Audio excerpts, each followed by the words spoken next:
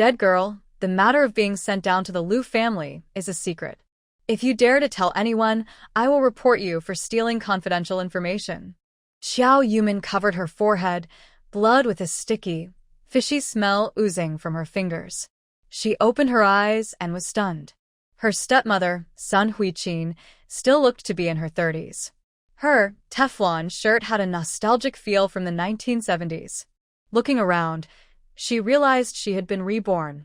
Before she could say anything, her father, Qiao Hui's voice came from afar.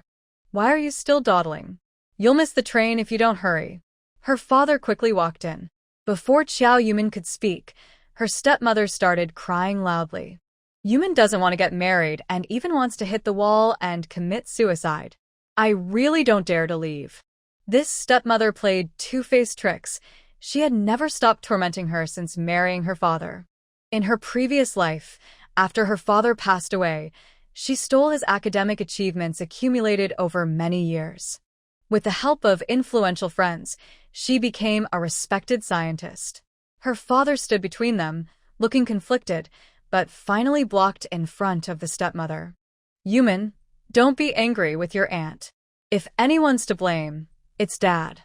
It's because Dad doesn't know how to adapt, which gave her a reason to find trouble and transfer me to the Northwest. Her father's eyes turned red. He also hopes you can marry someone you like, but the Northwest is too harsh. That's why I thought of letting you and your sister marry and stay local. Seeing her father's graying hair, Qiao Yumin felt helpless. Her father, Qiao Zhenbang, was very traditional. He was often so absorbed in his research that he wouldn't come home for 10 or 15 days, trying to give Yumin and her sister a better life through his efforts. But he didn't realize that if he didn't come home, she was the outsider in this family. Seeing her father standing on her side, her stepmother cried even louder. To avoid making things difficult for us, Shuowei chose to go to the countryside. The two of us just wanted to give Yumin the best. Yet she still misunderstands me like this. Being a stepmother is really hard. The stepmother collapsed into her father's arms, crying. Those who didn't know better might think Qiao Shuowei had gone into some dangerous place. However, from her stepmother's words, Qiao Yumin confirmed one thing. Qiao Shuowei had also been reborn. To prevent her from suffering, her father had chosen two marriage prospects from his contacts. One was military officer Liu Jia, and the other was He Jia, the captain of the Jade Stone Gully Brigade. In her previous life, Sun Huiqin forced Yumin to marry into the countryside using her mother's belongings, and Qiao Shuowei married into the Liu family. I didn't expect the Liu family to get involved in struggles and be sent to the countryside for reform. Qiao Shuowei couldn't stand the hardship and argued with Liu Huaye every day, making life chaotic. Although she married into the countryside, she married the team leader's family, so she had enough to eat and drink. The team leader's son, He Qingshan, improved fertilizer processing, which increased grain production in the 1970s when fertilizer was scarce. Because of his outstanding contribution, he was specially recruited to Huajing, where he patented the fertilizer enzyme technology, made a lot of money, and eventually became the director of the Agricultural Science Institute. Qiao Shuowei was not willing and somehow went to Huajing, trying to He Qingshan in every way, like a nightmare that kept bothering her. It seems today is the day her father goes to the Northwest, and also the day the Liu family is sent down. When Qiao Shuowei left, the Liu family situation was not yet clear. Even the Liu family only found out on the day they were sent down. How could Qiao Shuowei know at that time? She voluntarily went to the countryside, probably afraid her father would decide for her and marry her into the Liu family. Jiao Yuming sneered inwardly. Both her two lives, Qiao Shuowei, wanted to marry He Qingshan, so she decided to let her. Remember, beautiful flowers bloom not because they are born beautiful, but because the gardener tends them well. Jiao Yuming adjusted her mood, her voice full of deep grievance. Auntie, why don't you tell my father the truth? I'm not unwilling to marry. I want Auntie to return my mother's jewelry. She not only refuses but also pushed me down. Jiao Yuming pressed her forehead wound hard, and suddenly the pain made her tears flow. She bitterly cried to her father. Dad, you're going to the Northwest. It will be hard for us to meet again. I just want to keep my mom's belongings nearby, so I have something to remember her by." The stepmother looked incredulous and shouted angrily, "Nonsense. I didn't do anything." Her stepmother's reaction was exactly what Jiao Yuming expected. "Auntie, please return my mom's belongings. Before, you said I was too young and might lose them. Now I am about to get married. This is also my mom's dowry." The stepmother gritted her teeth in anger, and her father's face turned red. "Huiqin, give her the things. We have a long journey, and it's inconvenient to carry these items." Reluctantly, the stepmother took out the jewelry box. Jiao Yuming looked at the contents inside with a cold expression. "Where's the bracelet?" The stepmother could no longer pretend and took the bracelet out of her pocket, threw it into the jewelry box, then grabbed her luggage and left the room. Her father sighed heavily. "Dad is busy with work. After your mother passed away, your aunt took care of you. She has some little tricks, but she's not a bad person. As for Shuewei, she volunteered to go to the countryside. You should help her more in the future." Xiao Yumin obediently nodded, but her heart was full of turmoil. In her past life, she helped Xiao Shuewei a lot, but greed in people's hearts meant her help was not appreciated. Instead, she lost her life. Her father repeatedly warned her, but he still left reluctantly. Xiao Yumin held the jewelry box and returned to her room, feeling grateful that she could still recover her mother's belongings. In her previous life, even though she married to the countryside, her stepmother still gave the jewelry box to Shuewei. She repeatedly touched the bracelet inside the box, as if feeling the warmth her mother left behind. When her hand touched the bracelet, the blood that had dried in her palm seemed to become moist again. The bracelet absorbed all the blood like a sponge. Xiao Yumin felt a strong pull, and suddenly her vision widened. She saw a small patch of black land, a tiny wooden house, and a river flowing nearby. The trees around were lush and green. This strange scene made her doubt whether she was dreaming. She instinctively pinched her thigh, and the pain made her wake up immediately.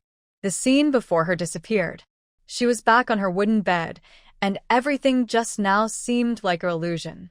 Thinking of that land, her feet once again stepped onto the soft black soil. She tried several times, discovering that this was a space she could enter and leave freely with her mind.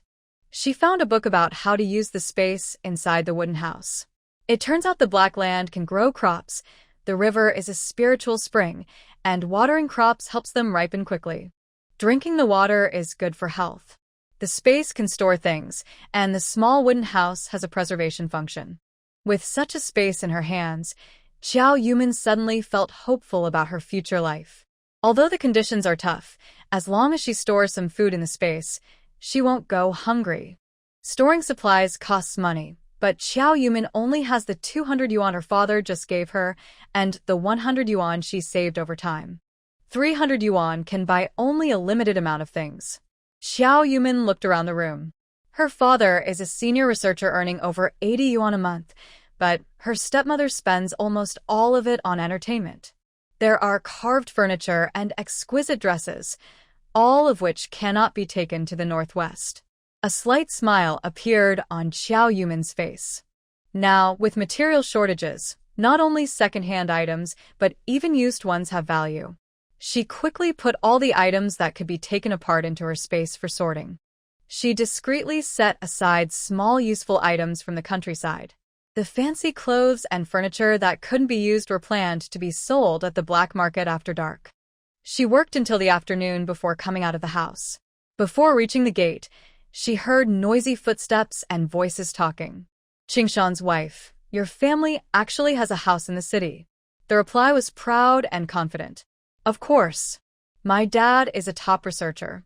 While other courtyards have several families living together, our family has a whole yard to ourselves. Before she finished speaking, a figure slowly appeared in front of Xiao Yumin. Seeing the person in front of her, Xiao Yumin secretly clenched her fists. She didn't expect to meet her so soon, Xiao Shuewei. The yard was small. When they opened the door, they looked at each other silently. Xiao Shuewei wore a polyester floral shirt, and her wool coat was the latest style from Huajing department store, costing over 100 yuan. Behind her was He Qingshan, the son of the village head, and 7 or 8 villagers she knew very well. They pushed a cart, and even without words, she knew what they were there for. In her past life, Qiao Yumin married into Yeshigu. Villagers saw her dressed fashionably and said she was the daughter of a capitalist, so they were very unfriendly to her. Her mother-in-law disliked her for having no dowry and scolded her daily. Her father-in-law turned a blind eye and did nothing. He Qingshan often used an excuse to drink and try to hit her. Later, the unit sent someone to inform her that the house would be reclaimed and asked if she still wanted her belongings. He Qingshan knew there were still things in the city, so he called some villagers to push the carts and take everything back to Yeshigu. Her mother-in-law gave the furniture to her niece, who was getting married. Her father's desk lamp was taken by her father-in-law and placed in the house, pretending to be scholarly. Her stepmother's beautiful clothes were taken by He Qingshan to give to his former lover. Other miscellaneous items were divided among the villagers, and almost everyone benefited. Xiao Shuowei was probably treated the same way, which is why she wanted to copy the method to win the villagers' favor. But she miscalculated. Their eyes met, and neither spoke. Qiao Yumin saw the wariness in Xiao Shuowei's eyes. She was afraid Xiao Shuowei would find out she had also been reborn. Thinking quickly, she decided to speak first. Xiao Shuowei, aren't you married? Why are you back? I told you I could marry into the Liu family, because my mother was grateful to them. Don't think about coming back to steal my marriage. Xiao Shuowei heard this and indeed relaxed her guard, even laughing out loud. Hee, I won't compete with you for that. She linked her arm with He Qingshan's. Our Qingshan is talented and handsome. Though he's from the countryside is vast and full of opportunities. He Qingshan raised his chin proudly, glancing at Qiao Yumin from top to bottom, then snorted coldly. Who would want to steal your marriage? Being an officer isn't that impressive. Just because things are lively now, doesn't mean it will stay that way in the future. The villagers behind them also chimed in loudly. People shouldn't be too vain. Without our farmers' hard work, you officials wouldn't be so powerful. Pa. Such vanity and greed. Why don't you go be a concubine for a landlord or a rich capitalist? This woman is trouble. Anyone who marries her will be cursed for generations. Qiao Yumin was tired of arguing with these people. She slung her bag over her shoulder and prepared to leave. Just as she took a few steps, He Qingshan's voice rang out behind her. Stop right there. His greasy voice pulled her thoughts back to her past life. This man was lazy and lawless, no different from A. If it weren't for his father being the captain of Yeshigu, he might have already been locked up. After they married, he often beat her and even claimed her carefully researched fertilizer technology as his own. Later, he and Xiao Shuowei got into bed together, and when she found out, they pushed her down the stairs to cover their shame, pretending she had slipped. Xiao Yumin felt disgusted with He Qingshan and didn't want to speak to him anymore. She didn't look back, but He Qingshan took several big steps forward and blocked her. Shuowei said the house and everything inside are her parents' dowry, brought to our He family. What's in your bag? Let me check. Don't steal from our He family. Xiao Yumin sneered inwardly. She hadn't even had time to settle accounts with them, and they were already looking for trouble. She kept a cold face and said, These are all my own clothes. He Qingshan stepped forward and grabbed her bag. Whether you've stolen anything or not, I need to check. Xiao Yumin didn't resist. She deliberately let him tear open her bag. A few plain cotton clothes and some toiletries fell out. He Qingshan frowned. Not even a decent piece of clothing, really poor. Xiao Shuowei looked at her with mockery, but said nothing. She just rolled her eyes and pushed the door open to enter the room. Xiao Yumin squatted down to pack her clothes when she heard a sharp scream from inside. A smile spread across her face that she couldn't hold back. Xiao Yumin, where are the things in the room? Xiao Yumin retied her bundle and stood up. Which things? You saw the bundle from our house. I didn't take anything except my clothes. Xiao Shuowei's face turned pale, and she stomped her feet in worry. The furniture and clothes in the room, Why are they all gone? He Qingshan heard this and immediately stopped smiling. He took a few big steps forward, looked around each room, then hurried out and grabbed Xiao Shuowei. Aren't you saying that your furniture is carved and your mom's clothes are bought from Huajing? It's empty inside. Thieves can't steal so cleanly. A few villagers stretched their necks to look inside, but finally, out of curiosity, they entered the room. They came out with dark faces. Qingshan's wife, it was you who said you wanted to share things with the villagers to help everyone, so I followed you. We set out last night and walked all night through the mountain roads. There's nothing inside. Are you joking with us? Xiao Shuowei frowned, constantly recalling past events. Originally, Xiao Yumin brought household items to the village to win the villagers' favor. Later, when fertilizing, everyone listened to her and used those fertilizers. Without these pieces of furniture to gain the villagers' trust, she wouldn't have had a position in the village, and future plans would have been very difficult. Xiao Shuowei looked up at Xiao Yumin, thinking to herself, could it be that Xiao Yumin also reincarnated? She stood behind the crowd, holding her bundle, with eyes that looked guilty and evasive. Xiao Shuowei caught this hint of guilt and immediately sounded the alarm in her mind. She quickly walked over to Xiao Yumin and harshly pulled her by the collar. It was you. You hid the furniture. That all belongs to my mom. You have no right to take it. Hand it over now. Xiao Yumin just looked at Xiao Shuowei coldly, then sighed heavily. When my dad left, he said you married to the countryside to suffer and asked me to help you more. I didn't want to embarrass you, but since you're accusing me wrongly, I have to tell the truth. Xiao Yumin forcefully pulled her hand away from Xiao Shuowei. She straightened her collar calmly and said, all the items in the house were sold by your mother. My father offended someone, so he was sent to the northwest by his workplace, which is going to reclaim this house. Your mother said that these things here will be taken back by the company anyway, so it's better to exchange them for money and keep it safe. Zhou Shuowei's face turned even paler, her expression almost frantic. You're lying. How could my mother do such a thing? We agreed on everything together. Yojumien svirer. Zhou Shuowei, I wanted to find you if you didn't come to look for me. You followed your mother to remarry into my family, but you're not my father's biological daughter. Even if the furniture in this house is still here, it's not really yours. When your mother left, she said she gave all the money to you, or she wouldn't have sold the furniture. The 1,000 yuan your mother gave you was earned by my father. Technically, you should give me half. The villagers were all stunned.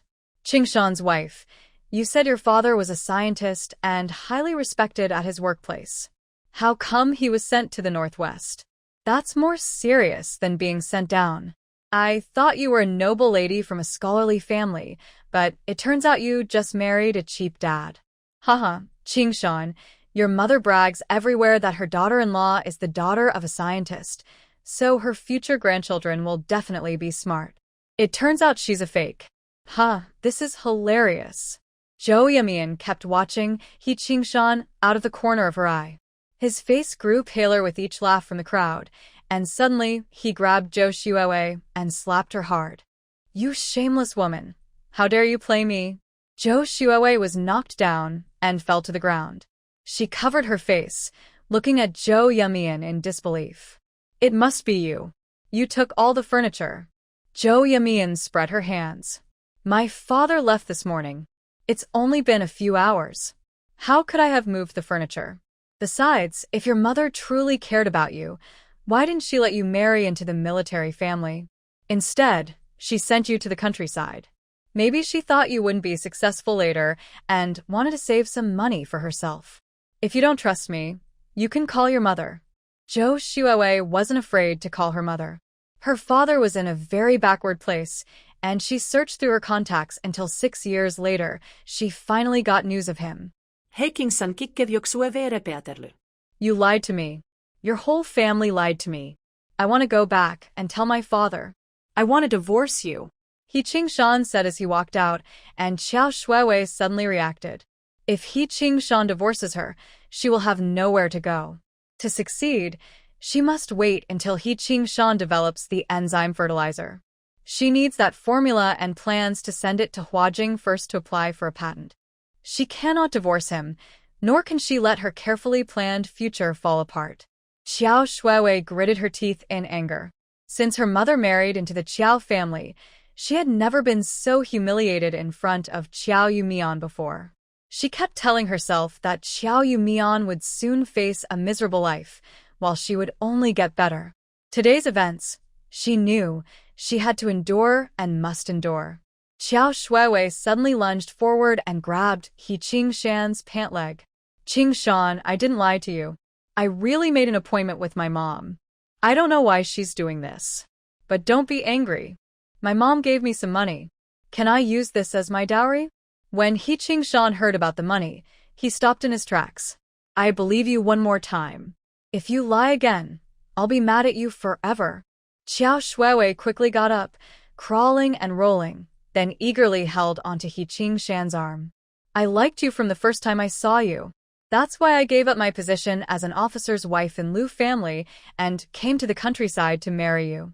My dad told me you're talented, smart, and ambitious. He Qingshan was flattered by the compliment and immediately became less cold. Good eye. But remember, when you go back, you must give me all the money. They happily talked as they walked forward, but some villagers who followed behind looked unhappy.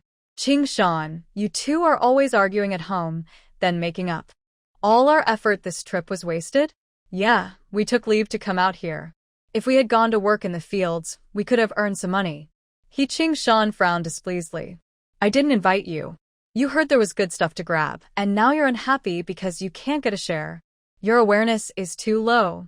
As the son of the team leader, everyone knew it was not good to offend him, so they turned and started criticizing Qiao Shuiwei. Pa, what kind of scientist's daughter is she? Always dressing up seductively, acting like a capitalist.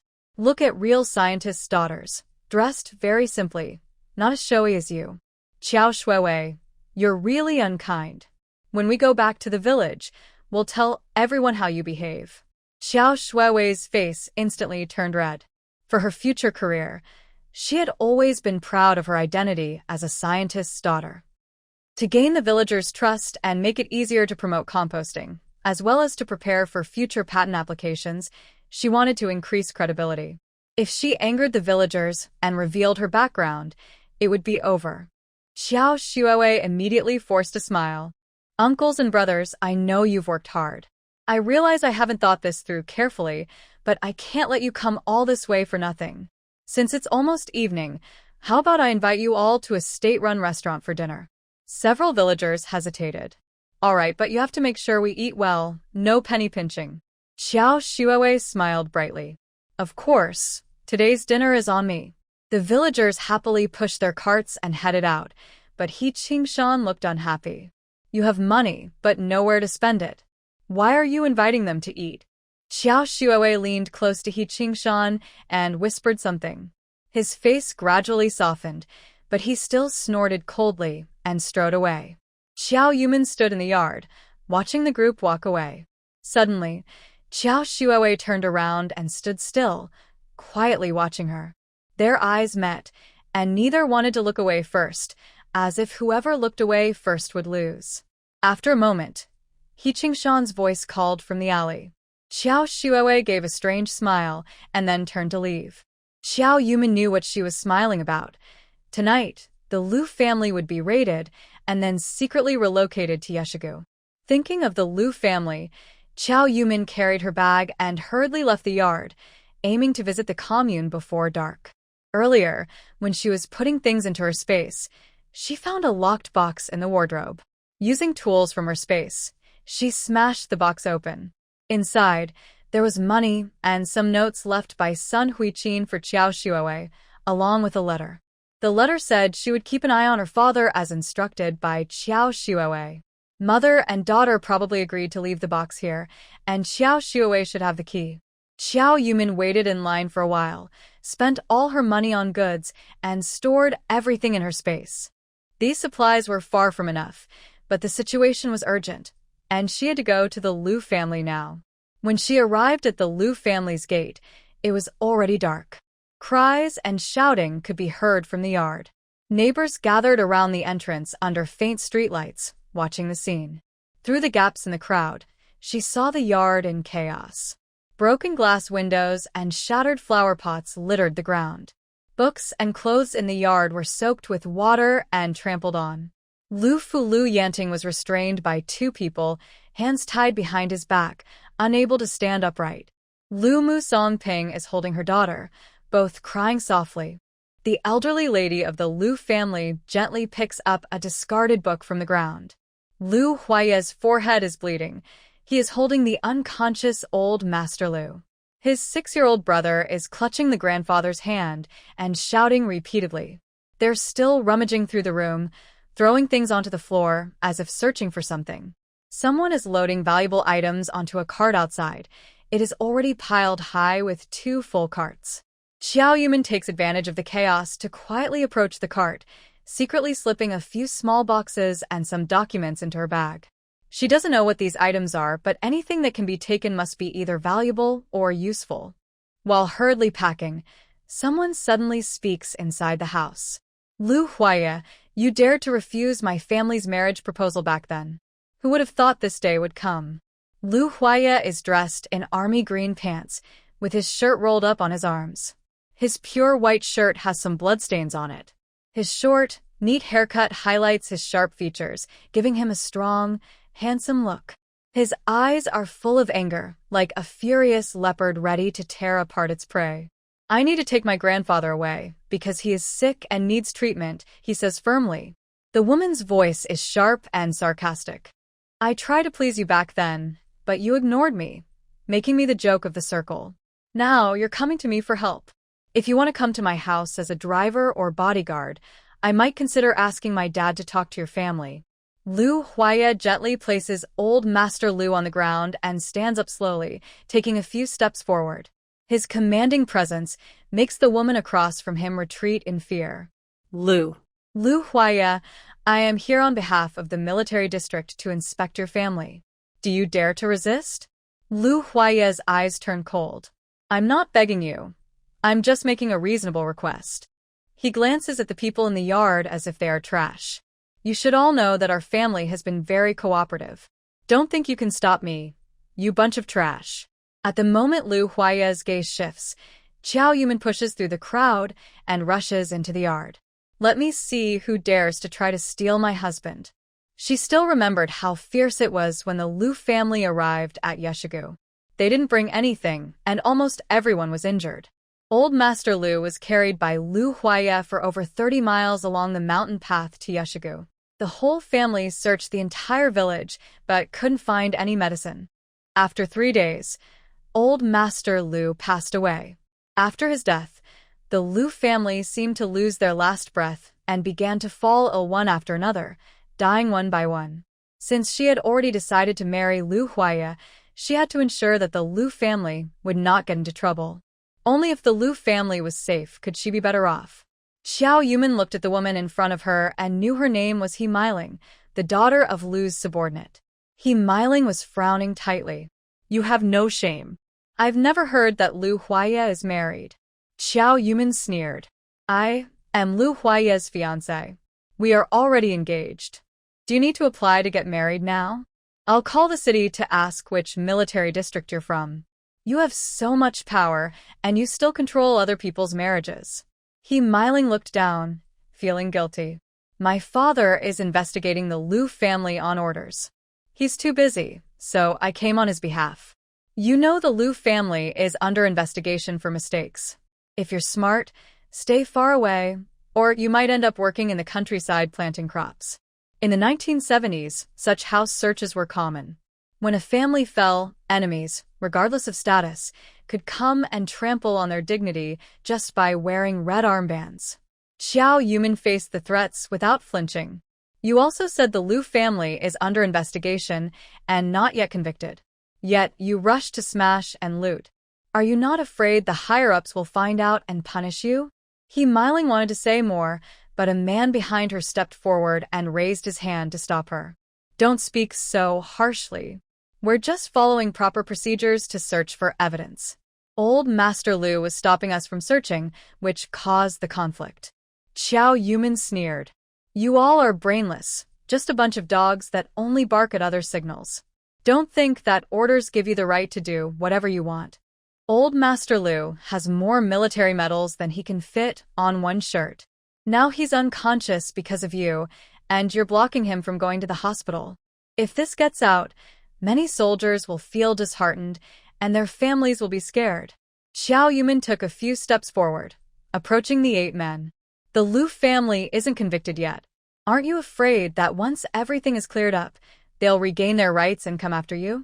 Do you know what a centipede that dies still cannot be stiff and a camel that is thin is bigger than a horse mean? You are making things difficult for old Master Lu. It's possible that other relatives or friends from the Lu family might come to seek revenge. Xiao Yumin glanced at He Miling sideways. This woman feels good about provoking the Lu family. She is the daughter of a leader's family, and if she causes trouble, there's support from the authorities. What about you? Do you have anyone backing you up? Grandpa Lu and Uncle Lu served in the military for most of their lives. Not everyone is like some people who flatter the powerful and then turn around to betray others. He Miling took a few steps forward and raised her hand to slap. Stop stirring trouble here. I will slap your mouth until it's all bruised. Before the slap could land, a large hand grabbed her wrist. Because of the force, her tanned arm bulged with visible veins, showing strength. Seeing someone backing her up, Xiao Yumin became even more daring. She stepped closer and challenged, "Come on, hit me. I'm not part of the Lu family, so you can't seize my property. Accusing me of attacking innocent people without reason, I'll report you to the city authorities and you'll all suffer consequences." He Miling struggled to rush forward, but was held tightly by Lu Huaya, unable to move. At this moment, a neat-looking man entered from outside the crowd. He wore glasses with gold rims, looked very refined, and had a calm expression like a neighbor watching a show. The man pulled He Miling back. "Calm down now. You should go home. If your father gets angry, I won't speak well for you." He Miling's eyes flickered with fear. It was clear she was afraid of the man beside her. The man stood firm like a mountain, his expression calm and unreadable. Lu Huaya loosened his grip. He Miling rubbed her wrist and gritted her teeth. This is just fake kindness. The Lu family is about to be demoted, but anyone with a brain knows not to marry Lu Huaya. I want to see if you really dare to marry him. Xiao Yumin snorted. So, what if the family is being demoted? I was raised to know not to flatter the powerful or look down on others. People who betray others like that don't deserve to be called human. He Miling wanted to continue scolding, but the man shot her a look that stopped her. Angrily, He Miling left. The man pushed up his glasses. I'll tell you all, today's investigation is based on solid evidence. Conviction is just a matter of time. The demotion is a privilege given because of your old master's position. Even if you delay, the outcome won't change. With a gentle push, the 2 people holding him fell to the ground. He looked at his wrinkled sleeves and walked over with steady steps. I, Lu Yanting, am making this clear today. If anything happens to my father, I won't let you all go unpunished. The man's calm eyes finally showed a hint of emotion. He adjusted his glasses and leaned forward to whisper softly. I can send the old master to the hospital, but no matter what illness he has, he must leave tomorrow. Someone has threatened that you must disappear from Qingshan County tomorrow. That's all I can say. The man took a step back and gestured for them to leave. Lu Huaya squatted down, preparing to carry old Master Lu with the help of his family. Xiao Yumin's eyes flickered, and she suddenly rushed out the door. She pushed the items off the cart, secretly hid 2 boxes, then pushed the empty cart into the yard. Lu Huaya, put Grandpa Lu here. He's fainted from anger, maybe a brain hemorrhage or a. Lying flat is safer.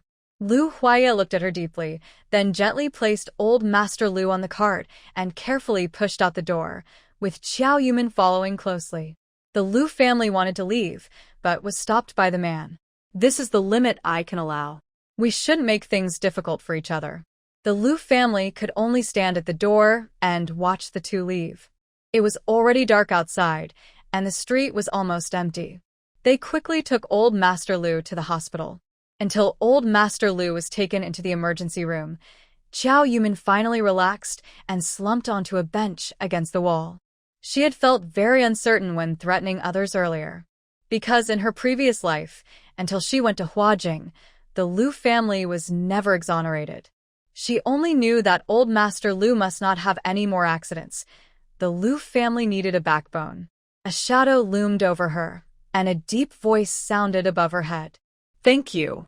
Lu Huaya sincerely wanted to thank Xiao Yumin. When he heard from his mother that he was going to marry Xiao Yumin, he was very reluctant. The two families occasionally interacted.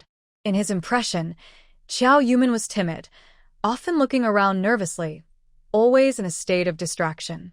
He thought the best way for his parents to show gratitude was to use connections to look after the Qiao family elders, not to sacrifice his right to choose a partner. But the moment Xiao Yumin stepped into the door just now, the girl in his memory seemed to have changed completely. She was fierce, aggressive, sharp-tongued. Such a fierce Xiao Yumin made him feel a little bit adorable. Fortunately, she arrived just in time, or he might have given in to that faction's pressure. For Grandpa and his family, he was willing to do anything. This young girl's strong life force and her brave attitude inspired him. He seemed to realize that repeatedly retreating and compromising wouldn't calm the situation. Only standing firm and fighting back could lead to victory. Thinking about what he should say, Lu Huaya felt a hint of reluctance, but he still spoke. Go ahead. I'll take care of Grandpa. If those people come after you, you won't be able to escape. I understand. My mom promised your father to take good care of you, but our current situation could only cause you trouble, she replied. Lu Huaya hesitated to turn away, but her smooth, bright face made it impossible to look away. Her expression didn't show sadness even after losing her support. Suddenly, a big smile bloomed like a sunflower. Lu Huaya, I'm not going anywhere. Today, I came to the Lu family just to marry you. Lu Huaya stared at her smiling face, his heart fluttering softly, like a feather gently brushing him. He instinctively covered his chest, feeling that if he didn't, his heart might jump out. Xiao Yumin frowned slightly. In the past, Lu Huaya looked very weak and unhealthy. Was it possible that his heart problem was caused by anger now? She quickly stood up and helped him sit beside her, carefully supporting him. Are you feeling unwell? Are you angry and causing your heart pain? Lu Huaya was almost half-held, with her warm hand covering his. Even the October sun didn't feel this hot. He froze, feeling the heat spread from his ears to his face. I'm fine. Just a little rest and I'll be okay, he said. Hearing that he was fine, Xiao Yumin finally relaxed. Lu Huaya probably felt the same tension she did earlier. Now that he was relaxed, he felt a bit uncomfortable. They sat silently, watching the door of the operating room. On the way here, Xiao Yumin secretly fed Grandpa some spiritual spring water when Lu Huaya wasn't paying attention. But Grandpa was in a deep coma, so only a little was given, and she wasn't sure if it would work. 2 hours later, the lights in the operating room went out. The doctor, looking serious, pushed Grandpa out. The patient had a sudden brain hemorrhage. Normally, surgery would be needed, but we don't have the facilities here, so we can only treat him conservatively. Lu Huaya tightly held the railing of the hospital bed. Doctor, where can we perform brain surgery? We need to transfer him immediately. The doctor shook his head. Only Huajing and Linhai hospitals can do this surgery. The old man is too old. Moving him there might be too much for him. We've already given him hemostatic injections. As long as the bleeding stops, there's still a chance he can survive. But if the brain bleeding forms a blood clot and presses on the nerves, he might become a vegetable in the future. Xiao Yumin watched the light in Lu Huaya's eyes slowly fade. She patted his shoulder. Lu Huaya, don't lose hope. Old Mr. Lu has always been healthy. Maybe a miracle will happen. Lu Huaya looked angry and wanted to lash out, but the doctor also comforted them. This is just the worst-case scenario I mentioned to prepare your family mentally. Everyone's health is different, and recovery varies. Lu Huaya clenched his teeth and finally nodded. Thank you, doctor. A few nurses moved the bed back to the ward. Lu Huaya went to handle the paperwork, while Jiao Yumin changed all the water in the room to spiritual spring water. When Lu Huaya returned, Jiao Yumin was still feeding water to old Mr. Lu. Seeing him come back, Jiao Yumin poured a glass of water from the thermos and handed it to him. "Drink some water to soothe your throat." Lu Huaya took a sip, puzzled, and asked, "Why is the water in the thermos cold?" Jiao Yumin blinked guiltily. "I intentionally let it cool. I was afraid it might burn old Mr. Lu." Lu Huaya brought back a basin of hot water, dipped a towel, and started wiping old Mr. Lu's hands and feet. Then he took out several large unity tokens from his clothes and handed them to Jiao Yumin.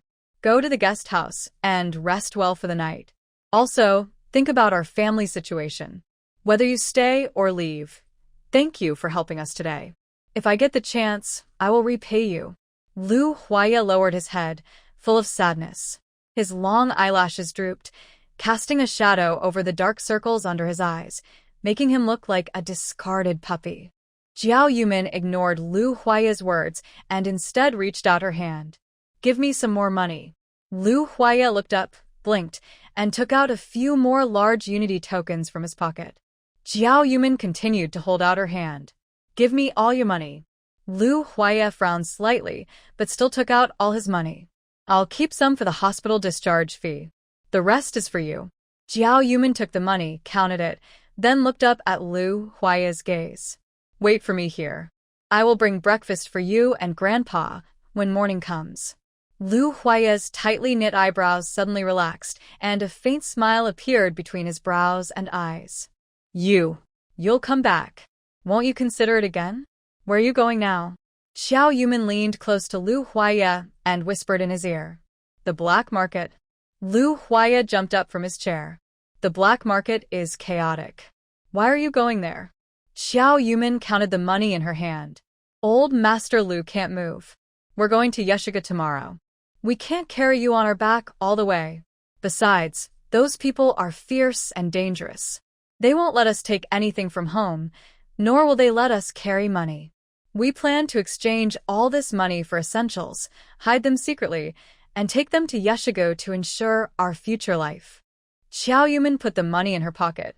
"Don't worry. I've been to the black market before, so I have experience." Lu Huaya wanted to stop her, but Jiao Yumin's face turned cold. "We can't think too much now. The most important thing is how to survive well." Jiao Yumin ignored Lu Huaya and left directly. At midnight, it was the busiest time for black market transactions. Because people often come to catch them, the black market location changes, but as long as you follow some women, you can find it. Jiao Yumin was lucky. She just left the hospital and met a woman at the entrance, so she followed her and smoothly found the black market. She reached a small alley to count her items and decided to sell Sun Huichin's clothes first. She paid a small stall fee of 10 cents to the market manager and found a nearby stall. Now, ordinary clothes cost 3 to 10 yuan, not to mention Sun Huichin's clothes, which included the latest styles from Huajing and Linhai. As soon as she set up her stall, several women gathered around. Jiao Yumin didn't mind. She accepted money, coupons, or even a basket of eggs in exchange for 2 sets of clothes. An aunt picked several red clothes, saying they were for her future daughter-in-law. Jiao Yumin also asked if she wanted furniture. She had already hidden the furniture behind an alley earlier and then led the aunt to see it. After the aunt liked it, she immediately called her sons over to carry it home with a handcart. The furniture was large and not many people wanted it. So many pieces remained, but Sun Huichin's clothes sold quite well. To avoid suspicion, she also found another black market to stock up. Besides essential daily items, she spent a lot of money on pork and, citing inconvenience in carrying it, also bought a pig carcass cart. Walked to a quiet place, placed the extra pork in a container, and used cotton and rope to tie the meat and daily supplies under the cart. Took out a blanket to cover the cart. After working all night, dawn gradually arrived. Jiao Yumin spent the night busy with chores, while the Lu family was suffering anxiously. The person guarding outside, the slowly brightening sky, and Lu Huaya's long absence seemed to torment the family like a slow torture. By noon, He Meiling followed the bespectacled man back into the Liu family yard. She looked around the yard and sneered. Where is that troublemaker? Wasn't she brave yesterday? Now she wants to marry Liu Huaiya and share hardships with you, but she's probably hiding like a scared turtle now. It's your family's bad luck. If you had married me as a daughter-in-law, maybe you wouldn't be suffering like this today.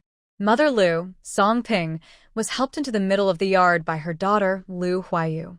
After a night of mental torment, she looked tired but remained calm and dignified. Even without Yumin, miss, he wouldn't marry into our Liu family. We're not meant for each other, so we can't be together.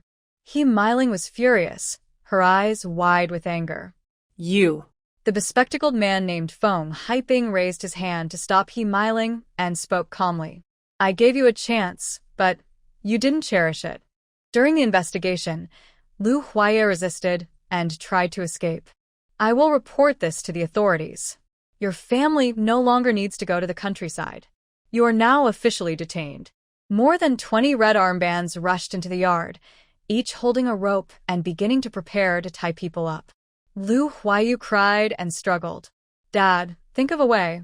I don't want to get a shave or be paraded through the streets. Liu Yanting held his head high, even when he did not bow. Liu Huaiyu, as a daughter of the Liu family, you must have backbone. Beheading only leaves a small scar. Don't cry. Hearing this, 6-year-old Liu Huiyan quickly stopped crying, but her little mouth was still pouting, and big tears rolled down her cheeks. What are you making a fuss about? A clear female voice sounded, and the Liu family's eyes lit up. Feng Haiping clenched his fist slightly. Zhou Yumin strode confidently into the Liu family yard. Big brother with glasses, are you trying to settle scores and take revenge? Feng Haiping turned angrily. I always act according to rules. Don't talk nonsense. He Meiling also helped to speak for him. Liu Huaiya abandoned his family and ran away. I didn't expect you, you shameless person, to dare come back. Maybe Liu Huaiya heard you were going to marry him and got scared and ran away too. Xiao Yumin calmly took out a piece of paper from her pocket and unfolded it to show everyone. Which of you saw me and Liu Huaiya running away? We just want to get our marriage certificate. We came back a little late. He Meiling's eyes nearly popped out. You actually got the certificate? Xiao Yumin put the marriage certificate into her pocket and smiled slyly. Oh, some people dream of this, and I've made it happen so easily. I wonder if she'll cry and refuse to eat or hang herself. He Meiling realized this was a mockery of her. She thought that at this critical moment, as long as she threatened Liu Huaiya to marry her, he would do so. She was so beautiful and talented that Liu Huaiya would surely fall in love with her. Once he was enchanted, her family's opinion wouldn't matter. But her plan was ruined by this shameless person. She was so angry that the more she looked at Xiao Yumin's smile, the more she felt it was mocking her. Shameless person, I will kill you. Seeing He Meiling rush toward her, Xiao Yumin fell to the ground first before He Meiling could reach her. Oh no! Someone's trying to kill. The daughter of a military leader is trying to be a third party, ruining a military marriage, and now she wants to kill the original wife? The house where the Liu family lived was assigned by the military, and all the neighbors were also military families. The men were at work, and the women at the door were mostly elderly women and young wives. When Xiao Yumin shouted, everyone stretched their necks to look into the yard. Xiao Yumin pointed at Feng Haiping. Comrade, I see you brought so many people. You must be a little leader too. Are you allowing the daughter of the leader's family to kill someone and not care? Is it because of some secret romantic relationship? Be clear, if He Meiling kills me, she will marry Liu Huaiya. You won't be able to get her. Although you might get her father's help, that kind of honor is gained through a woman. Don't you feel ashamed and helpless? People outside started pointing and whispering. Feng Haiping panicked. Don't talk nonsense. I have nothing to do with He Meiling. Xiao Yumin forced herself not to laugh out loud and continued spreading rumors. Don't think I don't know. He Meiling's father promised you. Before she could finish, Feng Haiping suddenly closed the yard gate with a loud bang, covering her words. Xiao Yumin knew she had guessed right. Seeing what He Miling said to him yesterday, she could guess some of it. The rumors were false, but this man could let any Miling be humiliated in front of the Lu family and still stop her from causing trouble. He must have a close relationship with the He family. What do you want? Foam Hyping's face was dark, and his eyes, like venomous snakes, scanned Xiao Yumin repeatedly. Xiao Yumin felt a cold chill down her back, but forced herself to stand tall. She brushed off the dust on her clothes, appearing calm. I know that going to the countryside means no belongings, and they will make us walk to Yeshigo, just to humiliate us. Brother Heir, I won't make things difficult for you. My request is simple. I bought 2 carts, one to carry old Master Lu, and the other for the clothes of the whole family. Foam Hyping's eyes darkened. According to the rules, you are not allowed to. Before he finished, Xiao Yumin rolled her eyes and continued shouting. Oh, the adulterers are killing people behind closed doors. Either you kill me so I can't leave this yard, or I will keep shouting all the way to Yeshigo, exposing all your hidden secrets. Enough, shut up. Foam Hyping trembled all over with his eyes closed, biting his teeth to interrupt her. Xiao Yumin ignored these people and hurried to untie Lu's mother. Auntie, Grandma, let's go inside and pack our things. Seeing no one stopping them, the Lu family members loosened their ropes and went into their rooms. Xiao Yumin checked each room, pretending to help pack, but secretly moved valuable items into her space. He Miling's nails dug into her flesh as she pushed Foam Hyping harshly. Foam Hyping, how can you let them take things? Foam Hyping glared fiercely at He Miling. It's all because of you, this fool, who gave them a handle to catch. I told you not to come, but you insisted on following. Didn't you hear? She said if she didn't agree, she would shout all the way to Yeshiga. Your father just got back on his feet, and if what she says gets into the wrong ears, it could be used against us. Who can take responsibility then? He Miling looked miserable. But I am with Lu Huaya. Foam Hyping's forehead veins bulged. All you think about is men. Hurry and go back. If that shameless woman comes out and says more nonsense, it will affect your father. When you get home, your dad will skin you alive. He Miling covered her face and ran out the door. Half an hour later, Xiao Yumin led the Lu family out of the house one by one, each carrying a bundle. Foam Hyping, wearing a red armband, checked everything carefully, then locked the main door and put a seal on it. He pointed to a jeep ahead. Follow this car and make sure to reach Yeshiga today. Outside, Lu Huayet had just fed water to old Master Lu when everyone from the Lu family rushed over. Grandpa, Dad. Old man. Lu Huayet briefly explained the illness, and everyone was tearful. Foam Hyping urged them. Hurry up, don't delay. If you take too long, the cart won't work anymore. The Lu family loaded their luggage onto another cart. Lu Huaya helped the lying old Master Lu, and Lu's father carried the luggage. They headed out of town. Foam Hyping clenched his teeth and shouted, Miss Xiao. Xiao Yumin turned back and saw Foam Hyping squinting, his glasses reflecting the sunlight. I won't forget today's matter. Foam. Xiao Yumin smiled sweetly. Four-eyed brother, this humiliation, Xiao Yumin, will repay someday. Their eyes met, as if they had fought countless times before. Xiao Yumin turned away casually, as if unconcerned, and jogged to catch up with the Lu family's team. To be honest, Foam Hyping's move was really ruthless. The car ahead was moving slowly, with the family pulling a cart behind, attracting the attention of passers-by. Lu Huayu was crying and covering his face with his arm. What's the difference from a parade? I've never been so humiliated in my life. Old Lady Lu comforted her granddaughter. Huayu, be good. We'll be out of town soon, and no one will see us then. Lu's father pulled the cart, looking worried. I really spoiled you, making you so useless. Look at Yumin, she's only a year older than you, but she's willing to stand up for our family. Lu Huayu was scolded so much that she dared not complain anymore, only silently crying. Lu Huayan rubbed his stomach, sounding very aggrieved. Mom, I'm so hungry. I want to eat something. Lu's mother looked at him, tears falling down her face. Hua, and be patient. Once we get to Yeshigu, there will be food. The family walked out of the city, along a country road. The asphalt road disappeared, replaced by bumpy dirt paths. Lu Huayu's small shoes came apart, and old lady Lu was limping. Lu Huayan's face was pale, with a layer of dust on his fair face. Xiao Yumin looked around and then called out, "Let's stop and rest for a while." Lu Huaya and Lu's father stopped the car. Although they are men, after driving for so long, they naturally felt tired. Xiao Yumin walked to the side of the car, took out the prepared packages from the trunk, and pretended to find a large bag among the many pieces of luggage. She opened the bag and laid a cloth on the ground. Then, like a clever mouse stealing grain, she started taking things out. 8 aluminum lunchboxes, 2 large bags filled with food, 2 water bottles, and 4 small enamel bowls. After arranging everything, she called everyone over. "Time for dinner. Let's rest and eat first." Lu Huaya was at the front. When he saw what was on the cloth, he was completely stunned. The lunchboxes opened to reveal 4 meat dishes and 4 vegetable dishes.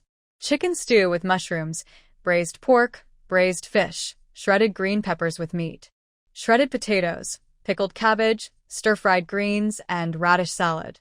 The 2 plastic bags were full of big, plump buns. Xiao Yumin held the water bottle and started pouring water into the bowls. "Everyone come quickly and sit down to eat." Lu Huayan was already very hungry. He rushed to the cloth, grabbed a bun, and started eating. Lu Huayu hesitated but couldn't resist the aroma of the food, so she sat down on the ground. Lu's father looked at Xiao Yumin. "Yumin, where did you get this food?" Xiao Yumin helped Lu Laotai to sit beside the picnic cloth. "Uncle, Annie, I bought this in the state-run restaurant during the day and hid it. The Jadestone Gully is still a long way off. We must eat well to regain our strength. Otherwise, walking to Jadestone Gully might make us too tired and sick." In her previous life, after arriving at Jadestone Gully, everyone in the Lu family was sick for half a month. Coincidentally, during that half month, it was harvest time for the crops, but the family didn't earn a single centimeter. They received no food in autumn. Life became very difficult from then on. Lu's mother's eyes welled up with tears as she pulled Lu's father. "Let's eat. We shouldn't let Yumin's kindness go to waste." Xiao Yumin advised. "Drink some water first to soothe your throat. Don't eat too quickly, or you might choke." The Lu family had been hungry for a whole day and night. Now they started eating eagerly. Xiao Yumin carried a bowl of water toward old Master Lu's cart, but in the next second, someone snatched the bowl away. "I'll feed Grandpa. You go eat." Lu Huaya lowered his head, afraid to look at her. He quickly walked away with the water bowl. Xiao Yumin turned around, took 2 buns, and went to stand beside Lu Huaya. Old Master Lu was in a deep coma. Feeding him required patience. Sometimes a spoonful would spill half, but Lu Huaya remained very patient. Xiao Yumin placed a bun near Lu Huaya's mouth. "I'm not very hungry right now. You feed Grandpa and I'll feed you." Lu Huaya paused briefly, then bit down hard with his mouth wide open. The delicious steamed buns that he usually enjoyed now felt like chewing wax in his mouth. These past 2 days had been as long as a century for him, the darkest moment of his 22 years of life. Xiao Yumin, like a little sun, brought warmth through her light shining in from the cracks. She fought to get her grandfather a chance to see a doctor, went to the black market to stock up on supplies, and resolutely went with him to get their marriage certificate. When he signed the marriage certificate, he felt like he was dreaming. Watching the staff stamp the document, the red circle of the seal enclosing their names sealed their lifelong bond. Perhaps it was just his imagination, but when Xiao Yumin picked up the marriage certificate, it seemed like tears shimmered in her eyes. Marrying him meant going to the countryside with him, but her expression was like she had been relieved of a heavy burden, full of joy as if she had survived a disaster. He didn't know where that happiness came from, but at that moment, he told himself silently, "Lu Huaya, you must protect that smile, even if it costs your life." Xiao Yumin looked into Lu Huaya's eyes, moved, and tilted her head to ask, "What are you thinking?" Lu Huaya looked up and saw her sweet smile again. He trembled as he fed her a sip of water. "Nothing. Really nothing." Everyone in the Lu family watched the two from afar, and Father Lu nodded with satisfaction. Yumin is a good girl. Mother Lu sniffed, voice choked with emotion. Over 20 years ago, Yumin's mother saved Ah Yi, giving hope to our whole family. More than 20 years later, Yumin saved us again. I really don't know what to say. Lu Huayan, who had finished eating, became lively again. Yumin's sister-in-law is the best in the world. If our eldest brother doesn't treat her well, I won't recognize him as my brother anymore. Grandma Lu's wrinkles deepened a little. Our Lu family must treat Yumin well, and we absolutely cannot let her suffer any wrong. While the family was eating, the headlights of a jeep shone from afar, and the vehicle stopped dusty beside the cart. A man with a pointed face got out of the car. Who told you to rest? You criminals are supposed to be working in the countryside for reform. Yet here you are, enjoying yourselves, having a picnic as if it's a fall outing? Lu Huaya placed the water bowl into Qiao Yumin's hand, stood up, and lowered his gaze. He quickly observed the terrain around him. To the left was a mountain and not far to the right was a hillside.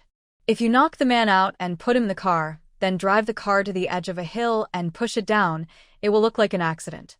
Once people find him, the body will probably start to decay. Just do that. As he took a step forward, a soft hand grabbed his wrist. Lu Huaya, don't do something stupid. Lu Huaya turned around, and the gentle look in the girl's eyes felt like water flowing into his chest. His mind snapped back to reason, and he felt all his anger melt away. He silently told himself, Lu Huaya, stay calm. She is so kind and good, I can't scare her. Qiao Yumin placed the water bowl on a cart and held Lu Huaya's hand, pulling him forward. Lu Huaya's rough big hand felt like it was wrapped in cotton, and his mind immediately stopped thinking. All his senses focused on her soft hand. Qiao Yumin stopped in front of the man and slightly smiled. Driver, I have two choices for you. The driver sneered, rolling his eyes to the sky. What do you think you are? Don't give me choices. I'll choose. Qiao Yumin held Lu Huaya's hand, but didn't block the other hand's quick movement. Before she finished speaking, she threw a punch.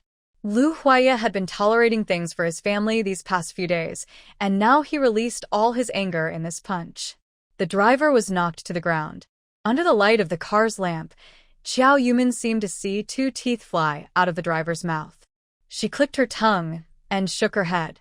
As expected, you can't get ivory from a dog's mouth. Look around, this is a remote mountain area. Even if you scream your lungs out, no one will come to help. Do you still dare to act tough? The driver covered his nose and mouth, rolling on the ground in pain. Qiao Yumin sneered again. Since you've quieted down, let me give you your two options. First, I leave you in the car and push it down the hill. You and the car will unfortunately fall to your deaths. Hearing this, the driver was so scared he didn't dare to speak, blinking as he backed away. Second, I ask you to make 2 trips, bringing our family and luggage to Yeshigu. Qiao Yumin stepped forward and leaned in. You don't tell, I don't tell. No one will know you drove us there, right? Or, do you prefer your family to receive your ashes and compensation? The man hesitated for a moment, but then stood up and obediently sat in the driver's seat.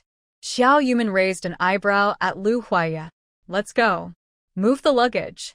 The Lu family was helped into the car by Qiao Yumin, feeling surreal.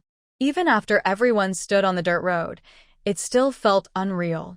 The driver took down a wooden board from the roof and explained, covering his mouth against the wind. The road ahead is narrow, so the car can't go through. 10 miles further is Yeshigu. He took out a letter and handed it to Lu Huaya. This is an introduction letter and household registration info. When you arrive, give it to the team leader of Yeshigu, Himan-san. He will arrange everything for you. Lu Huaya handed the man a large token of unity. The man was hesitant to take it, but under Lu Huaya's stern look, he pocketed it. The sound of the engine faded away. Lu Huaya complained, Brother, are you crazy? He's bullying us, and you still give him money? Lu Huaya looked at Lu Huayu. Better to offend the devil than the little ghost. If I give him money, he'll feel better inside and won't cause trouble for us. Let's go. We'll rest soon. After a while of riding, Everyone regained some strength, and their steps quickened. Xiao Yumin looked at the familiar road and felt deeply emotional. In her past life, she had worked hard for 6 years, enduring countless hardships just to leave this village. Now, returning again, she felt anxious and uneasy. Xiao Tongji, hold on a bit longer. We'll arrive soon.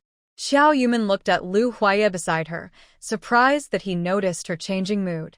In just a moment, she smiled again. What Tongji? She took out her marriage certificate from her pocket and waved it. Who's your comrade? Lu Huaye slightly lowered his head. The moonlight lit the mountain road, but couldn't reveal his expression. Yumin, if you're really tired, I can carry you. I'm strong enough.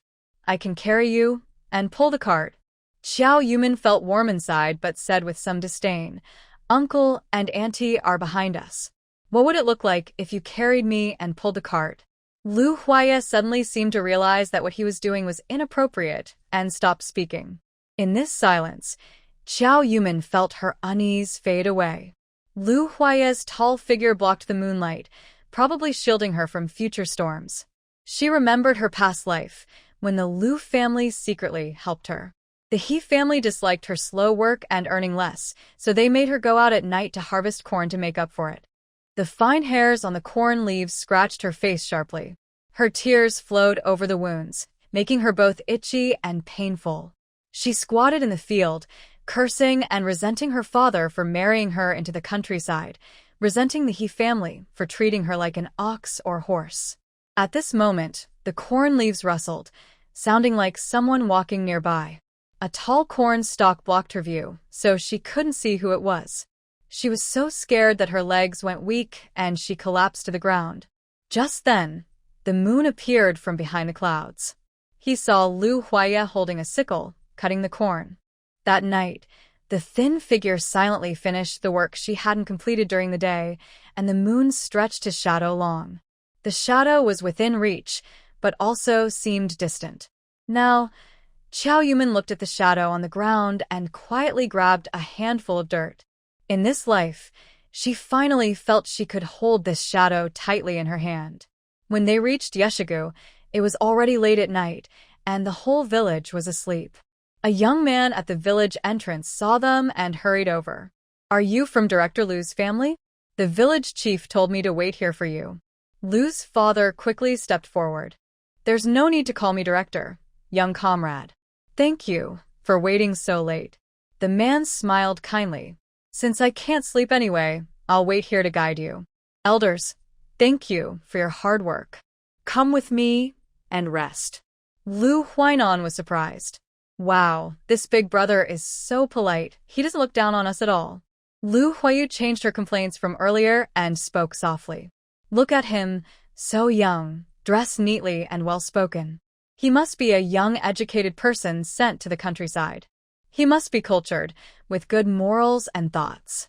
When Xiao Yumin saw this man, her heart sank. Hearing Lu Huayu's words made her feel even more tense. The man leading the way was named Xia Ran, and indeed, he was a young, educated person sent to the countryside. In her past life, somehow, he tricked Lu Huayu into bed, resulting in her pregnancy. Lu's father left the village for 3 days and nights. When he returned, Xia Ran was notified to go back to the city. Everyone said that after Xia Ran settled in the city, he would take Lu Huayu away. But until Lu Huayu was about to give birth, Xia Ran never returned. Lu Huayu, pregnant, went to the city to find him and left a message saying she was now living in the city with Xia Ran and asked her family not to worry. A year later, Lu Huayu returned to Yeshigu. She was so thin she looked like a skeleton, her clothes tattered, her hair dry and dull, and she looked unwell. After a few days, Lu Huanai and Lu's father went to the commune to exchange grain. When Xiao Yumin and a few ants passed by Lu's house, she overheard Xiao Shuowei scolding in the yard. You really have no shame playing around with men and getting all dirty and still have the nerve to come home?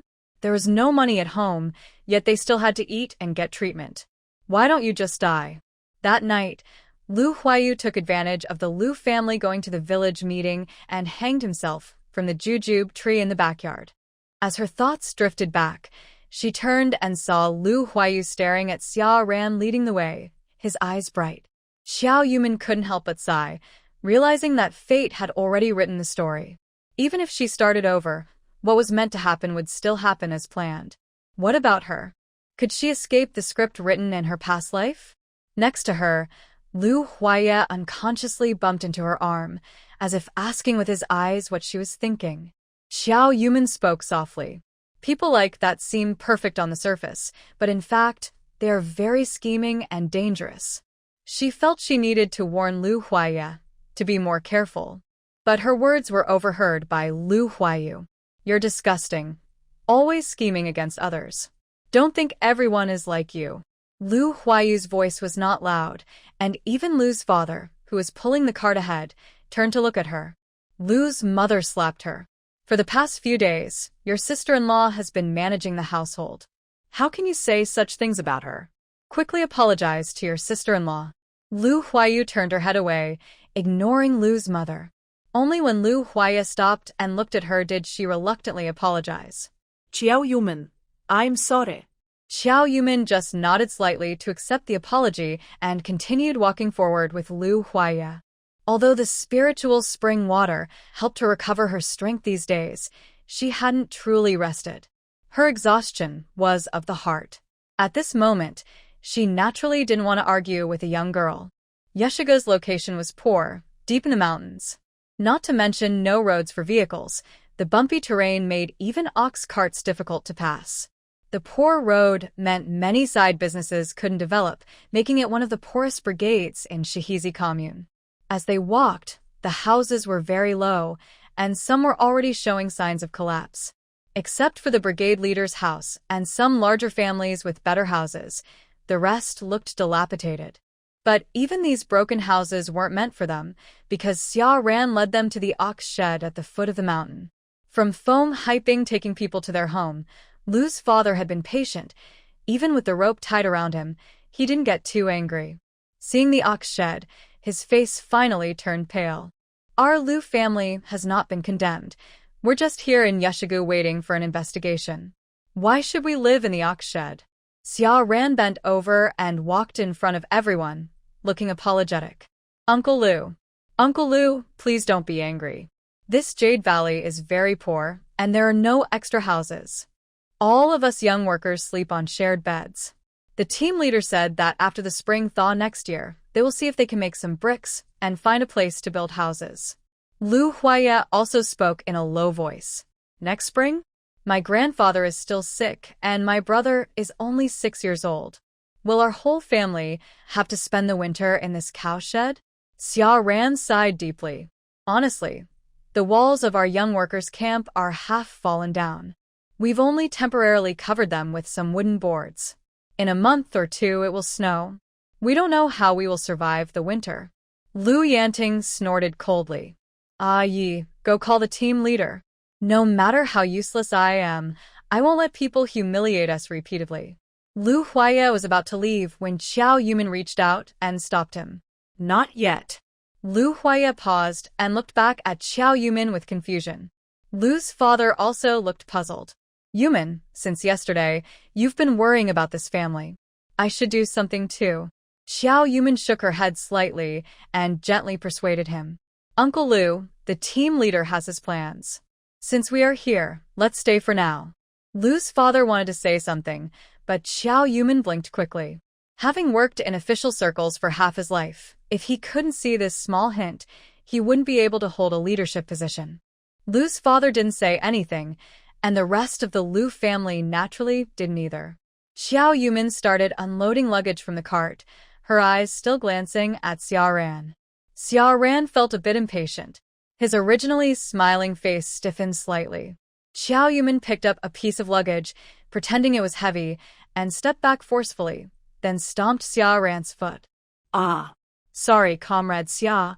I really didn't see you. Xia Ran limped to the side, grimacing in pain but still smiling. It's okay. Xiao Yumin apologized again. Sorry about that. Our place is a bit messy. Since Comrade Xia has finished the task given by the team leader, you can go back. We have nowhere to sit, so we won't keep you. Xia Ran's expression grew even stiffer, looking hesitant.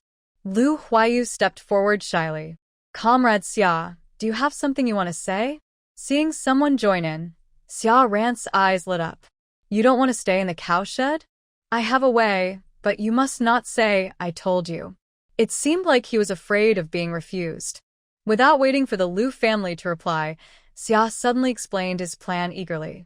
I actually want to say that each family in Yeshiga doesn't have many people.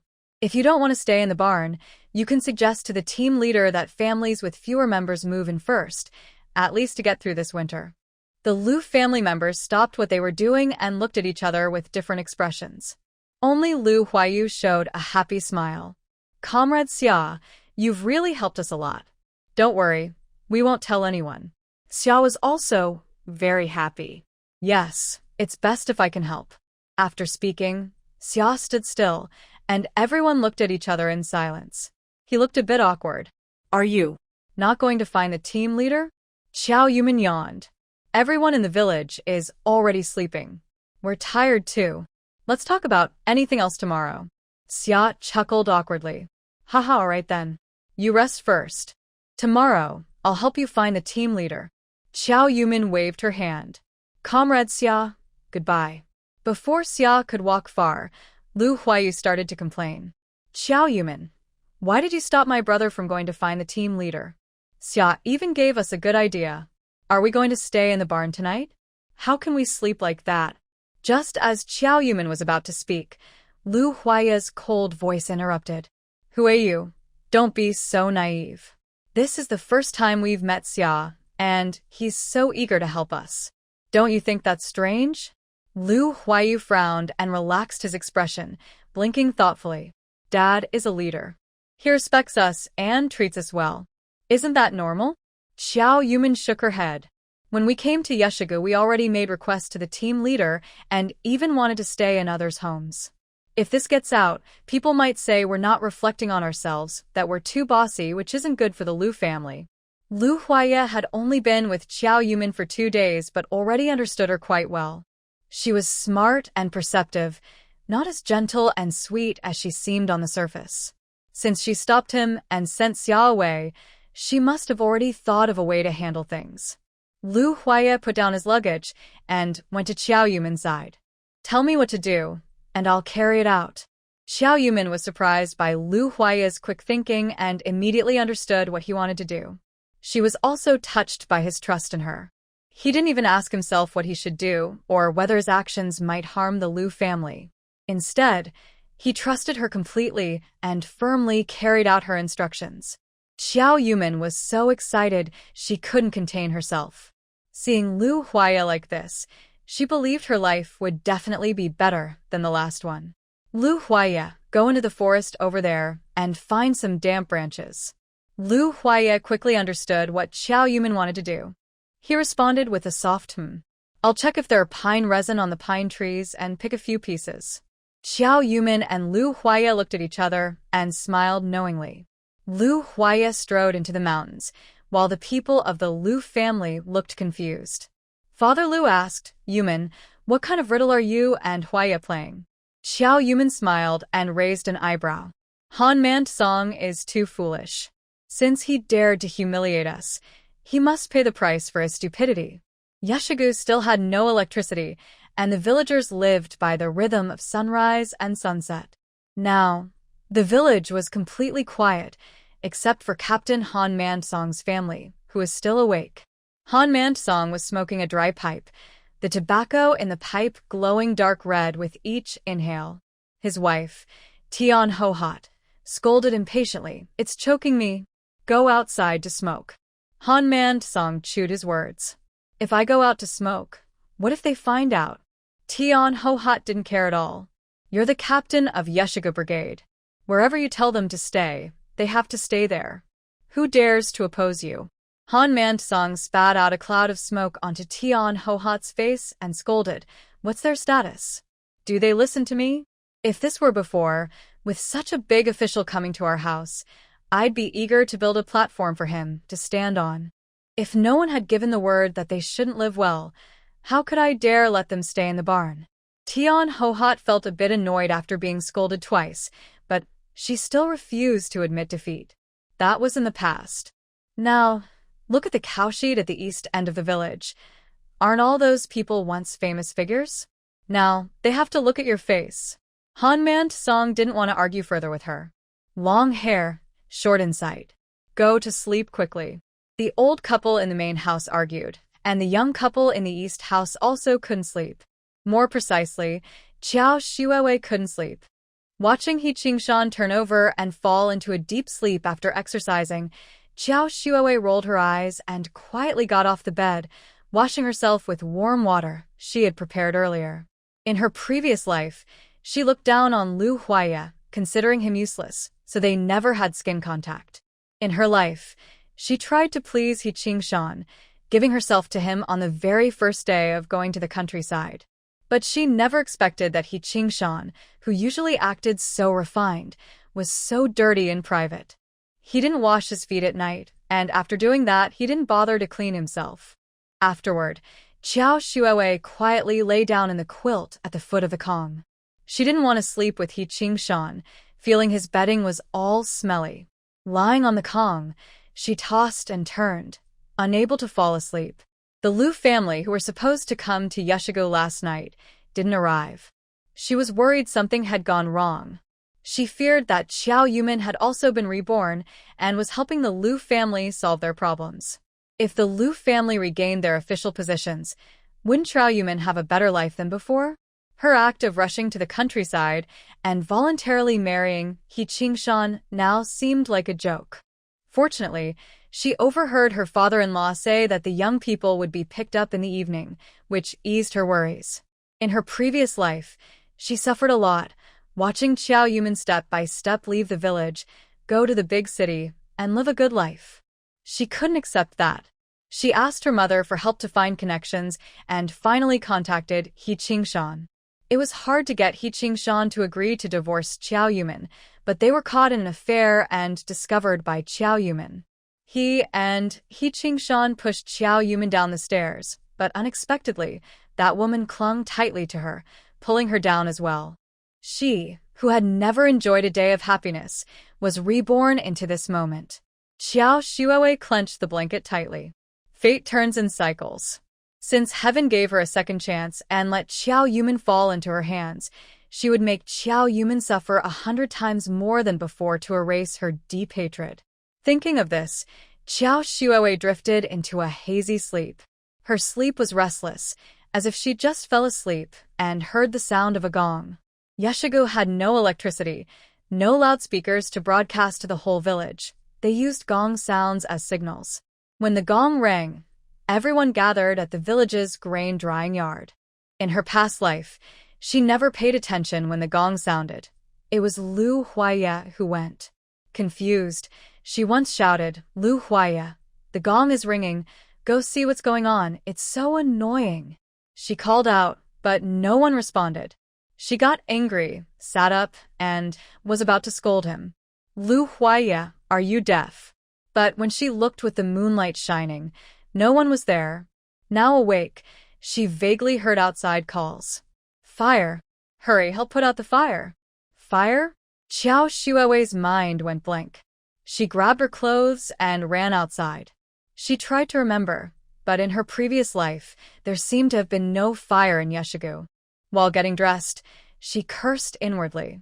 He Qingshan, that, ran away first when there was a fire, and didn't even call her. Only outside the door did she realize it wasn't her house on fire, but an abandoned cattle shed at the village's end. Thick smoke billowed into the sky, filled with the smell of burnt wood and pine oil from the pine trees. She remembered that was where the Lu family had stayed during their exile. Josu Wei felt a surge of happiness. It must be that stupid Qiao Yamian accidentally set the cattle shed on fire. I wonder if she was burned alive inside. Even if she wasn't, it doesn't matter. The cattle shed didn't have cattle, but it was a shared property. If it was burned down, someone would have to pay for it. The Lu family's belongings had been taken away by those people. Not even their clothes were left. What could they use to pay? Thinking of this, Josu Wei suddenly felt energized and quickly ran toward the village's end. Before she reached the spot, she saw a crowd gathered there. Looking closer, she saw not only villagers watching the scene but also members of the local patrol team and forest rangers. A smile involuntarily appeared on her face. Xiao Yumian had caused a big mess. Let's see how she handles this. Pushing through the crowd, she saw Xiao Yumian standing there helplessly, with tears seemingly in the corners of her eyes. The patrol team leader looked upset as he stared at the still-smoking fire pit, which had been extinguished. Lu Huaya poured a bucket of water onto the fire, and the smoke disappeared. The forest ranger saw the thick smoke from Yeshigu and thought there was a fire, so he reported it to the patrol team. He-Man-song, explain what happened, the leader demanded. He-Man-song stepped out of the crowd, hesitating. Well, they. Xiao Yumian glanced at the proud Xiao Wei in the crowd, then steadied herself and stepped forward to speak. Comrade, hello. We're from Anqiu County, and my surname is Liu. This matter involving the Liu family was not small. Being assigned to Yeshigu had been approved through many channels. Seeing the patrol leader look surprised, Xiao Yumian knew he understood the situation. Comrade, hello. I am Wang Jianan, the leader of the local patrol team from Shihizi Commune, and this is Forest Ranger Lin Nan. Knowing they were speaking to Lu's father, Xiao Yumian quietly stepped back. After both sides finished introductions, she stepped forward again. I sincerely apologize for the trouble. The weather is cold, and old Master Liu is still sick. My father-in-law has been a soldier all his life. Now that he's older, his legs and feet are cold. This cattle shed is drafty all around. We thought of making a fire to keep warm, but we were worried it might cause more problems, especially when we go back. We don't know either.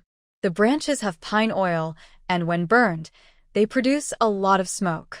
Xiao Yuman spoke lightly, but her words hit the captain of the Joint Defense Team hard. The Liu family was sent down to Yeshigu, and everyone knew this. Everyone also knew that the Liu family hadn't been convicted. They were just caught up in political struggles. The young wife looked calm, with no fear or hesitation about being sent down. She probably believed they would return soon. No matter how much the higher-ups fought, it wouldn't affect the work of the Joint Defense Captain. But if today's matter with the Liu family was ignored and casually passed over when they returned, they might hold a grudge against Yeshigu. Over the years, he had seen many situations. If the Liu family tried to restore their status, the hardships in Yeshigu would probably cause trouble for the entire Shihizi commune. Shihizi commune was not easy to deal with. How could he be better off? He thought it was better to show some kindness to the Liu family now. If they later took revenge, at least he had tried to be kind. Thinking this, he turned to He-Man-song. He-Man-song, regarding personnel transfers and the sent-down youth, the commune provides subsidies to the teams you send people to. Initially, you said there were many empty houses in the village and applied for many spots for aid. Now that people are being sent down, why are they living in the cow sheds?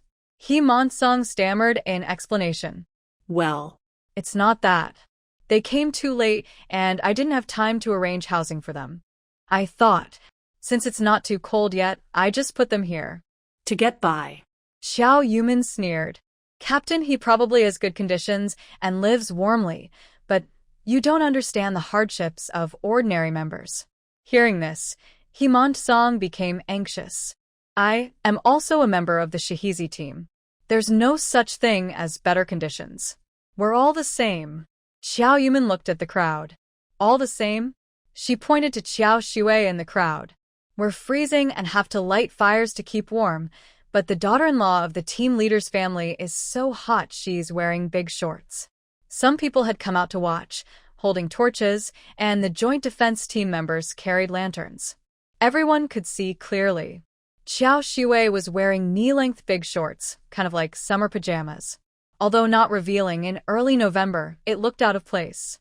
When Xiao Shui heard the commotion and hurried to run away, she only grabbed her clothes and didn't think to put on outside pants. She also wanted to see Xiao Yuman get scolded, so she didn't feel cold. The pink sleepwear with floral patterns was exposed in front of everyone.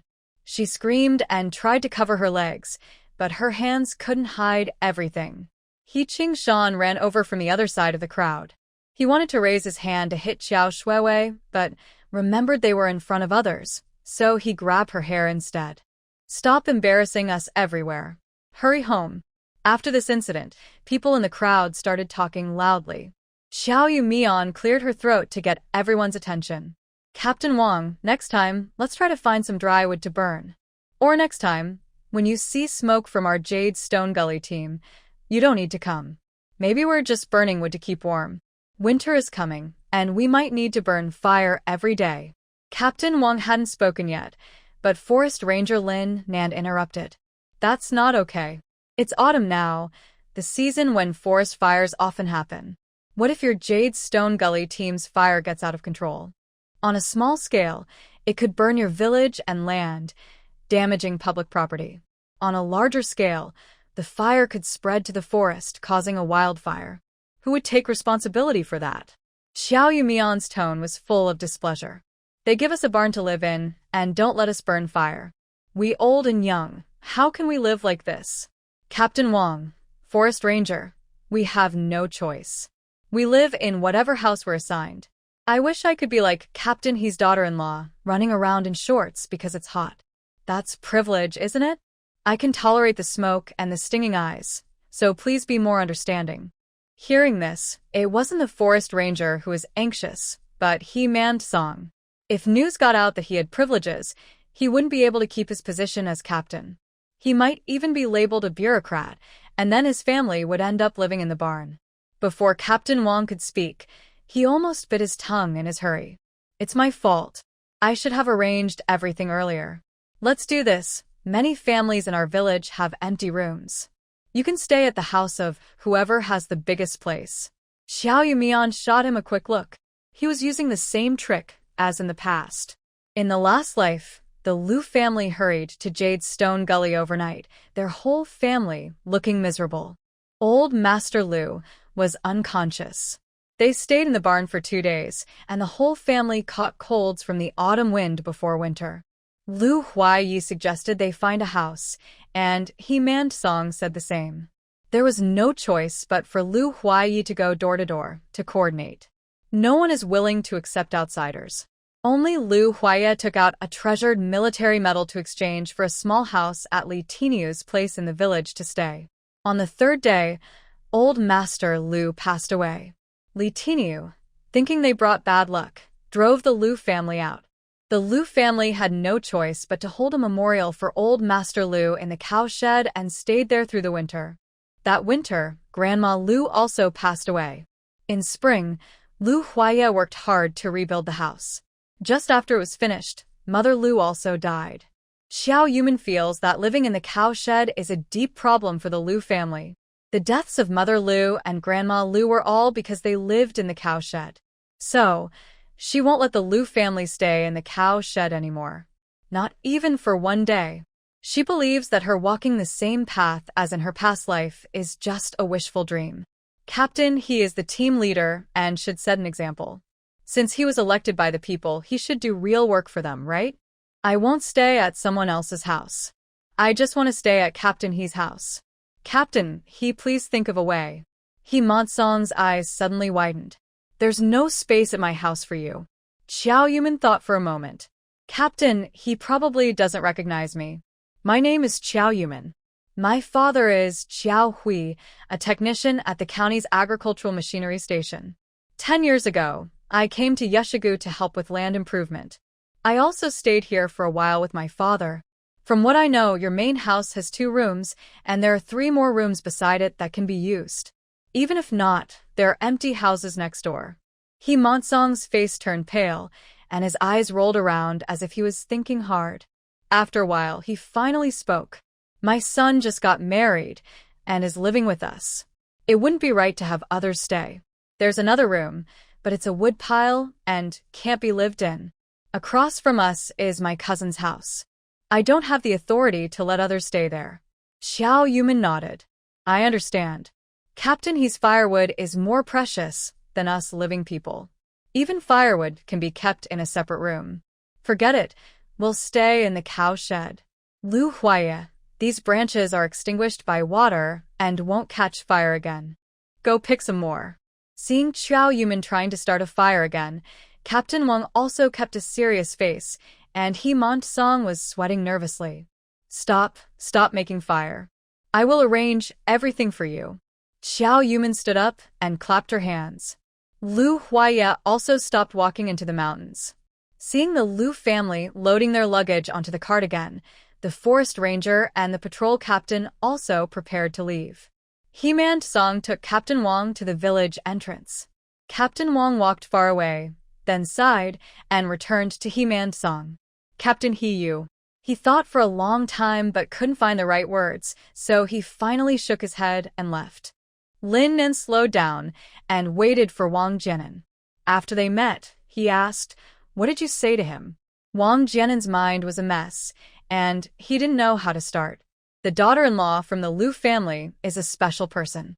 She says she doesn't know, but it's all on purpose. Look at the fire. There's pine oil in the firewood. When it ignites, it smokes and smells. She can endure such a strong smell without putting out the fire just to attract us and make things bigger. Lin Nan's eyes widened slowly. Oh, I see why so much smoke is rising. It really looks like the village is on fire. Wang Jianan licked his dry lips. If He Song is smart, he should treat us well and give away this big statue to end it. If he's stupid, then. The group disappeared at the end of the mountain path. He Song didn't know what Wang Jianan and Lin Nan were thinking. He was full of anger. When Xiao Hui said he wanted to marry his daughter, he was very happy. The professor's daughter must be smart, which would be good for his future grandson. But he didn't expect the daughter-in-law he married in to be bad, and his own sister was against him. He was told before not to let the Lu family live a good life. Now, he genuinely didn't want the Lu family to be happy. He returned to the cow shed. The Lu family was already packed and ready to move into the new house. He Song narrowed his eyes. Living next door is fine, he thought. When he catches them and reports to the higher-ups, he might even be rewarded. Thinking of this, he waved his hand. Come with me.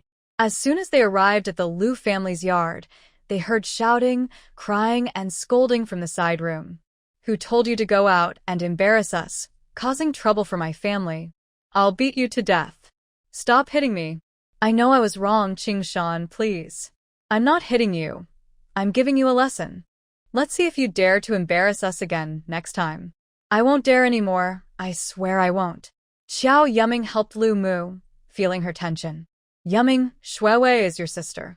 Maybe you should go and talk to her. If she really causes someone to get hurt when your dad and aunt come back, it will be hard to explain. Xiao Yumin initially didn't want to care about Xiao Shuiwei, not only because Xiao Shuiwei was the one who caused her death, but also because this marriage was chosen by Xiao Shuiwei herself. No matter what happened, she believed she should bear it herself. Moreover, He Qingshan had hit her more than once, so she could leave him at any time. Since she didn't leave, it meant she had some plans. Why would he bother to interfere with her good thing? But the Lu family didn't know this. If he didn't do anything, it might leave a bad impression on them. After thinking carefully, he decided to go and knock on the door. The door opened. He Qingshan was wearing a red autumn shirt and pants. As soon as he saw him, his eyes lit up. His voice softened, as if the wild beast who had just been shouting and scolding wasn't him. Aren't you Xiao Shuiwei's sister, Xiao Yumin? How come, tired of living in the barn, you come here to plead with me? He raised an eyebrow, looking greasy, and reached out to grab Xiao Yumin. You can stay in my house. My bed is warmer than that barn. Ah. Before he finished speaking, there was a loud snap, and He Qingshan cried out, clutching his shoulder. His scream made He Song and Tian Hohot in the house come out. Tian Hohot ran crying to He Qingshan. Qingshan, what happened to you? He Song looked for the keys to 2 rooms inside, but by the time he came out, it was too late. Lu, are you crazy? How dare you hurt my son? Do you want to leave Yeshigu? He Qingshan covered his shoulder. Ouch! It hurts so much. Who are you? Xiao Yumin was half held by Lu Huaya, her hands nervously clutching her clothes. She looked up and saw the fierce look in Lu Huaya's eyes, as if he could swallow her whole. I am Xiao Yuman's husband. Your words and actions towards my wife have crossed the line. Tian Ho-hot immediately retorted. A woman like her, knocking on someone's door in the middle of the night, isn't that improper? She just said a few words, and you started hitting her. That's inhumane. Her father, go report to the police quickly, have them arrest this murderer and make him parade through the streets, feeding him peanuts. Lu Huaya turned to stare at Himansong. Even if you don't go to the police station, I will report it. Your son molested a married woman. That's called hooliganism. Besides, I am in a military marriage. Destroying a military marriage is a crime. Go get the police and see who really wants to eat peanuts. Tian Ho-hot gasped in fear. His father said. Is it really true? Himansong's face turned red, and after a moment, he patted He Qingshan. Hurry up and apologize. Just say you didn't mean to ruin their marriage. You were just confused and talking nonsense in your sleep. He Qingshan held his head high. Dad, are you still my real father? He broke my arm. I was in so much pain, and you still want me to apologize to him? I only said a few words. What's the big deal? I didn't lose any flesh. Oh, it hurts so much. Xiao Shuiwei was probably dressed neatly and just came out of the house now. Xiao Yumian. Are you jealous of me? Or do you regret it and want to marry He Qingshan? I tell you, we are already married. You have no chance. So forget about other ideas. Xiao Yumian almost laughed out loud. Regret? What do I regret? Is it that I regret not marrying a hooligan who teases women all the time, or that I regret not marrying a violent man who always hits people? Xiao Yumian looked He Qingshan up and down with her eyes, then glanced at Lu Huayi nearby. Xiao Shuiwei, why don't you take a look yourself? At that moment, Xiao Shuiwei felt more hurt than being slapped. When Xiao Yumian looked at He Qingshan, her expression was full of disgust. Xiao Shuiwei knew that He Qingshan was less handsome than Lu Huayi. But so what? Lu Huayi looked tall and handsome now, but she knew that in half a year, the Lu family would gradually die out. The family would run out of food, Lu Huayi would become thin, and look lifeless. As for He Qingshan, after successfully composting fertilizer, his wallet was getting thicker, and he dressed more fashionably. Thinking of He Qingshan's reputation and wealth in her past life, and his endless money, Xiao Shuiwei felt that the pain from the slap earlier didn't hurt as much anymore. She sneered inwardly. That old man of the Lu family would soon die, and the family would be busy mourning and wouldn't work in the fields. After the old man was buried, the old lady would also die from illness. Lu Pazi was too sick to get up, and Lu Huayi was busy caring for his sick mother and the old lady, so he had no time to work in the fields. Lu Huayi's useless father, after his father died, became depressed and couldn't do any work properly. The Lu family had no land, and by the end of the year, they had no food and cried at home. By then, she would be enjoying the family reunion dinner at his house, with fish and meat and a happy family. She wondered if Xiao Yumian would still be able to smile then. Xiao Yumian, don't be too proud. As the saying goes, don't judge a person by their appearance, and don't look down on the poor youth. Xiao Yuman nodded in agreement. Yes, He Qingshan is now just a poor young man. In the future, it will be the same for middle-aged and elderly poverty. At first, Xiao Shuiwei was proud, but as she listened to Xiao Yuman's words, she felt more and more uncomfortable. She reached out to point and scold, but saw Lu Huaya next to her also reaching out. Thinking of He Qingshan's arm, she quickly withdrew her hand in fear.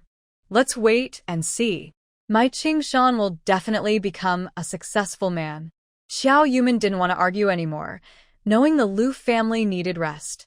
As for He Qingshan, let's leave him alone for now. Lu Huaya's voice was cold.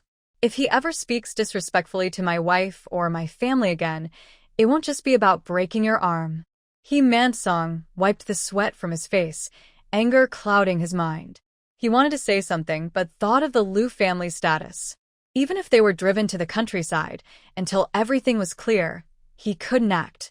Thinking this, he quietly put the keys to the 2 houses into his coat pocket. If he dared to bully his son, he would face lessons. Didn't he want to avoid living in the cattle shed? Without the keys, they couldn't enter the house. If they didn't want to live in the cattle shed, they still had to. If they caused trouble, it was just because they forgot in their panic. If they didn't make a fuss, they could already be inside. In the end, it was their own fault. Xiao Yumin turned to leave, while Tian Guohua was still shouting loudly. How can you just let it go? My son's hand still hurts. No matter what, we need compensation for medical expenses. He Man-song directly slapped Tian Guohua. Stop talking nonsense, hurry and get the cart ready, and go to the hospital. The He family left crying and wailing, and finally, the yard was quiet. The Lu family looked at the two courtyards with confused eyes. Lu Huayu muttered with some complaint. Lu Huaya, look at what you've done. If you're going to hit, wait until they've settled in their place first. Now they've left. Where do we live? Do we have to go back to the cattle shed tonight? Lu Huaya was about to get angry, but Xiao Yumin quickly stopped him. These are small matters. Don't argue over this. Xiao Yumin looked at both courtyards. The He family has 3 houses.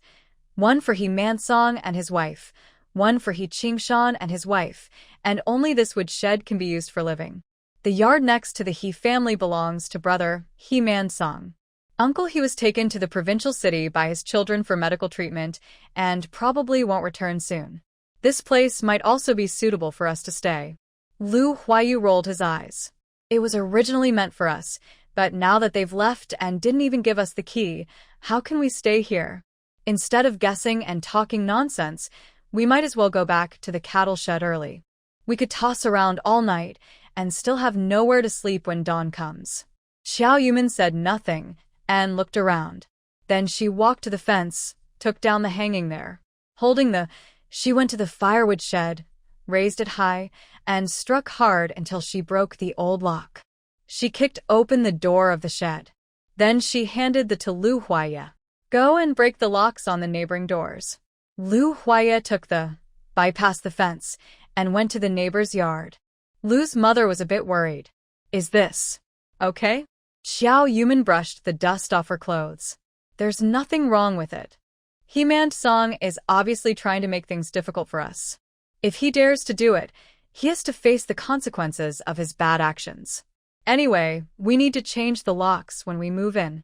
We might as well smash a few locks and then compensate him later. Let's go and tidy up the house first. The Lu family cleaned the rooms briefly and started dividing the spaces. Lu's mother moved out from the cattle shed, looking much happier. Old Lu, you and Dad can share a room. It's more convenient for taking care of things. Mom, Huayu, and Huainan will stay with me. You and you 2 young couple can share a room. Xiao Yumin blushed and was about to refuse, but Lu Huayu shouted loudly. Mom, Huainan is already 6 years old. He's a big boy now. How can I share a room with him? Lu's mother clicked her tongue. This is the only 3 rooms we have now. Do you still want to have your own room? It's better than all of us sleeping in the big hall in the cattle shed. Xiao Yumin instinctively looked at Lu Huaya and found him staring at her. It seemed they didn't need to say anything. They already understood what the other was thinking. She nodded at Lu Huaya, without thinking. Lu Huaya cleared his throat and spoke. Mom, I'll handle the room arrangements. Lu's mother also looked a bit troubled. What can I do? I just checked, and only 2 rooms in the neighboring yard are livable. The remaining one, the firewood shed, can only be used for storage. The firewood shed at Captain He's place is barely cleaned up and can be used for living. This is the best arrangement we have now. Lu Huaya shook his head. Mom, you and Dad should share a room with Huainan. Grandma, Huayu and Yumin live in the same room. I share a room with Grandpa to make it easier to take care of him. Mother Lu looked worried. That won't do. You and Yumin are newlyweds. You can't live apart. I also want to hold my grandchildren soon. Yumin's face instantly turned red. Auntie, I am with Lu Huaya. I am not ready to be his wife yet. Yumin wanted to say she married Lu Huaya in an emergency and wasn't prepared for such a life. After her failed marriage with He Qingshan, she didn't look forward to marriage much. When they registered their marriage, she thought if the Lu family recovered smoothly, She could use their influence to bring her father back and solve all current problems. As for love, partners, and future life, she hadn't thought about it much. Lu Huaya stepped in at the right moment to ease her embarrassment. Mom, with our current situation, just being alive is good. Do we have to have children and make them suffer with us? Besides, we're just staying here for now. We'll build our own house in spring. Lu Huaya insisted, so Mother Lu didn't argue further. The barn at He Mansong's house was bigger, so Yumin, Lu Huayu, and Grandma Lu moved in there. The others stayed in 2 small rooms next to his house. Foam hyping wouldn't let them bring blankets, so they only rolled their clothes into pillows and barely slept with their jackets. Yumin hadn't slept well for days, relying on spiritual spring water to stay awake, and soon fell asleep. The Lu family was deeply affected emotionally and physically. When they finally relaxed, they also fell asleep early. They slept until noon the next day. Yumin was woken by crying. The sound was faint and came from the neighboring yard. Mom, can you ask my dad to find a way? Maybe ask old friends from the army to transfer us back. I can't take it anymore. This morning, I wanted to make some formula, but there was no hot water, no snow cream.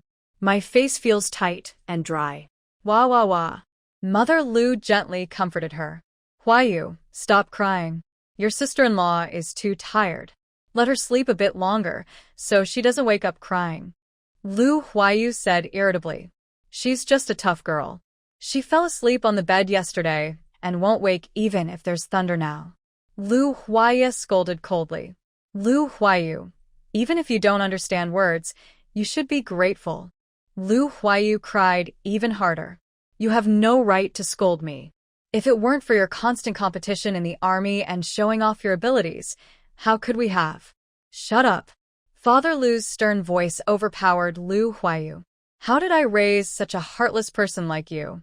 Our family is in trouble, and you don't try to help but complain everywhere.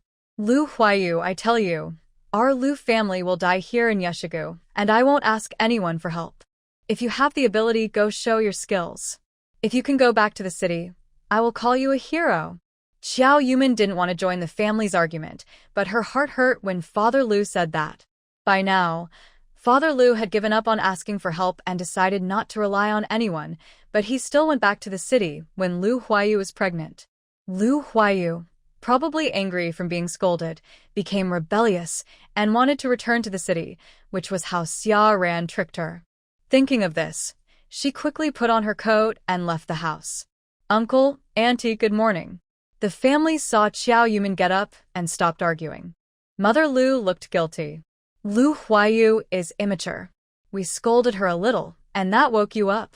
Xiao Yumin shook her head. I was already awake. I just didn't want to come out when I heard you talking about family matters. Father Lu sighed. Yumin, I'm sorry to make you feel embarrassed. I see how much you've done for our Lu family these days. I also promised your father to take care of you, but in the end, it's you who stepped forward. I really feel guilty toward your father.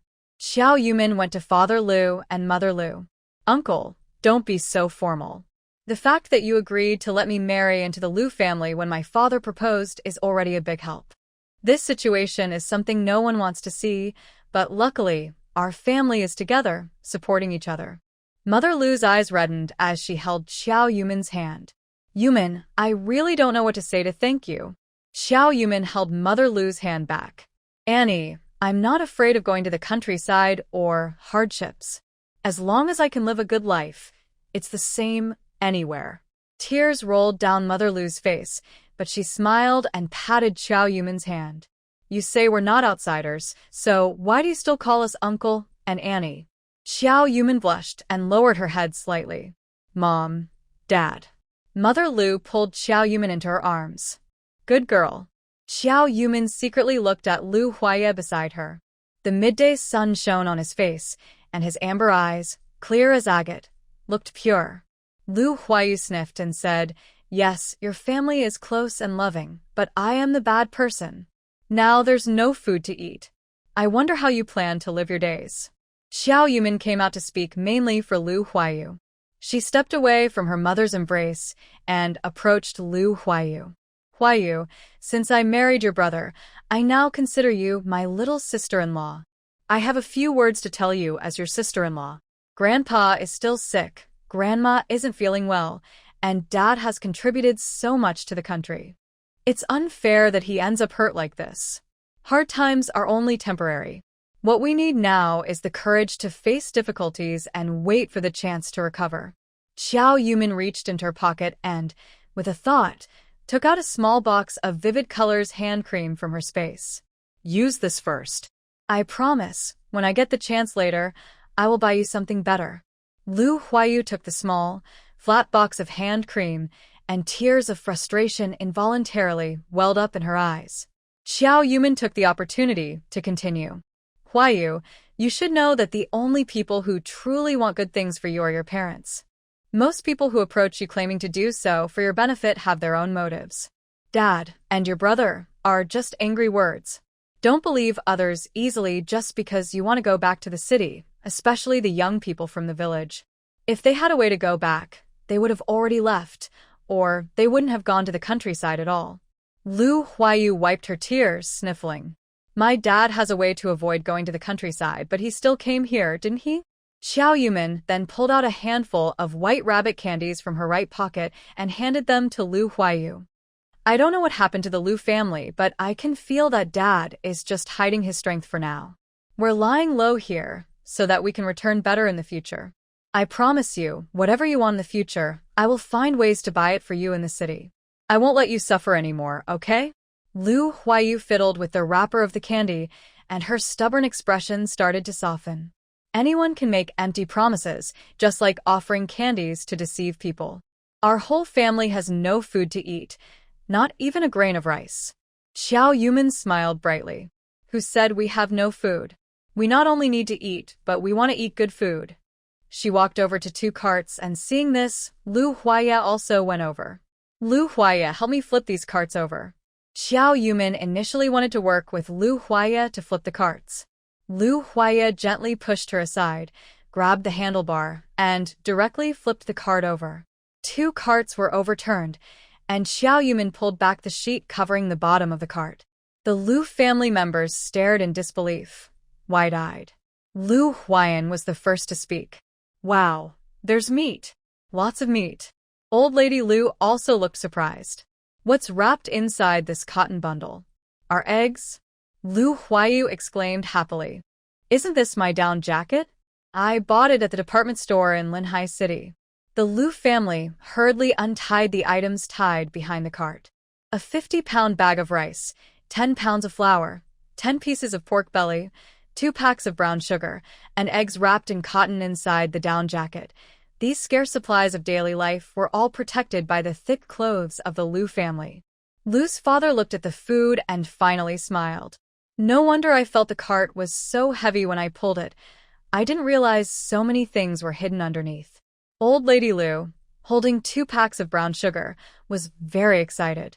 I was wondering why people used a cart to send us things, and Yumin insisted on bringing this cart. With this brown sugar, Grandpa can have some sweet water, and he won't go hungry. Xiao Yumin knew that as long as she kept giving water to Grandpa Lu, he wouldn't starve, but having the brown sugar as cover made it more reasonable. Lu Huayu rubbed his stomach. If there's food, let's start a fire and cook. Xiao Yumin took out some meat and eggs. We don't have any seasoning. I'll go exchange the meat with the villagers for some spices and greens. Lu Huaya carried a water bucket. I'm going to fetch water. Old Lady Lu held Lu Huayu with one hand and Lu Huainan with the other. Go ahead, one of you help me clean the kitchen, and the other start the fire. The family quickly moved out of their low spirits and began working together. Xiao Yumin was very familiar with this village, knowing who had what and who was easier to talk to. In this era, meat was rare, usually slaughtered during the new year by the collective, exchanged for centimeters, and each family only got about 1 or 1.5 jin. Each family was only allowed to raise 2 chickens, and eggs were also in high demand. She exchanged some pork belly for seasonings and greens with the Fong family, and then traded some extra bowls and chopsticks with the Yang family using eggs. The Fong family also said that with the upcoming frost, Yumin should bring more greens in the next few days to prevent vegetables from rotting in the ground. Xiao Yumin was very generous, picking a basket of eggplants, potatoes, and green beans, enough for the Lu family to eat for 2 days. When she returned to the Lu family, the kitchen was almost cleaned up, and the smell of rice was already wafting from the big iron pot. Considering that the Lu family had been traveling for several days, they did not prepare spicy food. They steamed an egg custard, made a sauce with eggplant and potatoes, rendered some fat from pork belly, and stewed green beans. Since there was no table in the house, Lu Huaya moved 2 large stones and placed an old door panel on top to serve as a table. There weren't enough bowls and chopsticks, so they used the aluminum lunchbox from yesterday's meal. By the time the food was served, it was already 3 p.m. The family didn't hold back and ate the meal quickly and happily. Lu Huayu found the stew of potatoes and eggplant too dark and unappetizing but still scooped it up spoon by spoon, eventually feeling so full she kept burping. Grandma Lu also looked less like a noble lady, and I kept picking up chopsticks to eat. Lu Huayan was even more focused on licking the last bit of soup from his plate. After finishing the meal, Xiao Yumin looked at her satisfied family and finally spoke. Grandma, Dad, Mom, I want to say a few words. Everyone looked at Xiao Yumin, encouraging her to continue. She stood up seriously from the stone, stretched her clothes, and said, Grandma, Dad, Mom, I want to talk about our plans for the future. Since we've come to this place, we need to stay calm and accept it. Mom and Dad are angry. Huaya feels frustrated, and Huayu feels wronged. But since we chose to come here, we should face the future with an open heart. We need to accept it mentally so that our hearts won't feel so heavy. If a person's heart is heavy and they keep it inside for a long time, it's bad for their health. Xiao Yumin thought about how the Lu family members had been almost always unhappy in the previous life, with poor health, weak labor ability, and a life that never improved. She had money and food in her space, and she planned to find reasons to give everyone nutritious meals. But emotional support and counseling were even more important than just eating well. Lu's father was the first to speak. Yumin, I'm old. After what happened this time, I've been holding everything inside, and I've lost my spirit. Leave the family matters to you and Huaya. Lu Huaya stood up and moved beside Xiao Yumin. Dad, I'm waiting for the right moment. Once the time comes, Lu's father suddenly got very angry. Rebel. I won't allow you to do those things anymore.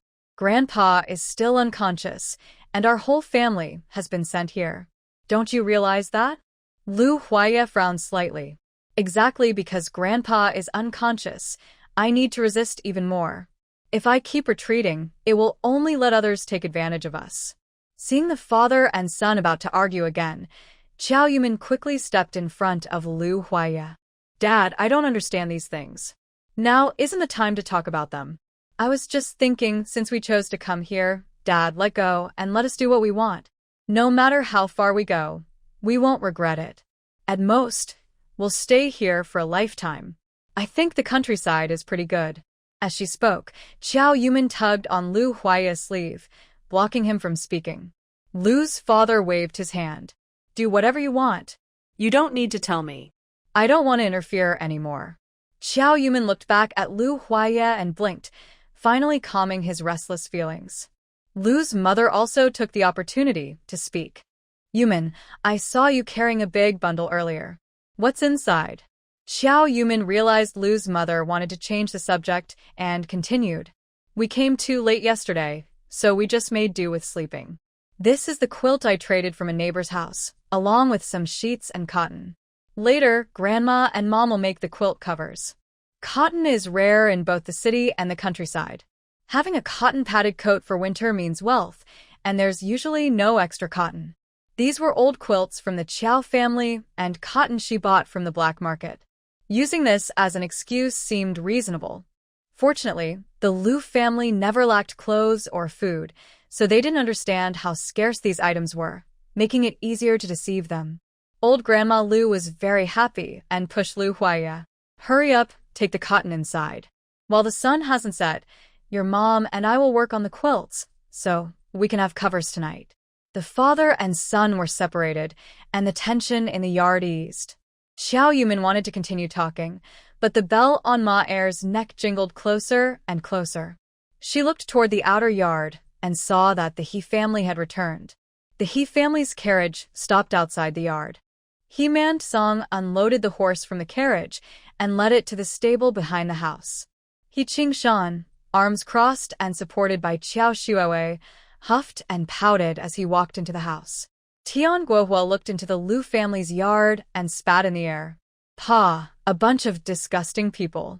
Lu Huayu was scolded by her brother and father and had nowhere to vent her anger. She ran a few steps to the fence and shouted, "Who are you spitting at?" "How rude." Perhaps He Man-song gave some instructions, but Tian Ho-hot didn't reply with insults. Instead, she muttered something under her breath. Lu Huayu was so angry that she tried to push open the shaky fence to confront her. Xiao Yumin quickly held Lu Huayu back. She knew this former mother-in-law very well. She was uneducated and lacked manners. Usually, she relied on her status as the team leader's wife to look down on others. She often scolded people outside, never losing a fight. When she was still married into the He family, she had endured many hardships from this mother-in-law. Except when sleeping, her mouth was never quiet, either criticizing this or complaining about that, as if everyone in the world owed her something. If Lu Huayu had gone to argue with her, she would have been scolded until she cried. Xiao Yumin just comforted Lu Huayu and couldn't let this old lady ruin her mood again. "There's no need to argue with her. "Don't even give her a glance," she said. Lu Huayu was a bit spoiled, but she still knew right from wrong. After hearing Xiao Yumin's words, she simply spat like Tian Ho-hot did and was about to rush over. Just then, He Qing-shan, who had just entered, came out of the house. "Mom, time to eat." "I'm starving," he said. Hearing that her beloved son was hungry, Tian Ho-hot immediately relaxed. "My son, you're hungry?" she asked, turning to face Qiao Shuoei at the door and giving her a punch. "You unlucky star. Go cook." "I think you're just lazy," she said. Qiao Shuoei was about to move, but He Qing-shan frowned with displeasure. "What? "You want to cook now? I can smell the fried meat." "I thought you called Aunt Sue to cook," he said, rolling his eyes at Qiao Shuoei. "Qiao Shuoei, that useless girl, cooks terribly. I can smell the meat. Someone in this house cooked it. Bring me some. I want to eat meat," Tian Ho-hot said with a smile. "Son, it's still early. I haven't cooked yet. Who should I take it from?" she asked. He Qing-shan immediately looked unhappy and came out of the house. He sniffed the air and then headed straight for the Lu family yard. "I smell the meat coming from their house," he said, turning to Xiao Yumin. "Bring me some of your dishes." "I'm hungry," he added. Xiao Yumin chuckled. "You have such a good nose." "You can tell just by smelling," she said. He Qing-shan slapped the fence and asked, "Who do you think is a dog?" Lu Huayu clapped her hands and laughed. "Haha, my sister-in-law didn't say the word dog." "Why are you admitting it now?" Lu Huayan quickly brought over 2 aluminum lunchboxes filled with food from the table and ran to the fence. "Dog brother, we've finished all the food at home. There's only some soup left." "Why don't you lick it?" He Qing-shan was furious and kicked down the fence. "Are you crazy? Don't you see whose territory this Jade Valley Gorge is? Believe it or not, I can have my dad kick you all out." Xiao Yumin quickly pulled Lu Huayu and Lu Huayan back to avoid being hit by the fence. She slightly raised her head and looked at He Qing-shan. "Yeah, we don't want to stay. If the village chief's son has the guts, he can just send us back to the city." As soon as she finished speaking, a figure darted past like lightning. Lu Huaya was carrying a large bag in one hand and tightly grabbed He Qing-shan's collar with the other, lifting him up. "Who said, I don't want to live?" Seeing He Qing-shan being lifted, Qiao Shuoei hurriedly rushed forward and started hitting Lu Huaya. "Lu Huaya, you crazy person, let go now." Lu Huaya glared at Qiao Shuoei, then hit him with the bundle in his other hand, causing Qiao Shuoei to fall to the ground. Qiao Shuoei sat on the ground, unable to believe it. "Lu Huaya, how dare you hit me?" In an instant, Qiao Shuoei felt very wronged. In her past life, Lu Huaya was cold and distant, but he never laid a finger on her. When she was angry at home and refused to work, no one in the Lu family scolded her. Because she was short, she received less grain, and she often scolded Lu Huaya. He only endured silently. Even when she pushed him to the brink of death, Lu Huaya only sat outside for a night and never said a harsh word to her. Now, how dare he push her? Does he not know how painful it is to be pushed and fall to the ground? Tears of grievance streamed down her face. This feeling was even worse than when Qingshan hit her. She looked up again and saw Lu Huaya shielding Qiao Yumin behind him, acting protectively. That was a scene that only belonged to her in her past life. It was all because of that despicable Qiao Yumin. She wanted everything for herself. She had stolen Qingshan in her past life, and now she was starting to Lu Huaya again. She couldn't swallow this anger. She wanted Qiao Yumin to suffer a fate worse than death. Hao Monsuan finished tying up the horse and came out from the backyard. Seeing the scene before him, he felt like the sky was falling. Oh no!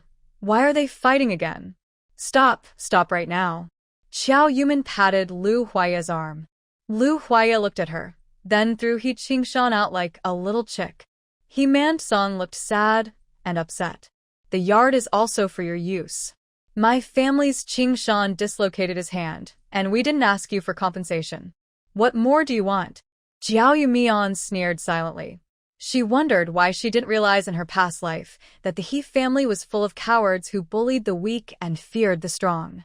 Why did they bully her so badly before? Jiao Yumian crossed her arms and took a step forward. Captain He, we don't want to argue. It's just that your son is too unreasonable. Lu Huayi saw someone supporting her and also stepped forward.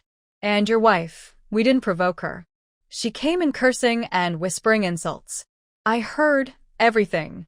Tian Hua saw Qingshan being hit again and started scolding while patting her thigh. You two little brats, I'm calling you that because you deserve it. Mansong slapped her, and Tian Hua fell to the ground. I told you what. Are the three of you brainless pigs? Hurry and go back inside, and don't come out. Seeing Mansong get really angry, the three of them dared not act up anymore. They obediently got up and went back inside. Jiao Yumian stepped over the fence and went into the He family's yard. Captain He, I think we should talk. Living next door, with all the noise every day, it's hard to live like this. Don't you think so? Mansong frowned. Come with me. Jiao Yumian didn't move, but Lu Huayi followed Mansong. I want to talk to him myself. Jiao Yumian stopped Lu Huayi. My father helped him before. Our family has some connection with him. Lu Huayi looked worried. Captain, he is the leader of Yeshigu.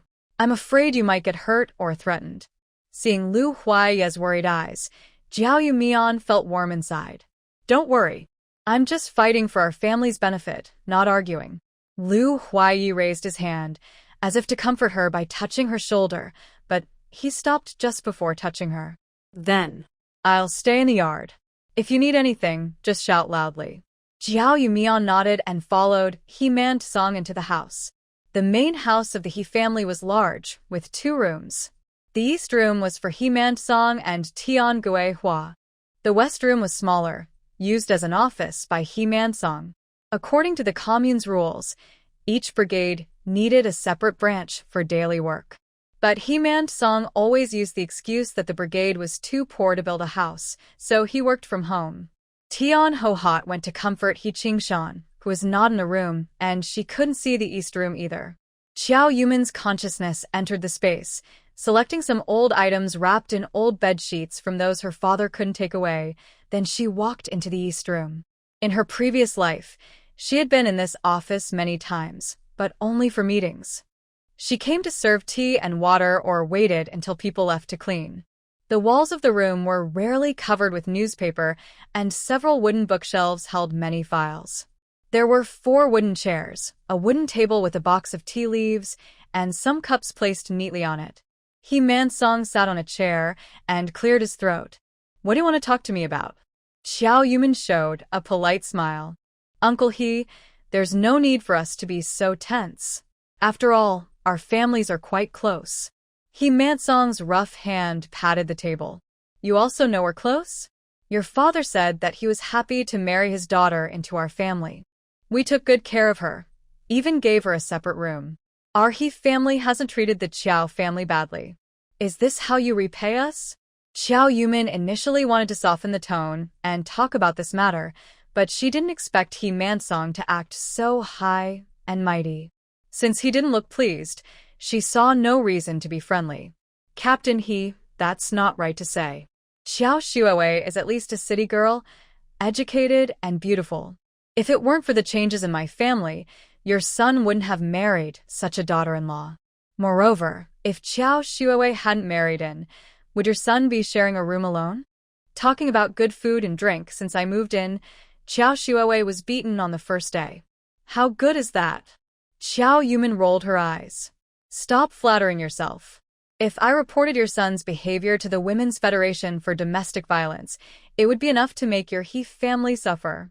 Your son has several lovers, all women with families, and he even stole from the county thugs before. If I report this to the police, do you think your position as squad leader can protect him? He Mansong looked down on everything Xiao Yumin said until she revealed He Qingshan's secret. Then his face turned pale. You're talking nonsense. My son. He wouldn't. Xiao Yumin interrupted He Mansong. You know very well in your heart, and the county police know too. But Uncle He, I'm not here to threaten you. I sincerely want to ask for your help. He Qingshan's eyes flickered. Help? Help with what? Xiao Yumin's smile returned, as if she was not the one who had just been threatening anyone. She picked up the bundle she had prepared earlier and placed it on the table. This is a gift my father asked me to bring before he left. Unwrapping the bundle, there was a long, green glass desk lamp, 2 hero-style pens, 2 bottles of ink, and several leather notebooks. These items are common today, but in the 1970s, they were used by educated people and symbolized status. Xiao Yumin pushed the items forward. We came to Yeshigo by chance. Uncle He, because of my father's reputation, is giving me some help. I want you to approve a piece of land for me to build a house. He Mansong's eyes widened. Getting land approved for building a house requires submitting documents to the commune, and whether it's approved or not depends on them, not me. Xiao Yumin shook her head. I don't want a residential plot. I want the land at the foot of Village Tail Mountain, next to the collective cattle shed. As far as I know, you don't need approval from the commune for non-residential land. Just make a written agreement yourself. He Mansong's expression softened a bit. But that's not residential land, and the commune doesn't recognize your ownership either. Xiao Yumin reached into her pocket, mentally entered her space, and took out a handful of military medals. She fished with her left hand, then her right, and dozens of medals clattered onto the table like coins. Seeing so many medals, He Mansong was so frightened he almost knelt down. Xiao Yumin played with the medals. Look at these medals. They are the honor of 3 generations of the Liu family. Do you think they will stay in Yeshigo forever? Uncle He, if you approve the land for us, it will be good for you too. The Liu family will leave sooner or later. The land is just for a temporary, comfortable house. You're making things difficult for the Liu family. When they leave and remember the hardships here, what good will that do you? Moreover, Qingshan He is always causing trouble, and your wife is also restless. Maybe one day Liu Huaya will. Xiao Yumin stopped speaking and made a cutting gesture across her neck. He Mansong immediately panicked. I'll approve. By the end, He Mansong's hand was trembling as he wrote the approval note. Xiao Yumin put the medals back into her space and watched He Mansong write carefully, word by word. She had lived with He Mansong for many years in her previous life and knew his personality very well. He is not afraid of usual arguments. Only once did he scare them, and after that, there were fewer troubles. She still doesn't know how long she will stay in Yeshigo. If He Mansong really tries to make things difficult for them, even if they get fewer centimeters or the worst parts of the division, it will make them feel uncomfortable for a long time. After receiving the approval letter, Xiao Yumin felt very happy. Being able to solve this matter in one go was the best news. When she showed the approval letter to the Liu family, They were all very pleased. Having their own house instead of staying at someone else's place was the best. The family happily went out together to see the land at the end of the village. Most villagers are simple and honest. When they see newcomers, they all go over to talk. Lu's mother is good at socializing. Lu Huayu is proud but clever, and Grandma Lu is very gentle. Soon, the three of them started talking with peers. With the chattering Lu Huayu, quiet Xiao Yumin was not welcomed by the young girls. She was happy to be quiet and chatted casually with Lu Huaya. Soon, 5 or 6 young men and women hurriedly caught up from behind and blocked their way. "Wait for us." From their serious faces, it was clear these people did not come with good intentions. The arrival of the educated youths drew more villagers to watch, and soon, a crowd had gathered in layers. Xiao Yumin noticed that Xia Ran was at the back of the group, quietly observing them. At the Lu family's place, they had already discussed the main roles of their family members. Lu's father, as the elder, wouldn't come out to argue. Small matters were handled by Lu Huaya and Xiao Yumin. If anything was said or done wrong, Lu's father, as the head of the family, could come out to ease tensions. Lu Huaya had a bad temper, was cold, and good at using force to solve problems, so he wasn't suited for communication. Therefore, Xiao Yumin handled everything first. When this group arrived, Lu's mother pulled Lu Huayu aside and stopped talking, leaving Xiao Yumin to go forward and communicate. "Hello. May I ask what brings you here?" Xiao Yumin recognized these 5 people. They were all educated youths from Yeshigu. They weren't very smart and often used Xia Ran as a tool, and it seemed this time was no different. The girl with a ponytail was named Sun Li. She wiped her forehead sweat and said, "I heard the village chief approved a homestead for you to build a house. We think everything should follow the order of arrival. Our youth points houses are not enough for everyone and are quite old and broken. It's difficult to get approval for land here. Later arrivals should have let us build first." Xiao Yumin's smile froze on her face. She knew Xia Ran wanted to make trouble over housing, but she didn't expect them to find out so quickly. Xiao Yumin didn't answer directly. Instead, she asked back, "Who told you that we approved the land for building houses?" Another young man stepped forward. "You don't need to know how we found out. Just tell us if this is true. If it is, then the land must be given to us first, because we applied for it a long time ago and haven't received approval. When you arrived, the land was approved for you. Isn't that taking our share and grabbing our land?" When the youth said the Lu family's land had been approved, many villagers felt unhappy. Everyone has children and relatives, and they want to build their own houses instead of squeezing into one yard. But Yeshigu's land resources are limited. Hemand Song never opened that possibility and didn't approve land for anyone. As a public property, the Youth Point's houses need the brigade to pay for new construction and repairs. Yeshigu pays grain taxes every year, but the grain they receive isn't enough for their own people, let alone paying taxes or collecting money. Xiao Yumin was worried. She had just finished talking to Hemand Song less than half an hour ago, and now the news had spread to the Youth Point. Hemand Song wouldn't tell the Youth Point himself. It was likely he told his family, and they told the youth. Xiao Yumin looked around at the crowd and saw Xiao Shuowei hiding behind others. Instead of getting angry at the questioning, she took out the approval note written by Hemand Song and showed it to the youth. "You've misunderstood. We didn't ask for land to build houses." Xiao Yumin explained to the crowd.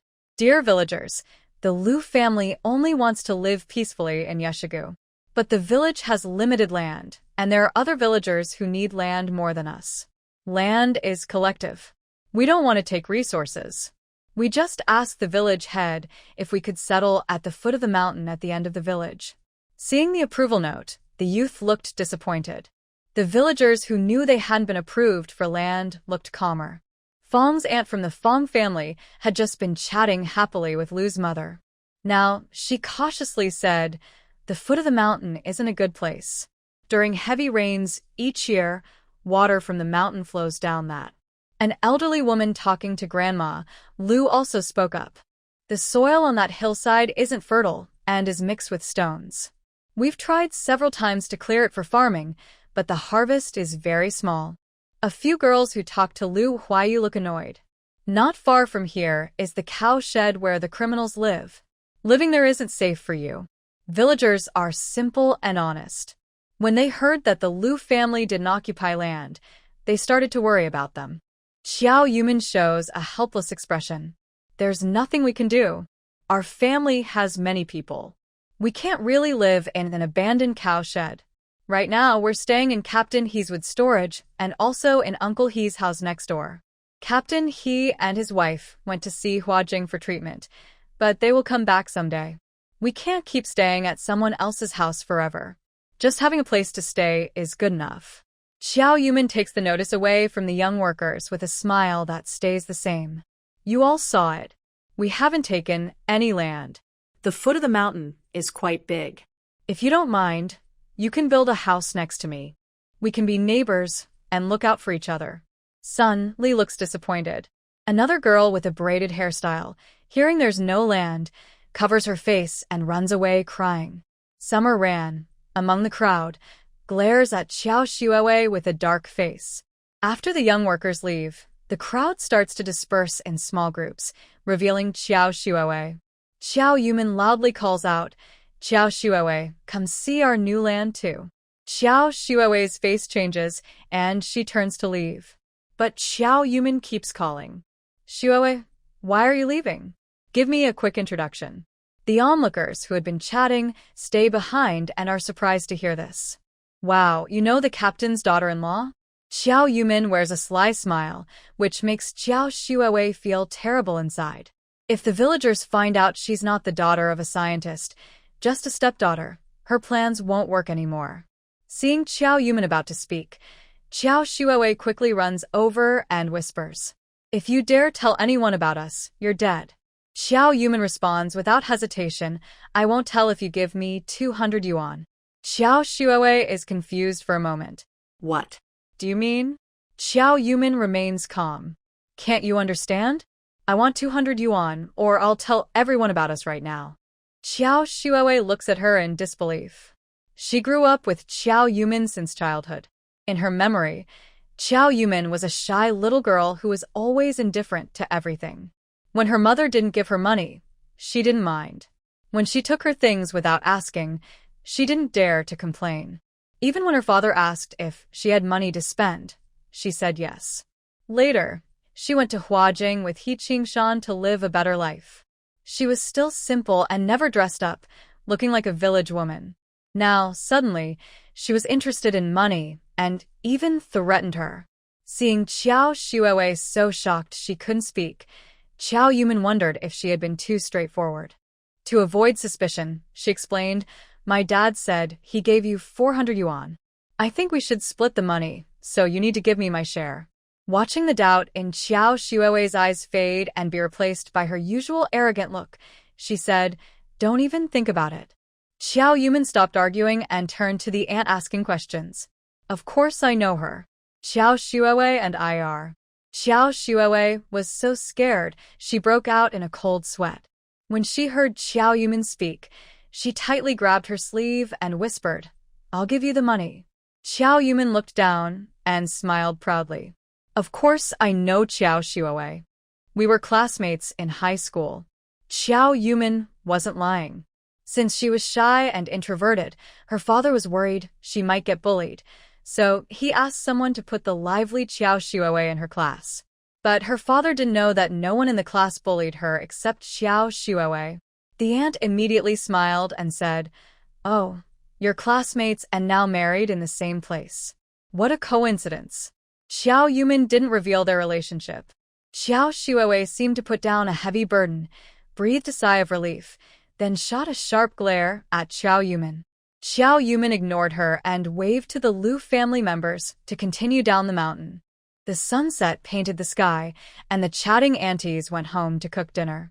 When they reached the village end, only the Lu family remained. Lu's father was at home caring for old Master Lu and didn't come along. Lu Huayu and Lu Huayan didn't understand, but old lady Lu and Lu's mother knew a little. When they arrived, they realized that the people earlier had been subtle in saying the land was poor. It was near the foot of the mountain, which meant that during rain, Water could collect there. Plus, being so close to the mountain, what if snakes or wild animals came down? But Xiao Yuman had gone through a lot to get this land, so she was not easily satisfied. Old Lady Lu gently said, "This place is quite good, a bit away from the villagers. I am old now, and just want some peace." Mother Lu forced a faint smile. "This place is very big. We can plant some vegetables here in the future, enough for us to eat." Lu Huayu held Lu Huayan's hand and ran up the hill, still studying the pine resin on the trees. Lu Huaya looked around, gathered the family members, and pointed out the land simply. "This land is good, close to the foot of the mountain, and it will be cooler in summer. We can build the house here, surround it with a fence, and dig drainage channels on both sides so that mountain water won't flood the house. The soil here is softer, and when I have time, I will bring some soil from elsewhere to mix in so we can plant vegetables normally." Xiao Yumying looked at Lu Huaya and liked him more and more. What Lu Huaya said was exactly what she was thinking. In the past, this place at the foot of the mountain was her secret base. It's very quiet here, and in summer, the shade is cool. Every time she was wronged or scolded at the He family, she would come here to sit and cry. Yeshigo has little rain, but if she digs 2 drainage channels nearby, there won't be water pooling. She can fill the low ground with soil from the drainage ditches and even raise it a bit before building a house. As for the soil being rocky and hard to grow things, that's easy to fix. She can transport some soil from the space and mix it with regular soil. She's not worried about not being able to grow anything. She's worried about growing too well and attracting envy. And most importantly, she hasn't said this out loud. Beyond the foot of this mountain is Xinglong Mountain Brigade. Xinglong Mountain Brigade is the most advanced and wealthiest in Shihizi Commune. Their village has electricity and roads. It takes only an hour to walk from here to Xinglong Mountain Brigade, and about an hour by bike on the flat road to the county. From Yeshigo to the county, it might take 5 hours. She can't stay in Yeshigo forever. She needs to come and go freely. The Lu family must return to the county, and she plans to use her connections there to help her father. To restore the Lu family, she needs to defeat those who oppose them, which means building relationships and possibly gathering some evidence. She has no power, so she will make money and use it to create her own path and influence. It's too difficult to do everything alone, so her first step is to ally with Xinglong Mountain Brigade, the richest in Shihizi Commune. She has skills in composting and a vision gained from over 30 years of experience. Even if it benefits Xinglong Mountain Brigade, she doesn't want to contribute to Yeshigo Brigade. Setting aside the hatred from the past life, He Man-song's family is really too foolish and selfish. In her previous life, she developed a composting technique. He Qingshan said that if she didn't give him all the technology, he would kill her. Xiao Yumin had no relatives to support her, and her household registration and food supply were tied to the He family, controlling her fate tightly. Tian Ho-hot kept brainwashing her, saying that if her man was good, the woman would be happy. She had been enslaved by the He family for years, and her mind had long been used to obeying them. When she selflessly shared the composting technique with He Qingshan and taught him how it worked, he kept the technology to himself and didn't share it publicly. Instead, he secretly composted and sold the fertilizer juice to villagers. The villagers wanted better crop yields, so they bought the fertilizer. He Qingshan's fertilizer started secretly selling to neighboring villages, and his wealth grew. After the reform and opening up, this technology was discovered by agricultural machinery companies who collaborated with him. Eventually, he applied for a patent and earned a lot of money. Such selfish and foolish people don't deserve success. She didn't want the He family to benefit from her anymore in this life. "Yumin, what are you thinking about?" Lu Huaya's voice brought Xiao Yumin back to her thoughts. Seeing Lu Huaya in front of her, her frustration eased a lot. "It's nothing, just thinking about the future." Lu Huaya smiled slightly. "Winter is coming soon, and the house definitely won't be built this year. We'll wait until next year. Next year, I will definitely give you a home." Xiao Yumin also smiled sincerely. In these days of contact, she had probably seen what kind of person Lu Huaya was. He had a bad temper, was cold to others, but could react quickly in dangerous situations, probably a skill learned from years in the military. But when facing her, that coldness melted a bit. Lu Huaya believed in her unconditionally, protected her, and even stepped forward to defend her when she was threatened. Unlike her previous life, where he silently helped her, she could clearly feel his concern and the constant attention in his eyes. He noticed her emotional changes, and sometimes they would involuntarily think of each other.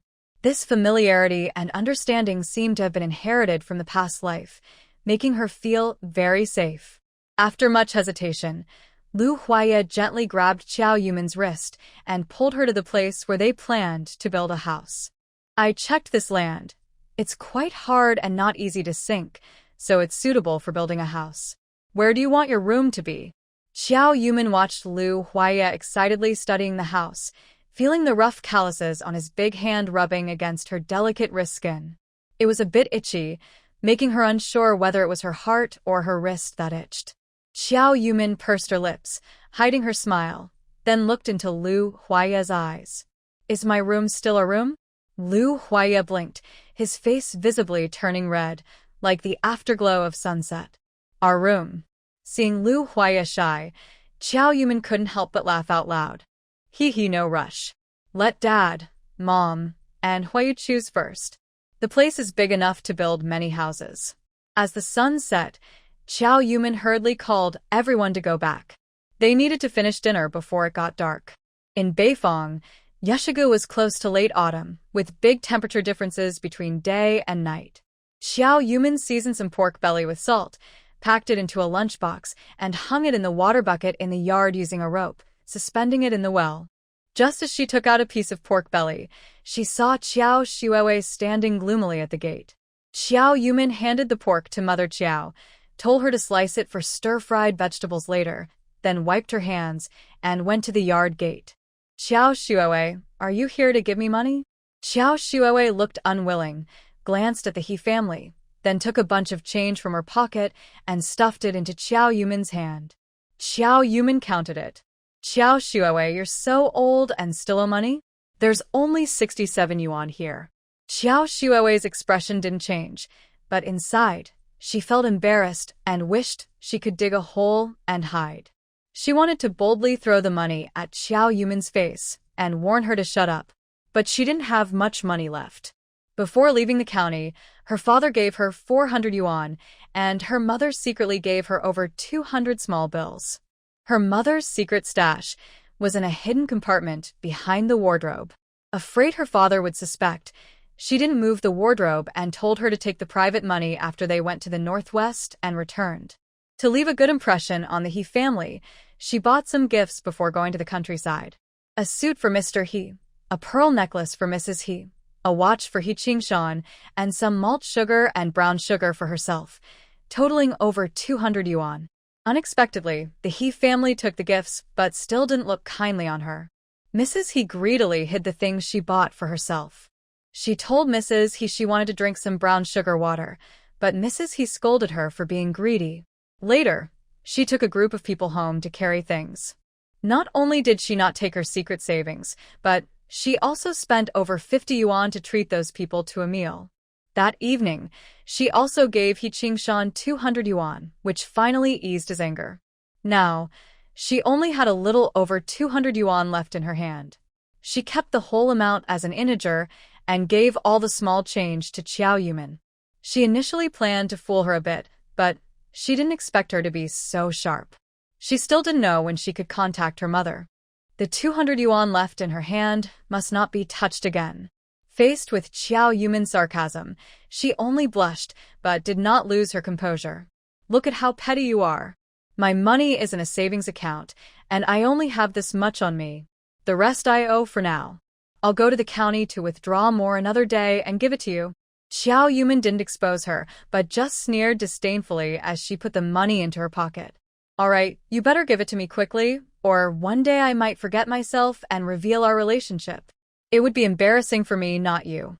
You. Qiao Shuowei was so angry she wanted to hit Qiao Yuman, but she caught sight of Lu Huaya in the yard. Lu Huaya stood tall, holding a lantern and watching her. His gaze was sharp as a frozen blade, as if it could cut her into pieces if she dared to hurt Xiao Yumin even a little. Feeling wronged, she withdrew her hand, glared at Xiao Yumin, and turned back into the yard. Seeing the frustration in Xiao Shuowei's eyes, Xiao Yumin looked back and saw Lu Huaya standing not far behind her. The lantern's light cast her shadow, tall and straight like a white poplar tree, able to shelter him from the wind and rain. Xiao Yumin approached, and Lu Huaya awkwardly put his hand into his pants pocket. "I didn't mean to eavesdrop on you and your sister talking. I was just worried she might bully you." Before she could speak, there was a puffed sound behind her.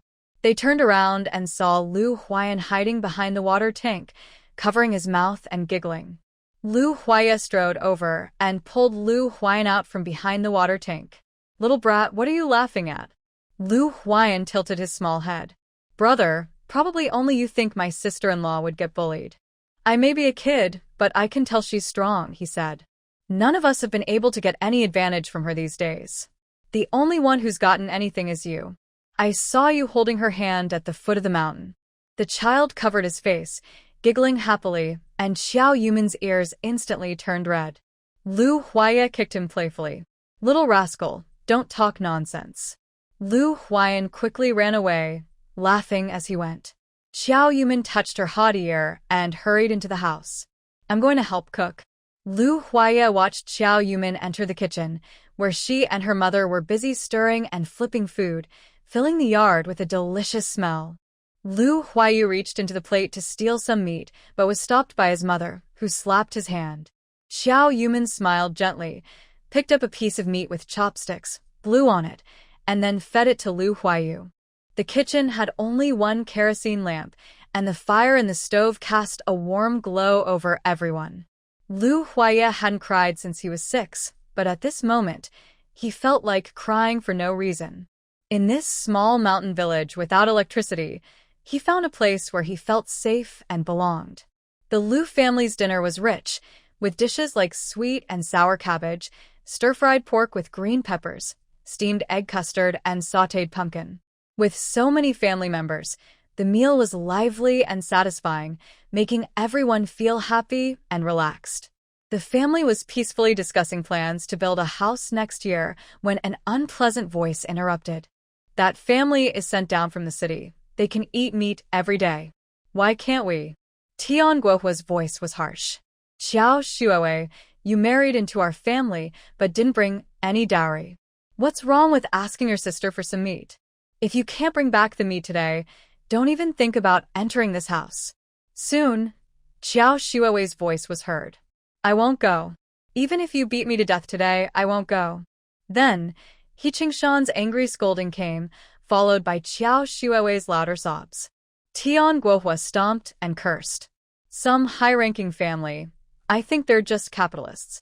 Who knows how much they've stolen to eat meat every day?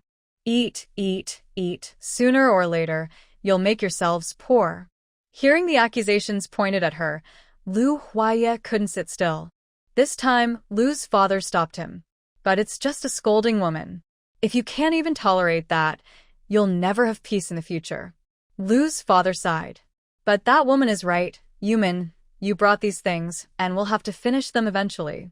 It's better to save a little now." Lu's mother also looked worried. "Ah Yi, you should eat less rice in the future. Yumin only eats a small bowl, but you ate 3 big bowls. If you keep eating like this, the rice will run out in no time. Tomorrow, we shouldn't eat that meat anymore. When the snow falls, we'll bury it and save it for the new year." When she heard that they couldn't eat meat tomorrow, Lu Huayu's face immediately fell. Lu Huayan secretly stuck out his finger, dipped it in the meat broth on the plate, and licked it into his mouth. The shouting outside gradually stopped, but the atmosphere inside the house grew more serious. Xiao Yumin knew that another family meeting was about to be held. She gently patted Lu Huayan's little head. "Huayan, go play outside in the yard. If the people from the He family come near our house, just shout loudly for brother, okay?" Lu Huayan nodded hard and ran out quickly. Xiao Yumin turned and went to old Master Lu's room. For convenience, all the luggage was piled in old Master Lu's room, watched over by Lu Huanai. Within 2 minutes, Xiao Yumin came back holding 2 boxes. As soon as she saw the boxes, Lu's mother almost gasped. Yumin, these boxes, how are they with you? It seemed that everyone in the Lu family recognized these boxes, and several heads leaned in closer. Xiao Yumin handed the boxes to Lu's mother and said, I sent Huayan out because children tend to talk too much and might reveal secrets. Also, we need to be careful of neighbors eavesdropping. Lu's mother tremblingly opened the boxes. Inside, one box held gold jewelry, and the other contained a large bundle of ration coupons and industrial tickets, along with some grain vouchers. Lu's mother tears fell like rain onto the gold jewelry, then she hugged them tightly. These were dowries given by my mother and grandmother. I thought I'd never see them again. Lu's father also looked moved. Foam Hyping took all the valuable things from the house under the pretense of collecting evidence. Yumin, how did you manage to get these back? Xiao Yumin slightly tilted her head proudly and said, The first day I came to find you, I saw those people constantly loading things onto the truck. When they went inside, I searched the cart and found some small boxes, which I secretly hid so they wouldn't notice. Most of the items were hidden in my house. I only took what I could use. Actually, all these items were in her space. Since the day we left the Lu house, they searched her luggage, but they were afraid I might fake an injury and cling to them again, so no one dared to search me. I managed to bring these out smoothly. Xiao Yumin repeated her old trick, pulling military medals from her pockets. Old Lady Lu instantly burst into tears. These medals are your grandfather's lifelong honor. He was so angry about losing them that he had and bled in the brain. The elderly lady carefully walked over to Xiao Yumin. Yumin, Grandma thanks you on behalf of your grandpa. Even if he can't get through this, I will bring these things and have the face to see him in the future. Xiao Yumin quickly helped Grandma Lu, who was about to bow. Grandma, this is what I should do. You don't need to bow to me. Lu Huayu was completely stunned. Oh my goodness, so much money. We won't have to worry about food and drink. Seeing Lu Huayu like this, Yumin felt a little more at ease. If she wanted the Lu family not to repeat past tragedies, she had to keep giving everyone hope. Even Lu Huayu, who was usually the most changeable, became much more determined. The others in the family wouldn't be so sad anymore. Yumin helped Grandma Lu sit down, and then continued. Our money is enough to support our lives. These 2 meals are just to help everyone regain strength. Even with money, we can't eat meat every day. Lu Huayu was the first to react. Yes, we were driven out to the countryside. Those people just want to see us struggle and make us bow. If we live too well, they will come up with other ways to hurt us. Yumin was very glad that Lu Huayu had this kind of thinking. That's why Lu Huayu spoke harshly and targeted her before, but she didn't mind. Lu Huayu is spoiled, but not a bad person. In her previous life, she worked in the fields, and when Qing Shan scolded her for being stupid, no one in the village dared to speak up. Only Lu Huayu helped her. She understood Lu Huayu's romantic nature. In her past life, the Lu family was very poor. She fell from being a spoiled girl to a common person. The prosperity she once had was gone, and even eating enough was a luxury. Then a man appeared, pretending to love her, promising to take her away from this life, and showing her a bright future. Anyone would be unable to resist. Later, she realized her mistake. Her pride and unwillingness made her chase after Xia ran to the city, and she paid the price for her actions. Yumin was not a saint, but she wouldn't punish Lu Huayu for her past mistakes. Now they were family, and family should protect and trust each other unconditionally. This life, she would guide Lu Huayu onto the right path and start a new life. Her thoughts returned, and Yumin nodded. Yes, we should hold on. When we build our own house next year, it will be farther from the village. No one will be able to see how we live. But for now, we still need to be discreet. The Lu family members all nodded in agreement. Xiao Yumin began to assign tasks. Our whole family doesn't farm or store food, which isn't normal, so tomorrow everyone will work hard to earn work points. Grandma is at home taking care of Grandpa and Huayan. Mom, you and Huayu can prepare meals, and do less work to stay healthy. Xiao Yumin looked at Lu Huaya and Lu Fu. Dad, Lu Huaya, we don't need to work ourselves to exhaustion. Do as much as you can and try to finish the work for the day. Lu Huaya quickly replied, you don't need to work. I can do your share of the work. You can stay home and rest. When Lu Huaya said this, everyone in the Lu family held back their laughter. Xiao Yumin's ears turned red. She knew Lu Huaya could do twice as much work alone. The two of them had almost never spoken in their previous lives, but she knew Lu Huaya often secretly went to help her work late at night. She tugged Lu Huaya's sleeve. How can I, as an adult, stay at home resting? If the villagers find out, they'll laugh at me for being a lazy wife. Lu Huaya's face darkened. Anyone who laughs at my woman, Lu Huaya, I will make sure they regret it. The phrase my woman, Lu Huaya stunned both of them, and Xiao Yumin blushed deeply. Stop talking.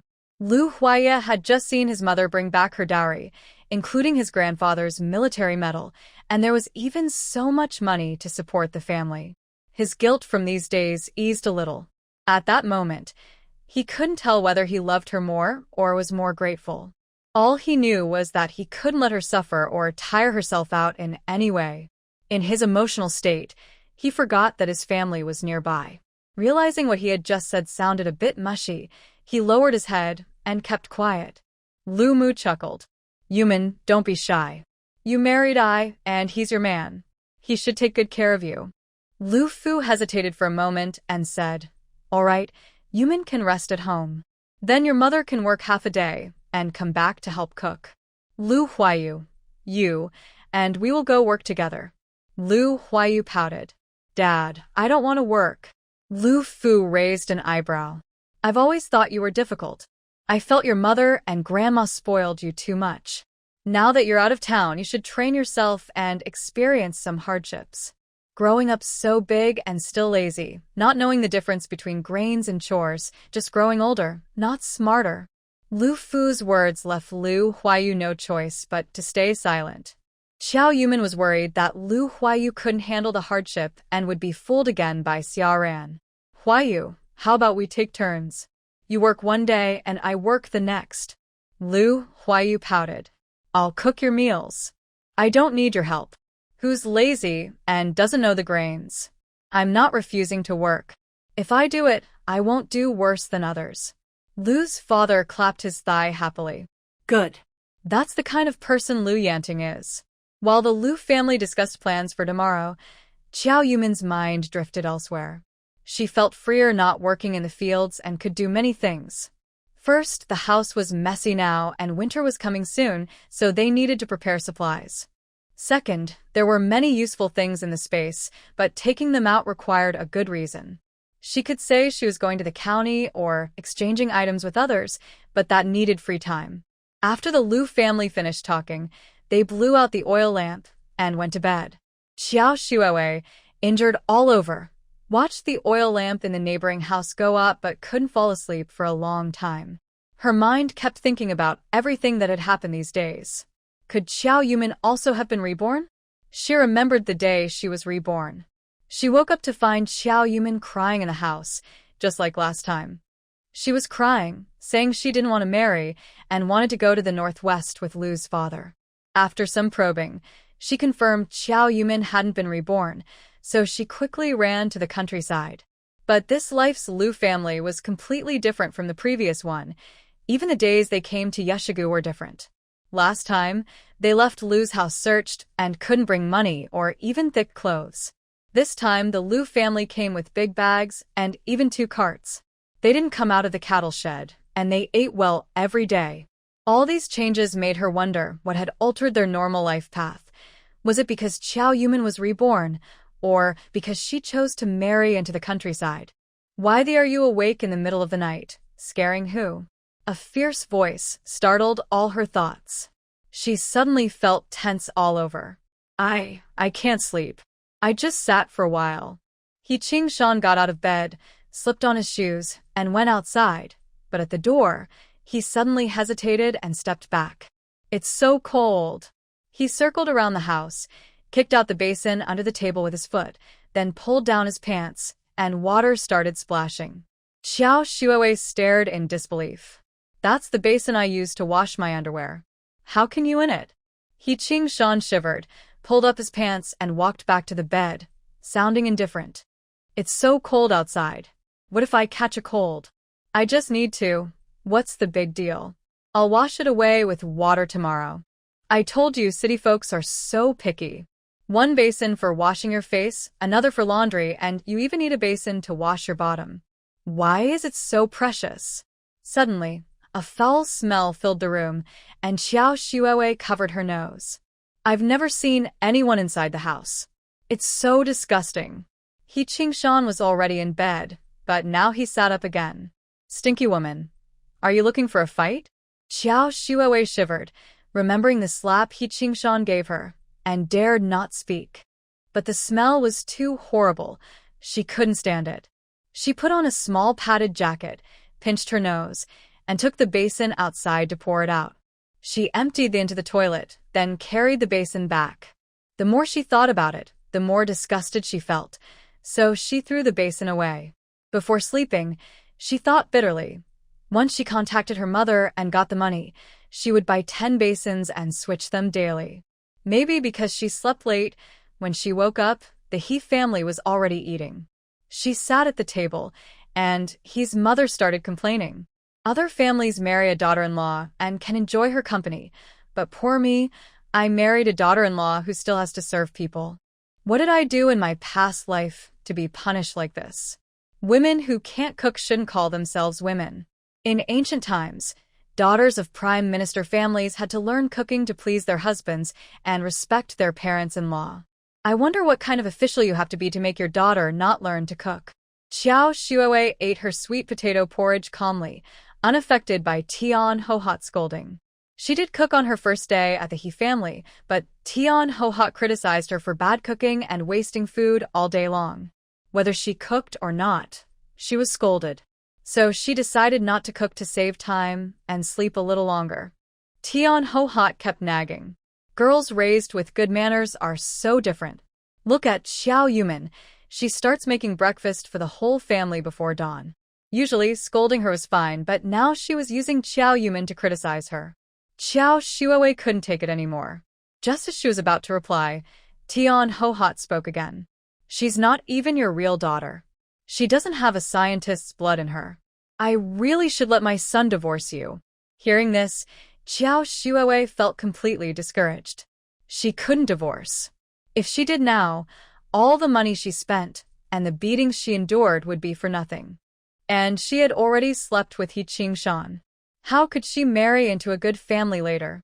She silently drank her porridge, which tasted as bland as chewing wax. Next to her, He Qingshan nudged her. Go fill me a bowl of porridge. Xiao Shuowei quickly ate her meal, thinking to herself that she should also get a bowl for herself.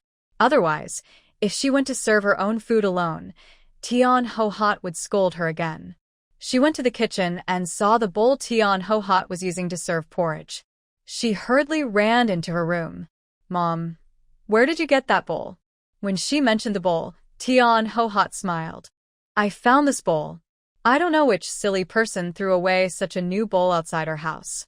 Our house's front door is my territory.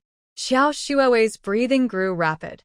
Outside the door, she remembered the basin she threw out last night, which was filled with He Qingshan's. The foul smell seemed to linger in her nose. Thinking that the porridge she just ate was served in that basin, she couldn't hold back any longer and ran to the door, vomiting loudly. Ugh. After the Liu family finished breakfast, they were already dressed and ready to walk around the village to get familiar with the surroundings, then work in the fields with the villagers.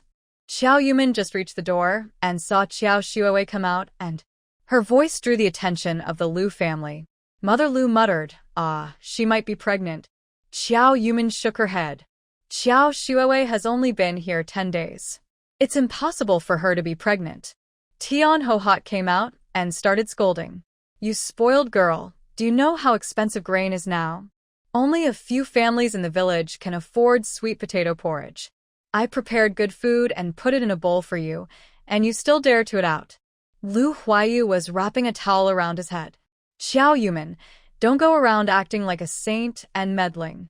Yesterday, you heard her being beaten and went to help, but she still thinks you fancy her man.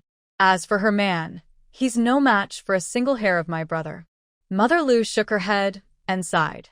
Marrying into such a family is really sad.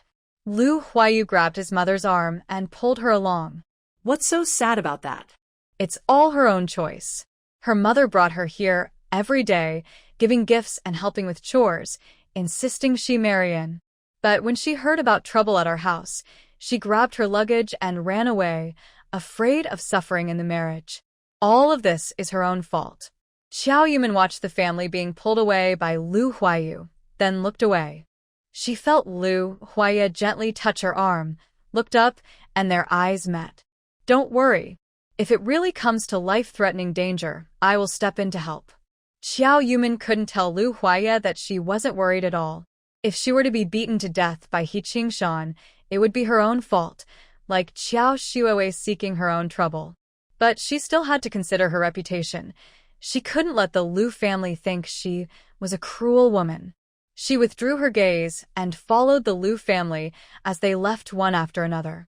The Lu family took a winding path through the village, familiar with every place. Mother Lu followed behind, criticizing Xiao Yuman. Why are you up so early making breakfast? Young people love to sleep. From now on, I will cook, and you can sleep a little longer. Xiao Yuman appreciated Mother Lu's kindness and promised not to cook tomorrow. Actually, her early morning cooking today was just an accident, because she dreamed of something from her past life. She dreamed of the event that changed her fate in her previous life. She remembered it was winter when her period stained the sheets and her pants. Tian Hohot thought she was unlucky and wouldn't let her wash the dirty clothes with the family's well water. So she had to wake up early and carry the dirty clothes and sheets to the river to wash. The small winter river was already frozen, and she struggled hard to break the ice and wash with river water. The cold river water made her fingers hurt, and her chilblains burst and bled. She cried while washing. No one knew how desperate she felt then. She even thought about breaking the ice bigger and jumping in to end her life. She cried so hard that she didn't notice the footsteps behind her. Suddenly, someone reached out and took her clothes away, starting to wash them in the cold river water. Xiao Yuman wiped her tears and saw clearly that the person washing her clothes was Lu Huayu. Her face flushed when she remembered the dirt on the sheets, and she reached out to grab her clothes back. I can wash it myself. Lu Huayu didn't look up. His hands were very strong. He quickly washed away the bloodstains that she had scrubbed for a long time without success. Xiao Yuman felt so embarrassed that tears almost came out. It's very dirty. I can wash it myself. Maybe because her voice carried a crying tone, Lu Huayu finally responded. Clothes get dirty. That's why they need washing. Go sit over there for a while. I'll finish washing soon. Before this, Lu Huayu had helped her many times. Thinking about how her fingers hurt so much, her embarrassment was bearable. She finally stepped aside. The water in the river was icy, and her pain was numbed by the cold. But now, not touching the icy water, her hands started to heat up and swell, and her joints ached as if they were being bent repeatedly. From the beginning, she sniffled softly, then cried loudly without caring who was nearby, venting her feelings like a hurt child. Until Lu Huayu washed his clothes and handed her the basin. Stop crying. If you really can't stand it, find something to do. When people have a goal to strive for, life doesn't feel so hard. Since coming to Yeshigo, this was the first time Xiao Yumian had spoken so much to Lu Huayu. Usually, Lu Huayu helped her secretly with chores, and they didn't talk much. Xiao Yumian's mother was a doctor at Qingshan County Hospital. When Lu's mother had a difficult childbirth, the hospital knew she was the leader's wife and was afraid to take her in or give medicine, fearing responsibility. No doctor dared to deliver the baby or treat her, saying it was too dangerous and she needed to be transferred to a better hospital. But Lu's mother, despite the risks, personally prescribed medicine and helped deliver the baby, saving both mother and child. From then on, The Lu family considered the Qiao family as benefactors, and they often visited each other. Later, the Lu family moved to the provincial city, and Qiao Yumian's mother passed away. Her father remarried, and the families lost contact. A year ago, the Lu family seemed to sense something was wrong. Lu's father fell ill, and the whole family moved back to Qingshan County, which led to renewed contact and later marriage arrangements. Initially, Qiao Yumian was forced to give up on the Lu family, but they still remembered her mother's kindness. So, everyone in the Lu family often showed her kindness, intentionally or not. This might be why Qiao Yumian dared to cry loudly in front of Lu Huaya, because his kindness felt like a final gift from her mother in this world. Lu Huaya's words made Qiao Yumian stop crying. What do you mean by having a goal? After handing her the clothes, Lu Huaya kept a respectful distance. I know you want to leave Yeshigo. To leave, you need money to support yourself. He pointed to a bucket behind him. I cultivated a small vegetable patch at the foot of Dong Mountain. The soil isn't rich, but I compost and water it myself, and the vegetables grow well. Our family needs vegetables, so we eat them ourselves. You can secretly grow some too, and when you have a chance, sell them. These fresh, tender vegetables are popular with city people for children, and they sell for a bit more than regular vegetables. When you save enough money, maybe you can leave the He family. Qiao Yumian. The only person who can save you is yourself. Qiao Yumian suddenly woke up, and Lu Huaya's words still echoed in her mind. For the current Qiao Yumian, this was a thing of the past, but the scenes from her dreams remained clear. Maybe years of habit had formed a biological clock. Once she woke up, she couldn't sleep again. She put on her clothes and went to the yard. It was already dawn, and in the morning fog, a tall figure was walking toward the yard. Even though she couldn't see his face clearly, Qiao Yumian immediately recognized him as Lu Huaya. She couldn't help but think. That morning, she went to the ice river to wash clothes. Did Lu Huaya also see her crying by the river through the fog? He told her that fate needed to be changed by herself. But she probably disappointed Lu Huaya, because she had many chances to change her fate, but never seized them. Lu Huaya's figure grew closer. He saw her, and even quickened his pace to walk over. In the last few steps, Lu Huaya even ran towards her. She saw a young girl standing at the yard gate, and only when she got closer did she realize she was already crying. Lu Huaya took the dry wood off his back and, without hesitation, reached out and held her hand. Why are you crying? Did you sleep poorly? Or are you not used to living here and regret coming to the countryside? Hearing Lu Huaya's words, Qiao Yumian raised her hand to touch her eyes and realized she was crying. She hurriedly wiped her tears and shook her head. No, I just had a beautiful dream. Lu Huaya let out a long breath, and his face immediately showed confusion. Why cry after a beautiful dream? Qiao Yumian really wanted to say that it was a nightmare, but because she saw him, the nightmare turned into a beautiful dream that continued from her past life into this one. But she still shook her head. The dream was so wonderful that it made me cry. She didn't want to say too much, and picked up the dry wood to walk into the yard. Where are you going so early in the morning? I saw that the firewood at home was gone, so I went up the mountain to pick some. Don't worry, I'll carry it.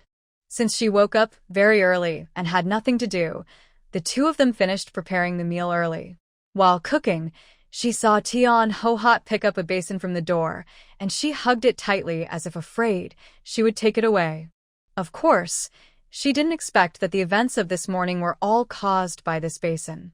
The Lu family, after these days of change, seemed to have accepted the fact that they would go to the countryside to work, except for Lu Huayu, who still seemed a bit reluctant. There are no loudspeakers in the village.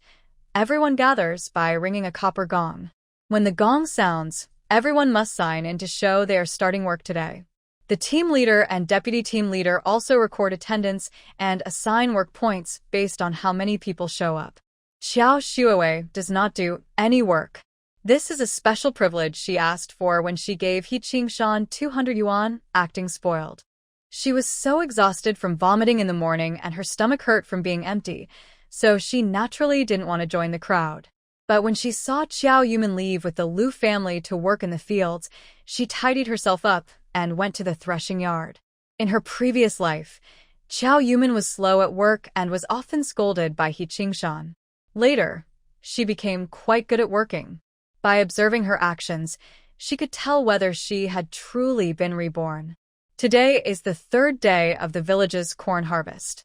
A few days ago, everyone cut down the corn stalks and piled them up. Now, the stalks are all cut, and they need to pull the corn cobs from the stalks to dry in the yard. Once dried, they will thresh the grains, weigh them, and send them to the commune as grain. Qiao Yumin watched the village secretary dividing tasks based on people and couldn't help but rub her wrists. Her hands are small, and pulling corn is especially tiring. After every harvest, her wrists hurt for days, making it hard to even hold a bowl. She looked around while listening to the villagers chat and suddenly heard an interesting topic. Oh, isn't that Captain He's new wife? She's so diligent, helping out so quickly. Hearing this, Qiao Shuowei's face instantly fell. She was secretly watching Qiao Yumin among the crowd, not knowing which careless person approached her to talk. Just as she was about to respond, another young wife came over. You're really hardworking. The laziest one in our village is probably Fong's daughter-in-law. She's only been married a month and hasn't started working yet. Qiao Shuowei wanted to say she wouldn't work, just came to watch the fun, but her words got stuck in her throat. If she said she wasn't planning to work and was just here to watch, her laziness might become a topic of gossip in the village. She needed to prepare for the future and couldn't leave a bad impression. She forced a smile and exchanged greetings with the young wife. Yeah, I need to come and work. She smiled outwardly, but was grinding her teeth inwardly. In her previous life, she married Lu Huaya but never did any work. Her gaze involuntarily drifted toward Lu Huaya, who was slightly bent over, talking to Qiao Yumin. She was furious and just wanted to rush over and slap Qiao Yumin. Qiao Shuowei finished her work, but didn't go to do anything else. She just stood there, waiting to see which plot of land Qiao Yumin received. When they approached, the secretary was distributing the work, and Lu Huaya stepped forward. Secretary, my wife isn't working. She's just here to watch. Before the secretary could say anything, Qiao Shuowei called out. Not working? Why doesn't Qiao Yumin do any work?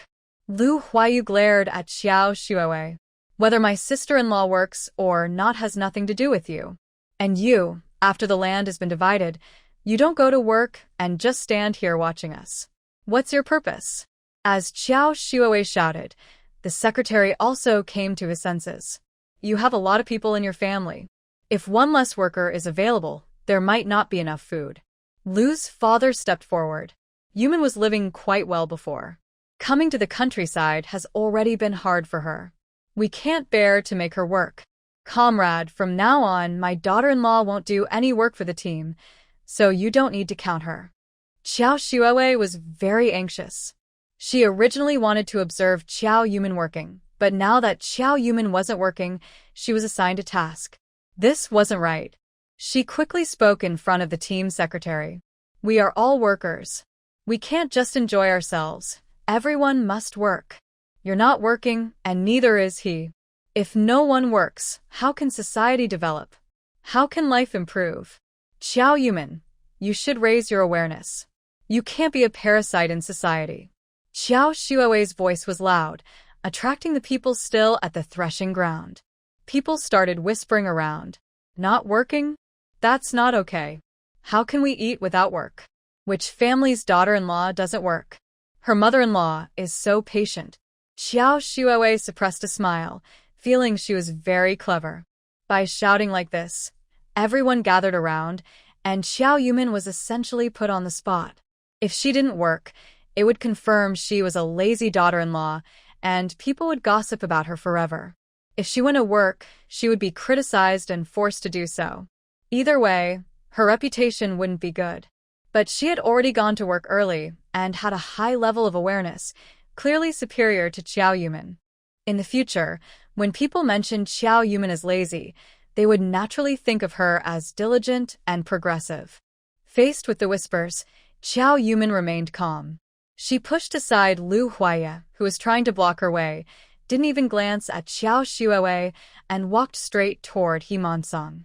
Captain, I have something to ask you. He Mansong was inside the shed discussing something with the deputy team leader.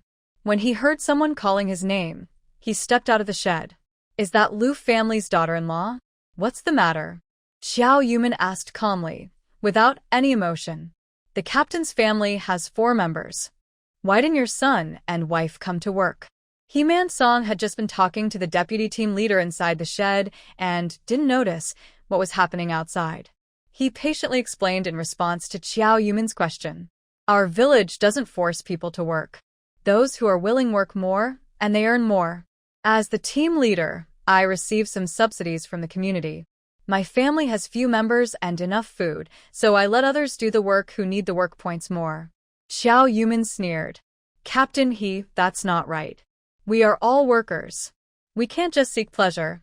Everyone must work. You don't work, neither does your son or wife. If no one works, how can society develop and life improve? Captain you should raise your awareness and not let your family be like parasites in society. He Mansong, who had been the leader of the Jade Stone Gully team for many years, was scolded for the first time directly to his face. His low awareness and the reputation of being a societal parasite, if spread, would ruin his career as team leader. Thinking about the threatening words Xiao Yuman had said yesterday, all his anger was now vented. Xiao Yuman, what nonsense are you talking? Xiao Yuman spread her hands. Captain you misunderstood me. It's not what I said. It's what your daughter-in-law said. She has a high sense of awareness. Today, not only did she come to work, but she also scolded me. I now realize my mistake deeply. I hope, Captain, he can reflect on his own errors and quickly call your son and wife to come and work together. Only with more work points can we get more food. If your family has enough food, you can give some to other members who are short. That shows the right attitude of a team leader. He Qingshan's face turned pale as he turned to look at Xiao Shuowei. Xiao Shuowei didn't expect that Xiao Yuman would go to her father-in-law to say such things. She hurriedly waved her hands. Dad, I didn't say that. I mean Xiao Yuman. She's lazy and doesn't want to work. He Mansong, for the first time, lost his temper with his daughter-in-law. If you're so tense and want to relax, just go work in the fields. Why interfere in others' affairs? Lu Huayi looked up and then pulled Xiao Yuman behind him. Captain our family has many members. Grandpa is bedridden, Grandma is unwell, and my younger brother is only 6 years old. Yuman not working is also to take care of the whole family. My family situation is clear. One person isn't working, which is understandable. He Mansong took a deep breath, trembling all over, but still forced a kind smile. Work depends on the family circumstances. There's no need to explain to anyone. The number of workers from your family and the work they do determines how much grain they get. Lu Huayi nodded and then led his family to see the village secretary. Secretary, today 4 of us are working, so please assign us some land. The Lu family received land and started asking nearby people for directions. Xiao Shuowei stayed trembling in place, afraid to move. Father-in-law, There were still many people on the threshing ground who hadn't received land, and some came back just to watch the fun. He Mansong was eager to slap his daughter-in-law hard. At first, he was very happy to hear that Xiao Shuowei was marrying into their family. Knowing that a rural family could marry a city girl, especially a daughter of a scientist, was a great honor. But after everyone arrived home, they found out she was a stepdaughter. A stepdaughter was okay. She grew up with a scientist, so her knowledge, skills, and thoughts were better than those of rural girls. However, this daughter-in-law was not only delicate but also lazy and greedy for comfort. Usually, her husband and she didn't treat her well, but he thought it was because she hadn't fulfilled her responsibilities. He never interfered in their small fights, believing she would be trained someday. But today, she seemed to have lost her mind. Meddling in others' affairs and ignoring her own family's situation. She was so foolish. So many people were watching, and as the village head, his reputation was being trampled on. He couldn't get angry in front of so many people and had to keep his image. Xianshan thought for a moment and forced a smile. Daughter-in-law, you're from the city and graduated from high school. Your father-in-law's thinking isn't as advanced as yours. As the village head, I should consider more. Just now, the Liu family's daughter-in-law was right. Our grain is enough for us, but not for others. I've thought it over. From now on, only you will work, and I will allocate your share of work points to poor households in the village. Xiao Shuiwei shook her head like a rattle. No. I don't want to go to the fields. Before she finished, He Qingshan's palm slapped her the shoulder. You are truly admirable, with high moral awareness. You are embarrassing my family. Go ahead, do your work. Xiao Shuiwei feels the weight on her shoulders. That seemingly encouraging pat on the back actually hides restrained anger that hasn't erupted. Others might not see it from afar, but she can. When her father-in-law said that, he was speaking through clenched teeth. Her father-in-law is the head of the family. As long as her fierce mother-in-law gets angry, he quickly becomes obedient. If she confronts her father-in-law now, no one can save her, and she might even face divorce. With tears in her eyes, Xiao Shuiwei grits her teeth and turns to leave. She walks away, feeling like everyone around is watching her and talking behind her back. Looks like this young wife from the city isn't very smart. Yeah, if there was enough food, who would want to work? He's the team leader, and his family doesn't work. No one dares to object. She just married in and already caused trouble for her father-in-law. Isn't she trying to make it obvious that their family is biased? Mocking words come from all directions. Xiao Shuiwei can't escape the gossip. Xiao Yuman, it's all because of her that I ended up like this. It seems I can't keep her around anymore. Xiao Yuman doesn't know what happened afterward. She took the Liu family members to the field, marked the spot for lunch delivery, and then left. While walking, she overheard others talking about the incident, learning what had happened between He Mansong and Xiao Shuiwei after she left. Xiao Shuiwei is incredibly foolish.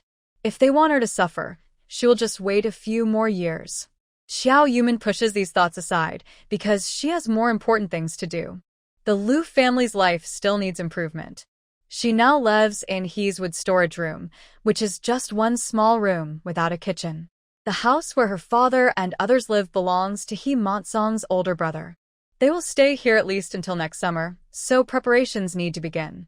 Xiao Yuman excuses herself to rest and enters her space. Since gaining her space, she hasn't used it much beyond storing things. Winter is coming soon. The Liu family has no vegetable plot or winter storage, so vegetable supply will become a big problem. She needs to plan ahead. She looks at the land inside her space, quickly calculates what vegetables to plant, and tidies up the usable tools. She has to go out soon, so she prepares lunch for the Liu family first. Eating in the field is most convenient, and with so many people working there, they can't expect to eat very well. After thinking for a while, she took out some plain flour, made 3 bowls of dough, covered them, and placed them in a warm spot to ferment. Then she took some pork from the well, added water, soy sauce, salt, and Sichuan peppercorn powder to a pot, and started cooking. When the aroma appeared, she removed some firewood and simmered on low heat. Once the dough was ready, she cut it into equal-sized pieces and shaped them into steamed buns. She placed a steaming cloth over the pot with the cooked meat and steamed the buns on top. After 20 minutes, both the meat and buns were done. She turned off the heat, told Grandma Liu, and then pushed the cart away. In the countryside, supplies are scarce, and it's hard for people to go to the city, so gatherings like the big market naturally happen. This kind of trade is allowed by the government and isn't considered speculation. On market days, members from nearby villages bring their produce to sell or exchange items. Xiao Yuman asked around. The next big market is in 8 days, but she probably can't wait that long. So she pushed her cart around the village, asking people. She first went to the Fong family. Fong's daughter-in-law is pregnant. She took half a gene of red sugar and exchanged it for extra bowls and chopsticks that Fong's daughter-in-law brought as part of her dowry. At Aunt Fong's warm invitation, she also picked some vegetables. The Lin family is famous for carpentry in the village. She persuaded them to buy a few pieces of furniture, including a large round dining table, 8 matching round stools for armchairs, and 2 small heated beds. She spent the whole morning walking, and her cart gradually filled up. She even secretly added some items from her space. When Lu's family asked about it, she said she bought everything from the villagers. If outsiders saw it, they'd think it was stuff brought from the city. Besides the visible cotton and quilts, she also took out a few beds and pillows from her space, completing the bedding for Lu's family to sleep on at night. Several rooms had heated beds, so in winter, the house would be warm and they wouldn't worry about staying warm. The furniture was still being made and wouldn't arrive for a few days. The bowls and chopsticks were also ready, so they no longer needed to use empty rice boxes as covers. Their living situation was now settled. If they needed anything in the future, they could just buy it at the next big market. Looking at the sun, it was probably noon. She needed to deliver lunch to the family of 4 working in the fields. They did manual labor, so they needed to eat enough to stay strong, but not too much to attract attention. So, at noon, Xiao Yumin prepared some meat-filled buns. She took the pork out of the pot. The pork, cooked in a large pot, was tender and fragrant, with the skin soft and flavorful. Mash the meat into small pieces, pour a spoonful of broth over it, and add some finely chopped green peppers. Green peppers are not spicy and have a unique fresh aroma that helps lighten the dish. Cut the steamed bun open, stuff it with the minced meat, and from a distance, it looks like you're eating a bun, but in fact, this bun hides a secret. Take out the small bok choy from Fong's garden in 3 eggs and make a simple bok choy and egg soup. Zhao Bo's family bought 2 woven bamboo baskets, each with a lid. Line the baskets with fine cloth, pack the meat-filled buns, and place the soup in a small bamboo tube. Carry everything and head to the field. Xiao Yumin walked along without meeting many people. The harvest time was tight. So many families chose to eat in the fields to save time, since work points were based on the amount of work done. Only a few people went home, probably because someone at home needed care. Xiao Yumin passed by a cornfield and saw Xiao Shuowei sitting with 2 young wives, chatting and laughing. Xiao Shuowei saw Xiao Yumin walking over with some things. Thinking about what happened earlier, her smile froze for a moment, then she continued talking. The 2 young wives chatting with Xiao Shuowei were Zhou Cuihong, the daughter-in-law of deputy team leader Zhou Dashan, and Su Qiushuang's sister, Su Qiuyu, who was the director of the Women's Federation. The 3 of them were about the same age, and their plots of land were close, so they gathered together to chat. Actually, Xiao Yumin didn't really want to socialize with them because Zhou Cuihong was known as a gossiping woman in the village, and Su Qiuyu was dull and boring. But these 2 kept coming closer to her, so she had to pretend to be friendly. Zhou Cuihong was determined to flatter the daughter-in-law of the big team leader, so she paid extra attention to Xiao Shuowei's attitude. She saw Xiao Shuowei's face stiffen for a moment, then looked at her eyes and immediately understood what was going on. Although many people weren't present during the morning incident, the village had a small population, so the news spread quickly throughout the morning. Some people just wanted to work and earn points without gossiping, while others thought Xiao Shuowei was bored and meddled in others' affairs, which made her father-in-law scold her. Serves her right. But most people had a positive view of Xiao Shuowei's identity as a scientist's daughter, believing she came from a scholarly family and had studied, which made sense. Zhou Cuihong was one of them. Her younger sister-in-law also didn't work in the fields. In the team, girls around 10 years old knew that during their free time, they should go to the fields to earn points and help their families get food. Her younger sister-in-law was 16, always staying at home, not working in the fields, and not even cooking. Zhou Cuihong and her mother-in-law wake up early every day to prepare breakfast for the family. They also make some lunch to take to the fields and even leave some for their younger sister-in-law. In early spring and late autumn, when it's still dark, the lunch they bring is already cold by noon. In summer, it gets hot, and sometimes the food turns sour. Her father-in-law and mother-in-law always think that the younger sister-in-law is too young to work and would be laughed at if she tried. But in Yeshigu, every girl starts working at the same height as the stove. They glared sharply at Xiao Yumin. Isn't it true that the person who doesn't work is probably too lazy and full of bugs? Even if she doesn't go out to work, she can still get married. It's really surprising. Su Qiuyu is quiet and not good at talking to others. Her sister, Su Qiushuang, advised her to stay close to Qiao Xuewei because she's from the city and has a lot of experience. She doesn't like to gossip about others, but after Zhou Cuihong finished talking, Qiao Xuewei rolled her eyes, showing they're on the same side, so she didn't want to say anything different. She whispered, "Aren't they supposed to be taking care of the elderly and children? They just made lunch and brought it to the fields. Maybe they're really busy." Qiao Xuewei didn't want to say much at first, worried about leaving a bad impression.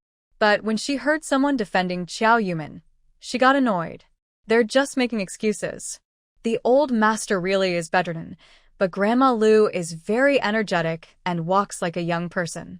And that child is already 6 years old. She doesn't need to be taken care of anymore. Making lunch and bringing it to the fields doesn't take much time. She's just used to being lazy. Qiao Xuewei raised her voice in anger, attracting others nearby to join the conversation. "Oh, his wife. I heard you used to be classmates with Xiao Yumin. You should know her well, right? She's from the city too. Why did she come to the countryside?" Qiao Xuewei blinked and pretended to hesitate. This is someone else's business. I shouldn't say too much. She knew that with so many people around, especially Zhou Cuihong, who was very talkative, what she said could be spread all over the village by tomorrow. But she was worried that if Qiao Yumin found out she was spreading rumors, she might reveal that she was her stepdaughter, which would cause her big trouble. Still, she didn't want to miss this good chance. Zhou Cuihong, who was good at reading people's faces, held Qiao Xuewei's hand, shook it gently, and pretended to be sweet. "Xuewei, just tell them. We're family, and we're all trustworthy. No one will spread it around." Qiao Xuewei lowered her head and chuckled quietly, then looked up with a troubled expression. "Whatever I said, please don't go around spreading it." A few people quickly agreed. "Oh, who are we talking to?" "Yes, we're just curious.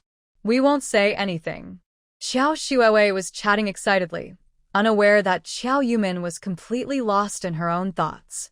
She was still thinking about how to spend this winter.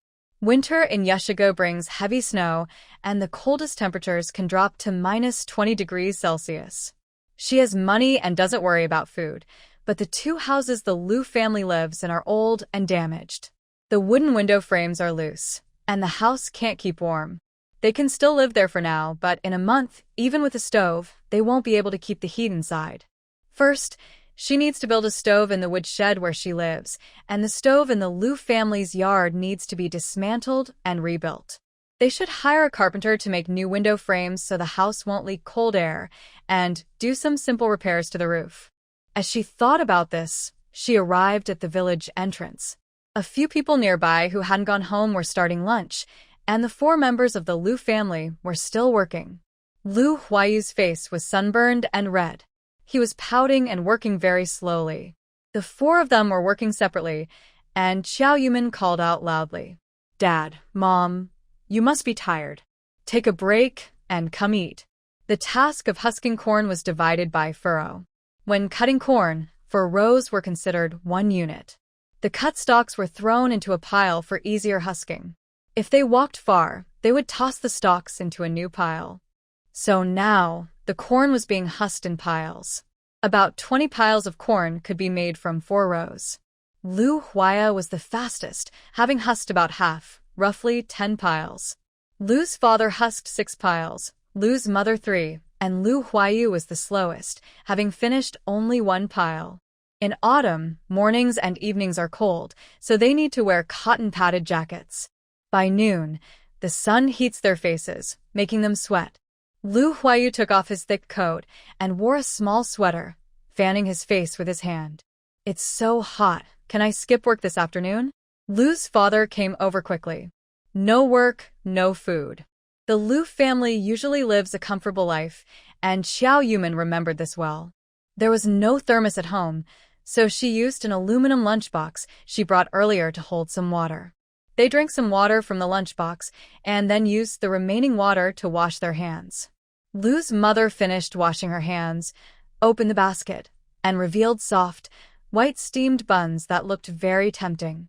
Lu Huaya, tall and strong, was very hungry. After washing his hands, he grabbed a bun and ate it. As he put the bun in his mouth, his eyebrows relaxed, and a faint smile appeared at the corner of his lips. Mother Lu took a bite of the steamed bun and praised, "Really delicious." Only Lu Huayu frowned, glanced at the bun briefly, then looked away. "What's so good about a bun? There's no one around in the fields.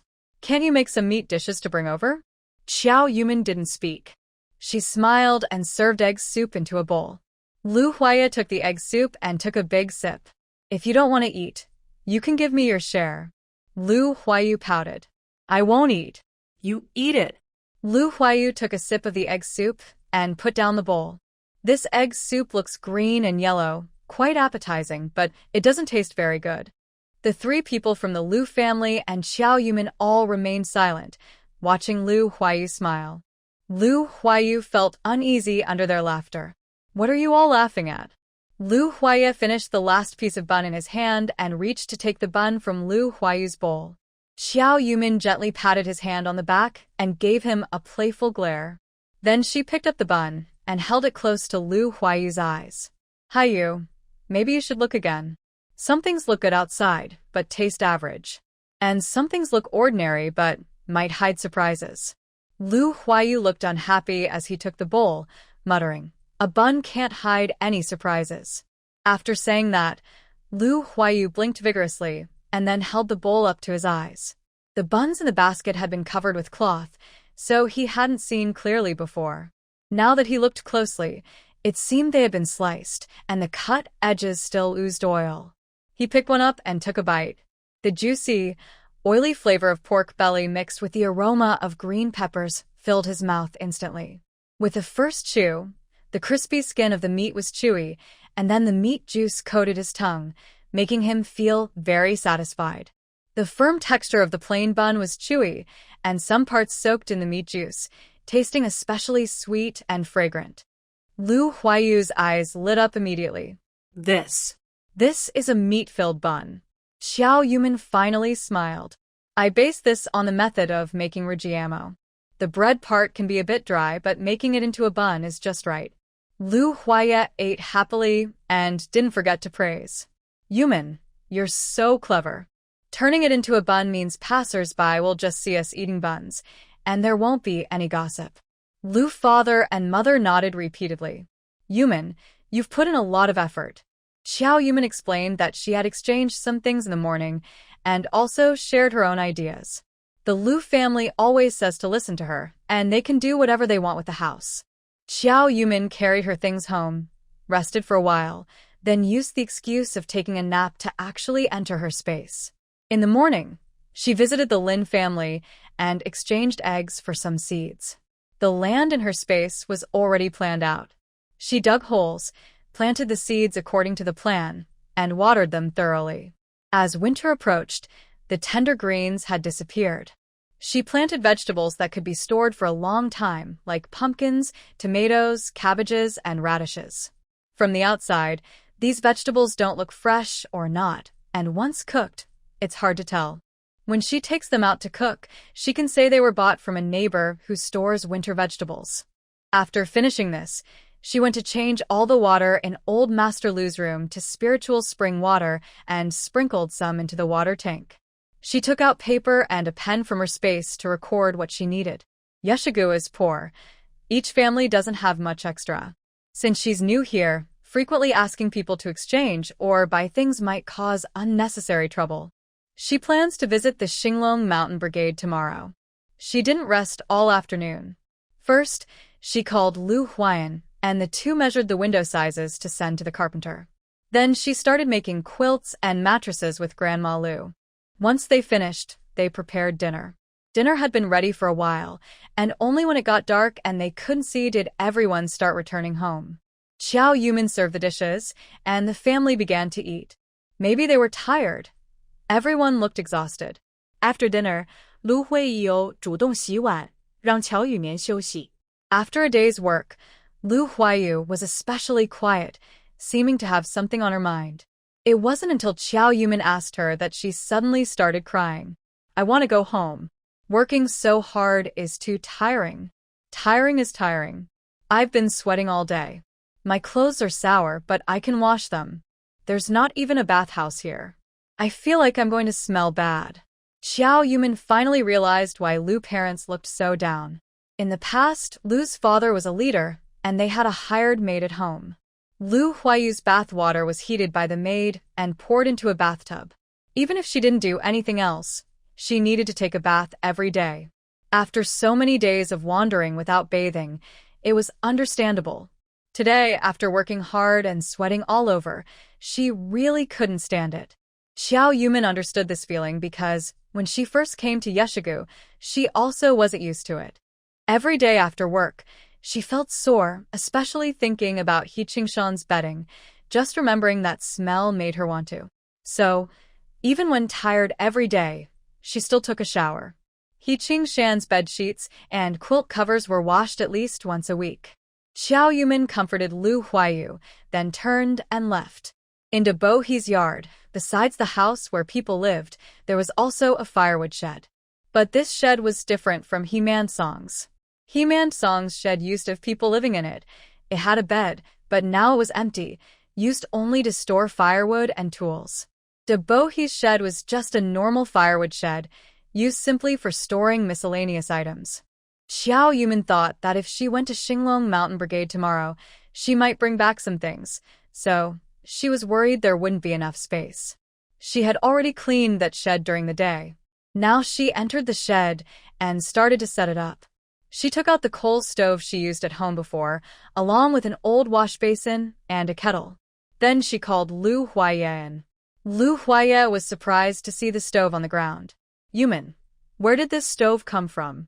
Qiao Yumin blinked and told a small lie. I found it while tidying up the firewood shed today. It's probably from the Bo He's house before. Look at how we can connect the stovepipe, and we can make a chimney. Everyone has worked all day, so we need a place to wash up. Lu Huaye nodded. Yes, I overlooked that. He put down the stovepipe, then turned to face Qiao Yumin. Yumin, I've been feeling very confused lately. Luckily, you are managing everything, keeping the house tidy. I think of everything you do, and for what I didn't think of, you've already prepared. I really don't know how to thank you. Qiao Yumin was still sweeping dust off the wall, casually replying, just don't forget me when you become successful. Lu Huaye didn't answer. He just looked at her back and silently made a promise in his heart. They didn't say anything more, and each went about their own work. Although Lu Huaye grew up in a military compound, he didn't have the bad habits of the children from big families. Instead, he was capable of doing many things. Next, he borrowed a ladder from the neighbor, climbed onto the roof, lifted the tiles, and extended the stovepipe out of the house to vent the smoke. Then he chopped firewood, lit a fire, and started heating water. Qiao Yumin was sewing leftover fabric strips into a quilt, pinning them onto the window of the shed. In just over an hour, a simple bathhouse was ready. The fire in the stove burned brightly, not only boiling water but also warming the room. After the first pot of water was ready, the entire shed was warm and cozy. The hot water was poured into a basin, filling the room with warm steam. Lu Huaye found a waist-high water basin in the woodshed. After cleaning it, he forgot to fill it with water. The first pot of boiling water could be diluted with cold water to make a large basin of warm water, then more water could be taken from the basin to continue boiling. Qiao Yumin secretly added some spiritual spring water to the basin and pretended to take out shampoo and soap from her bag, placing them in the bathroom. After preparing everything, Lu Huayu was the first to go in. Then came Lu's mother, Lu's father, and finally Lu Huaye. Everyone was tired after a whole day, and they fell asleep after taking a shower. Qiao Yumin hesitated whether she should also take a bath. Although she hadn't gone out to work, she had been busy all day, and she didn't smell much better than those who had been working outside.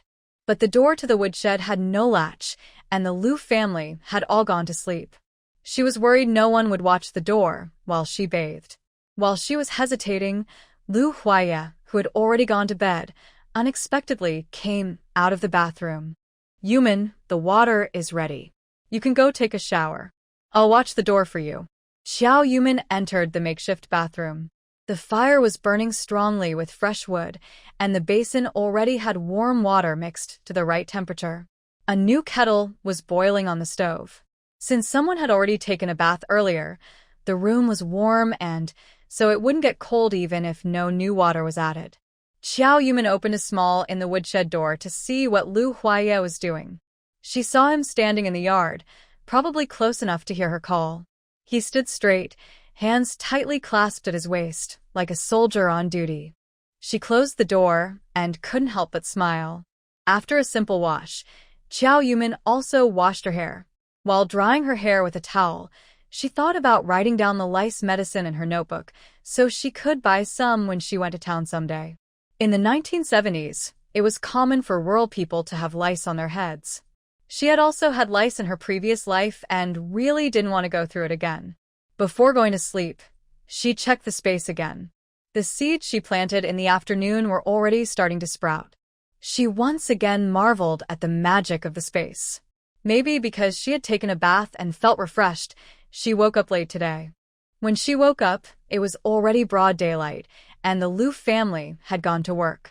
She went to the yard and saw Grandma Lu coming out of the house, smiling when she saw her. Yumin, you're awake. Your mom left some food in the pot for you. Hurry and go eat. Since the kitchen was on the Lu family's side, she couldn't hear the breakfast sounds, so she had slept until she woke naturally. She had a simple breakfast and was planning to finish preparing lunch early to deliver it. Then she went to Xinglong Mountain Brigade. The sun was very bright, and the weather was hot. She thought about making cold noodles, which are refreshing and taste good even when cooled. She just kneaded the dough into a ball, then washed the flour with water several times. The remaining piece was gluten. She steamed the gluten in a pot, then poured out the clarified water. The remaining batter was used to make noodles. Just as the noodles were ready, Lu Huayan ran in. The 6-year-old boy was at the age of growing taller. Every time she cooked, he would stay at the stove, acting cute and wanting to eat first. Seeing Lu Huayan, Xiao Yumin instinctively comforted him. Huayan, don't worry. This still needs to be mixed. You go outside and wait, okay? Xiao Yumin wanted to send Lu Huayan out, so she could get the sesame paste from the storage. Lu Huayan wiped the sweat from his forehead. Sister-in-law, the neighbor's dog said my sister fought with someone. Please go and see. Xiao Yumin put down the noodles and hurried out. The Lu family was a bit far from the cornfield. By the time she arrived, people had gathered around, and crying could be heard from inside the circle. Xiao Yumin thought, maybe Lu Huayu, the little crybaby, was crying again because of a fight. Make way, make way. She pushed through the crowd and saw Lu Huayu standing in the cornfield with her hands on her hips. She had tears on her face and some bruises. Her braided hair was pulled apart and messy, but she was not crying. She looked down at the source of the crying and saw Zhou Cuihong sitting in the ditch, crying nonstop. Her forehead was bald in one spot, and there was blood in her nostrils. Looking up, she saw Lu's father and mother standing nearby, silent. Lu Huaye was staring fiercely at a man across from them, the atmosphere tense. Xiao Yumin approached Lu Huayu and took out a handkerchief to wipe the blood from her face. Why did they start fighting again? Lu Huayu wiped her tears and pointed at Zhou Cuihong. Now that my sister-in-law is here, do you dare to say what you said earlier again? Xiao Yumin understood. Lu Huayu was a bit spoiled, but she was never unreasonable. Her current fierce attitude probably meant she was in the right. Zhou Cuihong sobbed and didn't speak. Lu Huayu was also panting with anger. Xiao Yumin turned to look at Lu Huaye. Why did Huayu fight? Lu Huaye only glanced at her and then continued to stare at the man across from them. I was working with my parents and was assigned to another place. I don't know what happened with Huayu here. When I arrived, the fight was already over. As soon as Lu Huaye finished speaking, the man he was looking at spoke up. No matter what, you shouldn't hit people. Look, she's bleeding. The man was named Zhou Xianzu, the son of the deputy captain of the Jade Valley team. This deputy captain was in cahoots with Heman Song. Zhou Xinzu and He Song were both dishonest, and both sets of fathers were not good people. If Lu Huayu had hit someone, she might have thought about apologizing. But the person who was hit was Zhou Cuihong, and Xiao Yuming could only say, well done. Lu's mother was about to speak, but Xiao Yuming gently held her hand to stop her. Your wife is bleeding, and my sister-in-law is bleeding too. This isn't just one-sided hitting, it's mutual fighting. Even if the police are involved, both sides are responsible. Seeing how angry her sister-in-law was, she probably blamed her wife. If you want her to apologize to my sister-in-law, then let's forget about this. Zhou Cuihong immediately stood up when she saw Xiao Yuming confront her husband. You're talking nonsense. I won't apologize to her. I only said a few words, and she went crazy and attacked me. You people from the Lu family just arrived in Jade Valley and started acting powerful. How dare you hit people? You've raised a mad dog. Why don't you tie it up properly? Xiao Yuming secretly sneered. Zhou Cuihong was quite good at making accusations, knowing that the Lu family had been transferred here, and using words like acting powerful to pressure others. Lu Huayu was so angry she wanted to rush forward and fight, but Lu Huaya held her back. Her body was restrained, but her mouth didn't stop. Who dares say I'm talking nonsense? I'm calling you out for spreading filth. What do you mean a few words? You're just spreading rumors about my sister-in-law. You said she caused her mother's death at age 3, her father lost his job at 20, and she married into our family to bring us bad luck. You even said she's a third party who broke up my brother's marriage and that she's a lazy wife. You're ruining my sister-in-law's reputation like this. I'll tear that mouth apart. Xiao Yuming's heart skipped a beat. With all these accusations piling up, she wondered if she could still live. If these rumors got out, not only would her reputation be damaged, but the Lu family would also be embarrassed. She held Lu Huayu back. It's okay, don't be angry. Lu Huayu shouted loudly, Xiao Yuming, they're insulting you like this, and you're just standing there? You're too useless. Xiao Yuming patted Lu Huayu to comfort her, then turned her head with a calm voice. Call the team leader over. I want to officially report that the deputy captain's daughter-in-law from Jade Valley is violating national laws, destroying old customs, and spreading superstitions. When these words were spoken, everyone's faces changed immediately. Over the years, many soothsayers, fortune-tellers, and spiritual practitioners have been caught for fighting superstitions, especially in the countryside where enforcement is stricter. A few years ago, there was a big incident involving a midwife in the neighboring team. She was reported for sharing a secret about having a boy, accused of promoting superstitions. She was taken away, shaved, paraded through the streets, and sentenced to 10 years in prison. Onlookers quickly moved away from Zhou Xianzhu and Zhou Cuihong and gathered behind Xiao Yumin, afraid of being implicated. When Zhou Cuihong heard about the report, she was so frightened her legs went weak. Zhou Xianzhu lost his earlier confidence and slapped Zhou Cuihong. Stop talking nonsense and apologize to the person. Xiao Yumin shook her head again. I don't need your apology. I lost my mother when I was very young, but how could you know about me from so far away in Yeshigu? You're probably not intentionally spreading rumors about me. Someone must have told you about this, and the person who told you is the real rumormonger, right? Zhou Cuihong froze, as if clutching a lifeline. Yes, someone told me. Otherwise, how would I know about you? Xiao Yumin moved closer to Zhou Cuihong. Who told you? It was me. A male voice interrupted, causing Xiao Yumin to pause. She looked around again but didn't see Xiao Shuowei. It was Xia Ran who pushed through the crowd. Xia Ran looked uneasy, head bowed, as if apologizing. Sorry, Comrade Xiao. I didn't think my careless words would cause misunderstanding. Xiao Yumin's heart skipped a beat. Yesterday, when she brought food, she saw Zhou Cuihong talking and laughing with Xiao Shuowei but didn't pay much attention. Because Xiao Shuowei didn't want others to know she wasn't her father's biological daughter, she kept it hidden, which gave her leverage. Spreading rumors now would be like tearing the mask off, and money couldn't fix that. Now that Xia Ran came forward and admitted it, it was a big surprise. Xiao Yumin studied Xia Ran carefully. He looked calm and unhurried, making it hard to tell if he was lying. I find it hard to believe that Xia Jiqing said that. We're not the same age, and I've never met you. How do you know about what happened when I was 3? Xia Ran hunched his back respectfully. We haven't crossed paths before, but my uncle works in the same office as your father. He passed by yesterday and stopped to see me, then told me about your family. I also told everyone while working, but I didn't expect Brother Zhou to misunderstand. Xia Ran spoke confidently, but Xiao Yumin didn't believe a word. She turned to ask Zhou Cuihong. Did Xia Ran tell you that?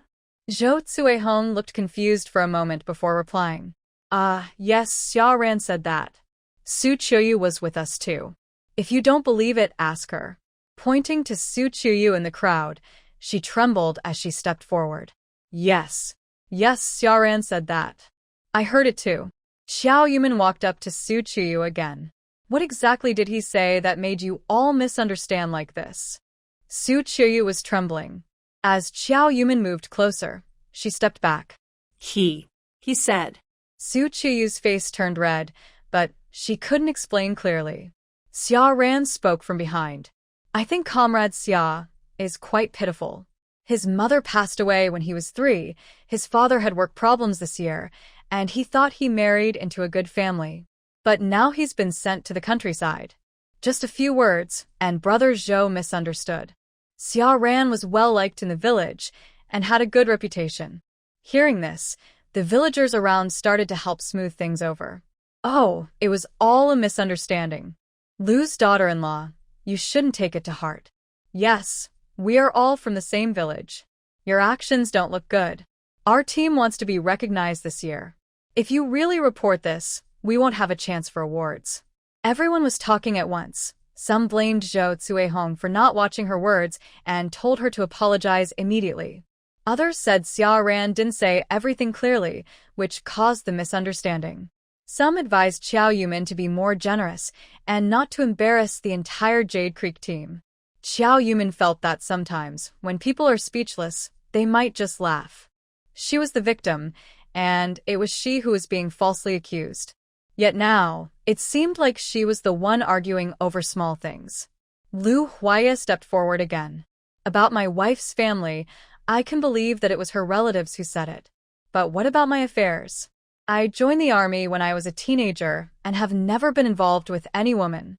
Xiao Yumin is the only woman I've ever been close to. We met with our elders' approval, and with my father-in-law's permission, I filed a marriage report with the army. A few days ago, we got our marriage certificate. So where does the story about her being a third party come from? Lu Huaya's muscles tensed, as if he was trying to suppress his anger with all his strength. His eyes were clear, and his voice was firm and powerful. Zhou Yumin is the woman I cherish most. I won't allow anyone to tarnish her reputation. Xia Ran's waist lowered further, as if he was about to kneel. My uncle also heard from people in your big yard that you once had a girlfriend named He. Everyone thought you were going to marry her. Lu Huaya stepped forward suddenly and grabbed Xia Ran by the collar. How dare you talk nonsense without knowing the facts? Nearby villagers rushed to pull the two apart. Even Lu Huayu was panicked. Brother, don't hit him. He's a young worker, and if you hit him, you'll be responsible. Zhou Yumin stood still without moving. Wait. The He Xia Ran mentioned as his girlfriend should be He Meiling. But from what He Meiling said in the past 2 days, it's clear Lu Huaya never paid any attention to her, and they definitely weren't planning to get married. First, she's sure Xia Ran wouldn't know about their relationship. She was probably used as a scapegoat by Qiao Xuewei. But how did Qiao Xuewei find out about He Meiling? On the day He Meiling went to trouble Lu's family, Qiao Xuewei led He Qingshan and a group of people home to move things. They didn't finish, and then said they were going to the state-run restaurant to eat. Qiao Xuewei probably didn't have time to run to Lu's house to watch the show. Although the Qiao family and the Lu family didn't interact often, since the Lu family moved back to Qingshan County, Lu's mother had invited her over for dinner a few times. She didn't even know about He Meiling's existence. How did Qiao Xuewei find out? Could it be that in a past life, He Meiling came to Yushigo to find Lu Huaya? Zhou Yumin shook her head slightly, then grabbed Lu Huaya. Lu Huaya, forget it. Lu Huaya looked back at her. I can't let you suffer. Zhou Yumin gently pinched his arm and softly said, "Let's talk about it later." As soon as she finished, a noisy sound came from afar. "What are you doing? Stop fighting." Everyone looked back. He-Man Song was behind, followed by Deputy Captain Zhou Dashin and several village officials. "You're not working. Why are you all gathered here?" "The grain from Xinglongshan Brigade has all been delivered. We haven't finished yet. Do we still want to be rated as excellent this year? Hurry up and disperse. Go back to work." The brigade leader spoke, and everyone reluctantly dispersed. Only a few remained. Xiaoran stepped forward and apologized.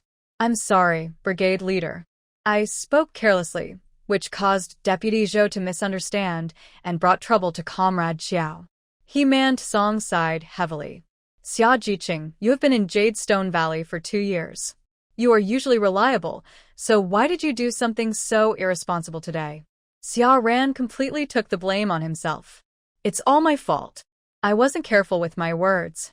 Xiao Yumin sneered as she watched their performance. When this happened, it was Lu Huayan who brought her the news. Their Lu family's yard is not close to the fields. When she arrived, the threshing was already finished. She was sure that He-Man Song wasn't at home earlier. He should have been at the barn directing work. Normally, He-Man Song should have arrived before her. But she had been there for a long time, and He-Man Song only hurried over, gasping for breath. This shows that when the fight started, He-Man Song didn't intend to get involved. Someone probably heard she was going to report, so they informed He-Man Song, and the two hurried over. However, Xiao Yumin no longer planned to pursue this matter. Xiaoran is a young rural worker. To put it nicely, he was there to help out and guest. Not only would the villagers not blame him, but even if he reported to the commune, they would just mediate. Zhou Cuihong is the wife of the deputy team leader. Making Zhou Cuihong uncomfortable also makes the deputy team leader uncomfortable. She never intended to report. She just wanted to scare Zhou Cuihong into revealing the false rumors about Xiao Shuoei. Unexpectedly, she caught a small fish instead of the big one. If she had truly reported, there probably wouldn't have been any results. The real troublemaker behind the Lu family wouldn't let them get away easily. They might even use this to attack the Lu family again. Since both sides want to downplay the issue, why not do a favor? With Yu Mian standing out, she ignored Xiaoran's apology and directly targeted Zhou Cuihong. "Comrade Zhou, I can ignore your rumors about me, but I can't let you hit my sister-in-law. Comrade Zhou, I think you should apologize to my sister-in-law."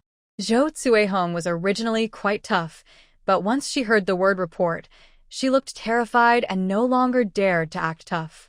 "Yes. Yes, I'm sorry. I shouldn't have spoken carelessly." Lu Huayu crossed her arms. "If you dare to speak badly of our Lu family again, I will hit you." He-Man Song pushed Xiaoran. "Comrade Xia, you should also apologize to Comrade Xiao." Xiaoran was about to bow, but Xiao Yumin raised her hand to stop him. "Comrade Xia, since your uncle is familiar with my father, we don't need such formalities."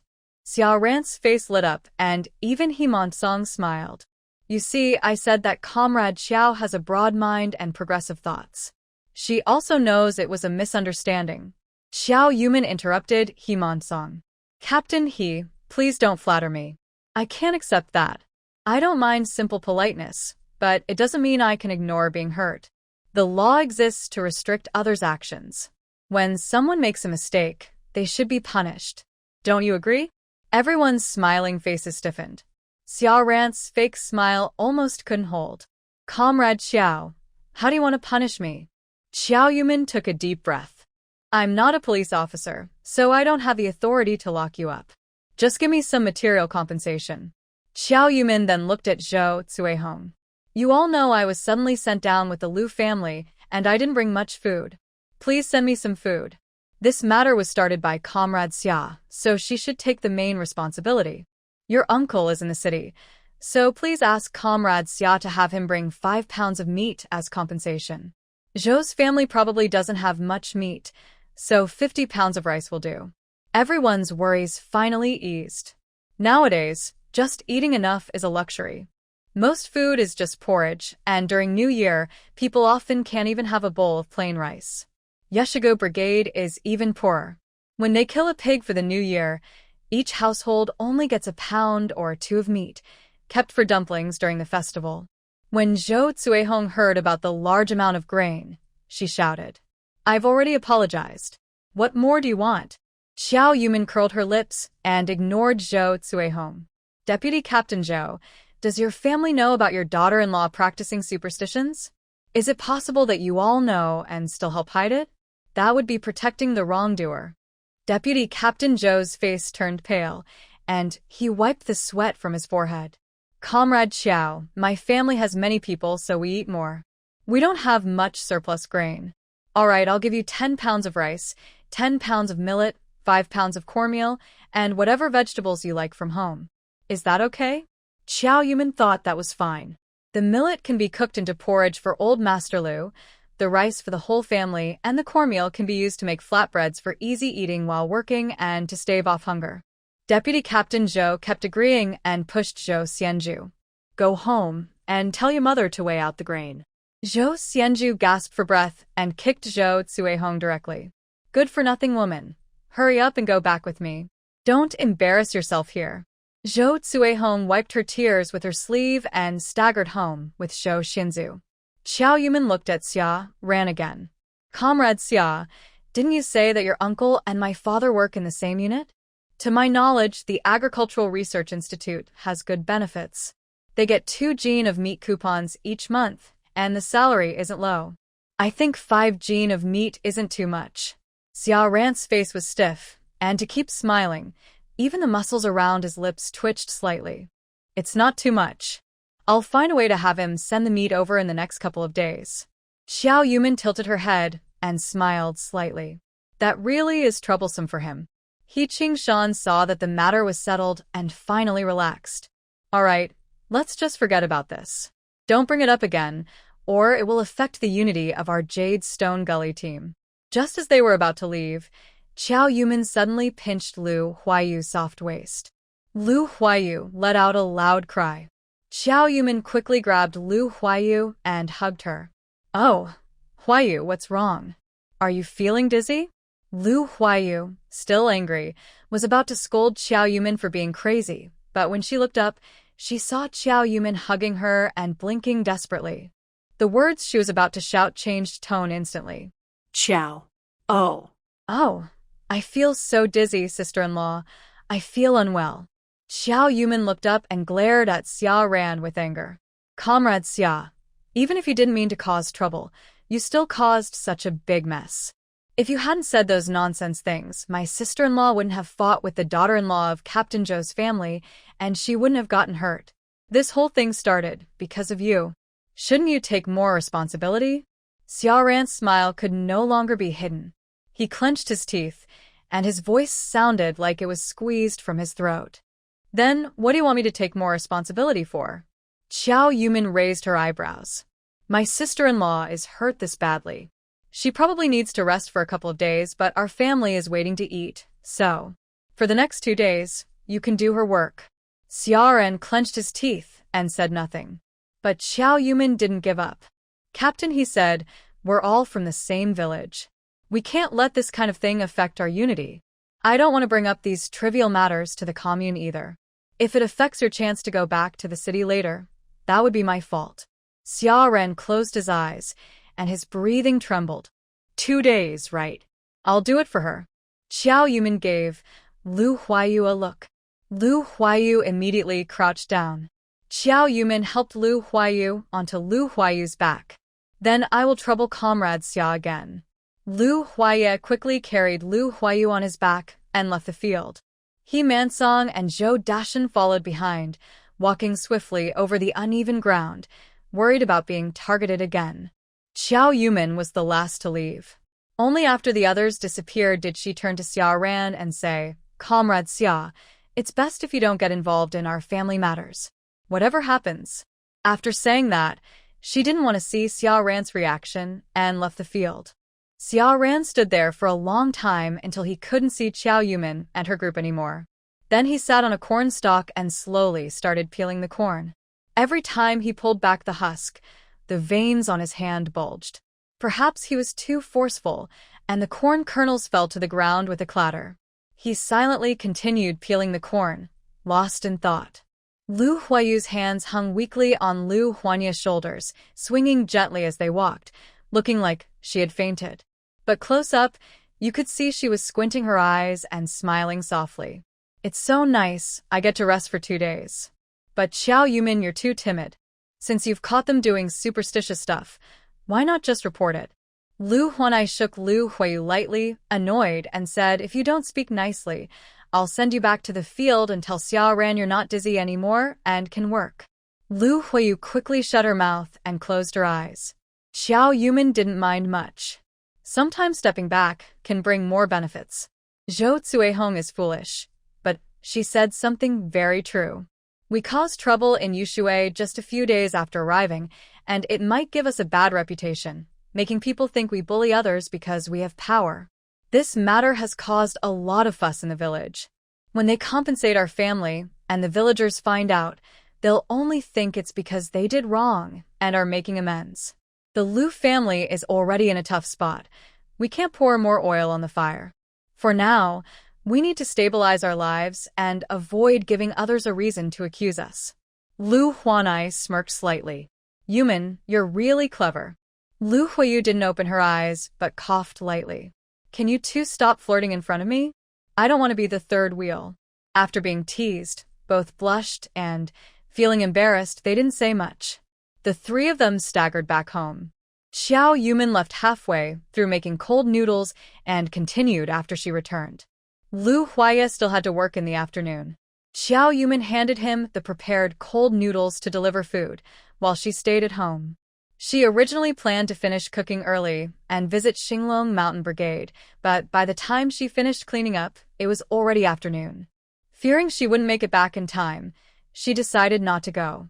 Xiao Yumin took some cotton from her space, pretending it was leftover from making a quilt last time. She dismantled the old cotton-filled clothes brought by the Lu family, added new cotton, and made them thicker to prepare for the cold winter ahead.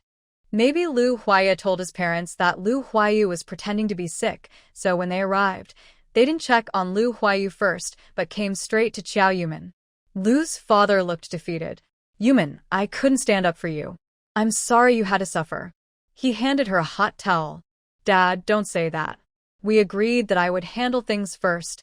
If I can't manage, you can step in to help. Lu's mother was tearful. The village already knows about Zhou Cuihong and Xia Ran's compensation. Still, you've been wronged. Xiao Yumin held her mother's hand tightly. Mom, today they brought up old issues again. I've reflected on my experiences over the years and feel I've grown a lot. Sometimes, face and reputation aren't that important. I don't care about what they say. I don't feel wronged by their words. I only care about what benefits I can get from this. Xiao Yumin explained again to her parents the benefits and risks she analyzed earlier with Lu Huayu, then added, in fact, I have my own reasons for wanting the compensation. Every family has acquaintances. Our Lu family used to do certain things, and how we came to Yeshigu has already spread through the village these days. Everyone knows we arrived in a bit of a mess. Even if we brought food, maybe it wasn't much. If we eat well now, villagers might wonder where our food came from. If Zhou's family compensates with grain and Xia Ran with meat, everyone will think it's normal for us to have food and meat, and they won't keep staring. Lu's mother still couldn't let go. Child, these benefits come at the cost of your suffering. I feel guilty about that. Xiao Yumin smiled openly. As long as our family is doing well, there's nothing we can't get through. Let's eat. Zhou's family has sent the compensation, and I also took some vegetables from their house. Today, we can have a good meal. A table full of delicious food lifted everyone's mood, and with Lu Huayu and Lu Huayan joking around on purpose, the atmosphere returned to its usual warmth. In Debo's yard, there is a private well, so they don't need to fetch water from the public well, and they don't have to worry about bathing. The Lu family is very clean. Everyone takes a bath before going to bed. Just as Xiao Yumin was about to take a bath, Lu Huayan grabbed her clothes. Sister-in-law, I have a secret I want to tell you alone. Xiao Yuman looked at the mysterious Lu Huayan and took out 2 big white rabbit candies from his pocket. Eat them tomorrow, then rinse your mouth. Lu Huayan happily put the candies into his pocket. Sister-in-law, tonight I played hide and seek with Go Xingzi and the others near the cow shed at the end of the village. I saw your sister.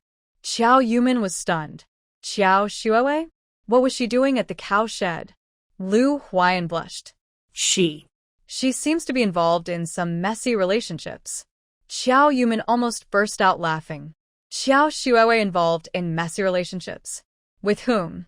Lu Huayan pouted. With the Driqing young educated person who brought me here that night, the one who was sent to the cow shed. If it were someone else, Xiao Yuman might really think there was a problem, but if it were Xiaoran, she would understand. Lu Huayan mumbled to himself. I haven't dared tell anyone. She's your sister. If people find out, it would be embarrassing for you too. Fortunately, she didn't marry my eldest brother, or he would have been cheated on. But I can understand. Her husband is too ugly, not as good-looking as that Driqing. Xiao Yuman patted Lu Huayan to stop him from rambling further. Huayan, I have a task for you. Next time you play with your friends, pay more attention to what's happening around the village. Like Zhou Cuihong, who fought with your sister today, and Su Qiyu nearby. Especially Xiao Shuowei and Xiaoran. If they do anything strange, you must tell me immediately. Lu Huayan raised his hand to his temple in a military salute. Promise to complete the task. After saying that, he happily ran off. Lu Huayan is naturally mischievous. In the city, he was like a troublemaker, but in the countryside, he let himself go. The next day, he made friends and ran wild around the village with them. But growing up in such a family, he became quite clever. If he helps gather information, he will definitely do a good job. Xiao Yuman happily went inside to take a bath, clutching her purse and handkerchief, feeling heartache as if her heart was bleeding. It's all because of that mean girl, Xiao Yuman, who caused her to lose a lot of money. Xiaoran, this useless person, is also being led around by her nose. Actually, when she first told Zhou Cuihong about this matter, she didn't feel much. It wasn't until she heard Zhou Cuihong talking to others about Xiao Yuman that she started to feel scared. If this news reached Xiao Yuman's ears, she would definitely know it was her who said it. And if she also revealed that she was the stepdaughter, she would end up losing more than she gained. So she quickly found Xiaoran, promised him 50 yuan, and asked him to take the blame. She also told Xiaoran the name of her father's colleague, so he could pretend that this person was his uncle. Even if Xiao Yuman asked, it would match up. Xiaoran is popular and was a young soldier, so the team leader wouldn't blame him too harshly. To avoid being looked down on by the commune, Himant Song would try his best to stop Xiao Yuman from complaining. She had long disliked that old man Himant Song, so she secretly set him up, which also created a conflict between him and Xiao Yuman, 2 birds with 1 stone. But how did the normally timid Xiao Yuman become so aggressive? Inside her heart, she heard 1,000 voices saying she might also have been reborn. But then, another 1,001 voices convinced her that if Xiao Yuman was reborn, she would be fighting for He Qingshan with her, not marrying Lu Huaya. While she was thinking this, He Qingshan in the opposite bed moved slightly. Xiao Shuowei quickly stuffed her secret savings under her pillow and awkwardly moved her wrist.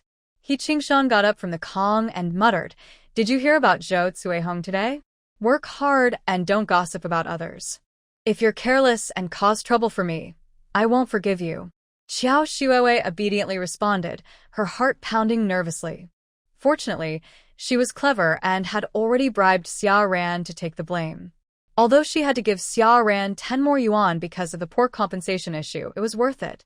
Money could be earned again, but if He Qingshan got sick because of her, she would regret it. Afraid that He Qingshan might urinate in the basin, she hid all the basins on the ground. He Qingshan looked around but didn't see the basin, so he cursed and went out to the toilet. Seeing him get frustrated made her very happy. Lying on the Kong, with her secret savings under her pillow, she was planning. Next market day, she wanted to take the donkey cart to Qingshan County to see if she could contact her mother. If she couldn't reach her, she planned to go to the back mountain to find that thing. Although it was dangerous, it could solve the problem. I felt like I had just fallen asleep when He Qingshan pushed her awake. Get up quickly. Xiao Shuowei covered her head with a quilt to resist the pushing, but in the next second, the quilt was completely pulled off. The heated bed could keep the room warm, but after a night, the heat had already dissipated, and the room was very cold in the morning. She uncovered the quilt, and the cold air made her shiver. Why won't you let me sleep? He Qingshan was also very angry. Once you're out of bed, why are you still lying on the bed? My dad is the team leader. Do you want to embarrass him by being so late? Xiao Shuowei moved her sore limbs, feeling like her arms couldn't lift. She didn't usually do much work, but after these days of working, her limbs felt like they weren't even hers. Her face was sunburned, and washing it at night was very painful. She tried to act cute like before. Qingshan, I'm so tired from working.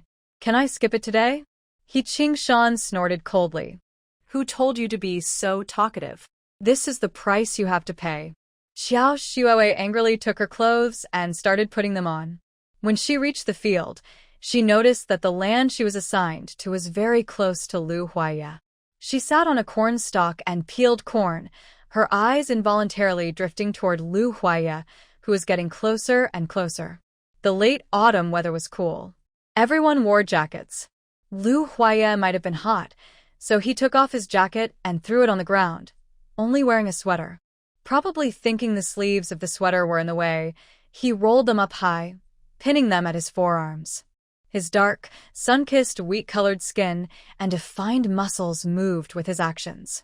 Xiao Shuowei couldn't help but stare in amazement. In her previous life, she married Lu Huaya not only because his family was in the military but also because he was handsome. He was 1.87 meters tall, with a strong build developed through years of military training. Every time she saw Lu Huaya, her heart fluttered like a little deer. But those teenage feelings were eventually shattered by reality. After being sent down, Lu Huaya seemed to change completely from energetic and spirited to lifeless and exhausted, and finally, he became so thin it was shocking. They never had any intimate moments as a couple, not even holding hands.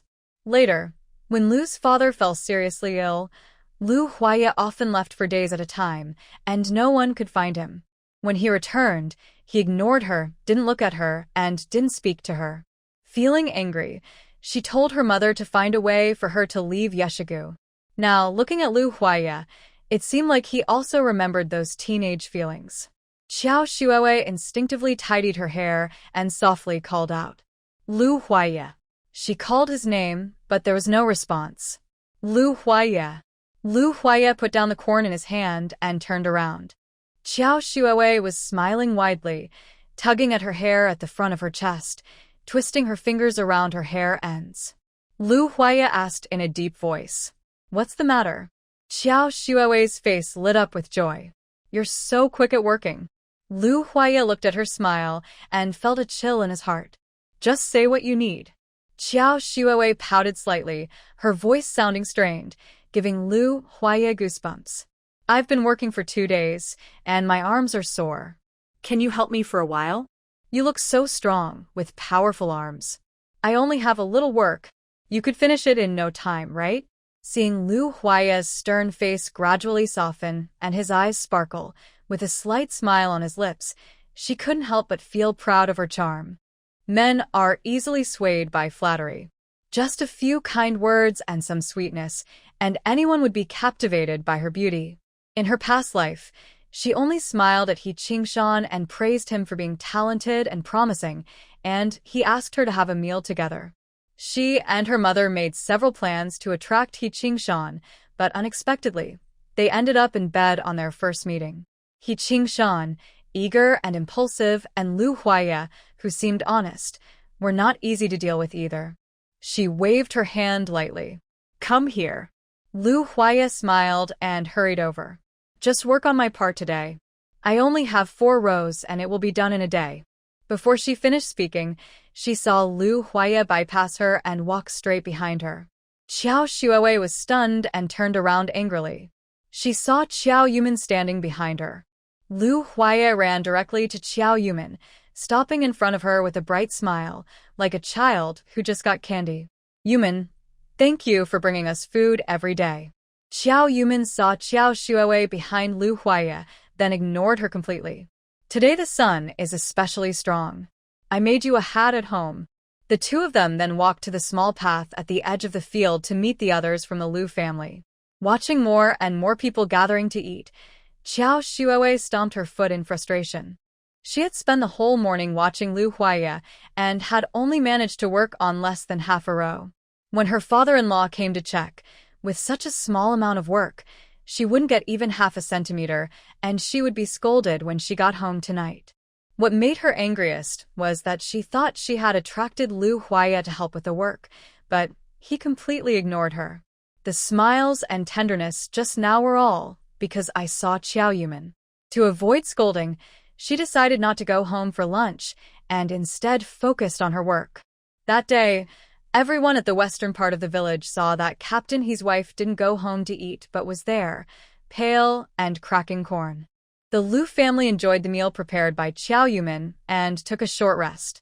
Those bringing food usually ate at the field because the dust there wasn't as thick, and they could talk a little since they were close. Lin's aunt, who is about the same age as Mother Lu, started chatting with her on the first day they came. Since they were eating nearby, they found more topics to talk about. Big Sister Lu, I've seen you work for 2 days, and you still look healthy. I thought you used to be a government lady who didn't do any work, but I didn't expect that these days you don't complain or tire, even better than those young people who just moved to the countryside. Mother Lu finished the last sip of soup in her bowl and turned to chat. We're lucky. The work isn't too hard, and after a few days I got used to it. And I just do farm work every day. My daughter-in-law takes care of everything at home. Aunt Lin smiled, showing her big, white teeth. My daughter-in-law is very caring. When I work in the field, she keeps everything organized at home, so I don't have to worry. Zhao's aunt, sitting behind her, also came over. Oh, you're all lucky. My 2 boys still haven't found wives, and I don't know when I'll get to enjoy having a daughter-in-law. Mother Lu kindly comforted her. I've looked at your 2 sons. They're capable and good-looking. No need to worry. Hearing her sons praised, Zhao's aunt smiled so broadly her eyes disappeared, then soon moved closer again. Big Sister Lu, why is your face so fair and smooth? You're not even tanned. She took a green headscarf from her pocket. See, my scarf can only block the wind, but it can't hide my face. Every time I work in the field, my face gets sunburned and peels. Mother Lu picked up a cloth piece shaped like a hat from the ground and handed it to Zhao's aunt. This is a hat my daughter-in-law made for me. I wear it every day. Zhao's aunt put the hat on her head, her eyes shining. Oh, this hat is really nice. Things from the city are always good. It must be quite expensive. She took the hat off, reluctant to give it up, and handed it back to Mother Lu. It's good, but we can't afford to buy it. Mother Lu happily accepted it, her face proud. This was made by my daughter-in-law for me. When she said this, not only Aunt Zhao was surprised, but Aunt Lin also came over to listen. Lu family daughter-in-law, your hands are so clever. How did you make this? Xiao Yuman didn't hide anything. She held up the hat and explained to everyone. My dad works at the Forestry Bureau.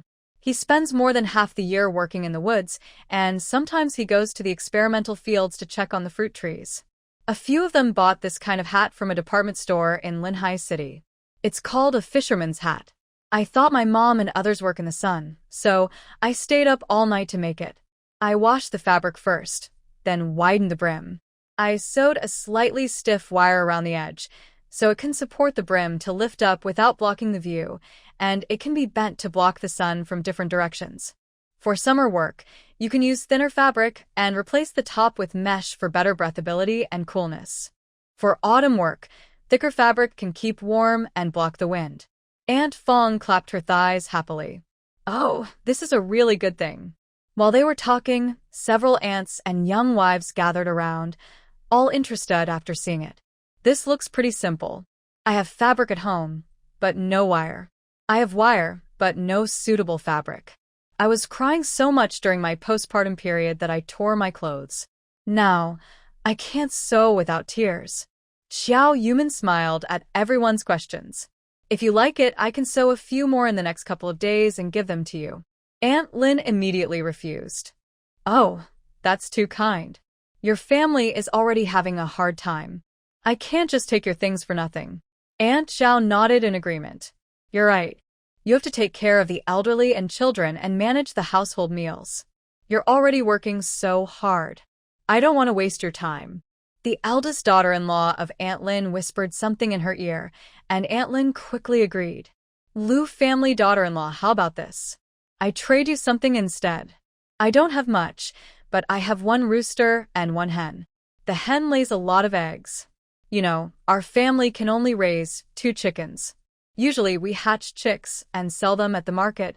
Next spring, when we hatch new chicks, I'll send a pair of chicks to your family. How about that? Xiao Yuman was very happy. She had plenty of fabric and wire in her space. Making this wasn't about trying to get something cheap, but just to make friends. She never expected to receive such a good gift in return. 2 small chickens are much more valuable than hats, and Xiao Yuman is very happy. Lin Auntie, you're so kind. Our family has many elders and children, and we really need eggs. Thank you so much. Lin Auntie waved her hand. They're all hatched from our own chickens, so there's no cost, just some effort to watch over them. Lin Auntie's eldest daughter-in-law smiled kindly. The 2 chicks earlier belonged to my grandmother-in-law's hat. I'll give you 2 jean of rice, 1 jean of green beans, and 1 jean of red beans. Can you make me one too? Xiao Yuman had no reason to refuse and immediately agreed. Seeing the exchange of goods, the people around quickly started offering to trade.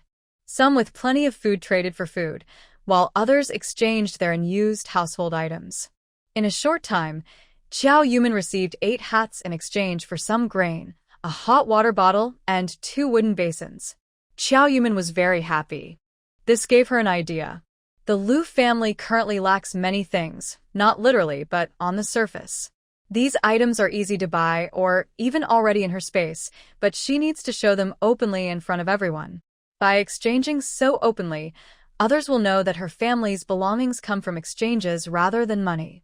If they are too wealthy and live too well, it might cause jealousy among some villagers and attract secret watchers who could cause trouble.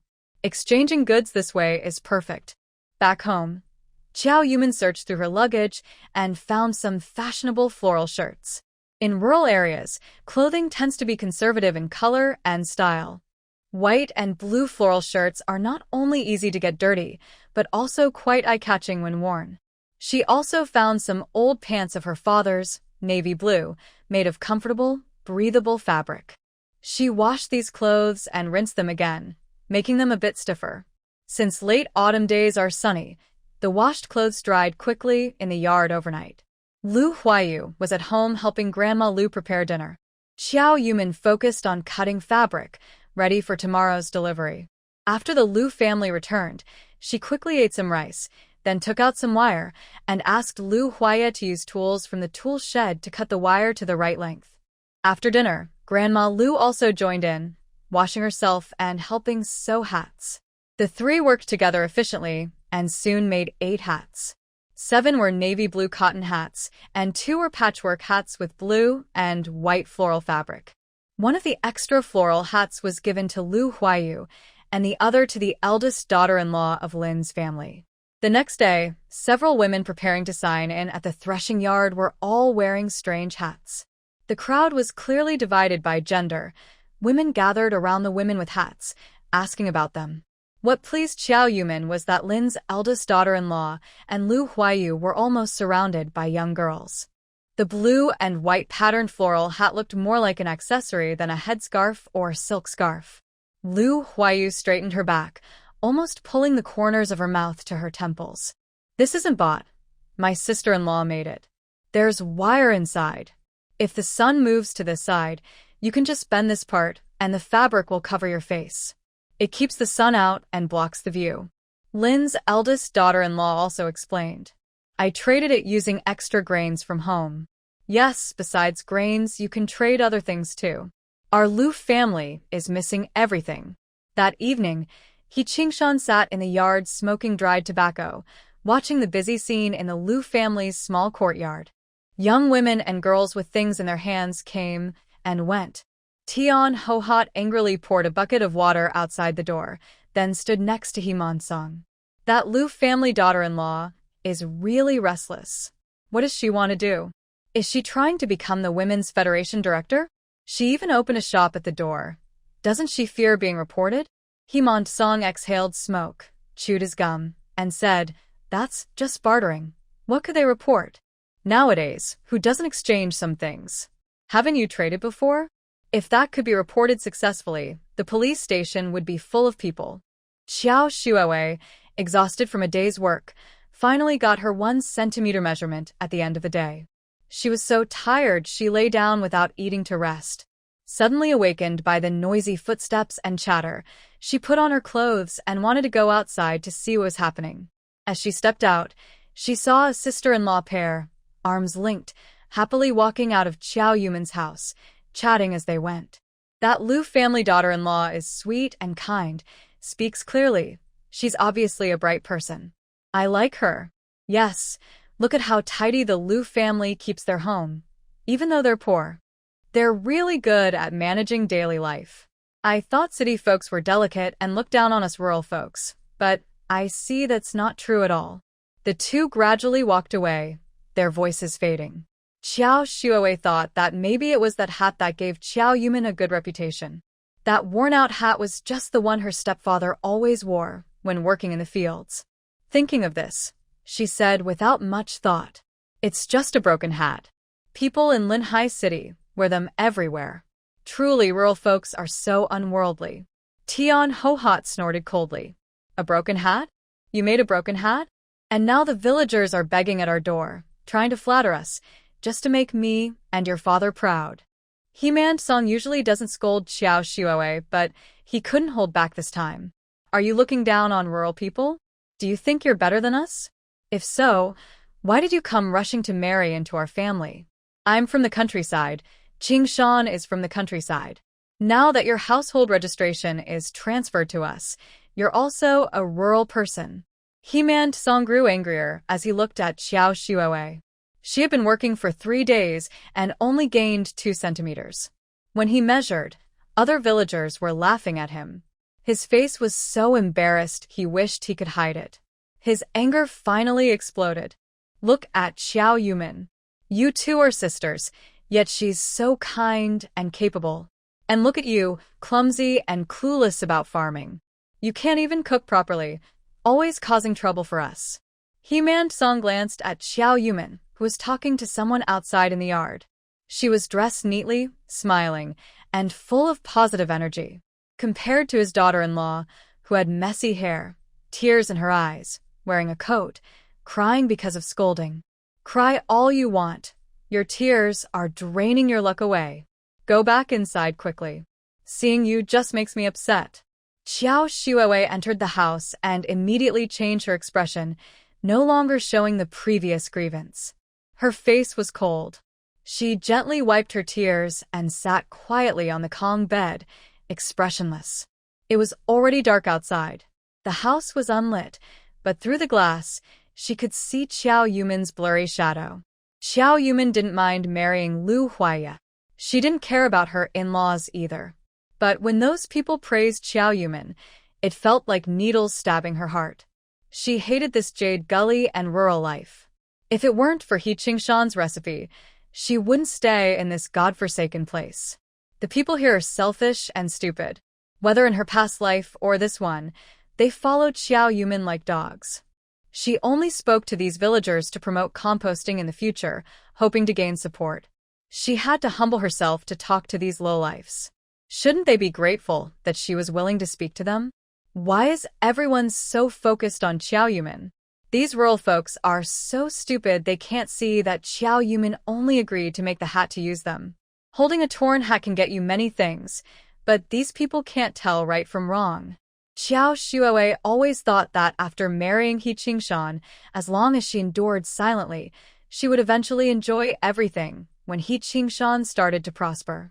Now, Xiao Yuman's reputation is rising again, just like in the past life, which makes her feel uneasy. Is it just a good reputation? She can have that too. Xiao Shuowei keeps recalling what happened in her past life. Suddenly, her eyes light up, and she looks at the calendar on the wall. There are only 2 days left until that event. These days, Xiao Yuman has become the main topic in the village. From her background story to the hat she made, everyone is talking about her life in the city, yet also about her working in the countryside after marriage. Her hats have almost become a popular item in the village.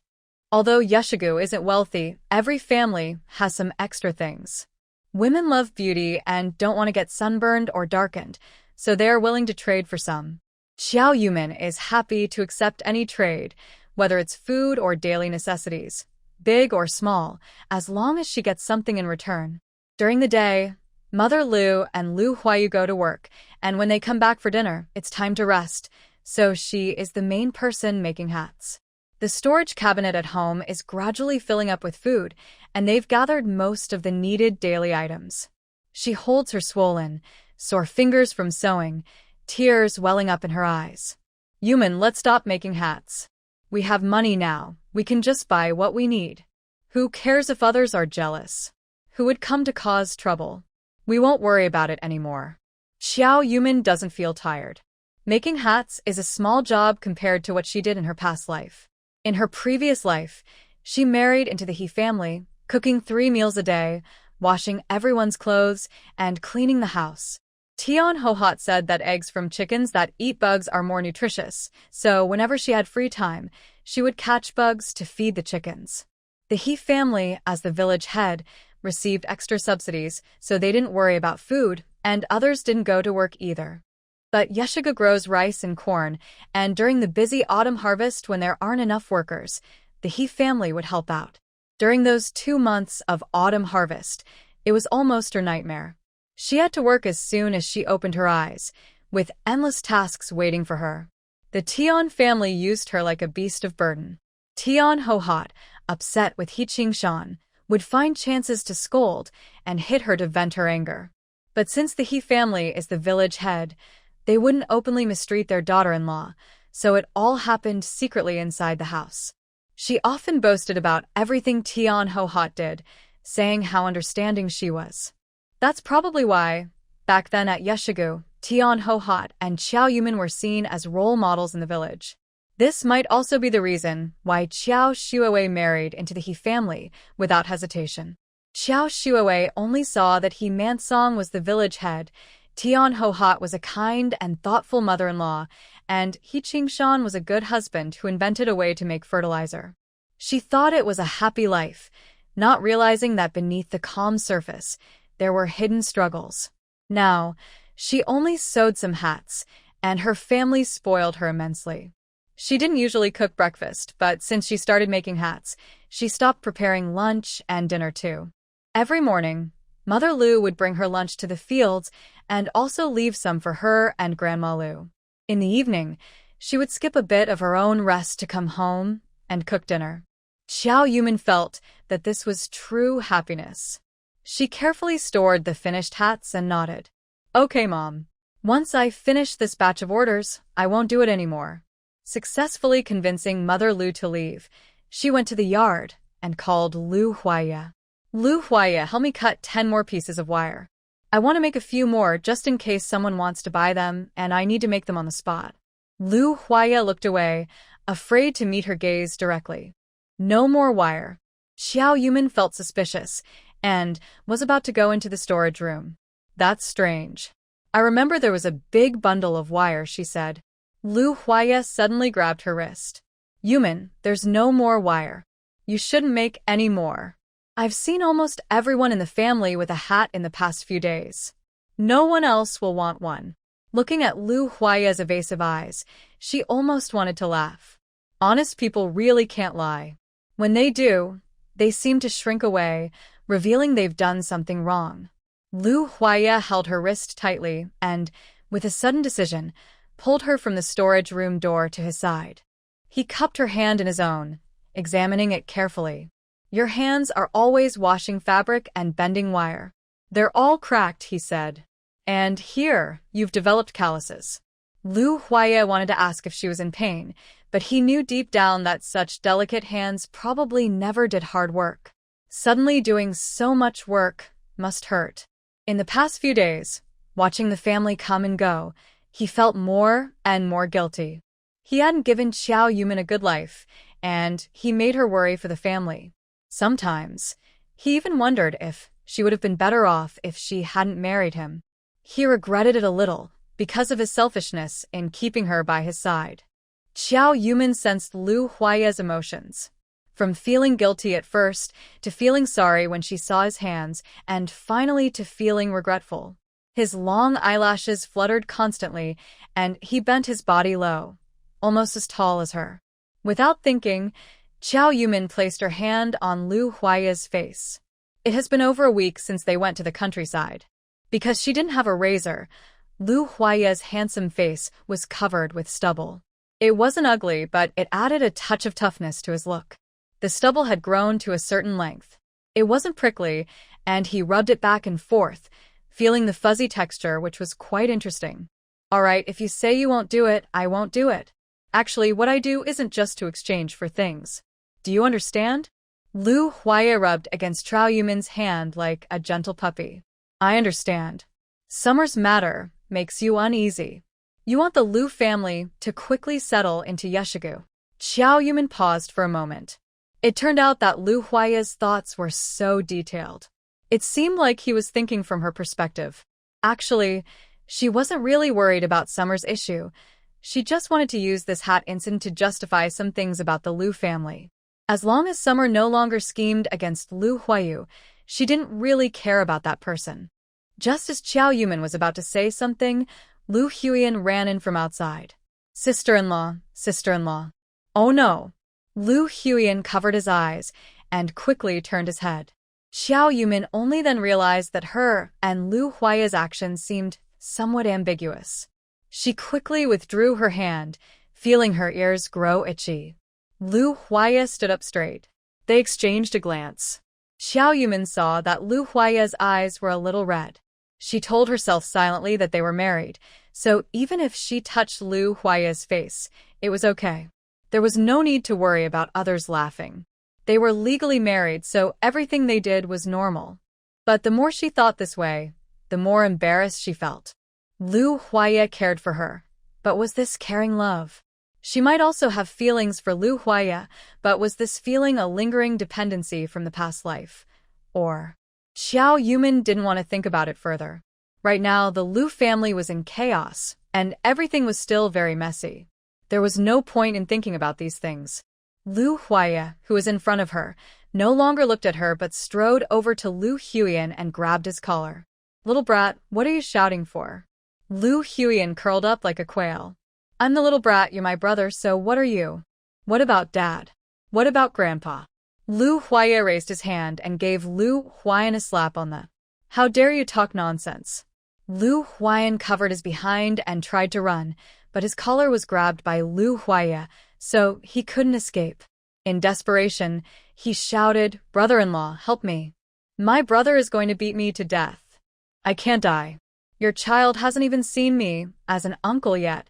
Xiao Yumin hurriedly rescued Lu Huyan from Lu Huaya's grasp. All right, let him go. Lu Huyan was mischievous, but always treated her well. He usually didn't ask her to play or trouble her with anything. If he looked for her, it was probably because the people watching him had some new move. She pulled Lu Huyan behind her, waving her hand to chase him away. Go to bed quickly. You have to work tomorrow. Lu Huaya roughly ruffled Lu Huyan's hair and then turned to leave. Following the usual routine, Xiao Yumin took a piece of candy from her space and pretended to take it out of her pocket to give to Lu Huyan. Lu Huyan took the candy and started talking nonstop. Brother-in-law, today I saw Deputy Captain Zhou's daughter-in-law when I was playing. Xiao Yumin realized that Lu Huyan was probably talking about Zhou Cuihong. That woman argued with Xiao Shuowei. She said because she offended you, she didn't have a hat and wanted Xiao Shuowei to buy her one too. Xiao Shuowei refused, and they started arguing. Xiao Yumin smiled slightly. Are they already fighting like dogs? Lu Huyan continued. Deputy Captain Zhou's daughter-in-law said that everything was because of Qiao Shuoei, that her family's men beat her, and her mother-in-law wouldn't give her food, so she suffered a lot. Qiao Yumin understood clearly. Just as she guessed, Xiao Ran was the scapegoat Qiao Shuoei brought in. Everything she knew was told to Xiao Ran by Qiao Shuoei. But how did Qiao Shuoei find out about He Meiling? She kept recalling everything in her mind. When the Qiao family was dating the Lu family, was there any way Qiao Shuoei could have learned about He Meiling? After a while, Lu Huaiyan had already gone back inside. She was still standing in the yard.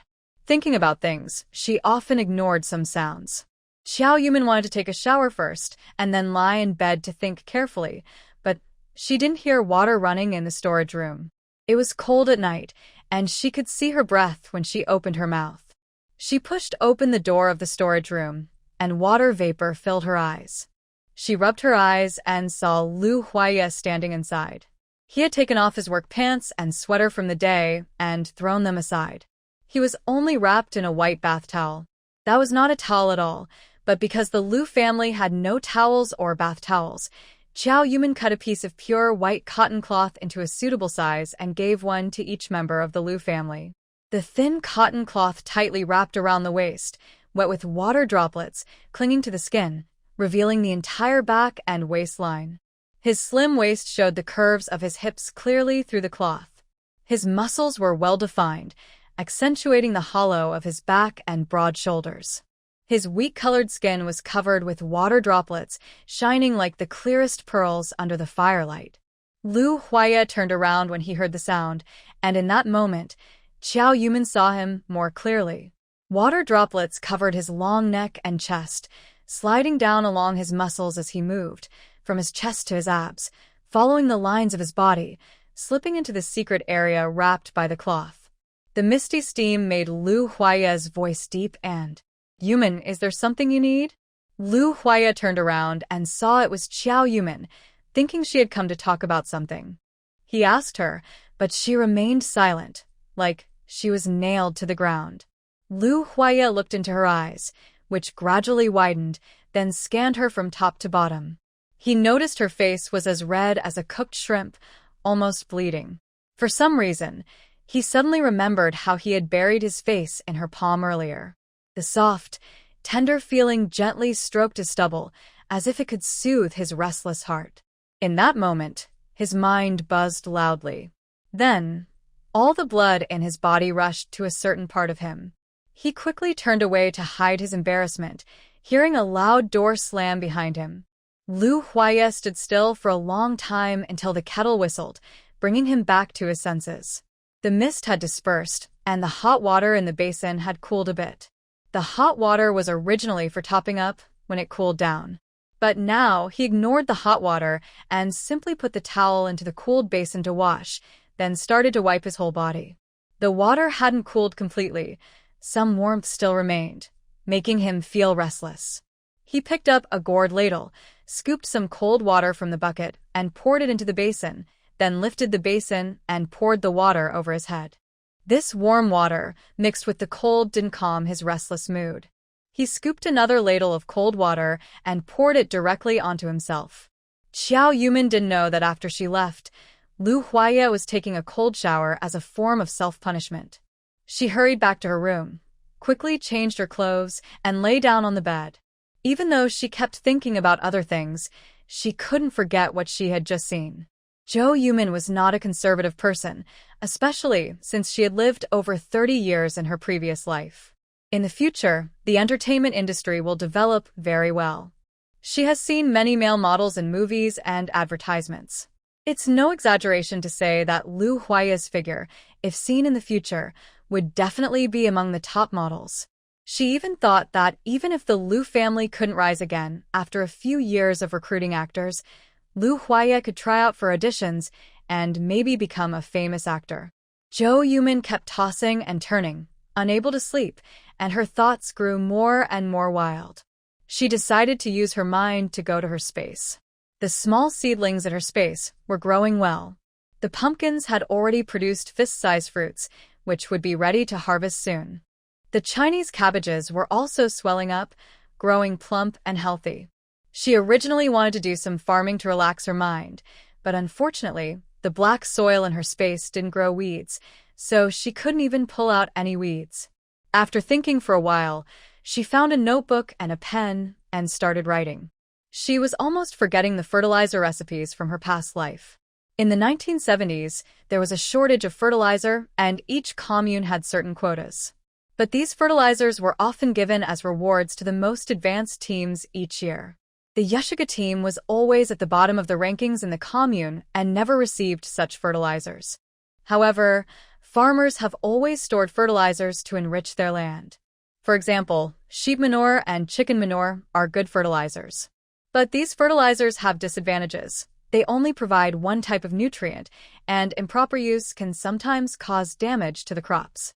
Joe Yuman's father was a specialist in tree research. Once, he went to the countryside to help local farmers graft apple trees to increase yield and brought back many materials. Joe Yuman accidentally saw that the farmers would cut up rotten apples and pour the juice onto their vegetable fields as fertilizer. Last time, by the river, Lu Huaya gave her an idea. She also found a piece of land in the village that no one wanted to plant on.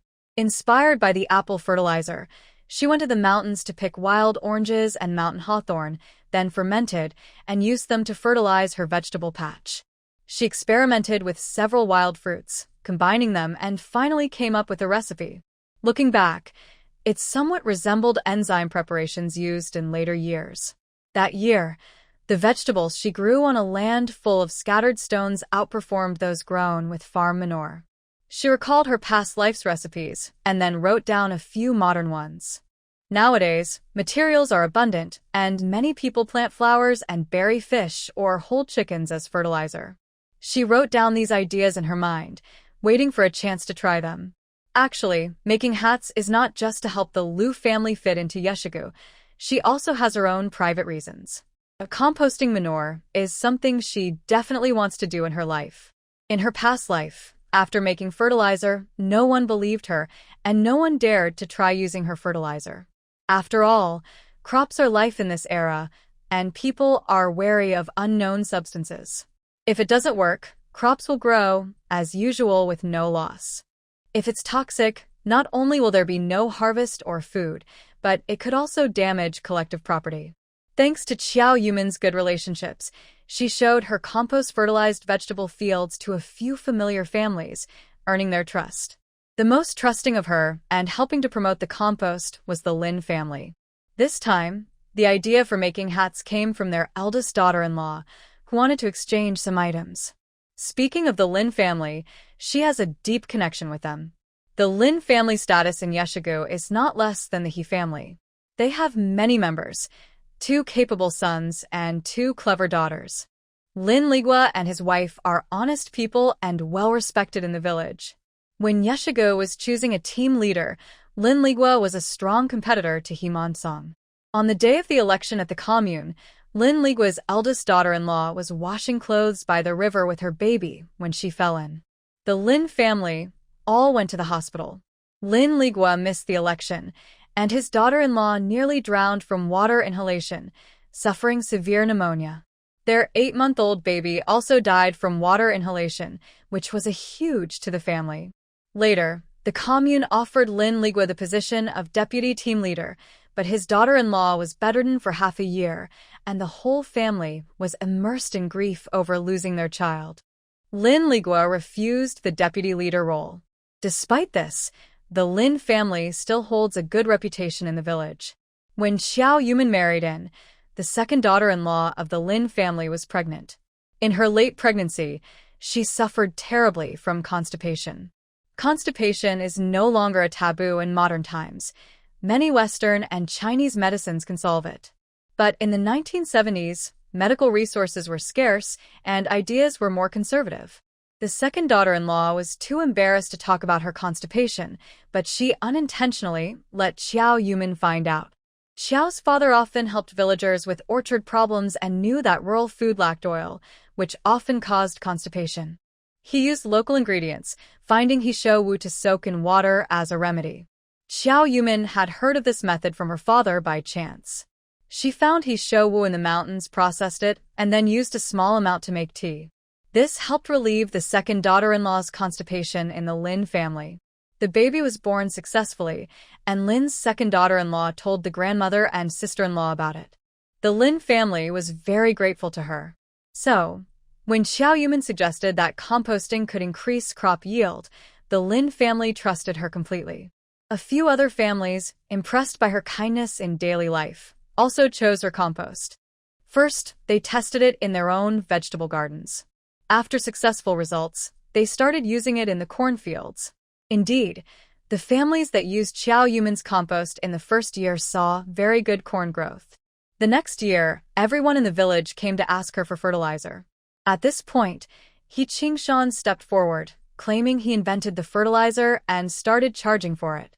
Everyone was excited by the increased harvest from the first year. Some sold all their savings to buy the compost, while others borrowed money from relatives and friends. Thinking about this made Xiao Yumin even angrier. But she wasn't in a hurry to make more compost. Fermentation needs warm temperatures, so large-scale production would require warmer weather. Plus, she planned to use modern techniques and ideas to improve the fertilizer.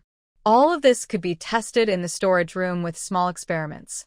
And most importantly, Xiao Shiwei always thought that He Qingshan was the one who invented the fertilizer. She could tolerate the situation now only because she was hoping He Qingshan would succeed in composting. Her current actions had already made her suspicious. Her repeated tests clearly showed she felt she had also been reborn. Knowing she was reborn was not the main issue. What mattered was that she couldn't be the villain or shatter Xiao Shiwei's illusions. Since she firmly believed He Qingshan would succeed, she decided to wait patiently. If she revealed that she was not the one who made the compost, she knew Xiao Shiwei would be very disappointed. In this situation, if she simply left, she wouldn't be able to enjoy the happiness she had in her previous life. Since Xiao Shiwei wanted her to live the life she had before, she would also make her enjoy her past life. This was the path they both chose firmly. Until the very end, neither of them could leave this game. At this moment, Xiao Yumin's mind was completely free of Lu Huaya's image. Her thoughts were entirely on memories of her past life. In her previous life, people could use an entire fish or bury a whole chicken to make compost without feeling guilty. Now, if she did that, she would be considered crazy. Plus, the fertilizer produced this way would be expensive and not suitable for mass production. She needed to figure out how to make the best use of existing materials to maximize their value. Last time, she initially used wild mountain fruits to make compost, but there weren't many.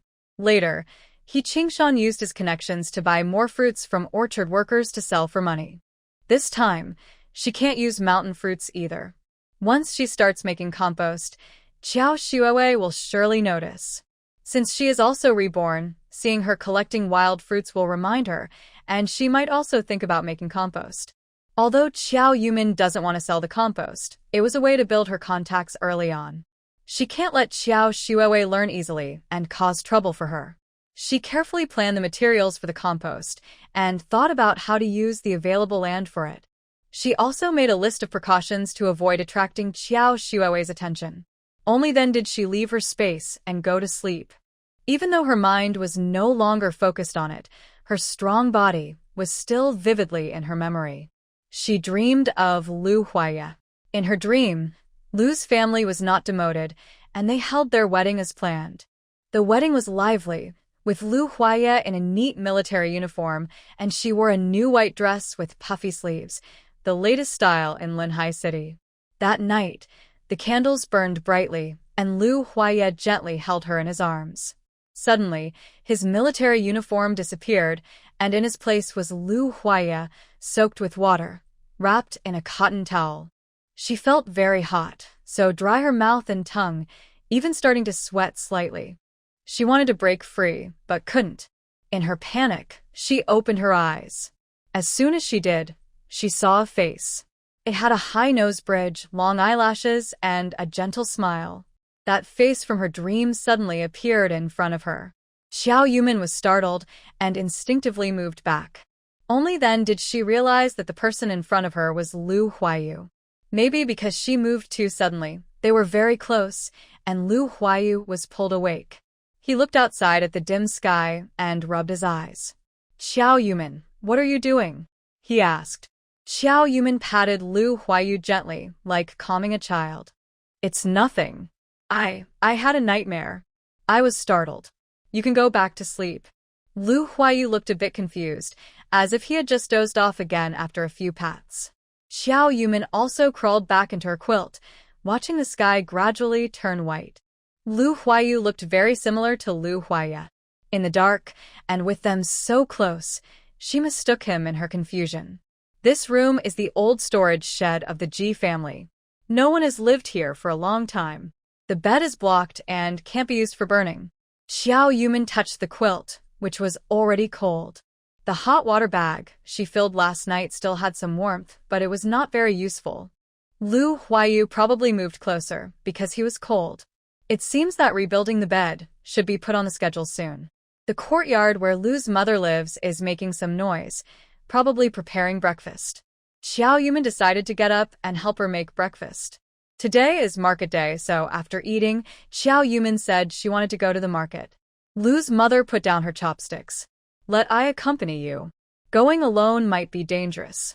Xiao Yumin couldn't let someone follow her.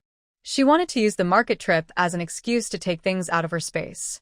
If Lu Huaya followed her, it would be inconvenient. No need. I'll just go with the village women and look around. Our family doesn't lack anything right now. We'll use what we have, and when the new house is built for the new year, we can think about other plans. The Lu family always respected Xiao Yumin and cared for her a lot. If she didn't need help, they wouldn't insist. After breakfast, Xiao Yumin pushed away a cart and left the village entrance. The land at Yeshigu is limited, and the harvest is almost over. It looks like they can deliver the grain to the commune before the snow falls this year. Many people have the same idea, so a few women set out together for the market.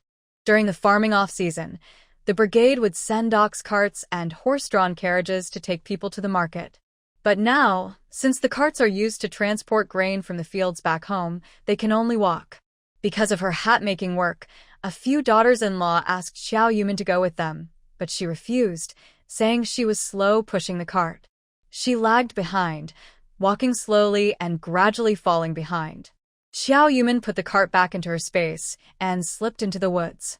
She was heading to the joint market of several villages, but that wasn't the main point. She wanted to take a shortcut to Xinglongshan Brigade, which has a tractor.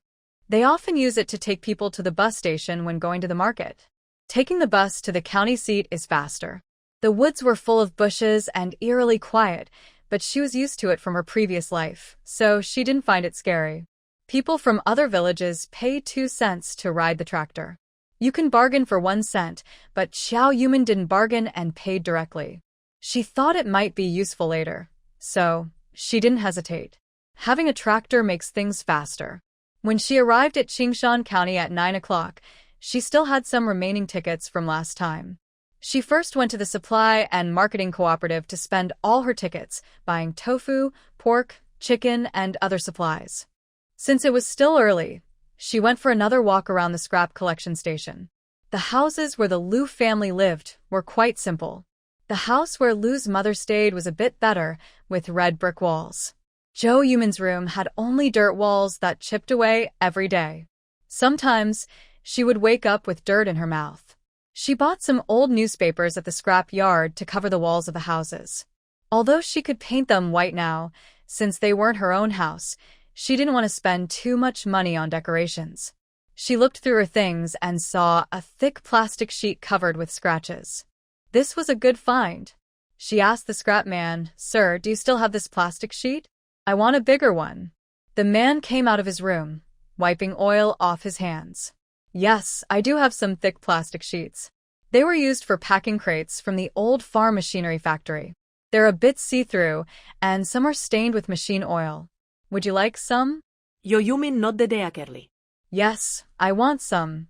She bought about 3 rolls of plastic, spending nearly 36 yuan. When the man was giving her change, he accidentally got some machine oil on the money. "Sorry, young lady.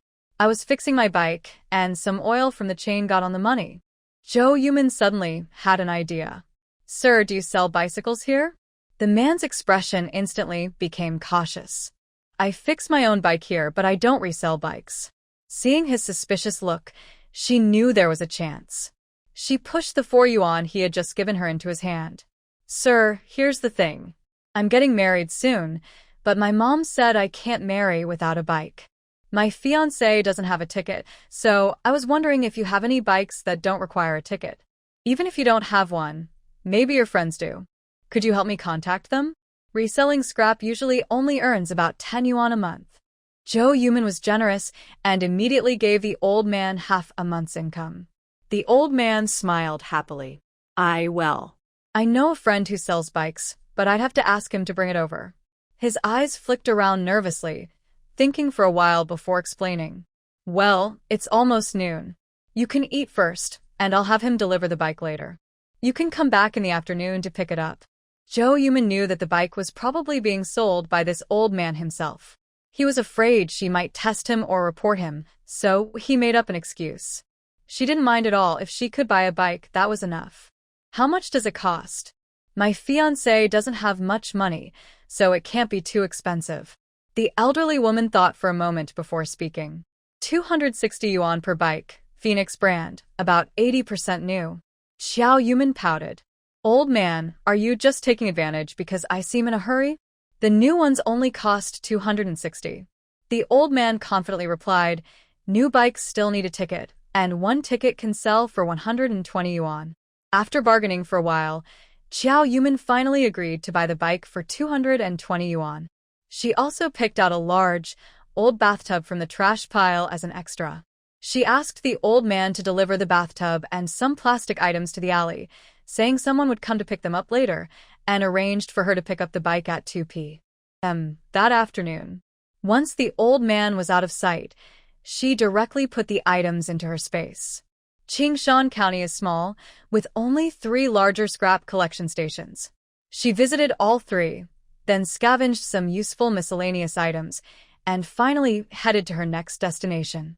She didn't go to eat but instead returned to the yard where Lu's family used to live. The gate was sealed with a notice, and the trees inside the yard were piled up at the entrance, untouched and uncleaned, looking very bleak. Xiao Yumin circled around to the backyard, listened at the wall to check the nearby houses' sounds. Once she confirmed that both families had gone inside for dinner, she took out her crafted grappling hook from her space. It was a hook made by Lu Huaya, tied with wire, intended for climbing the mountain to pick walnuts. She had tested it in the woods before. It was very sturdy and could bear weight. On weekdays, everyone was at work, and those not working were eating inside. Seeing no one around, she threw the hook onto the persimmon tree in the yard with force. Using the hook's strength, she started climbing the wall, easily slipping into Lu's family yard. Lu's family was large, once living quite comfortably. Suddenly moving to the countryside with nothing but what they carried was a big psychological. Although they could buy new things, many items required tickets, and old belongings gave a sense of belonging. The yard looked the same as that day. Most of the rooms were empty, probably because someone had come to take more things. Large items that couldn't be moved were smashed, and the ground was covered with footprints in the clothes scattered around. Xiao Yumin searched every room in Lu's house, finding winter clothes and some daily necessities. A hot water bottle, bath towels, toothbrushes, toothpaste, and untorn blankets. Everything she used regularly was packed into her space. Lu Huayu's cosmetics on the table had been taken, but there were still a few new bottles on the bedside table. She even found some tea leaves and a set of teaware that Lu's father had kept hidden.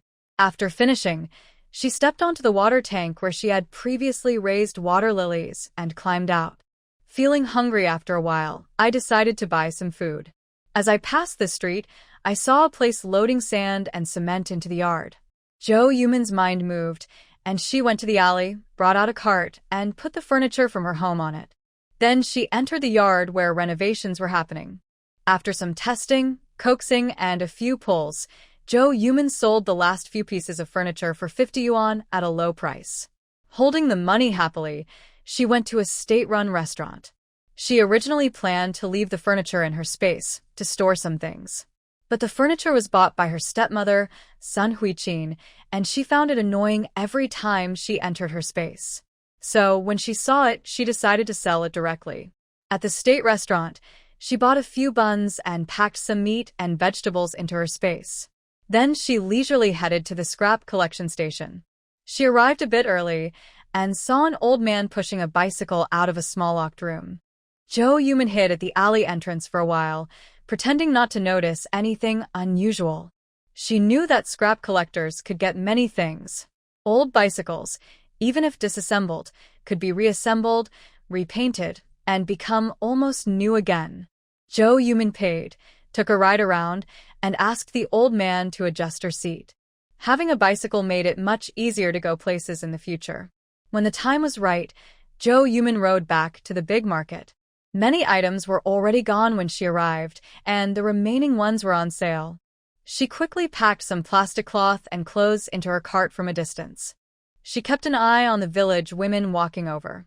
Suddenly, she took out some large pieces of cloth from her space, clenched them in her hand, and aimed at a stranger man, crashing into him. The money in her hand scattered all over the ground. The man, wearing glasses, bent down to help pick up the money. Jo Yumin took out a 2-cent coin and pressed it into his hand. Sorry, I didn't see clearly. Your glasses aren't broken, right? I'll pay you these 2 cents as an apology. The man hurriedly refused.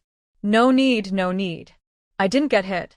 People in the 1970s were very honest. The man looked very gentle. Jo Yumin pushed him a little, but he refused to take the money. Finally, he left, and Jo Yumin waved goodbye to him.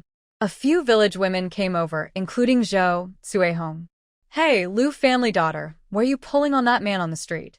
It's not good if people who know us see this. Zhou Cuehong spoke sarcastically. Jo Yumin gave her a quick look and waved again from a distance. Uncle, take your time walking. I'll visit you when I have time. The young wife who was with them had bought a hat from Jo Yumin. Hearing her words, she quickly helped smooth things over. Zhou Cuehong, your mouth really can't say anything nice. Did you hear that? That's my uncle. Zhou Cuehong snorted coldly. When that man saw us coming, he ran straight away. Who knew he was her uncle?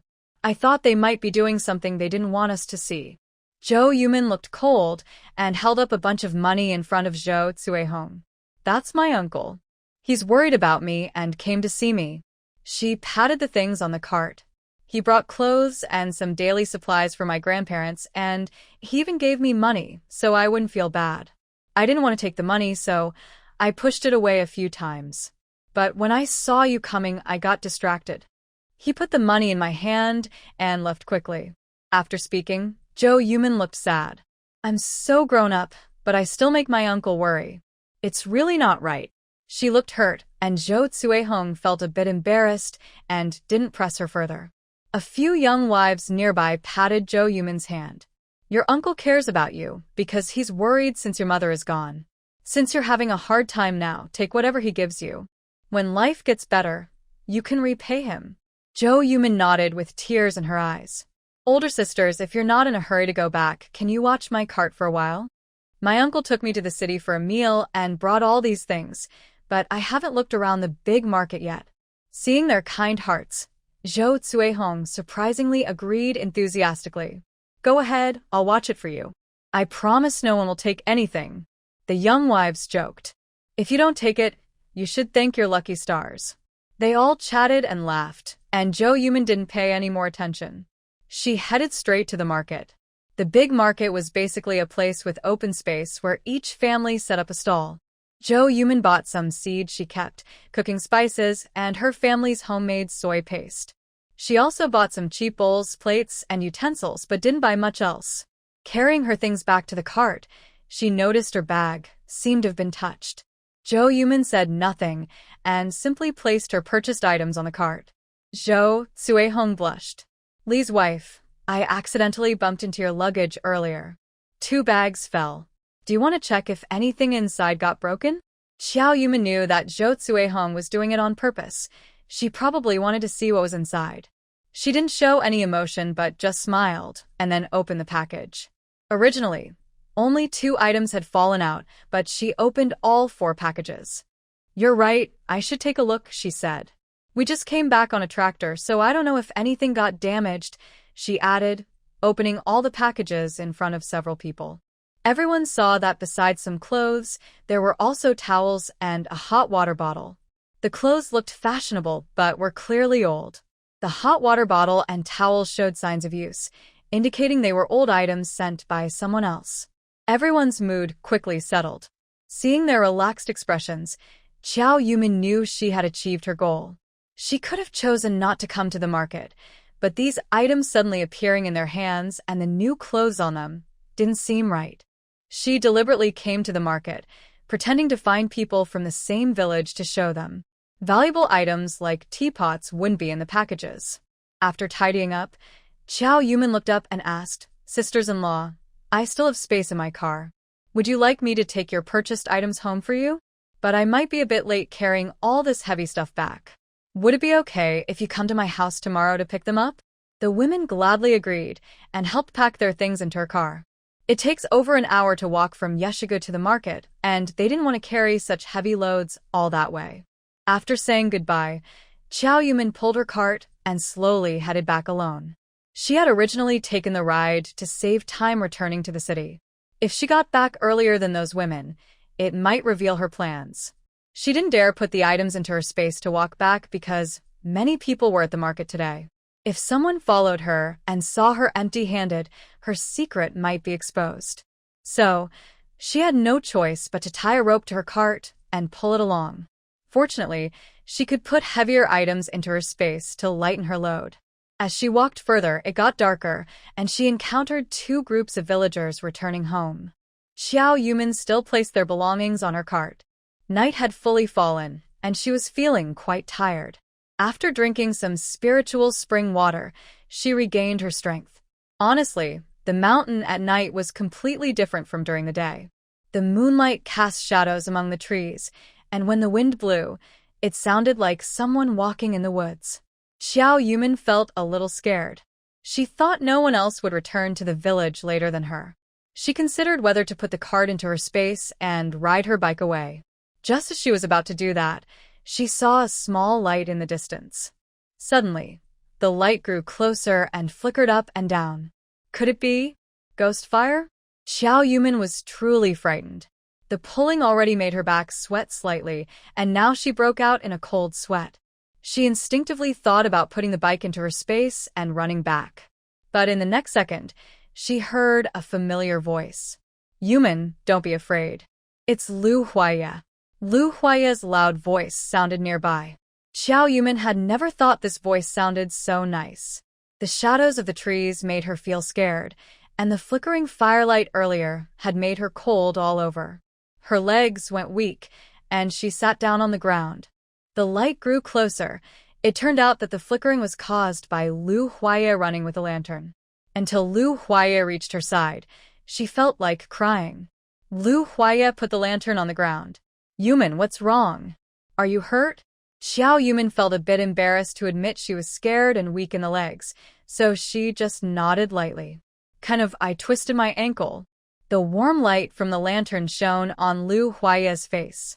Although the light was warm, he looked cold and distant. His brows furrowed, and his eyes shimmered with tears. "Where are you hurt? If I had known, I would have come with you." Lu Huaya grabbed her ankle and was about to take off her shoe. Xiao Yumin had been walking all day, and her shoes were already sweaty. She naturally didn't want him to touch her foot now. She pushed Lu Huaya away. I'm fine. Just go back and rest." Lu Huaya was pushed back, seeming confused about why she pushed him away. But since Xiao Yumin didn't want him to touch her, he respected her choice. Lu Huaya turned around and squatted in front of her. "Come on, I'll carry you." Xiao Yumin looked at the cart. "There's still the cart. How can you carry me and pull the cart at the same time?" She directed Lu Huaya. "Just carry this bundle on your back and leave a space. I'll sit in the cart and you pull me." "Okay." Lu Huaya carried a bundle on his back and also held another package, then carefully helped Xiao Yumin onto the cart. After removing the two bundles, the cart suddenly felt much roomier. The moonlight was bright, So she turned off the lantern and leaned on the cover to watch the stars. She had a hard life in her past, and she never had the mood to look up at the stars. Later, she became wealthy and went to Huajing with He Qingshan. She was busy taking care of her family and watching out for flirtatious people, so she had no time to look at the stars. Also, Huajing was very busy with tall buildings everywhere, so she couldn't see the stars at all. The night wind was a little cold, and the cool air carried the scent of pine trees. Everything around was very quiet, so quiet that she could almost hear Lu Huaiya's breathing. Qiao Yemian remembered the dream she had last night, then also thought about how she accidentally saw Lu Huaiya bathing. Since morning, they had been a bit awkward and she didn't want to keep feeling that way, so she decided to speak first. Lu Huaiya, she said softly. Lu Huaiya slowed down the car for a moment, but quickly returned to his original speed. "What's wrong?" he asked. "Yesterday." "I'm sorry," she replied. "I didn't know you were taking a shower." "I thought you had already gone to bed," she added. "And I was thinking about something at the time, so I didn't hear the water in the house," she explained. Lu Huaiya probably turned his head and spoke more clearly. "It's okay. I'm a grown man. I'm not afraid of being seen," she said. "Besides, we are." She hesitated. "We have a marriage certificate, so we are legally married. It's okay to see each other," she finished. Lu Huaiya's last words sounded like a team chant, probably giving himself encouragement inside.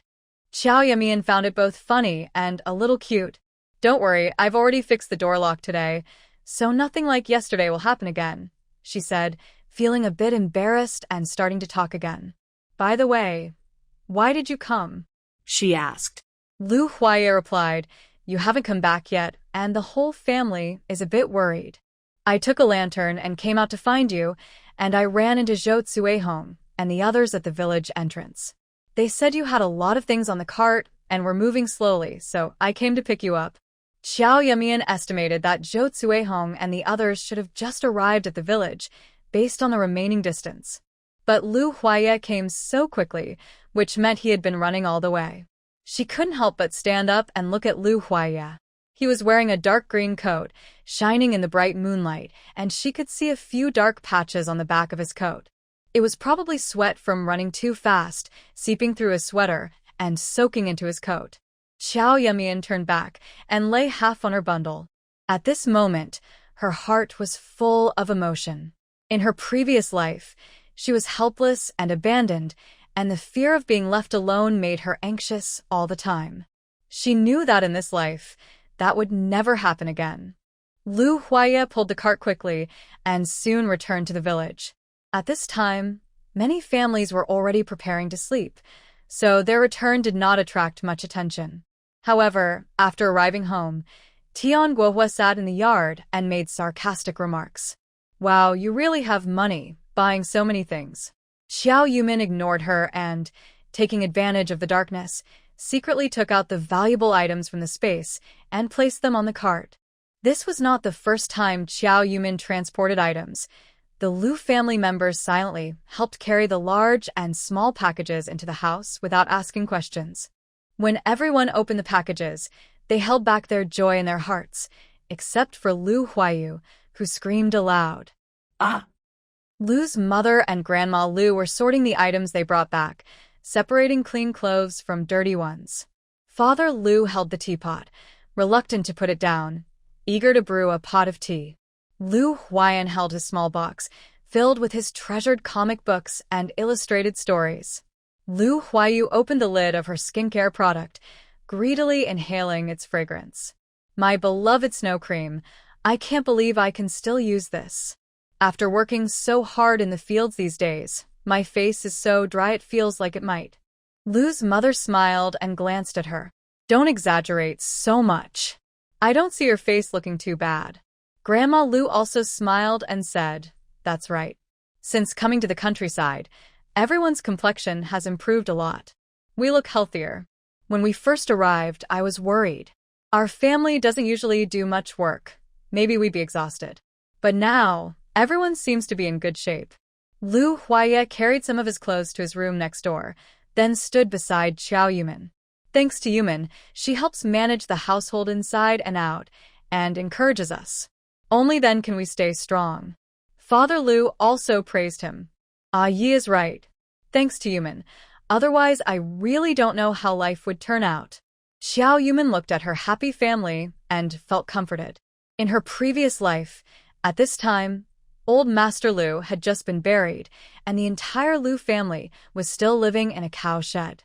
Grandma Lu was very seriously ill, and whenever she passed by the cow shed, her non-stop cough could be heard day and night. Lu's mother was weak and lacked energy to walk properly. Lu Huayu sat on the ground crying all day, her eyes always red.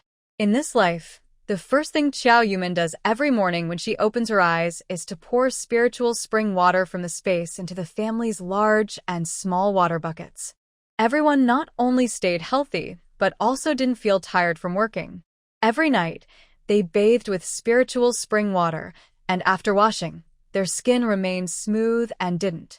Now, the fire in the kitchen crackled as wood burned, and the family gathered around, quietly talking by the oil lamp, feeling very warm. Lu Huaya looked at the many packages and items, speaking softly. Now there are enough things. You shouldn't go back anymore. It's too dangerous. Old Lady Lu agreed. There's nothing much at home worth worrying about. Just some old books your grandfather cherished, and a few antique clocks, all passed down from ancestors. Your grandfather fought hard to keep them. On the day of the trouble, they took those away. The rest doesn't matter anymore. Xiao Yumin suddenly remembered the things she secretly kept that day. She entered her space to look for them and found the antique clocks and some old books and paintings in a box. Besides these, there was another box containing photos of the Lu family over the years, which were very precious. At first, Xiao Yumin saw them loading things onto the car, and she only secretly hid small, delicate boxes in her space, afraid that taking larger items would attract attention. Now she knew what was inside, and it was a lucky guess. Xiao Yumin thought to herself, Grandma, I remember these things you mentioned. When they caused trouble, I secretly took some items from behind. I feel these things are quite valuable, so I secretly returned them to our yard and locked them up. Just now, I recalled, it seems to be those things you mentioned. Old Lady Lu's eyes lit up. Yumin, are you telling the truth? Xiao Yumin nodded firmly. Of course, Grandma. Why would I lie to you? When we build a new house in the future, I will secretly bring those things back and keep them close. It's safer that way. Good, good, good. Old Lady Lu said 3 times. Those are old items, and when you bring them back, I'll give them all to you as your wedding gift. Xiao Yumin waved her hand. No need, Grandma. I don't want those things. Just remember, we haven't lost everything, and as long as we stay healthy and happy, that's what matters most. After tidying up her belongings, Lu Huayu happily pulled Lu Huaya and ran outside. Brother, you help fill this big bathtub with water. I want to take a good bath today. I've been just lightly wiping my body these days. I haven't taken a bath in a long time. Finally, I can enjoy a good bath. Lu Huaya was pulled to the center of the yard, looking at the large bathtub on the cart with a confused expression. Was there this thing on the cart earlier? Xiao Yumin stood at the door feeling a bit guilty. She pulled the cart forward, thinking the big wooden tub was too heavy, so she put it into the storage space. Later, she forgot to take it out because she was nervous. Only at home did she finally take the tub out. But since it was dark earlier, she thought she could get away with it. Seeing Lu Huaya looking a bit suspicious, Xiao Yumin hurried over, pretending to peel back the plastic sheet. This bathtub is something I bought at the scrap collection station, and I asked the boss to put it on the cart. The plastic sheet is also piled on top. She took out some old newspapers from inside the tub. Tomorrow, she planned to use these newspapers to cover the walls, making the house look a bit cleaner. But we can't take a bath today. I don't know who used this bathtub before, so we need to scrub it well tomorrow and let it dry in the sun for a couple of days before using it. Lu Huayu looked disappointed, but for the sake of health, he had to endure a little longer. Seeing there were more things outside, Lu Mu also came out. Yumin, why did you buy so much plastic sheeting? Xiao Yumin quickly thought and explained. These 2 houses are drafty. Now we're cooking and heating the kong, a traditional heated bed, so it doesn't feel cold inside. Once winter officially comes and heavy snow covers everything, heating the kong might not be enough to keep the house warm. Xiao Yuman gestured in front of the door. A few days after the harvest, we can go up the mountain to gather some broken wood and build a warm shelter in front of the house. This can block the cold outside and keep the heat inside, making winter a bit easier. At first, Lu Huaya didn't understand much, but after hearing her explanation, his frown eased. I used to train in Songzhou, and it's not as cold there in winter, but you still can't grow vegetables. Local farmers use thick plastic to make warm greenhouses and burn stoves inside to grow crops. But this plastic sheet is pretty good. It's hard to get, though. Where did you get it? Xiao Yuman pulled the plastic sheet down from the cart. I bought it at the scrap collection station. This plastic isn't as good as the professional greenhouse covers. It's a bit thicker than normal plastic, but not very transparent. I heard it gets dirty if it's stained with machine oil. It has more disadvantages than advantages, but since I could buy it, we'll just use it for now. Lu Huaya carefully packed the plastic sheet into the firewood shed. That's already good. In a few days, I will go to the mountain to find wood. When the time comes, you can tell me how to build it. A large truckload of supplies was neatly organized, and everyone in the Lu family felt very happy. The next morning, the Lu family finished breakfast early and went to work. Xiao Yuman slept until she woke up naturally, then started preparing lunch. Recently, to avoid attracting attention, everyone was eating less. Xiao Yuman decided to prepare a special meal for the family. Old Lady Lu went to help Old Master Lu wash up, while Xiao Yuman only cooked the food and quietly took packed meals from the state-run restaurant in her space. Living here, the most cautious neighbor is the He family next door. Tian Guohua doesn't go to work, and He Qingshan often stays at home. When she was cooking some meat, the smell quickly spread over. As soon as He Qingshan caught the scent of meat, he would start craving it at home, and Tian Guohua would scold him from the yard. Xiao Yuman was very careful, afraid that they might gossip and cause unnecessary trouble. She prepared a large box of braised pork and a box of braised fish. She went into her space, picked some bok choy from the ground, and quickly stir-fried it. After cooking, she kept the dishes warm in the pot and went back into her space. The land in her space grew things very quickly. Except for the pumpkins, almost all the vegetables had ripened. She picked the bok choy, put it in a basin, and kept it in her space for easy access. She also took out the large cabbages, washed them with spiritual spring water, cut them in half, and sprinkled salt on each layer. She cleaned a stone and placed it on top of the cabbage. When everything was ready, she packed the meals into a basket and filled a thermos with spiritual spring water to deliver to the Lu family. This time, the Lu family was assigned a corner plot with few neighbors, so Xiao Yuman dared to bring so much food. As she entered the field, she was greeted by many people. Yuman, bringing food again? I'm so jealous. Your whole family treats you so well. What delicious things did you bring today? She casually chatted with everyone as she moved, making Zhou Cuihong, who was working in the field, roll her eyes in frustration. I heard she sleeps until noon at home. Such shamelessness. She's basically a social parasite. Another unfamiliar woman chimed in. Let me tell you, the lazy daughter-in-law is the one who stirs the dough. Such a lazy wife. A few beatings would do her good. Getting up later than her mother-in-law and not cooking. She deserves a beating. Zhou Cuihong spat. Pa.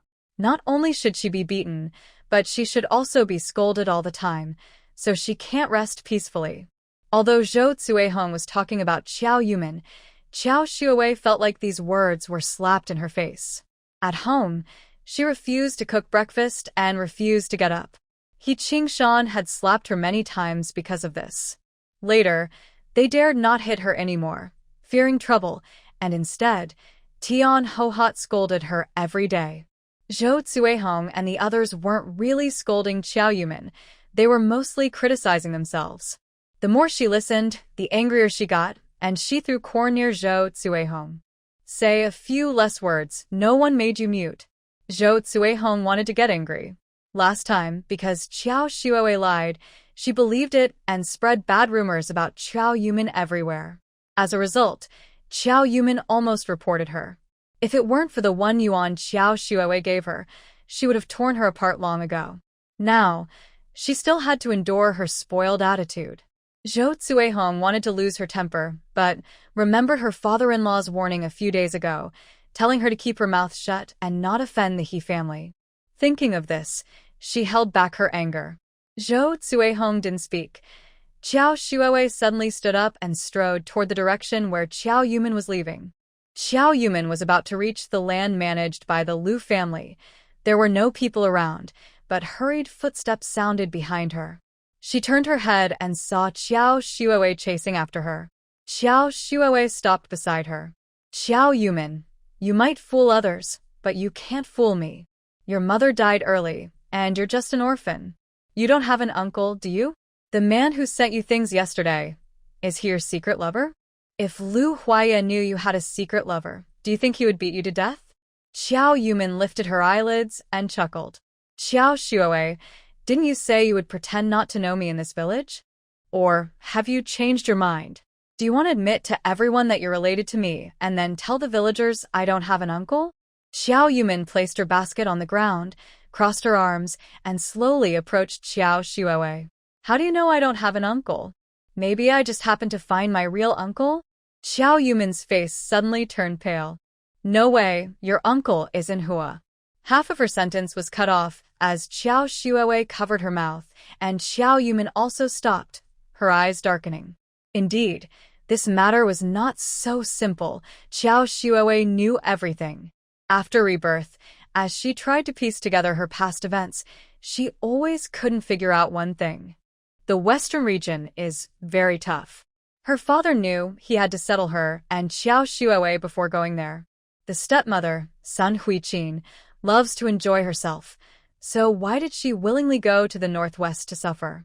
In her past life, after the transfer order came, her father once said that the northwest was cold and unpredictable. He could divorce the stepmother and give all the money to her, so she could return to her family. Sun Huiqin cried and promised to stay with him forever. The northwest was cold and harsh. Her father's place had no electricity or phone, and the nearest post office was over 60 kilometers away. There was no phone in Yeshigu, so even if her father wanted to find her, he couldn't. For 8 years, they had been out of contact.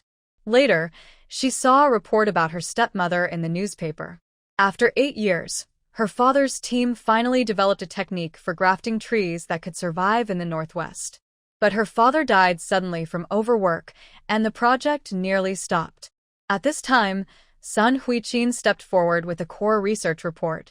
She claimed it was her hard work and that her father had taken credit for her achievements. She was very upset about the project stopping and no longer cared about her father's reputation, only wanting to contribute to the country.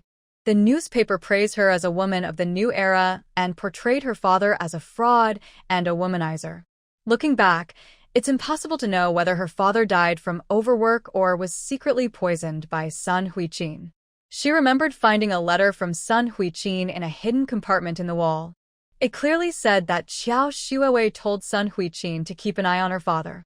This showed that Qiao Shuowei hadn't fully told Sun Huiqin about her rebirth, probably only some parts, because she knew that even if she didn't tell her, her father wouldn't escape death.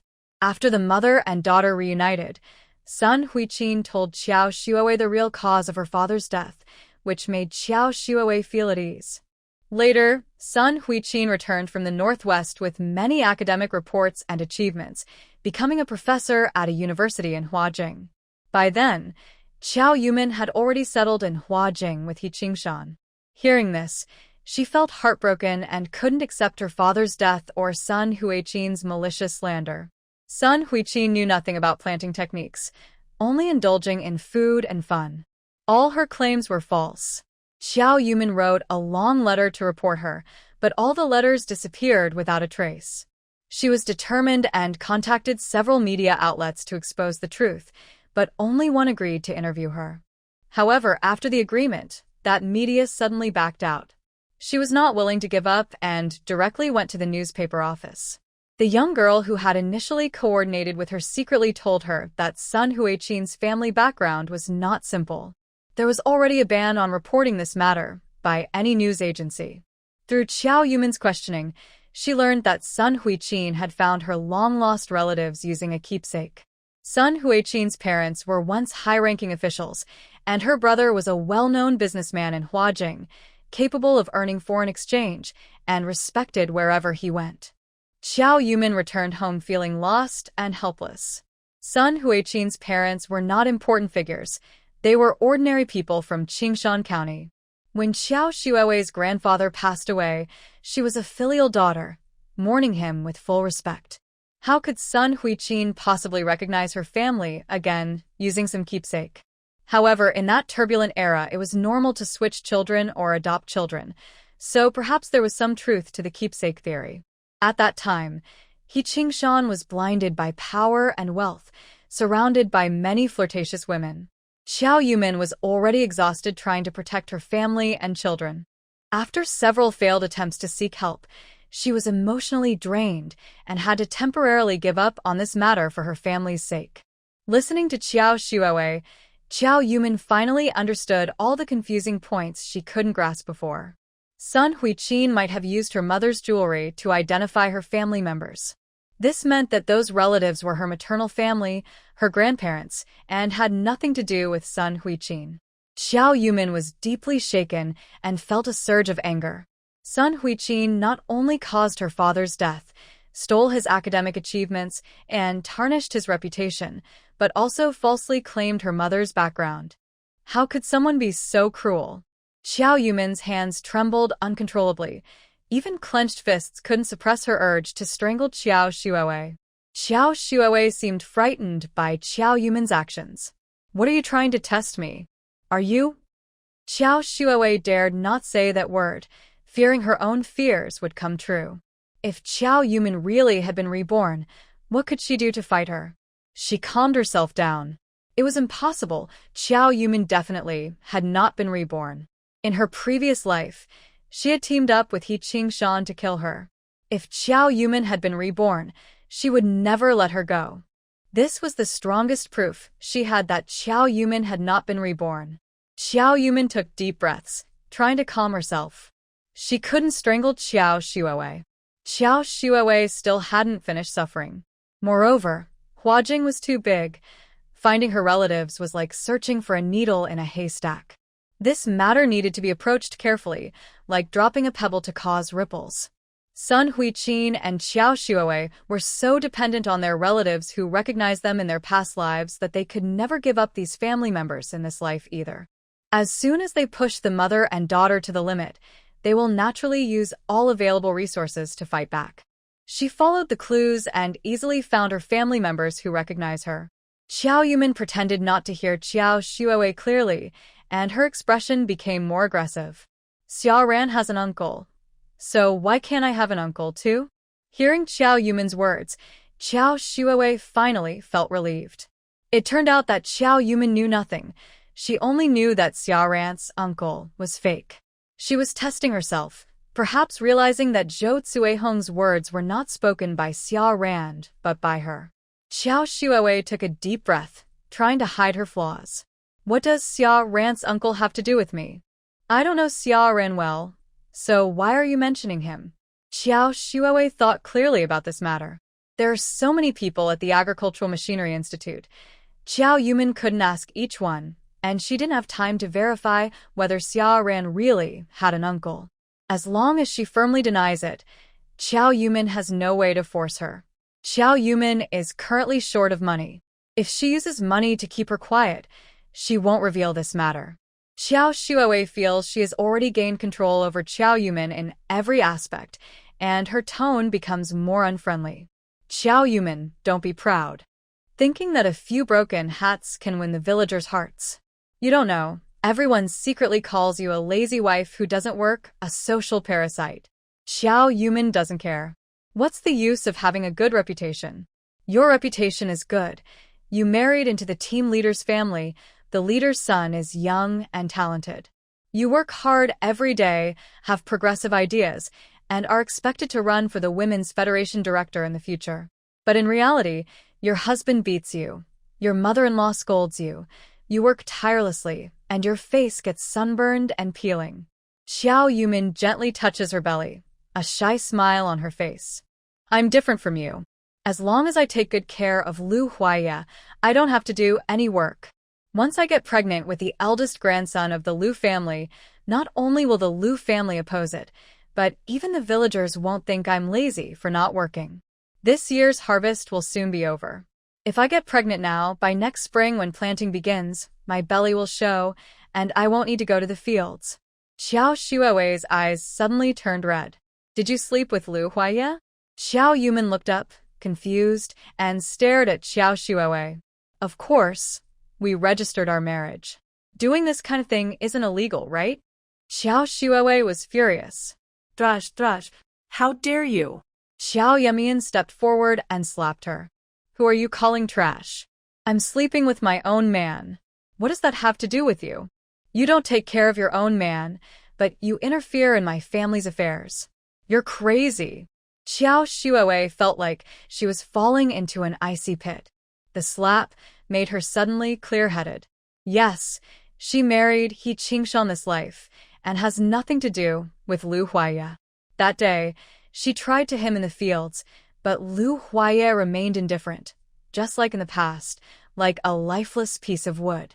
Only when he saw Xiao Yumian did his face light up and his eyes shine. Soon, they would have their own child. Xiao Yumian wouldn't have to work anymore, and even the villagers wouldn't mock her for being lazy. A sudden thought flashed through Xiao Shuowei's mind. Pregnancy. A child. She covered her face and no longer cared that Xiao Yumian had hit her. She hurriedly went back home. She also wanted to get pregnant. Once she had a child, He Qingshan wouldn't dare to hit her anymore. Once she gave birth to a grandson, Tian Hohat wouldn't dare to scold her. She could walk proudly in the He family with her belly, which would be like walking proudly in the village. One day, she would make Xiao Yumian suffer like never before.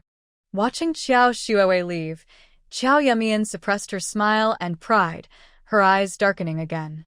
Xiao Shuowei was selfish. If life continued like this, she might become so selfish that she would leave the dangerous He family. She couldn't stay unaware.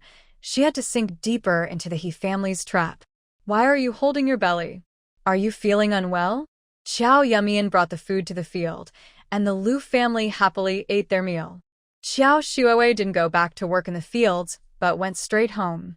On the way, she only said she was going back for lunch. Because she knew Xiao Yumian had slept with Lu Huaiya, she cursed her harshly, which led to her being beaten. Now, even if someone saw her, she couldn't explain why she was hit. If she stayed in the fields and continued working, and someone saw the slap mark on her face, she wouldn't be able to explain it. As soon as she entered the yard, she saw Tian Hohat washing dishes. Tian Hohat wore a proud smile and spoke in a sarcastic tone.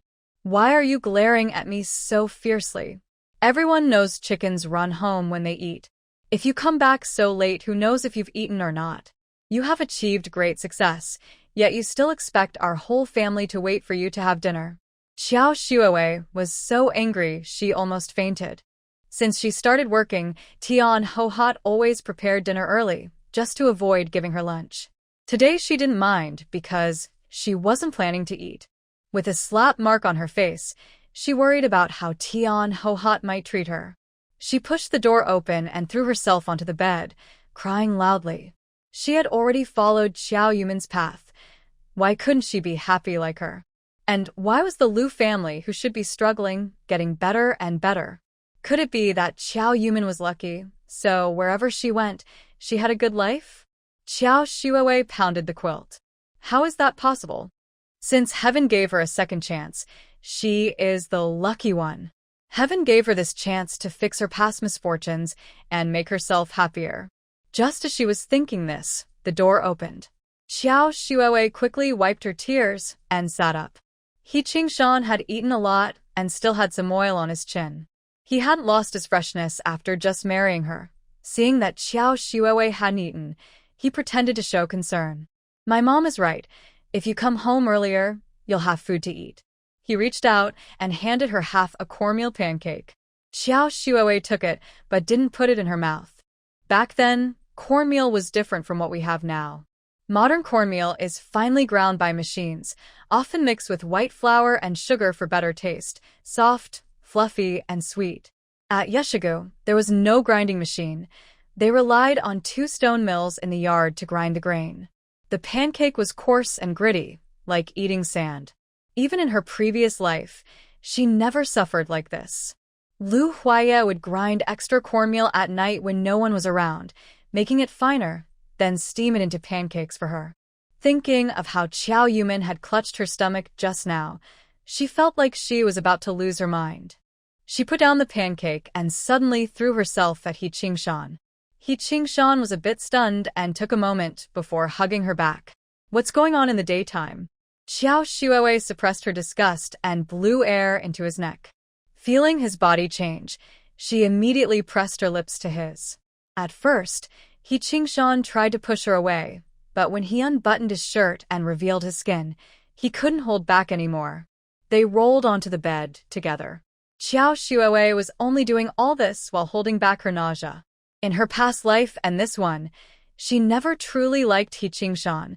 It was only for his money and power.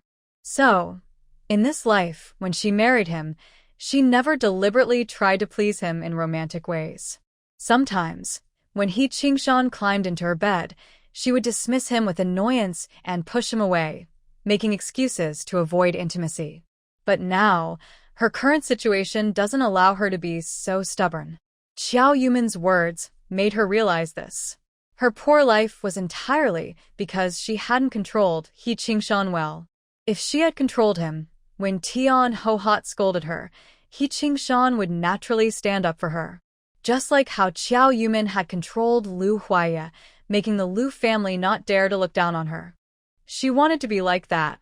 From now on, she wouldn't just refuse He Qingshan, she would cling to him every day and night until she got pregnant. Tian Hohat watched He Qingshan walk into the house, but didn't pay attention. Since he hadn't come out all afternoon, she called He Song. His father, Qingshan, went inside, but he hasn't come out yet. He Song was about to lie down for a nap when he heard Tian Hohat call and went out hurriedly. Qingshan went to his own room. It's normal he doesn't come out. Tian Hohat shook her head. No, I heard sounds from that room. They must be arguing.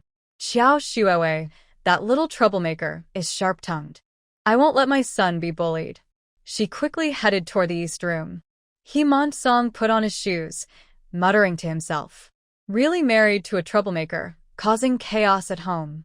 As soon as Tian Hohat entered the house, she saw through the glass 2 bodies tangled together. She hurriedly pushed He Song back. Don't look. Seeing her, He Song became even more curious. What's going on here? He had already pressed his head close to the glass, and Tian Hohat pushed him back too late, so he saw clearly through the glass. He Song didn't immediately move his head away like Tian Hohat, but instead laughed out loud. Oh, it looks like our family will soon have a new addition. Tian Hohat pushed him a couple of times before shoving him aside. Then she scolded loudly at the window. You shameless woman, fooling around with your man in broad daylight, and you don't even pull the curtain. And you say you're the daughter of a scientist. How can you be so shameless? Our family is truly unlucky to marry someone as shameless as you. He Song kept glancing into the house now and then pushed Tian Hohat. Stop scolding. Our son and daughter-in-law love each other. We should be happy.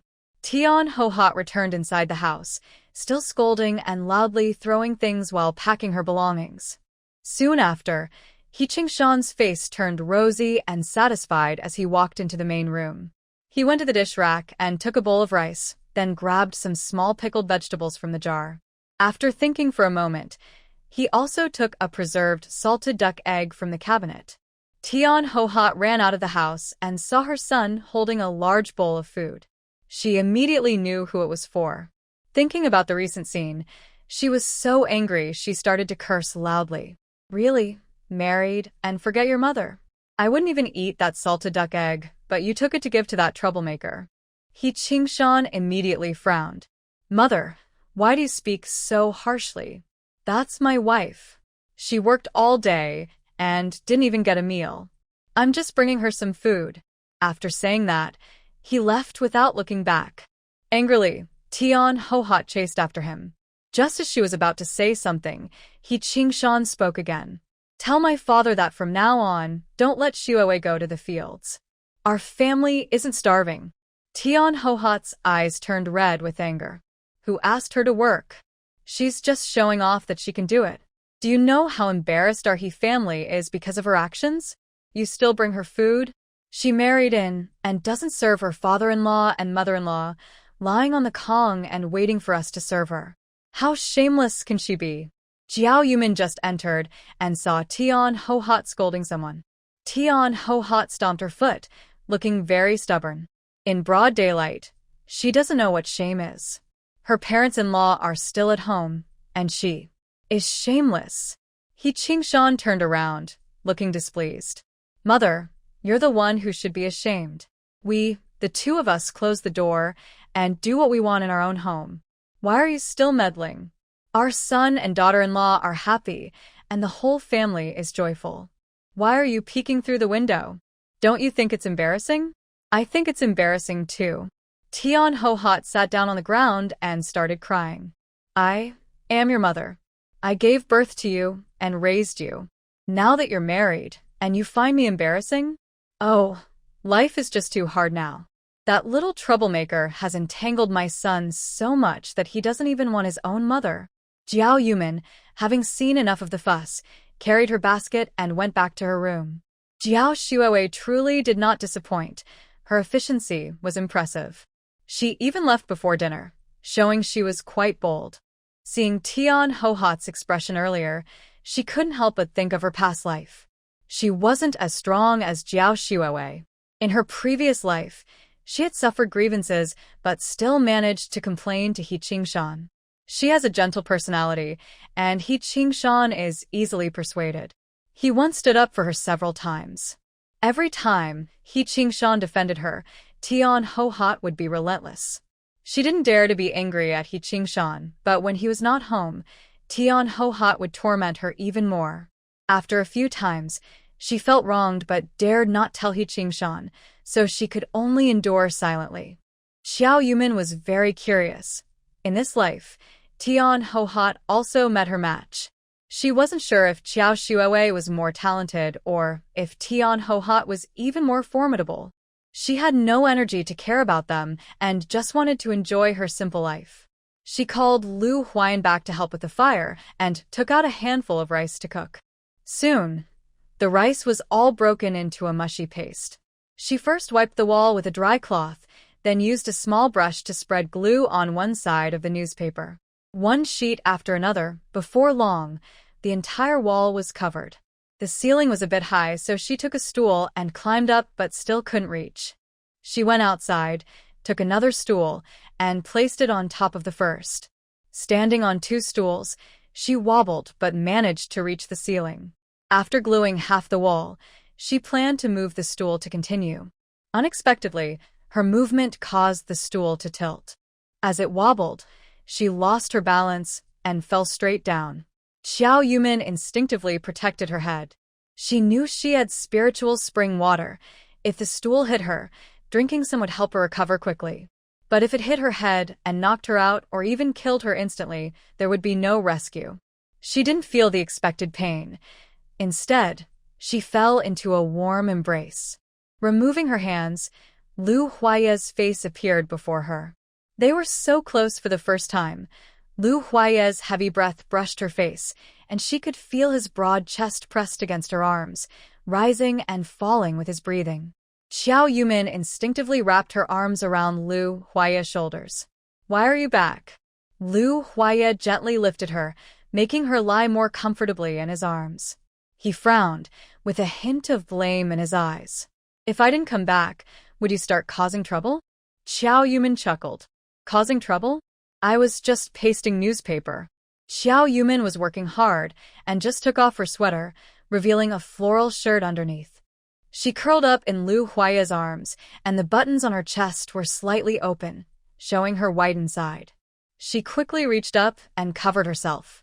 Lu Huaya was so focused on the moment Xiao Yumin fell off the stool that he didn't even look at her carefully. Seeing her movement, his eyes instinctively followed her hand. Her fair hand was covered in white glue, making her fingers look even more delicate. Although she was holding the buttons, her neckline below her neck was still open. From his angle, he could see her inside. He felt his muscles tense up, and an uncontrollable itch appeared at his ears, spreading across his face. Seeing Lu Huaya's face turn red, Xiao Yumin also felt her cheeks heat up. She punched Lu Huaya gently in the chest. "Quick, put me down." Lu Huaya held his head high and quickly agreed. He carefully laid Xiao Yumin on the Kong, heated bed, and then helped her stand on the stool. You hand me the glue, and I'll stick it." The two worked silently, very smoothly. When Xiao Yumin finished applying glue to one piece, she turned around, and Lu Huaya had already pasted the newspaper on the previous one. They worked very quickly, and soon the entire room was covered with newspaper. Xiao Yumin cleared her throat. "You haven't told me why you came back so early." Lu Huaya blinked. "The corn has all been husked, just a little left to finish up. Your bed in this room has been cold for a while. You kept complaining about feeling cold. I thought I'd come back early, take apart the bed, and ask Gusheng's dad to help redo it." Xiao Yumin looked at Lu Huaya with disbelief. "Can you redo the bed?" Lu Huaya scratched his head. "Not really, but I know to take apart the bed first and clean out the ash from the chimney so that Gusheng's dad can work faster when he comes. After I finish today, I'll work on it tomorrow, and the bed will be ready for heating the next day." Xiao Yumin counted the days. Last time, after paying the last bit of grain tax, Yeshigu would start to cool down, so she knew they had to fix the bed quickly. "I'll help you." Xiao Yumin rolled up her sleeves, ready to start lifting the bed cover. Lu Huaya hurriedly stopped her. "This job is too dirty. Let me do it." He lifted the bed cover and threw it into the yard. "Just wash the bed cover." Seeing that the bed cover was also quite dirty, Xiao Yumin no longer refused. She took a bucket of water and started washing it. The current bed covers were woven from reed leaves. They couldn't be soaked for long or exposed to the sun, or they would break apart.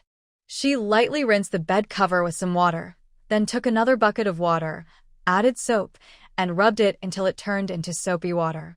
Then, using a brush dipped in soapy water, she gently scrubbed the dirt off the Kong mat. Inside, Lu Huaya also began working. First, he carefully broke up the soil on the Kong and carried it outside, then cleaned the dust from the chimney. Xiao Yumin finished cleaning the Kong and wanted to help inside, but Lu Huaya pushed her out. "It's smoky here, you should rest." "I'll handle it." Xiao Yumin didn't go back to help but took out the cabbage from the morning and started working. She took out onions and pears from her space, chopped them into small pieces, and mashed them in a garlic mortar to extract juice. Then she mixed in chili powder, soy sauce, sugar, sesame oil, whatever sauces she had in her space. She made a big bowl of sauce and tasted it.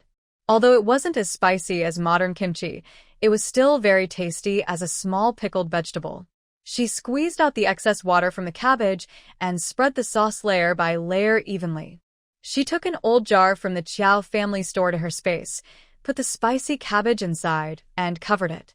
It was getting cold soon, so she planned to make more small pickled vegetables, or they might run out of food this winter with Lu's family supplies. It was still early, and watching Lu Huaya work, Xiao Yumin pushed her cart outside. "Lu Huaya, tidy up the vegetable cellar. I'll go to the village to find someone to exchange for some vegetables." Earlier, Xiao Yumin worried about what to do with the vegetables in her space, but she later discovered an underground cellar behind the woodshed, used for storing vegetables in winter. She directed Lu Huaya to enlarge the cellar and gathered some wood from the mountains to make supports. They covered the supports with stone slabs, filled in with soil, and covered with straw. Lu Huaya also made a small ladder for easy access. Lu Huayan could stand upright inside, but Xiao Yumin had to bend over, though the space was enough for them. All the vegetables in her space had ripened, and she needed an excuse to store them all inside. She pushed her cart and went to the Lin family. The eldest son was a carpenter, and the family was large and hardworking, growing many vegetables. Xiao Yumin checked her furniture order progress, then exchanged a few pumpkins and cabbages for eggs before leaving. In a less crowded place, she took out the vegetables she had planted, cabbage, pumpkins, zucchini, and others, and placed them on her cart. Lu Huaya watched her bring back a cart full of vegetables, eyes wide in surprise. Why did you exchange so many vegetables? The vegetables looked incredibly fresh, as if they had just been picked from the vines. Xiao Yumin chuckled. Because the temperature is dropping soon. Every family has plenty of vegetables in their fields, so I exchanged a little with each. You shouldn't look at how much there is. This is all the vegetables our Lu family has for the whole winter. You think it's a lot, but I think it's not enough. Lu Huaya thought that since these are all the vegetables for the entire winter, they are indeed quite few. He put down the yellow mud, brushed his collar, and leaned closer to Xiao Yumin. Don't worry, I'll find a chance to go back to the county town in a few days and bring back some food. Xiao Yumin was surprised. What are you going to do in the county town? In the past life, Lu Huaya never went back to the county town once. Lu Huaya looked down and didn't look at her. It's nothing. I can't always let you carry everything at home. I need to do something too. You're a girl, pushing so many things is too heavy. Next time I'll go instead. Lu Huaya said he thought she was pushing heavy things, but Xiao Yumin felt that his words had a deeper meaning beyond just buying supplies. But Lu Huaya didn't want to explain, so she didn't ask further. Xiao Yumin put the vegetables into the cellar, covered the stones with straw again, and started cooking dinner. She saw Dad Goshen come over and do some work, gave a simple instruction, then Lu Huaya began to do it himself. Dinner was almost ready, and the Lu family's 3 members returned home. Lu Huayu jumped in happily, as if a whole day of work didn't tire her at all. Xiao Yumin, what delicious food are you making today? Xiao Yumin served the dishes into bowls and smiled as she answered. Sour and sweet cabbage, small bok choy, and potato soup. Lu Huayu was washing her face, not caring about the foam on her face, and she raised her head with her eyes closed. Why is it all cabbage? I feel like I'm just a poor little cabbage.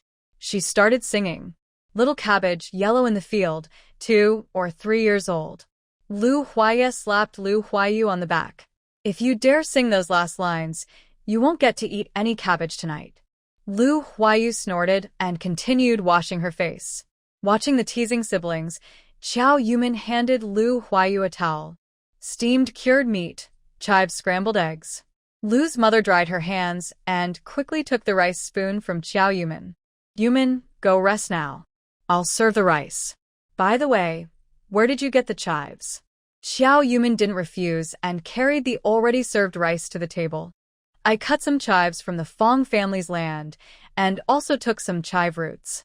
Actually, she had bought the chive roots earlier and kept them in her space without taking them out, using that as an excuse today. But she really did ask the Lin family for the chive roots. The family sat at the table, and the atmosphere was just right. Grandma Lu was originally from a big family, and her mother also came from a noble background. The Lu family had strict manners, like not speaking during meals or when going to bed. But since moving to the countryside, there are no longer so many rules, and everyone focuses on being happy. So, at the dinner table, everyone chats casually. Everyone praises the chives for being fresh and tender, and Xiao Yumin takes the conversation. Mom and Dad, I want to tidy up the wood storage shed. I saw Huaya and Goshen learn how to make a heated bed today, so I thought I'd let him try making one in the shed too. Lu's mother nods. Yumin, do whatever you want. The harvest festival is almost over, and later our family will work together. Lu Huaya puts down his chopsticks. What do you want to do in the shed?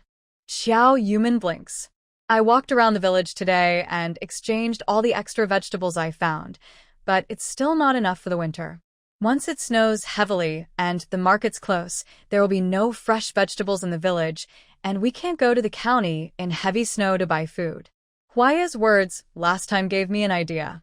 We can tidy up the shed, build some flower pots with stones and simple clay, and then heat the shed to keep it warm, planting some small vegetables, like chives, lettuce, bok choy, coriander, these can all be grown indoors. Grandma Lu nods in agreement. Yes, Yumin is right. Our family used to have a greenhouse, where my father's aunts loved to grow flowers and play mahjong. They built a firewall inside, and someone was always burning firewood, keeping the temperature steady. You wouldn't believe it, but the flowers in the greenhouse bloom even better than in summer. Father Lu agrees. The work in the brigade can be finished tomorrow, and the day after tomorrow, we'll start tidying up the shed. The family agrees on this big project, and Xiao Yumin feels at ease. Actually, her plan to tidy the shed isn't just about growing vegetables. She wants to make compost and different enzyme fertilizers. Enzyme fermentation needs a certain temperature, and in freezing weather, it's impossible to succeed. She must develop the formula this winter, so she can use it during spring planting next year, aiming to see good results when sowing. The land at Yeshigu isn't good, and the grain yield is low. Everyone in the commune knows this. If she uses fertilizer, the seedlings will grow better, which might convince the Xinglong Mountain Brigade to cooperate with her. Her fertilizer can be used even during the fruit-setting period, giving her plenty of time. As she plans, time passes unknowingly, and it's time to sleep. Lu Huayu stands in the courtyard holding a quilt and pillow. Our bed isn't dry today, so we can't sleep. How are we supposed to sleep? Xiao Yumian was still thinking about where to sleep when she saw Lu Huayu squinting, with a mischievous smile on his face. His eyes flicked back and forth between her and Lu Huayu, as if planning something sneaky. Both rooms are small, and only 3 people can sleep on the bed. Now, there are 8 of them, 2 more than usual. Lu Huayu thought for a moment. Dad is sleeping on Grandpa's bed with Huayan. Grandma, Mom, Huayu Yumian, squeezed together. I'll just use a board to cover myself on the ground for one night. Lu's mother nodded. That's all we can do. Lu Huayu pouted. This won't work. The bed is too small. Dad and Mom are barely able to sleep with Huayan. How can 4 of us fit? Besides, these 3 beds need to be dismantled and reassembled in the next few days. Do you expect me to sleep on a board every time? Lu Huayu pushed Lu Huayu's forehead. This isn't good and that isn't good. So, what do you suggest? Lu Huayu grinned mischievously. Yumian said that Dogsheng's dad helped set up the bed, so I should bring some meat to thank him. When I went there, Dogsheng's mother was very welcoming. She even said that if we can't stay here, we could stay in their west room. That room used to be where Dogsheng's grandma lived. She passed away last year, and the room has been empty since. The bed is still usable. Lu Huayu's frown eased. Why didn't you say this earlier? Instead, you kept us in suspense. So, Dad and Mom will stay with Huayan. I'll stay with Grandpa and Grandma. You and Yumian can stay at Dogsheng's house. Lu Huayu shook her head like a rattle. I don't want to stay there. Grandma Dogsheng died in that room. I'm scared. You stay with Yumian. I'll sleep with Grandpa and Grandma. Xiao Yumian instinctively looked at Lu Huayu. He lowered his eyes without speaking, and the room fell silent. Lu's mother smiled and asked Yumian, are you scared? If you are, your dad and Huayu can go stay with you. Before Yumian could speak, Lu Huayu walked straight to the bed, grabbed her blanket, and stuffed it into Yumian's arms. Lu Huayu is a strong man, full of energy. There's nothing to be afraid of. She pushed Yumian out. Hurry up and go. I'm tired and want to sleep. Yumian blushed and turned back to say to Lu Huayu, Grandma Dogsheng passed away in her sleep. It was a peaceful passing. There's nothing to be afraid of. Lu Huayu went into the next room, took Lu Huayu's blanket, and tucked it into his arms. You're not afraid, then go ahead. I'm scared, after all. Yo Yumin helpless reported. You're so nosy. Lu Huayu stuck out his tongue at Zhou Yumin and watched her walk out of the yard holding a quilt. Then he turned to pat Lu Huayu on the shoulder. As your younger sister, I've done my best. I've given you a chance, so you should cherish it. Lu Huayu raised his foot, as if to kick. Hurry up and go take a shower. Lu Huayu laughed and dodged quickly, rushing to the bathroom. Mother Lu came out, hesitant to speak. Lu Huayu immediately understood. Mom, don't think about those things. Yumin and I, we're not. We're just family. That's all. No matter how bad your son is, he wouldn't stay in someone else's house. He hesitated, feeling embarrassed to continue. Mother Lu relaxed her expression and sighed softly. Yun, I know you and Yumin have only met a few times since you were young. Every time you see her, you don't like her much. You were against this marriage at first. Yumin is a good girl. She's owed us a lot from the Lu family. If we can leave Yushui Valley someday, I'll find her a good family. She's like our second daughter. When it's time to give Huayu a dowry, we'll give Yumin the same. It's only fair since she's been so dedicated to us. Lu Huaya's ears turned hot. Hearing his mother say this, it was like a cold bucket of water poured over him. His voice was anxious. Mom, what are you talking about? Yumin is already married to me. How can she marry someone else? I married her, so I will treat her well. She's your daughter-in-law, my wife. She can't be your daughter anymore. Lu Huaya glared at the woodshed in annoyance. I've got enough trouble with my annoying little sister. If you still want one, go have another with my dad. Mother Lu stepped forward and raised her hand to pat Lu Huaya's back. You little brat, what nonsense are you talking? I'm not that young anymore to have more children. Lu Huaya clenched the quilt with his arm. I was just talking nonsense. Are you saying I wasn't? Mother Lu wanted to hit him again, but Lu Huaya kicked his leg and ran away. Father Lu came out of the house, watching Lu Huaya run away in a hurry. Did that brat admit it? Mother Lu slightly lowered her head, a smile on her lips. No, he didn't admit it, but from his attitude, it seems he knows. Father Lu nodded lightly. Yun's side is fine. You should find a chance to test Yumin again. If Yumin doesn't care about Yun at all, we should prepare early. I, Lu Yanting, have always lived honestly and uprightly. I never thought that in old age, I would be betrayed by treacherous people and unable to turn things around. Not to mention that Yu Mion's mother has shown kindness to our family. Even if she were just an ordinary girl, we shouldn't force her to stay in this remote mountain village. Mother Lu looked sad. Yes, Yu Mion is so smart and capable.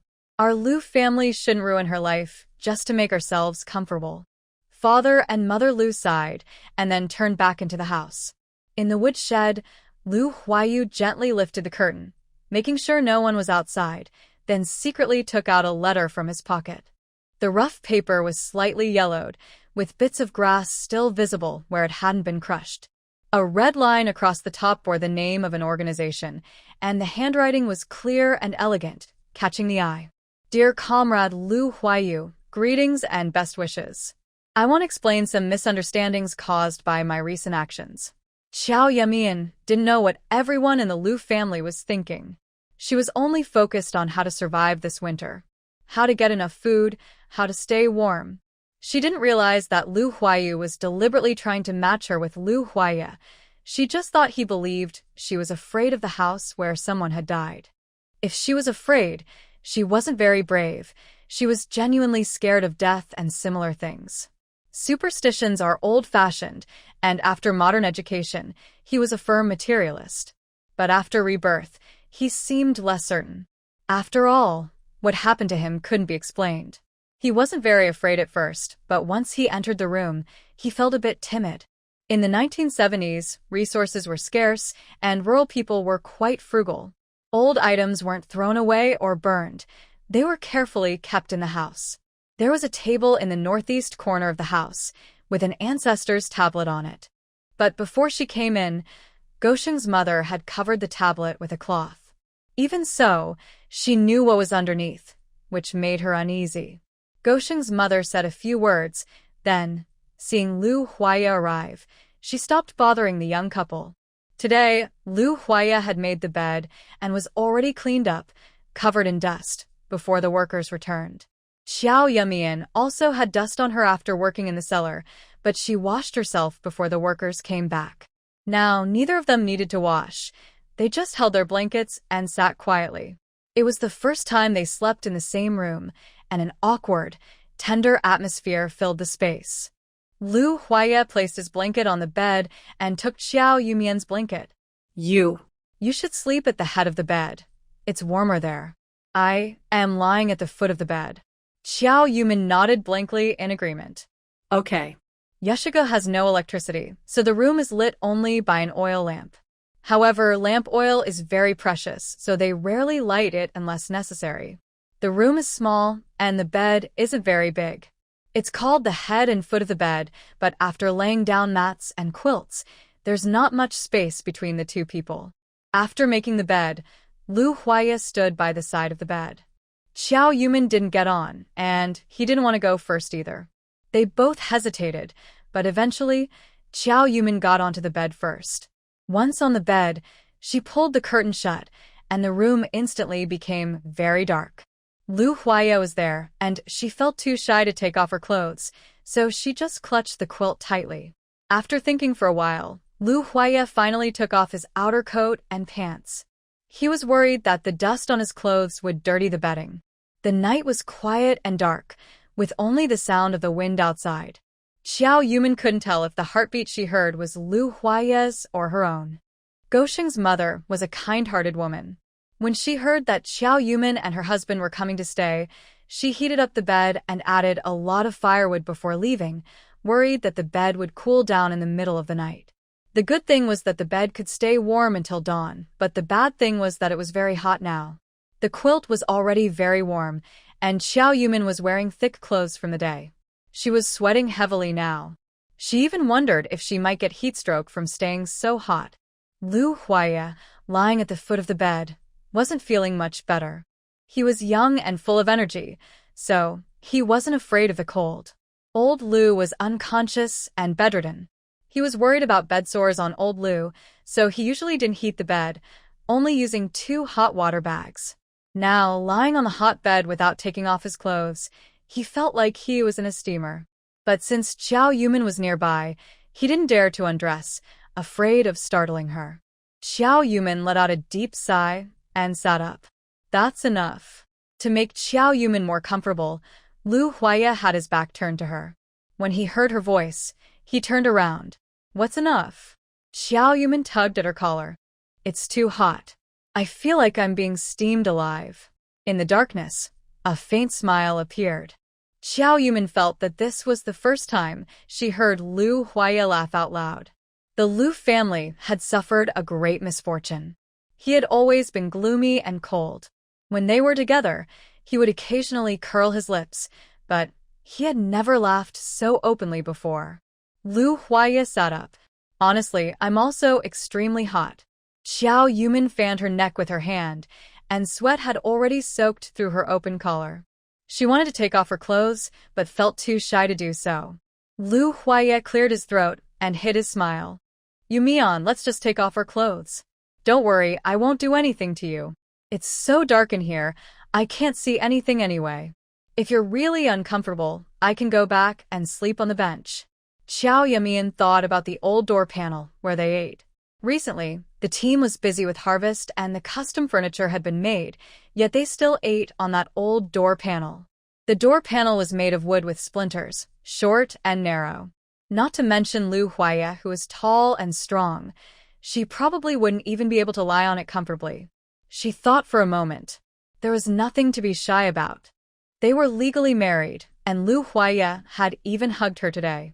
In her past life, marrying He Qingshan had drained all her energy, so even if she didn't marry Lu Huaya this time, she probably wouldn't want to get married.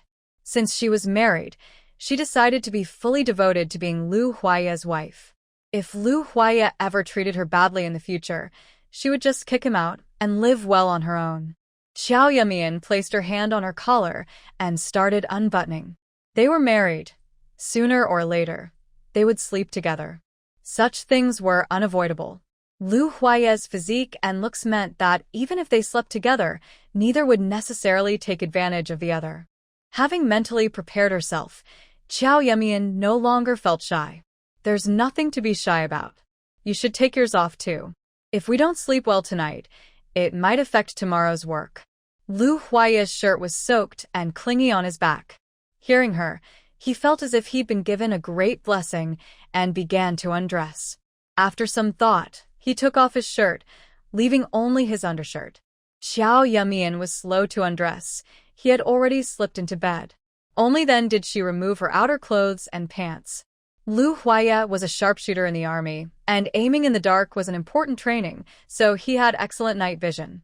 She watched as Xiao Yamian took off her heavy coat and unbuttoned her shirt, revealing only a camisole underneath. Xiao Yamian, who usually didn't sleep well, fastened her shirt buttons again. She only left a thin layer of thermal underwear on her pants before quickly slipping into bed. The room was small, and her movements were quite large. Perhaps she had sweated earlier in the bed, and after washing, the scent of soap mixed with a girl's delicate fragrance filled the entire room. Lu Huaya closed his eyes, trying to fall asleep quickly. But the scent was like tentacles, constantly slipping into his mind through his nose. Drawn by the fragrance, his thoughts kept drifting to certain images.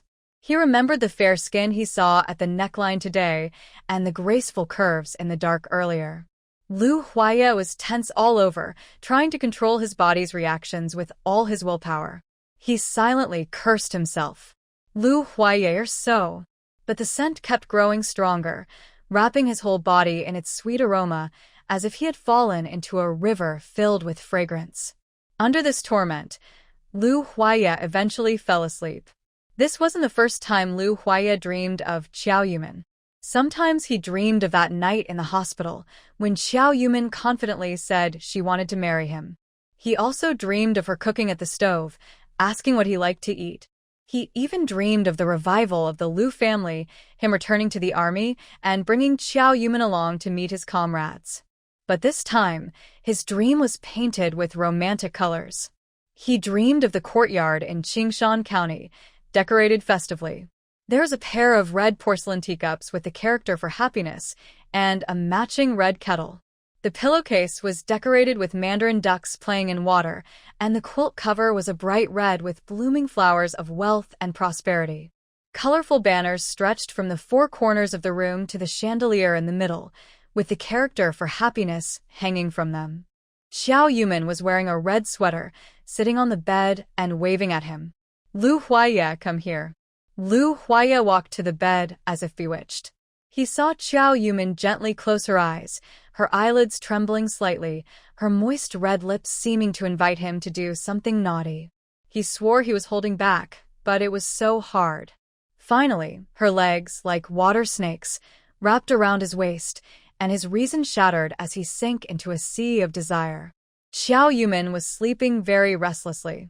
Maybe because she was in a new environment, unfamiliar surroundings always made her feel unsafe. Especially since there was a memorial tablet for Grandma Shou in the corner. Now, breaking away from superstitions, such memorial tablets were considered old customs and were no longer allowed to be displayed. But in a small village like Yeshigu, where officials didn't interfere and people didn't investigate, any family with an ancestor or a recently deceased loved one kept a memorial tablet without anyone saying anything. Xiao Yuman had always been a bit timid. On the dark black tablet, words written in gold paint caught her eye. Although she only glanced at them, she could see the date of death and phrases like filial son and virtuous grandson. In this dark, unfamiliar environment, the more she tried not to think, the more her fears grew. Even in her dreams, she was surrounded by strange, flickering scenes. She was sleeping uncomfortably, wrapped in her blanket, sweating all over. She instinctively kicked off the blanket and loosened the last button of her shirt before removing it. When people are afraid, they tend to unconsciously seek the presence of another person's scent. In her dream, Xiao Yuman was completely unaware that she was gradually moving closer to Lu Huaya. In the dream, Lu Huaya was holding his beloved wife. He knew it was just a dream, but didn't want to wake up. The person in his arms, with arms like lotus roots, hugged his waist and playfully snuggled into his chest. He hugged her back and noticed her arms were cold. Feeling worried, he held her tighter. After a while, he sensed something was wrong. The feeling in his arms was no longer an illusion but real, soft and smooth. He held her tightly until she let out a soft sound, and Lu Huaya jolted awake. He had trained himself to be highly sensitive. Just now, his desire clouded his mind, making him reluctant to wake from the dream. After forcing himself to wake, he saw that Xiao Yuman, who should have been in his bed, was now crawling into his arms. The moon was high, and the wind had blown away the clouds covering the moonlight. Outside the window, the moonlight shone through the gaps in the curtains, making her more visible. The dream had turned into reality. Xiao Yumin was only wearing a thin tank top, her bare arms tightly hugging his waist. Lu Huaya felt a rush of heat surge to his head, and his body stiffened, unable to move. Realizing he was pressed against her legs, he instinctively leaned back a little. He was thinking about how to push her away without waking her. But in the next moment, the person in his arms, just like in the dream, moved closer again. When that soft body pressed against him once more, he gasped, and his mind went blank. That suffocating feeling didn't bring relief, but instead made his whole body tingle as if electrified, itchy and restless. When the scene from his dream became real, anyone would lose their senses. Lu Huaya's heart was pounding so fast it felt like it might explode. He was afraid his heartbeat would wake Xiao Yumin, so he desperately adjusted his breathing. Two voices kept fighting in his mind. One said, "Do what you want. She is your woman." The other said, "Hugging her without her consent is a very mean thing to do." But the desire of his body overwhelmed his rational thoughts. He couldn't resist anymore and pulled her into his arms. Lu Huaya pressed his face to the top of her head, deeply smelling her hair. He had wanted to do this for a long time. He had hugged her like this countless times in his dreams. Perhaps she will wake up and realize she is just holding him like this. She might get angry, raise her hand to slap herself, but Lu Huaya can't help but think that when she slaps herself, first comes the scent, then the slap. Lu Huaya is honest with himself. The most upright person would never do such a thing, but at this moment, the most despicable act is holding her in his arms, and the most wicked thought is to keep her tightly locked in his embrace forever. Just like in a dream. She might cry or shout in pain. He would comfort her, but he wouldn't stop. Maybe because Lu Huaya was holding her too tightly, Xiao Yumin gently struggled a little. She didn't wake up. She just snuggled closer in his arms, finding the most comfortable position. Lu Huaya stiffened and stayed still, using his learned knowledge to count her breaths and heartbeat, confirming she was falling into deep sleep again. He greedily kissed her hair, his big hand resting on her back, feeling the delicate texture of her skin. After the tension eased, he relaxed, feeling how their bodies fit together perfectly. He didn't want to let go. He mischievously wondered what her expression would be when she woke up tomorrow and saw him in her arms. Sleep once again took over. He didn't resist, holding his beloved girl and falling into a sweet dream. When Xiao Yumin woke up, it was already bright outside. The bed still held warmth, making her lazy and unwilling to get up. The woodpile at the He family's shed couldn't be used for heating, so she had woken up cold several times at night. This was the first peaceful sleep she'd had since moving to the countryside. She knew Lu Huaya had already gotten up, but when she turned her head, she saw that he had even taken the quilt away. How strange. Weren't they planning to stay a few more days? Why did he take the quilt? Xiao Yumin put on her clothes and went outside, where Go Sheng and Lu Huayan were playing in the yard. Lu Huayan saw her and greeted her. "Sister-in-law, you're awake." Xiao Yumin looked toward the Lu family's yard and saw Lu Huaya's bed sheet hanging on the fence. She frowned slightly. Why did they wash the bed sheet? Lu Huayan explained while playing. "My older brother washed it this morning. He said there was mud on the clothes that got on the sheet." Go Sheng chuckled mischievously. "Did your older brother wet the bed?" Lu Huayan snorted. "My older brother doesn't wet the bed. Don't talk nonsense." At first, Xiao Yumin didn't react. Lu Huaya had changed clothes yesterday, and there was clearly no mud on them. When she heard the kids mention bedwetting, she was momentarily stunned, and her face turned bright red. In her previous life, she had been married. Just thinking about it, she knew what had happened. Lu Huaya saw Xiao Yumin standing still, watching Lu Huayan and Go Sheng, thinking she was watching the children play. He had no idea she knew why he was washing the bedding. He looked at her profile and remembered that wonderful night from yesterday. He really wished they could be like an ordinary couple, waking up together every day. But in the morning, He still let her go and quietly carried her back to her spot, covering her with the quilt. Lu Huaya lacked confidence that he could satisfy her. He would try his best, giving her time to think. If she decided to stay with him, he would admit what happened last night and ask for her forgiveness. If she was unhappy with him, he would keep this secret forever.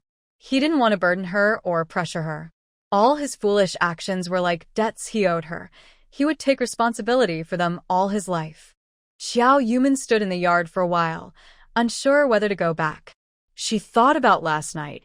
In her half-asleep state, she felt Lu Huaya holding her. Maybe because the bed was warm, she slept very comfortably, reluctant to wake up from this cozy, safe feeling. Now, thinking back, she seemed to hear his heartbeat and felt his broad hand gently stroking her back. Thinking it was a dream, she shyly burrowed into his embrace. Could it really have been not a dream? Was her spontaneous act of leaning into him the reason Lu Huaya was so close?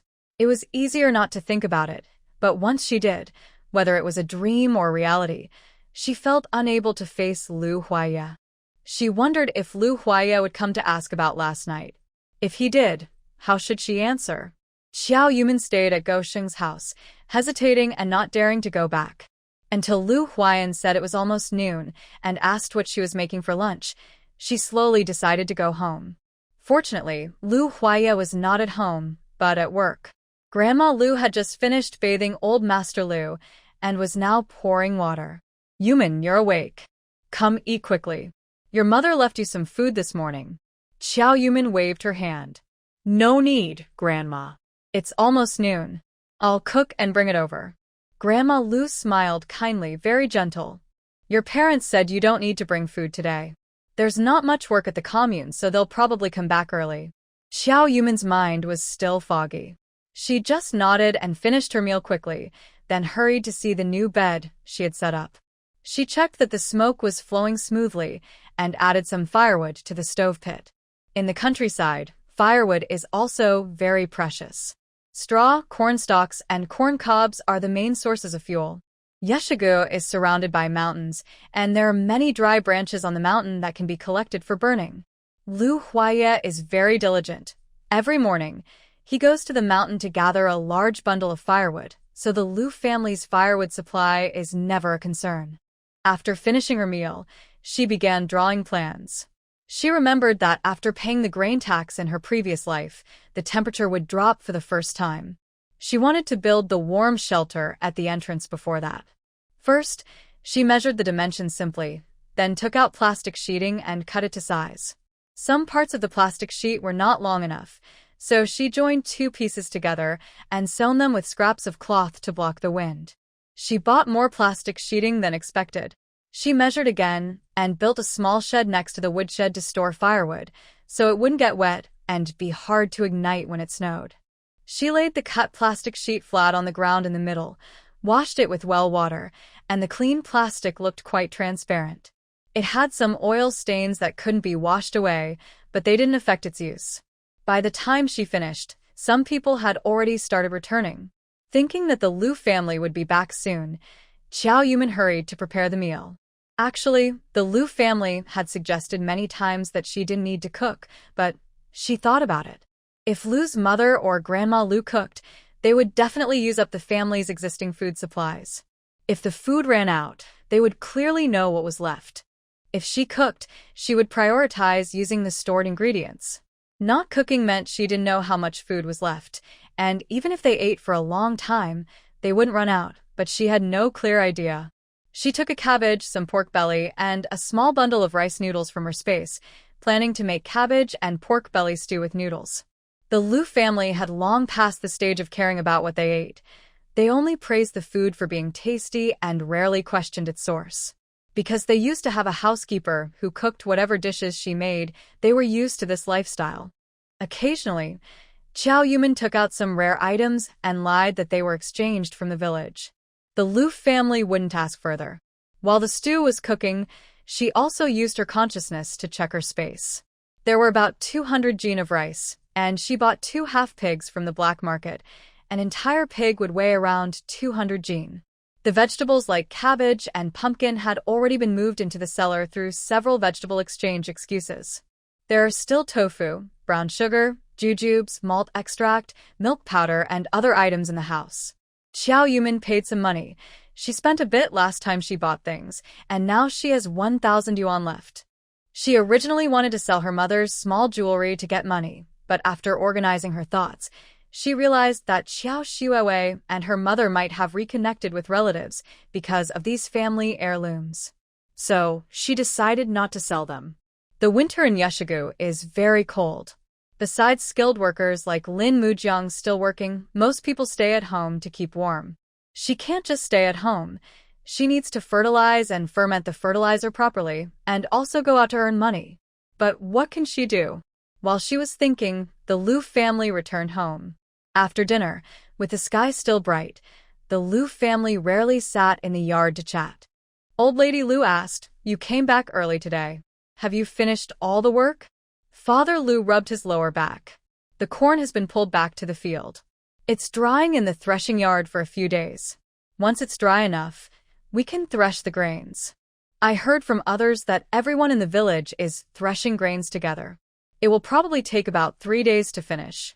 After threshing and delivering the grain to the government, this year's work will be done. Liu Huayan, a clever little boy, took the opportunity to speak up. I heard Go Sheng say that around the new year, the government will distribute pigs. We can slaughter a pig for the new year and catch some fish for the festival. Xiao Yumin's eyes lit up immediately. She had been waiting for the chance to catch fish for the new year. Yeshiga Brigade is in a low-lying area next to Xinglong Mountain, with a big river running through it. Every winter, Xinglong Mountain Brigade and Yeshiga Brigade go fishing in the river and share the fish to eat during the festival. In her fertilizer recipe, one ingredient is fish entrails. It's a good source of protein powder that can increase fruit setting. She thought to herself that she must go to the house of someone she likes to get all the fish intestines when the time comes. Before going to bed at night, Liu Huaya secretly stopped her again. "Sister-in-law, I have important news." He handed her candy and the information. "I saw Xiao Xuewei talking with the second daughter-in-law of the Lin family at the threshing yard. They were sneaking around. I don't know what they were saying." As Liu Huayan became more familiar with the children in the village, his information network also expanded. He brought back news almost every day about what was happening in the village. From the news Liu Huayan shared, it seemed that Xiao Xuewei was planning something. When she first moved to the countryside, she relied on being a city girl and the daughter of a scientist, naturally feeling superior. Everyone looked up to her, and she would deliberately create a sense of distance. Recently, for some unknown reason, she has started to become more friendly. After work, she would wash clothes with other young wives in the village and chat with the older women about gossip. It seems like her reputation improved overnight. The second daughter-in-law of the Lin family had a hard pregnancy and mostly rested at home. Surprisingly, she could also step outside and chat happily with Xiao Xuewei, which was quite strange. The second daughter-in-law of the Lin family? A sudden thought flashed through Xiao Yumin's mind, but then it disappeared. She rubbed her temples. The stressful memories from her past life had already exhausted her, and her time in Yeshigu was a period she preferred not to recall. After sending Liu Huayan away, Xiao Yumin planned to rest at Gosheng's house, but she saw a figure sneaking into the He family's yard. Probably surprised to see someone in the yard, Xiao Yumin moved, causing Xiao Xuewei to scream in fright. "Ah! Xiao Yumin, are you crazy? Why are you standing there in the middle of the night instead of sleeping?" Xiao Yumin snorted coldly.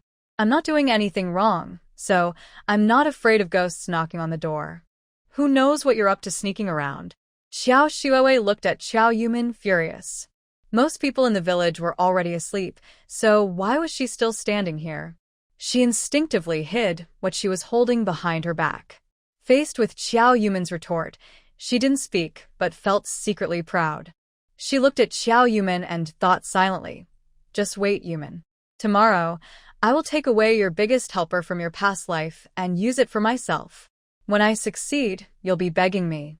Even if you kneel, I won't sell you a single bit of fertilizer." She turned back to her house, but Xiao Yumin was a bit surprised. Living next door to Qiao Shuowei, they often met. When someone was around, they ignored each other. When alone, they exchanged some harsh words.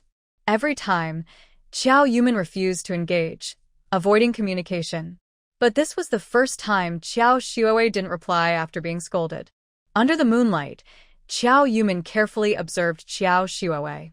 Just as she opened and closed the door, she saw that Qiao Shuowei's white shoes were covered in mud. It was late autumn, the air was dry, and there was no such mud on the yard or village gravel roads.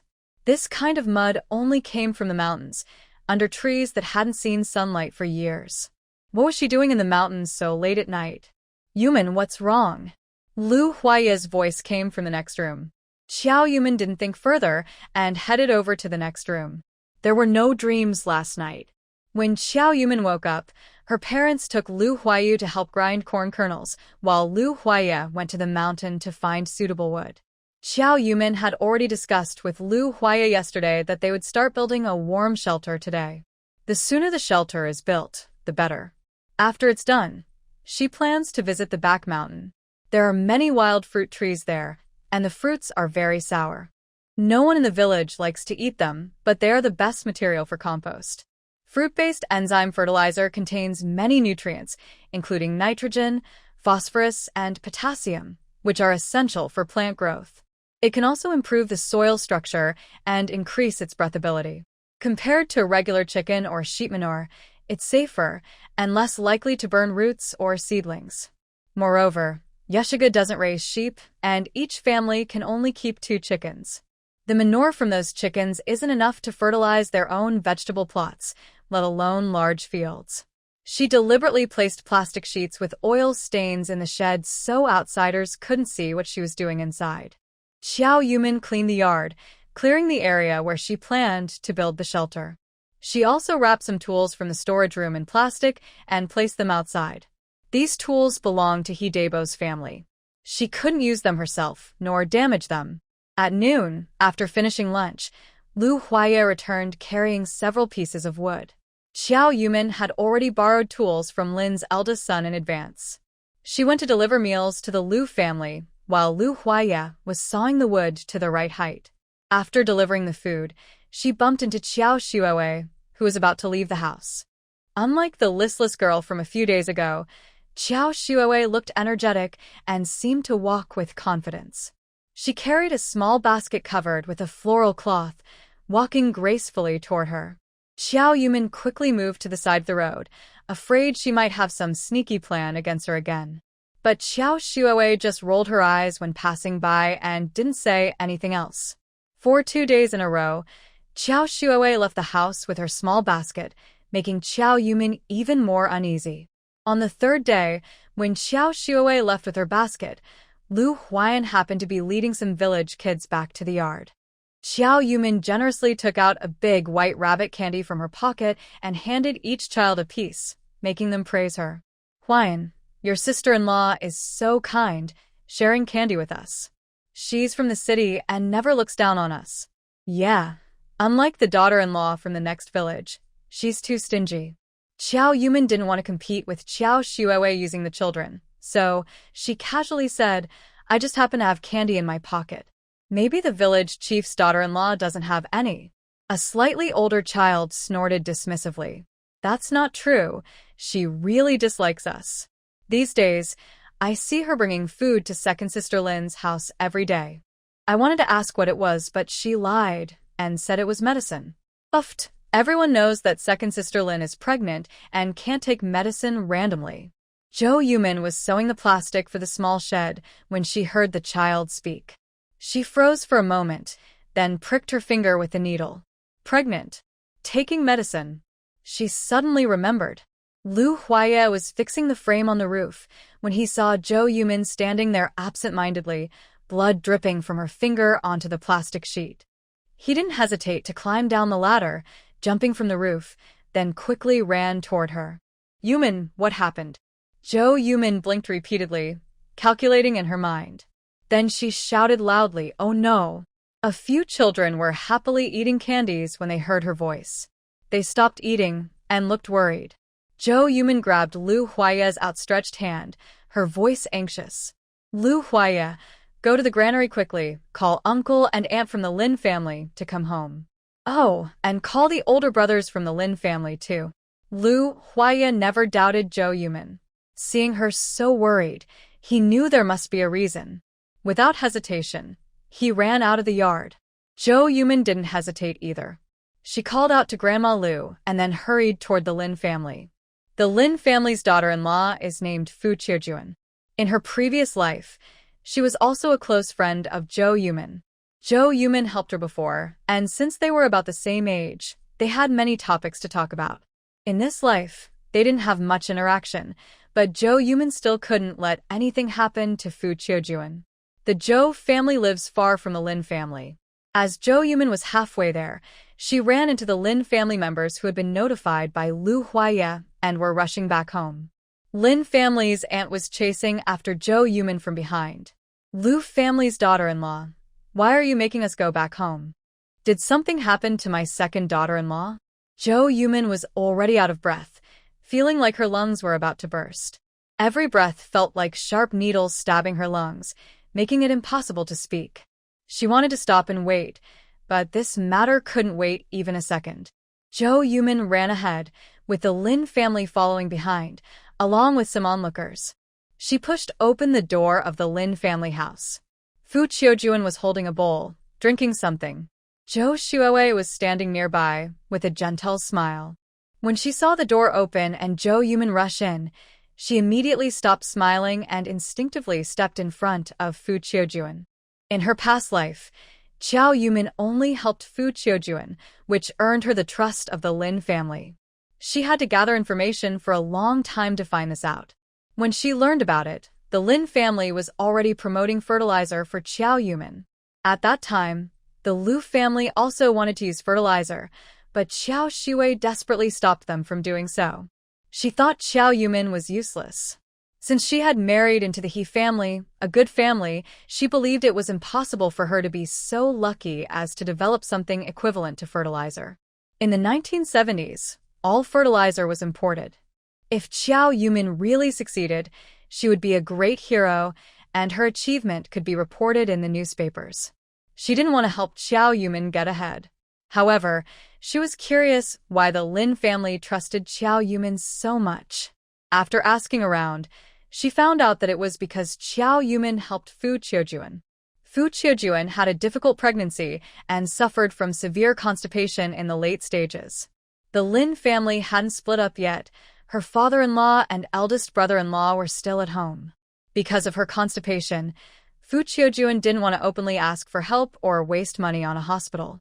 As her condition worsened, each time she strained during movements, her stomach started to cramp, showing signs of early labor. Qiao Yumin had gone up the mountain to dig for He Shouwu, boiled it into water, and repeatedly gave it to Fu Qiujuan in small amounts. This finally relieved her constipation. After recalling this, she secretly watched Fu Qiujuan, noticing her worried expression. She also overheard the Lin family's maid and the eldest daughter-in-law whispering, confirming that Fu Qiujuan had started suffering from constipation. She learned from Qiao Yumin's example, digging He Shouwu on the mountain, cutting a little each day, boiling it into water, and delivering it to Fu Qiujuan.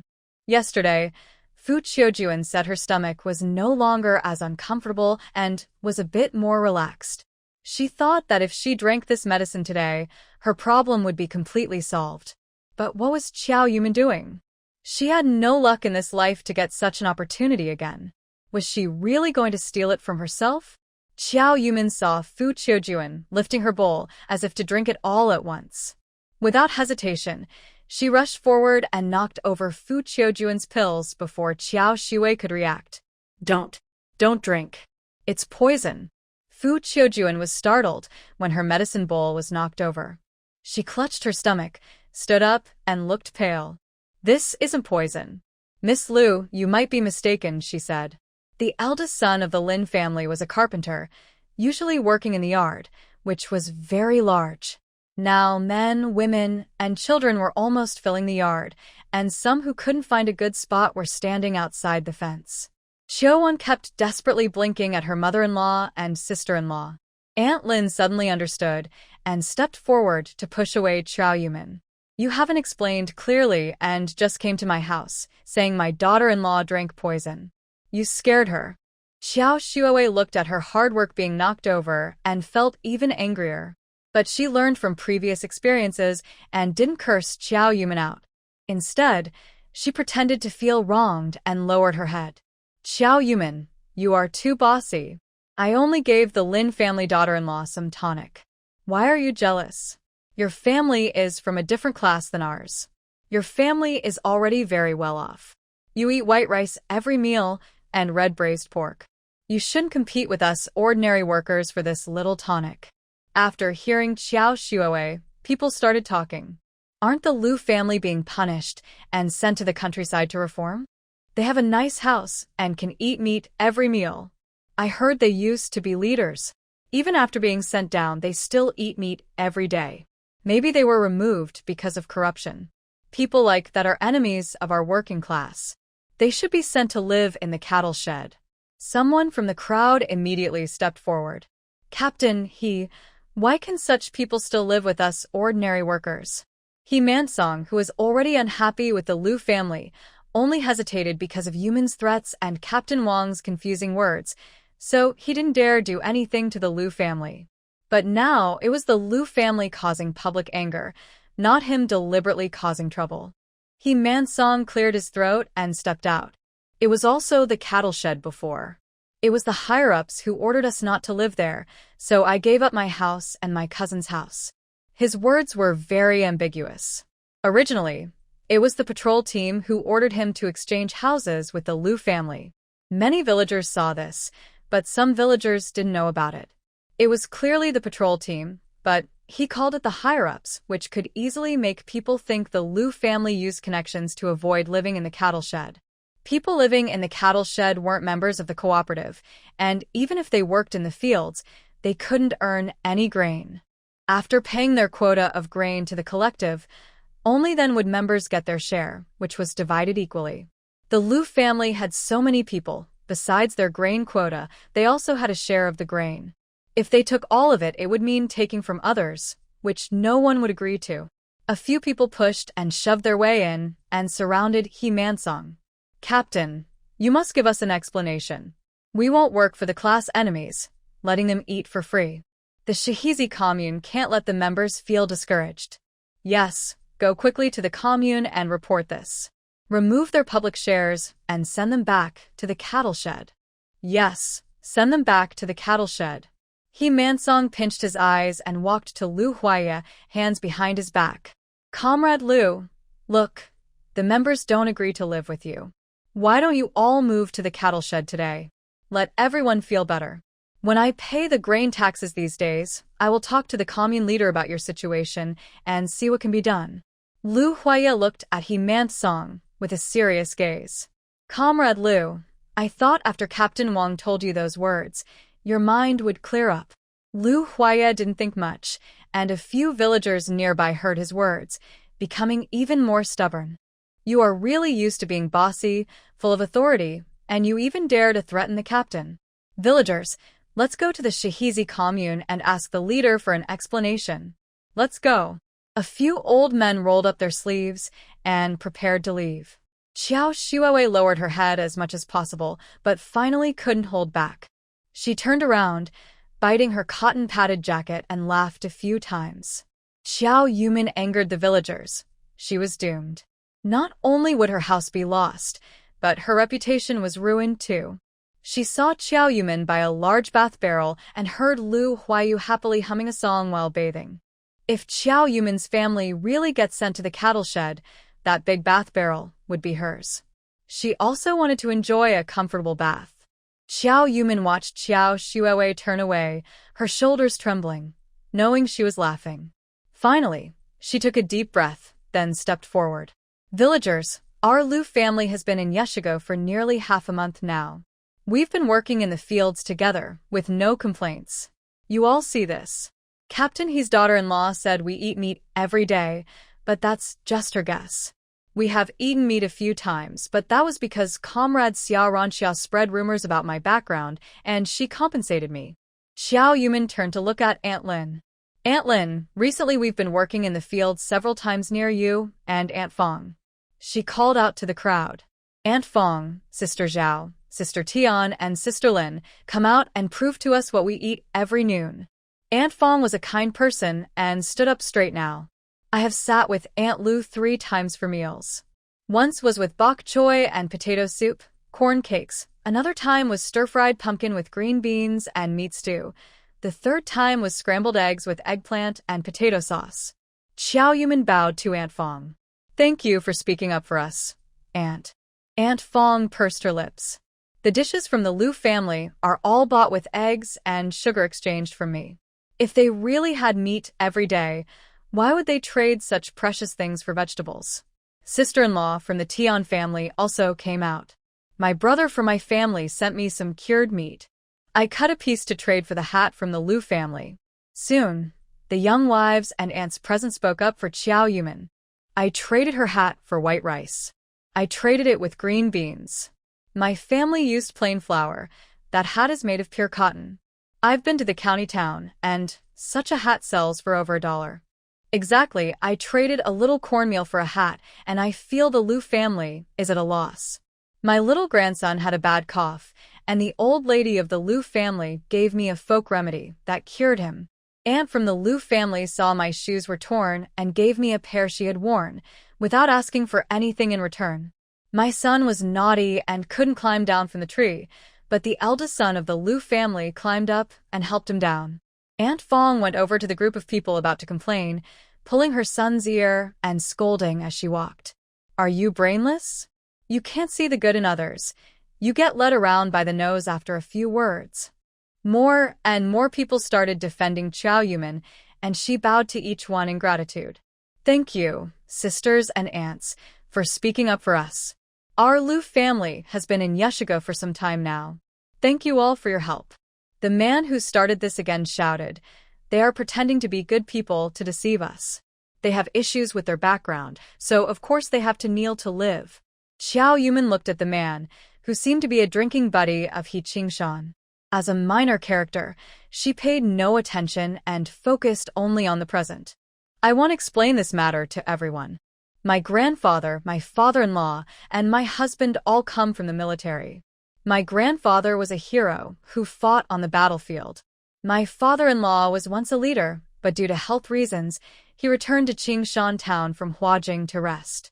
There was a problem during the handover with his superiors. No corruption or misconduct, just a lack of carefulness in work.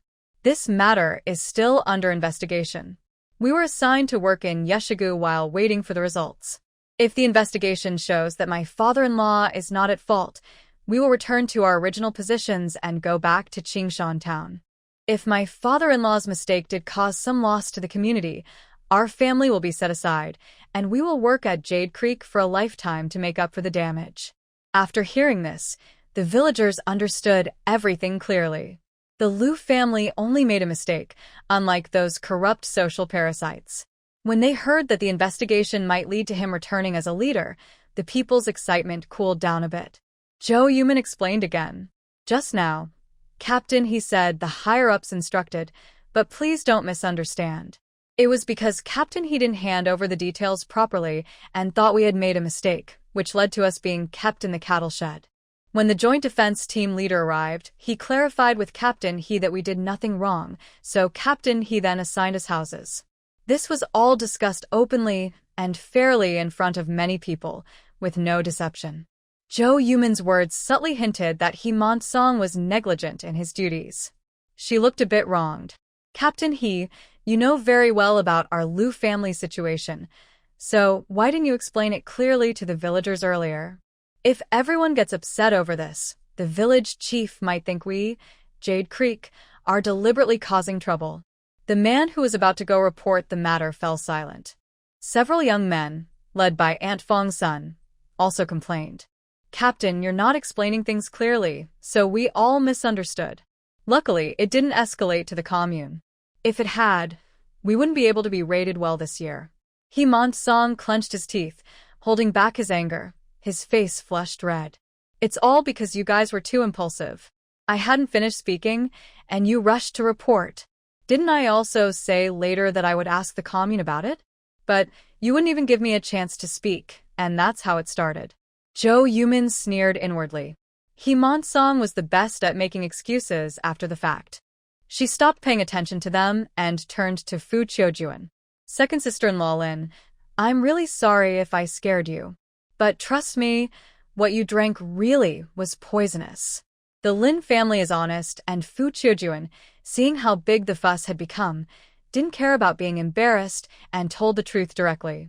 Lu family daughter-in-law, you really misunderstood. I was pregnant and constipated, so Sister Snow Wei made me some laxative medicine. It's not poison, it's a decoction of He Shou Wu. I know pregnant women shouldn't take medicine, but I only drank a little each day, diluted with plenty of water, so it wasn't very harmful. Moreover, I drank it for 2 days, and my stomach did have some reactions. I felt much better afterward. Xiao Shuowei crossed her arms and tilted her head proudly. Xiao Yumin, you're not the only one from the city. I'm also from the city. My father is a scientist, so I grew up learning a lot.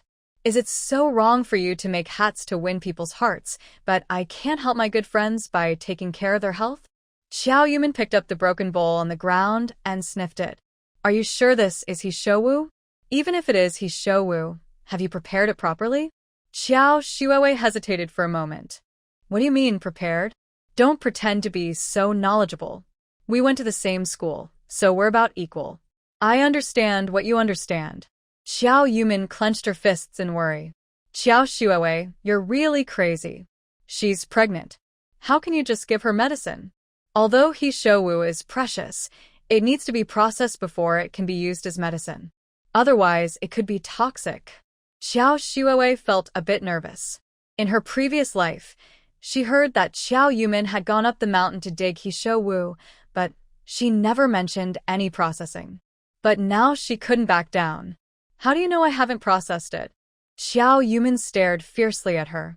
The simplest way to process He Shou Wu is to soak it in water. It needs to be soaked in flowing spring water for 7 days. The night you went to dig the herbs on the mountain, I saw you. The next day, you boiled water and brought it over. When would I have had time to process it? Xiao Shuowei's pride was starting to fade. I used another method to process it. Xiao Yumin sneered. Another way is to put black beans and vinegar in a clay pot and boil it for a day, then slice and dry it. Another method is to steam black beans at the bottom, then steam and dry 3 times to complete the processing. I live right next door to you. You haven't cooked anything or sliced and dried it at all. As Xiao Yumin finished speaking, the Lin family's faces, which had been firm, showed hesitation. Aunt Lin grabbed Xiao Shuowei's hand. Qingshan's wife, have you really processed it? Xiao Shuowei hesitated for a long time, but couldn't say a word. Aunt Lin then hurried over to Hee-man-song. Captain, you said your daughter-in-law is the daughter of a scientist, a city intellectual. I believed you, so I let my daughter-in-law drink her medicine. Does she really cook this Polygonum multiflorum at home? Say something. Hee-man-song frowned and looked coldly at Xiao Shuowei. Xiao Shuowei, you caused this yourself. You need to explain to the Lin family. After saying that, Hee-man-song grabbed his pipe and walked away, without looking back. Xiao Shuowei's face turned red, and she looked like she was about to cry. Auntie, trust me. I won't harm your daughter-in-law. I'm doing this for her. I'm helping her. Xiao Yumin kept watching Fu Qiujuan. She was fine when she came in, but now her face was getting paler, probably from fear. She pushed away Xiao Shuowei and helped Fu Qiujuan. Sister-in-law Lin, are you okay? You don't look well. Fu Qiujuan held her stomach, and suddenly, she started sweating. I need to use the bathroom. Without caring about the people in the yard, she hurriedly went to the outhouse behind the house. Seeing Fu Qiujuan go to the bathroom, Xiao Shuowei calmed down a bit. She pushed Xiao Yumin aside. See? I told you this medicine works. She had a reaction the same day, but it wasn't so obvious. Today, she's completely fine. Yumin, you really have no shame for the Lin family. This woman's private matter of constipation is embarrassing enough to talk about. But you accused me and made everyone in the village know about it. How will sister-in-law Lin go out in public now? Jiao Yumin frowned slightly. Looking at Fu Qiujuan's expression earlier, it didn't seem like she wanted to go to the bathroom, but rather was in terrible pain. She went over to the eldest daughter-in-law of the Lin family. Sister-in-law Lin, go check on sister-in-law Lin Er. I feel like she looks unwell. The Lin family is harmonious, and these two daughters-in-law usually get along well. Hearing this, sister-in-law Lin hurried over. As soon as she reached the back of the house, she screamed, "Ah!" Mother, Qiujuan saw blood and vomited. Lin's second son ran away quickly, disappearing from sight. Lin's aunt cried out loudly and also ran to the backyard. A few other women, who usually get along well with the Lin family, followed. Lin Liguo was anxious and also ran to the backyard, but his older brother held him back. Dad, Mom, and second brother have gone. Let's wait here. Tears streamed down Lin Liguo's face. If your child is gone, our family will be in great pain. If the second child's baby is also gone, how will we live? Oh heavens, I, Lin Liguo, have never done anything wrong in my life. Why am I being punished like this? Xiao Shuowei saw danger and tried to run out along the wall. Lin's eldest son quickly grabbed her. If my sister-in-law and little nephew have an accident, you will be buried with them. The scene was chaotic, with more and more people watching. Xiao Yumin hurried into the room, found a water bowl in the cabinet, entered her space, and filled the bowl with water. She carried the water bowl to the backyard. Fu Qiujuan was on the ground, vomiting uncontrollably. Her dark blue cotton pants were stained with different shades, unclear if from bleeding or something else. She pushed through the crowd and quickly offered the spring water to Fu Qiujuan. Second sister-in-law Lin, drink some water. Drinking water might help you feel better. Fu Qiujuan trembled as she took the bowl, sipping water slowly. After finally drinking half the bowl, she turned and vomited a large mouthful again. Aunt Lin cried until her throat was hoarse. Li's daughter-in-law, what do you think is wrong with my daughter-in-law? How can we save her? You understand how to prepare He Shou Wu. You must know how to detoxify her, right? Xiao Yumin shook her head. He Shou Wu is a very effective traditional medicine. Preparing it properly enhances its effects. It's slightly toxic, but it only causes numbness in the tongue and limbs, not stomach pain or vomiting. Xiao Shuowei might have dug up aconitum instead of He Shou Wu. Aconitum looks very similar to He Shou Wu, and laypeople find it hard to tell the difference. Aconitum is highly poisonous. Hearing this, Aunt Lin's eyes rolled back, and she fainted immediately. The scene became even more chaotic. Some people pinched Aunt Lin's neck, others patted her back to help her breathe. Xiao Yumin called out, "Everyone, stay calm." Second brother Lin hurried to the captain's house to borrow a horse and carriage. Aunt Lin must be taken to the hospital. Big sister Lin, Aunt Lin is just overwhelmed by shock. Just lay her on the Kong. Loosen her clothes to help her cool down. After she finished speaking, everyone moved quickly. Some went to He Monsong's house to borrow a vehicle, others helped carry Aunt Lin. Xiao Yumin entered the house, found a thermos, and, while no one was paying attention, filled it with water. She took the water outside and handed it to Lin's eldest daughter-in-law. Big sister Lin, drinking water can detoxify her. On the way to the hospital, make sure Aunt Lin drinks this water. Even if she vomits, keep giving her water. Lin's eldest daughter-in-law wiped her tears, took the warm water, and slowly fed her. Xiao Yumin returned to the room, scooped a bowl of water from her space, and brought it inside. Old Uncle Lin was crying with tears all over his face. Old partner, wake up.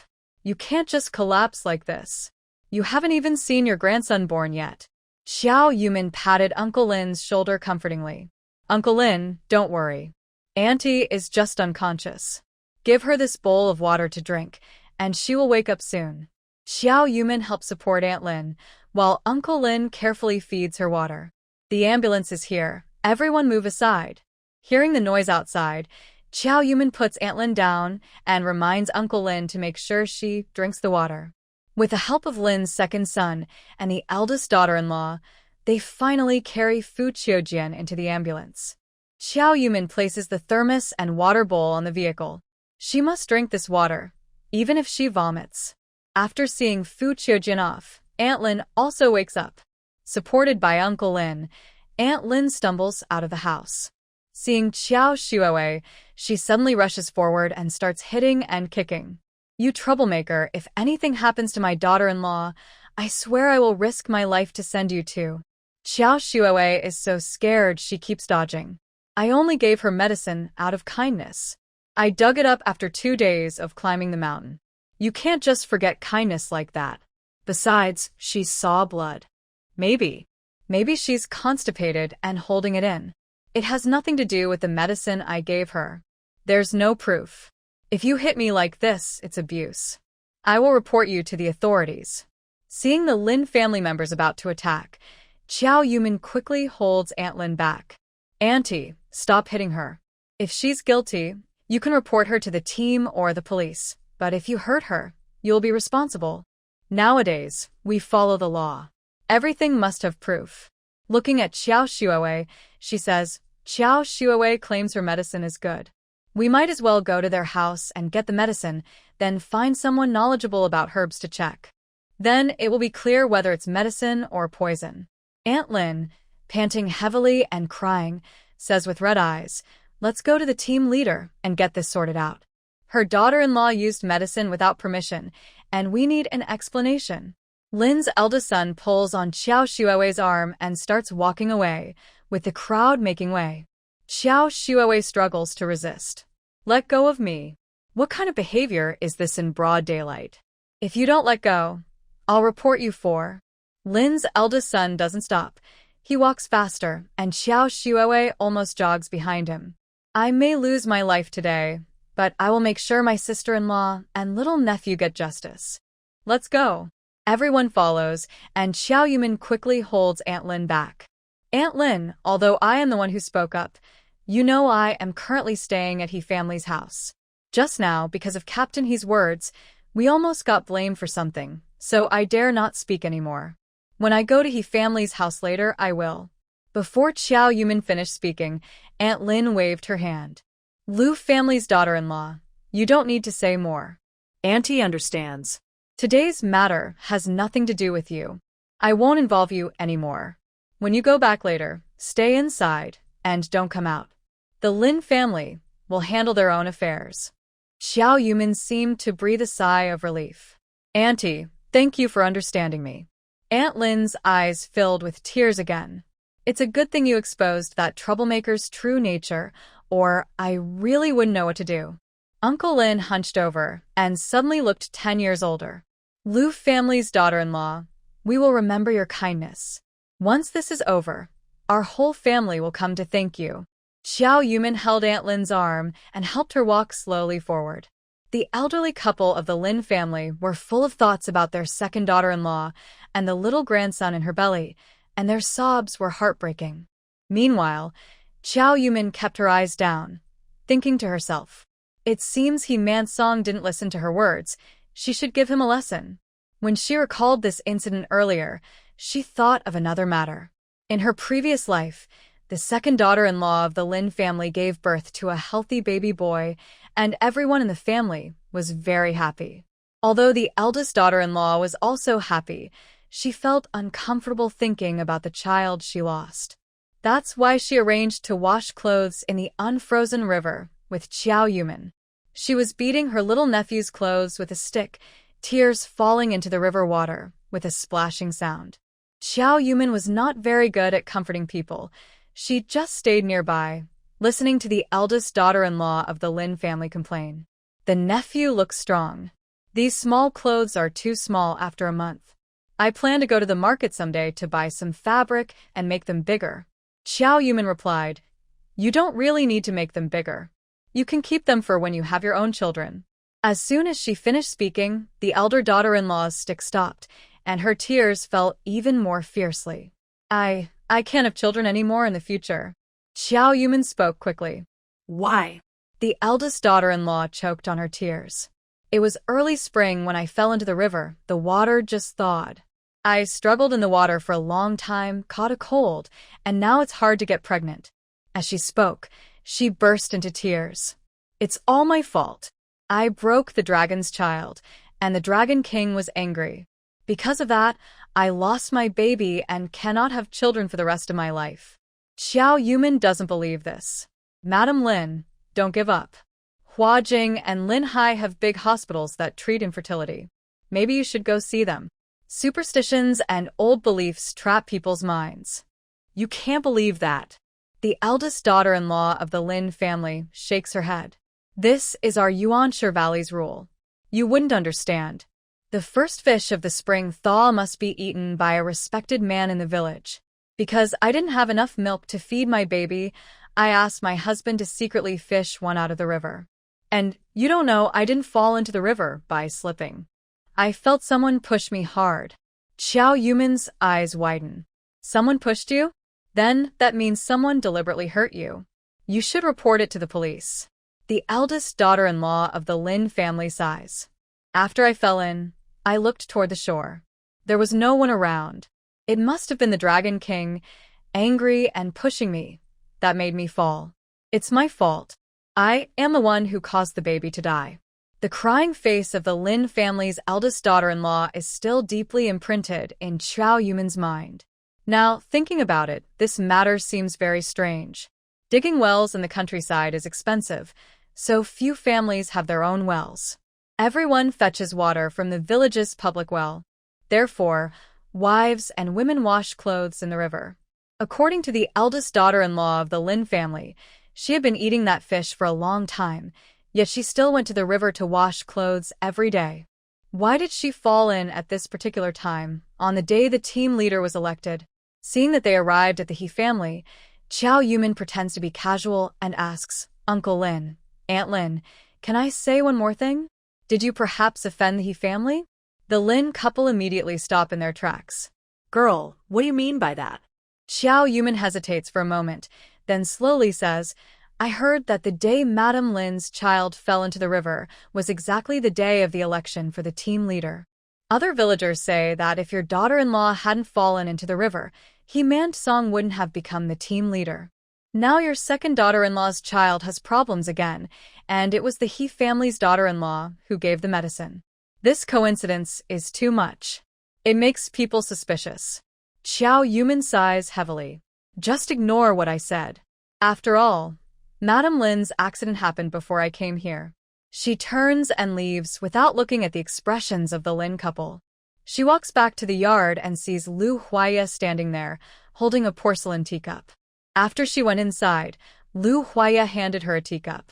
You were running around tired earlier and talked for a long time, so have some water to soothe your throat.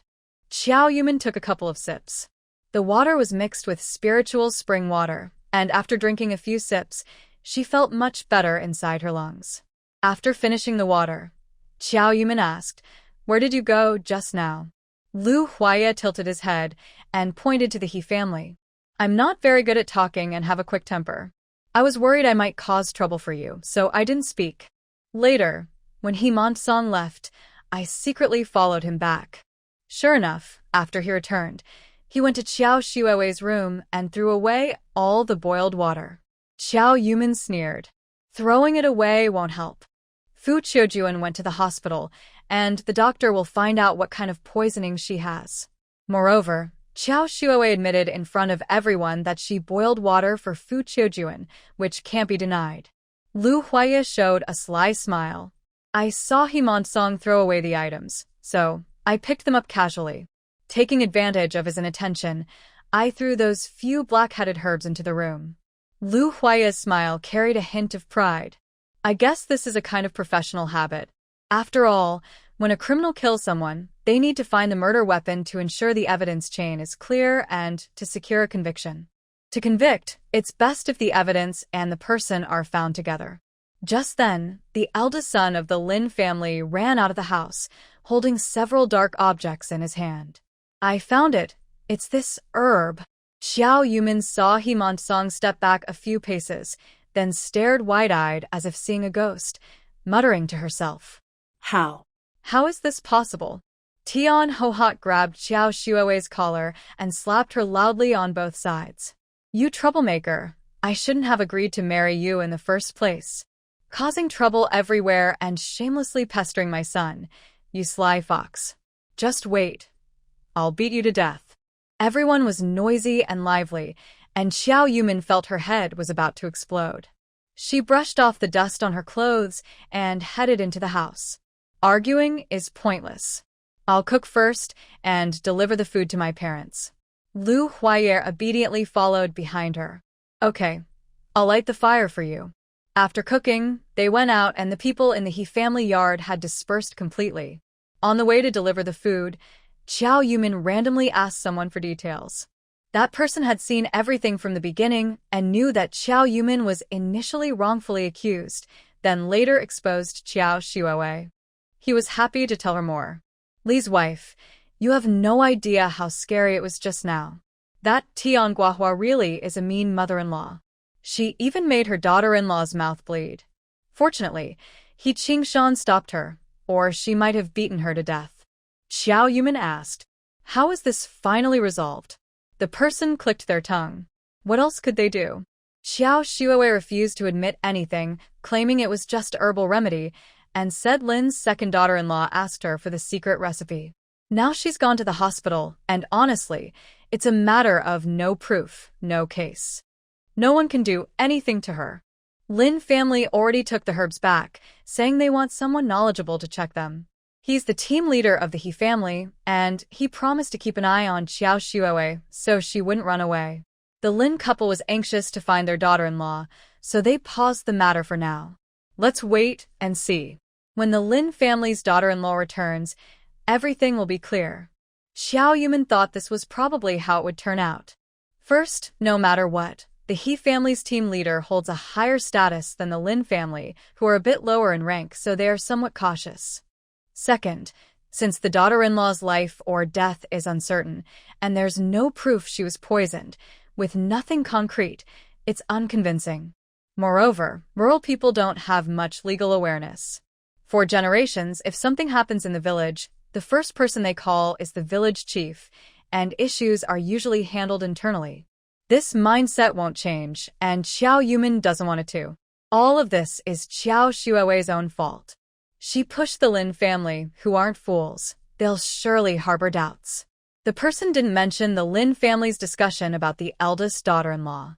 If they had talked about her, it would mean they didn't realize how serious this was.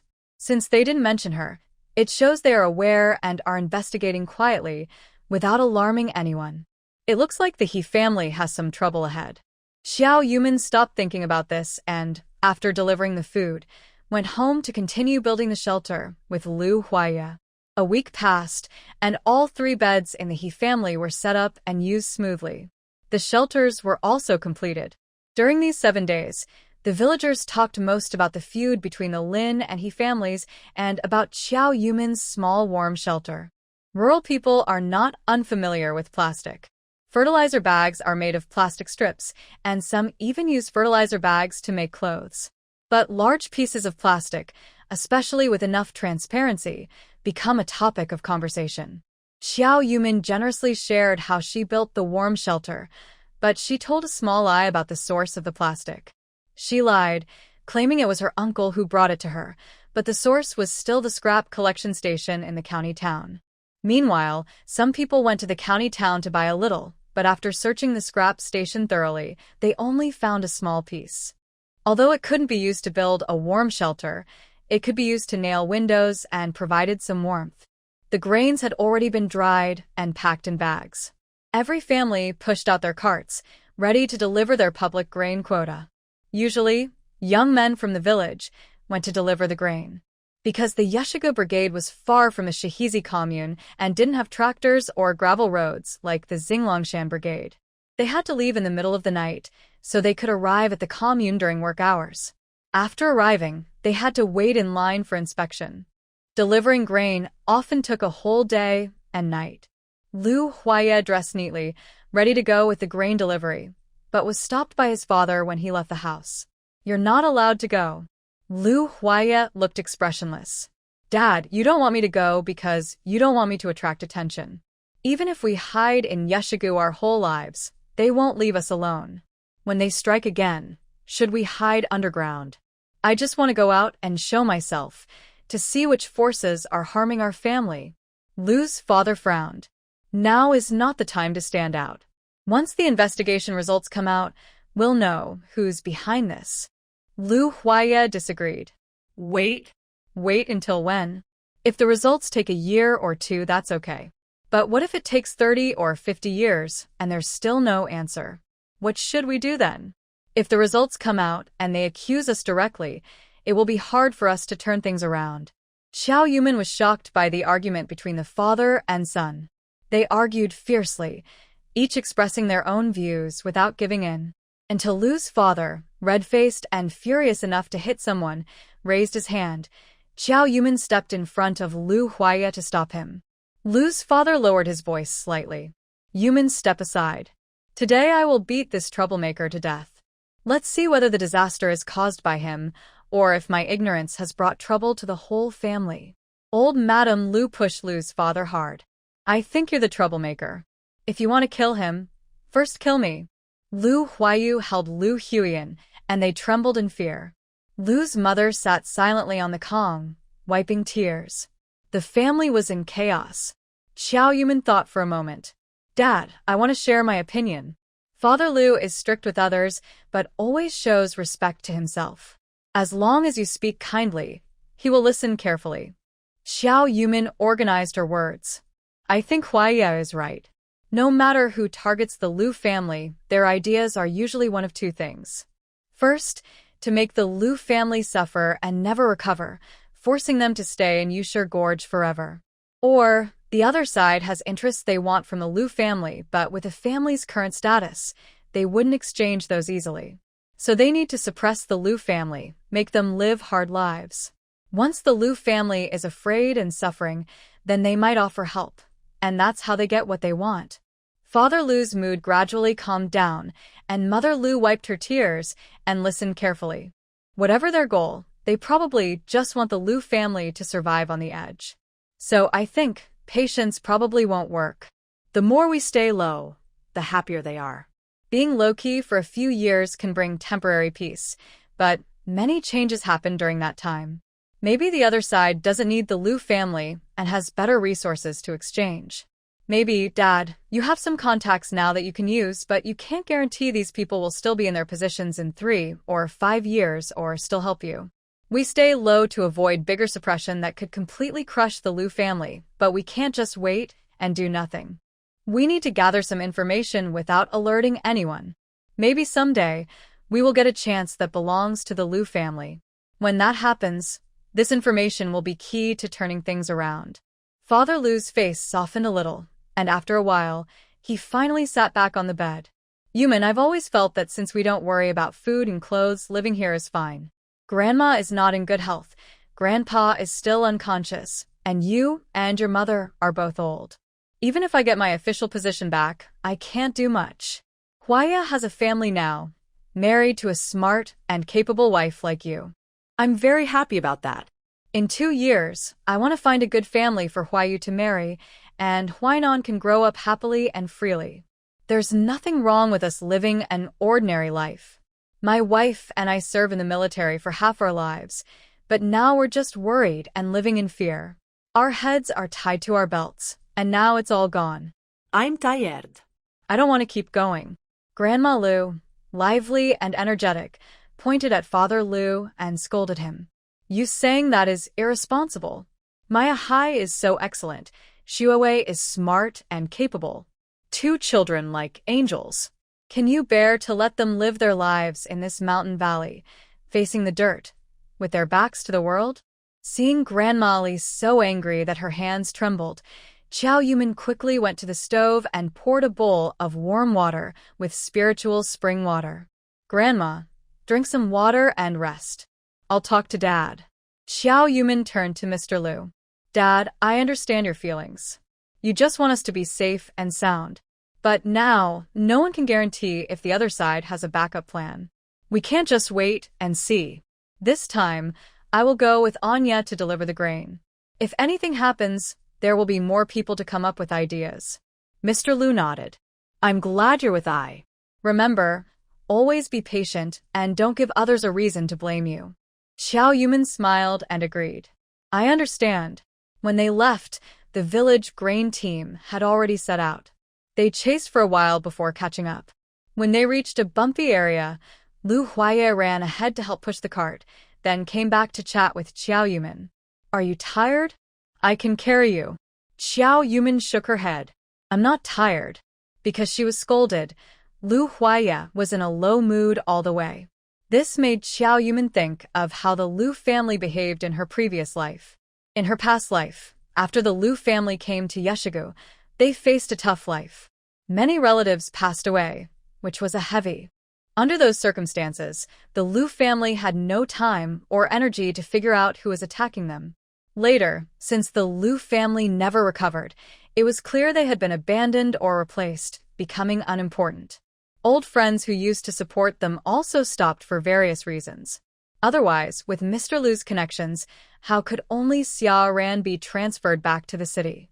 To return to the city, they would have to handle Lu Huayu, or Lu Huainan first. This suggests the Lu family might have already been condemned, and Lu Huainan and Lu Huayu would never have a bright future. For the Lu family, returning was probably just a matter of time. But for Xiao Yumin, who knew the situation from her rebirth, the Lu family was now hanging by a thread, and she didn't know when it might fall. She couldn't wait, and the sooner, the better. What's on your mind? Lu Huaye's voice pulled Xiao Yumin back to her thoughts. She bit her lip and whispered, Lu Huaye, can you tell me what exactly happened to your family? Lu Huaye sighed. Actually, he had wanted to tell her this for a long time, but hadn't found the right moment. This story started when we were in Huajing. At that time, he was in the army, and his performance was good. Normally, he should have been promoted. And before I submitted my promotion application, I was awarded a third-class merit. My promotion should be certain. However, my promotion has not been approved yet. I felt something was wrong, so I took the holiday to go home and talk to my dad. We were walking slowly, deliberately keeping a distance from the person ahead. My dad told me he found out that several of his trusted subordinates had been transferred away from him, and his direct supervisors only spoke polite words. These changes made our family feel uneasy, so my father claimed poor health to request a transfer back to Qingshan County for rest. We had always lived quietly in Qingshan County, but one day, someone suddenly barged in with a lot of documents, claiming that during my father's time working in Huajing, a wrong order caused losses for the group. They said my dad did it on purpose, allowing his subordinates to steal, and that they wanted to investigate us. You'll know what happened next. Xiao Yumin listened and frowned. Indeed, it's best to hear the original story from the person involved. The reasons I knew before are completely different. So now you don't really know what's going on. Lu Huaye nodded. The only suspicious thing is that before I earned my merit, I cooperated with South China. The leaders there wanted to transfer me to their special team, but I refused. The leaders in South China are known to be hard to deal with. When I refused, the news spread, and everyone thought our family was doomed. So Lu Huayu always believed that this trouble was caused by me. But I don't think so. I do have some good qualities in the team, but not enough to warrant so many people working together to suppress me. Xiao Yumin also thought so. By the way, who is he Miling's father? It seems he has a partnership with Feng Haiping, but Feng Haiping wouldn't fully obey the He family. Maybe starting from these two could help find some clues. Lu Huaye shook his head. We've thought about this before, but He Miling's father was transferred to the northwest, recommended by my father, so we can't find out who is behind him. Feng Haiping is a local leader in Qingshan County. To put it bluntly, he's just a flunky. As long as there's enough benefit, he can do anything for anyone. Feng Haiping contacts everyone. He's a shrewd old fox, and it's hard to investigate him. Xiao Yumin's eyes lit up. You mean Feng Haiping doesn't belong to any faction, only driven by profit? He moves easily among the crowd, so he must have a very strong protective support. Can we try to cause him some trouble and see who helps him? Maybe by following clues, we can find some useful information. Lu Huaye shakes his head again. Feng Haiping has no strong backing, or you could say, anyone is his supporter. He has helped many people and knows their secrets, so various groups protect him. Protecting him is like protecting themselves. Xiao Yumin stops walking. If you say that, we could also try to do something for him. He is now working against us, but he's actually working for others. If we offer him enough benefits so great that he favors us, maybe we have a chance. Because Yumin stopped, the people in front turned around, and they caught up with the group again. Lu Huaya thought for a long time, looking completely clueless. If Feng Haiping wants power, he could easily climb higher using different groups. But he has stayed in Qingshan town for almost 10 years and hasn't gone anywhere else. Look at those red armbands constantly checking, acting proud and boastful, but in front of Feng Haiping, they seem like timid quails. He can easily find an excuse to have the red armbands raid a house. He has plenty of money and wealth. Lu's family has no money and no power now. It's very hard to find something that would truly impress him. Hearing this, Yumin becomes very excited. Lu Huaya, you're wrong. If Feng Haiping really only wanted money and power, we wouldn't be able to deal with him. Since he doesn't lack money or power, he must want something that's hard to get. We can find people who have previously asked him for help and ask what he wants. Then we can target that. He might become useful to us. Lu Huaya excitedly holds Yumin's hand. Yumin, you are so clever. Your ideas are so clear in your mind, like a map. If one way doesn't work, you always find another. Yumin isn't actually that smart. These ideas come from her many years of experience. The Lu family seems lost in a fog, unable to find a way out. She is just an observer and can stay calm and analyze. So, the first breakthrough for the Lu family right now is Feng Haiping. It's getting brighter, and the road is getting wider. The two no longer talk but quietly follow the group toward the commune. When they arrived at the commune's courtyard, everyone was very excited. Yeshigu Brigade had less grain, so they finished early and didn't have many people waiting in line. Xiao Yuming had also been to Shihizi commune in her previous life. It was He Qingshan, who gained fame by using manure, who was invited to guide the commune. At that time, land reform was happening, and the policy of household responsibility was in place. He Qingshan had the power to keep the fertilizer formulas to himself. No matter what conditions the production team set, he insisted on private ownership. Although this selfish behavior earned him many criticisms, it also paved the way for future wealth. Thinking of this, Xiao Yuming felt very angry. She stood at the back of the line and saw a few villagers stand up, then pushed a cart forward. She thought they would wait until the afternoon, but they actually caught the last batch of grain weighing before lunch. She was happily helping Lu Huaya push the cart when the line stopped, and there was a commotion ahead. Lu Huaya wanted to go forward to check, but Xiao Yuming stopped him. If we want to deal with Feng Haiping, we shouldn't be too obvious. You stay here, and I'll go see what's happening. Xiao Yuming was small and walked to the front. He Mansong was standing with his hands behind his back, looking down and silent. Deputy Leader Zhou Dashan was arguing loudly with someone. Our Yeshigu is already in line here. Do you Huaya-san Dadoi want to cut in? People from the commune are watching. How can you be so rude? The Huaya-san Dadoi people held their heads high and refused to back down.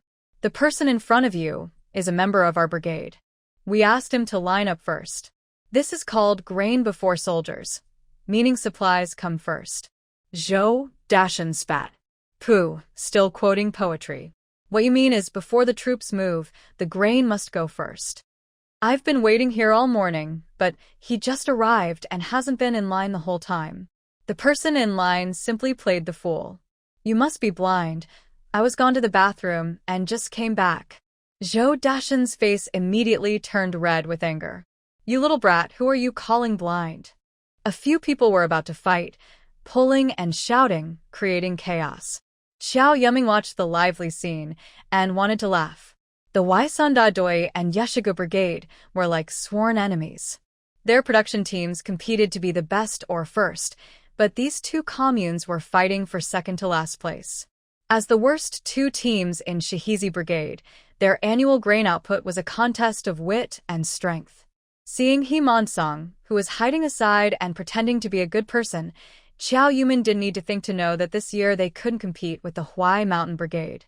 While everyone from the Huai Mountain Brigade was arguing up front to keep up appearances, she quietly slipped into the crowd and stole a bag of grain from each of the several grain carts, then transferred them into her space. She then pretended to be tired, sat on her own brigade's cart to rest, and opened her space to loosen the tightly tied burlap sacks. She poured a bowl of spiritual spring water into the middle of the sacks, so outside it looked dry, but inside it was wet. She also opened 2 more bags, mixed in some black soil with the grain, then tied the bags tightly again and secretly moved them back onto the grain carts. After completing these actions, the argument was almost over. Hee-man-sung comforted Jo Dashin and then adopted a friendly, easygoing attitude. Forget it, everyone is having a hard time. Let's wait for the Huai Mountain Commune to weigh the grain. We can do it in the afternoon. Xiao Yumin couldn't help but roll her eyes. Hee-man-sung, as the brigade leader, could use his position to go into an office to rest or even get a meal ticket to eat at the canteen, then come back in the afternoon to continue working. But the villagers bringing the grain were in a tough spot. They had to guard the grain carts and eat bread brought from home.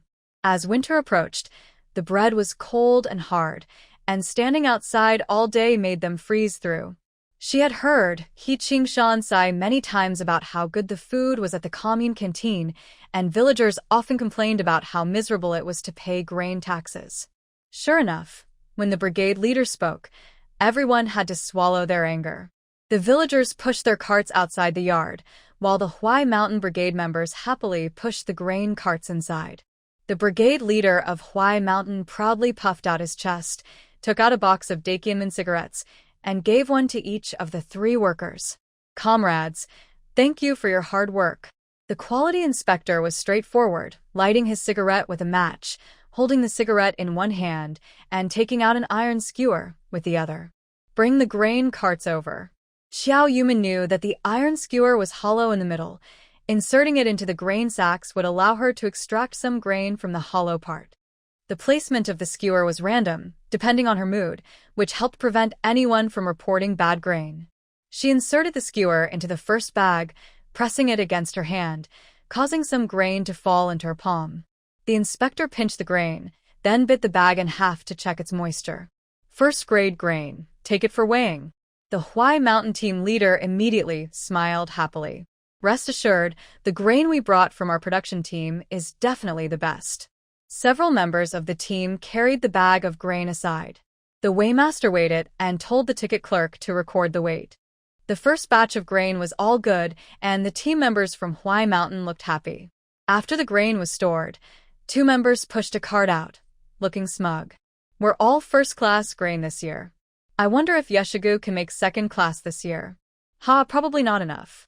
Maybe they'll have to borrow grain from our commune to meet the quota. No way.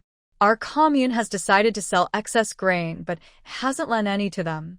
Even if they could borrow, they can't. We're first class, and they can't grow such good grain. How would they repay us? Ha ha ha. Everyone laughed loudly at their words. A few villagers, angry, rolled up their sleeves, ready to scold, but then they heard the inspector shouting loudly in the yard. What's going on? Don't you have any sense of collective pride? Handing in such grain is a betrayal to the group and the country. It's a serious crime. Hearing this, everyone gathered at the gate. The yard was small, and even without getting close, they could see what the inspector held. Among the grain, there was black dirt mixed in. The team leader suddenly broke out in a sweat, trembling as he took the grain, and explained, Maybe some mud on the shoes got into the grain during loading. The weighmaster raised an eyebrow. Was it accidental, or did you deliberately add mud to increase the weight? Come over here, pour this bag of grain on the ground, and take a look. A few members looked pale and lifted the bag of corn onto a plastic sheet beside the weighmaster. Before they could pour it out, they saw several clumps of black mud inside the bag. The inspector raised his voice immediately. Do you think you're clever, hiding mud in the bag and thinking I won't check? The team leader from Huai Mountain turned pale instantly. There's no way we did that. This must be the mischief of some kid who accidentally got mud in. The inspector snorted coldly. Push the grain back. When it's clean, bring it again. Xiao Yumin couldn't help but smile slightly. The timing for submitting public grain is decided by the commune. When the time comes, the commune will notify each production team, and only then can they submit their grain. Yashiga team had less grain and worked quickly. After the notice from the commune, they came to submit their grain right away, avoiding long lines. If the Huai Mountain team pushes the grain back and checks it again, perhaps every commune will come to deliver their grain. The Shihizi commune has over a dozen production teams. After inspection, they still need to register at the grain station, and sometimes they have to wait in line for 2 days. The team leader certainly doesn't want that. Comrade, I promise, there's really only this one bag. It was just a kid's playful mistake. Look, our team has worked hard this year. Please, for the sake of top-quality grain, give us another chance. While speaking, he hands over a whole pack of cigarettes from his pocket. The inspector looks around but doesn't take the cigarettes. All right, take this bag back. We'll continue inspecting. There are 4 bags of grain on this cart. The other 3 are fine. But the 3rd cart has a problem again. When the inspector poked with a metal rod, he found the grain had sprouted. Xiao Yumin clenched her lips tightly to stop herself from laughing out loud. She poured water into the grain bag just to make the grain moist, but didn't expect that the spring water was so powerful that the corn sprouted directly. It seems that not only the black soil helps vegetables grow quickly, but spring water can also speed up ripening. In the future, she can't use spring water to grow vegetables at home, or else their seedlings will be small, but their vegetables will already be mature. That's too frightening. Seeing the sprouted grain, everyone in Huai Mountain Commune was stunned. How can it sprout? It's not the season for sprouting. We dried it all out, dried for several days, and it was very dry. The inspector was very angry, holding a metal rod, and left the yard. He sampled each grain bag on every cart. On the next 8 carts, he found bags with sprouted grain and bags mixed with soil.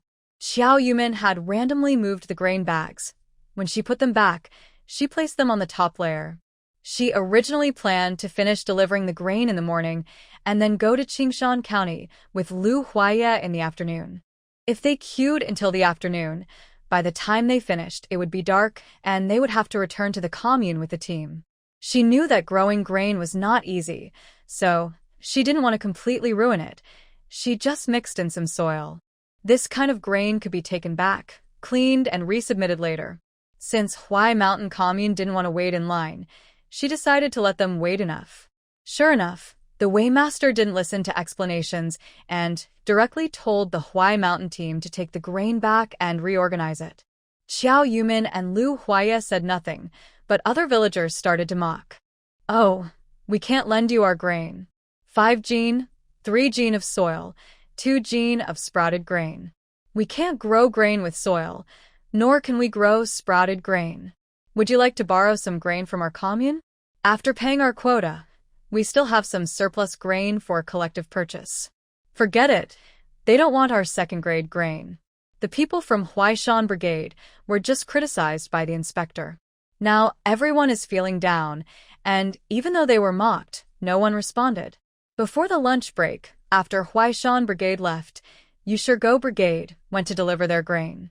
After finishing the grain on her cart, Xiao Yumin quietly said to Lu Huaiye, "How about we go to Qingshan County?" Shihizi Commune is about a 2-hour walk from Qingshan Town. Xiao Yumin wanted to go, so before leaving, she told her mother-in-law she might not come back to stay tonight. She greeted Himansong and said she wanted to go home first, then pushed her cart and left. They made a simple plan, and when they arrived in Qingshan County, they bought some canned food, milk powder, and other gifts. Lu Huaiye, take these to a trusted friend's house and see how they feel about it. Speak politely and confidently. Don't ask about your family's progress. Visit normally, and maybe mention that your family is settled and living well. Lu Huaiye took the items. You can come with me if you want. Xiao Yumin shook her head. I'm an outsider. People might be wary if they see me, and they won't tell you the truth easily. Plus, I need to go home and tidy up. We're staying here tonight and we'll go back tomorrow. Lu Huaiye paused with the items in his hand. Stay. Stay here. Xiao Yumin was focused on today's plan and didn't notice Lu Huaiye's ears turning red quietly. Yes, our supplies are running low, but we don't have tickets, so we need to go to the black market tonight. She briefly explained, and they split up to act separately. Xiao Yumin first returned to her family's courtyard. Based on her past life memories, she knew the yard wouldn't be taken back by the factory until after the new year next year. She had to make good use of this time. Back at the Qiao family, she tidied up briefly. Then she took out her belongings from Lu's family and arranged them properly. After searching for a while, she finally found a large bed in her space. Other second-hand furniture was wanted by someone, but second-hand beds were hard to sell. People who didn't mind sleeping on a bed that someone else had used couldn't afford such a solid wood-carved bed. Those who could afford it preferred to buy a brand new bed. Since she and Lu Huaiye were married and sleeping together on the Kong, Xiao Yumin didn't hesitate much and set up the bed. This time, Lu Huaiye came with her. She could pack many things on this cart. Although she didn't need to push the cart before, she could unload the items before entering the village. But it didn't make sense for a weak woman to push a fully loaded cart along the mountain road. She searched through the space, moved some items she wanted to take to the countryside, locked the door, and went out again. First, she went to the state-run restaurant to pack some food for the evening. She checked her remaining tickets and queued again to buy some meat and vegetables. All her tickets were now used up. It was still daylight, so she took another walk to the scrap collection station. This time, she wasn't as lucky as before and didn't find what she needed. But before leaving, she saw a pile of unsorted goods on the cart, some gift boxes, probably containing tea sets. The last tea set she brought back was loved by Lu Fu, but Lu Huaiyan, being mischievous, broke one piece. She decided to buy this set to replace it. "Sir, how much for these small cups?" The old man came out again, his hands greasy. "This set costs 30 yuan. Zhou Yumin immediately let go, as if she had been burned by the box. "Sir, stop joking. These small bowls I can buy one for a dime. Dinner bowls are only 3 mao. The old man snorted and whispered close to her. He silently pointed at his sleeve. "From that collection. These are antiques worth a lot." Zhou Yumin understood immediately. Probably some red armband was raiding homes again, selling off these broken items. She lowered her eyes. "Last time that bicycle tricked me once. I won't let you do it again this time. Don't think I don't understand. Those people are clever. If these were antiques, how could they be sold with scrap? These are just scrap bought at 10 jin per penny. You want to sell them to me for 30? 30 yuan. I could buy 10 jin of meat. Why would I buy a broken teacup? I don't want it." Zhou Yumin lifted her leg to leave. The old man, greasy-handed, hurriedly blocked her. "You're quite sharp, girl. How much do you think I should sell it for?" Zhou Yumin held up. The old man smiled happily. 20 is fine. I'll sell it to you." Zhou Yumin's face turned cold. 2 yuan for 4 cups. That's my limit. She really didn't want to buy anymore. Since she learned she could trade with Feng Haiping, she wanted to save every penny. No matter what the old man said, she kept walking forward unaffected. In the end, the old man gave up. "All right, 2 yuan it is." Xiao Yumin paid the old man 2 yuan, happily carrying the box away. She casually threw the tea set box into the space and took the meat and vegetables home. When she arrived at the door, she saw Lu Huaiye waiting for her, holding 2 cans of milk powder. Xiao Yumin opened the door and put everything in place. "I only bought 4 portions for you. Why are there some still not delivered?" Lu Huaiye looked unhappy. "It's really cold when someone leaves. There's an uncle I thought was close to me, but he turned his back on us. I just knocked on the door with a gift, and when he saw it was me, he said no one was home and shut the door. But after closing the door, I clearly heard them talking inside. He was home." Xiao Yumin was not surprised at all. Her previous life situation with the Lu family was probably similar. Less than a month had passed, and someone had already started to distance themselves. 5 years later, it would only get worse. She arranged the meals in boxes and comforted him. "It's okay. We can visit every now and then. Even if we can't get help, We can analyze the Lu family's current situation from their attitude. The two of them ate casually and then lay on the bed to rest without changing clothes. If they went through all the black markets in Qingshan County, it might take a whole night, so they rested early. But usually the Lu family just finished dinner at this time, so they naturally weren't sleepy. Xiao Yumin turned to look at Lu Huaya, who was pretending to sleep with his eyes closed. If you can't sleep, just tell me about their attitudes. I can help analyze. Lu Huaya opened his eyes, but didn't look at Xiao Yumin. Instead, he looked at the ceiling. I first went to Uncle Sun's house. Uncle Sun is my father's old comrade in arms. They grew up together and are the closest to our family. Uncle Sun's attitude was very firm. He's been helping us find connections and ask about the situation, but he has no clues. As you said, I only shared good news and didn't mention returning to the city. I just talked about visiting. He looked worried and kept feeling we were wronged, even trying to give me money. Lu Huaya's voice was calm, with no clear emotion. Then I went to Uncle Li's and Uncle Chen's houses. These two uncles are one a former colleague of my father, like He Miling's father, and the other was transferred to Qingshan County with my dad. They often visit. They didn't talk much about our affairs. They just asked if I was doing well. They didn't give me money, but when I left, they insisted I take eggs and meat from their home. The last person you know, his surname is Qin. He has completely turned his back on us. Lu Huaya's voice grew cold, mixed with a hint of disappointment. Xiao Yumin gently patted Lu Huaya's resting arm to comfort him. It's okay. We didn't plan to rely on anyone anyway. Lu Huaya responded with a simple It seems that among these four people, only Uncle Sun is truly trustworthy. Xiao Yumin paused, wanting to say something but ultimately holding back. However, Lu Huaya keenly sensed the change in her mood. What do you want to say? Xiao Yumin thought for a moment before speaking. I'm not sure if what I say is right, but I see things differently from you. Actually, I think Uncle Sun isn't trustworthy. Lu Huaya sat up straight on the bed. Why do you think so? Xiao Yumin looked up at Lu Huaya's face, feeling a bit uncomfortable, so she also propped herself up with her arms. These four people's attitudes are quite suspicious. Your father has many friends. Being able to pick out these four from so many shows they are not just casual acquaintances, they probably have a close connection and some understanding of these people. Let's start with Uncle Li and Uncle Chen.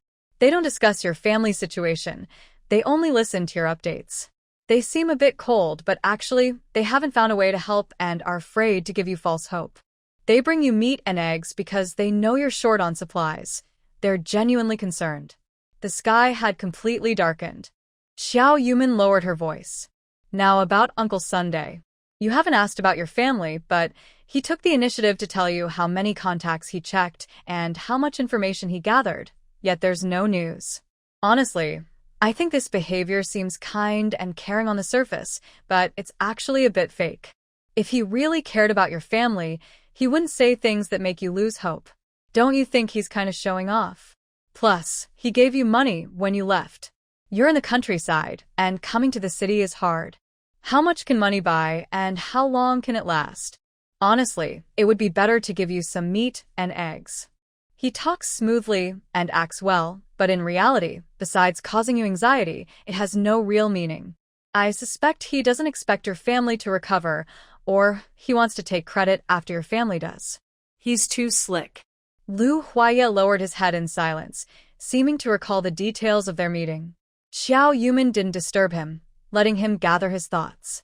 After a long while, feeling sleepy herself, Xiao Yumin listened as Lu Huaya spoke again. What about Uncle Qin? Xiao Yumin felt a bit more alert.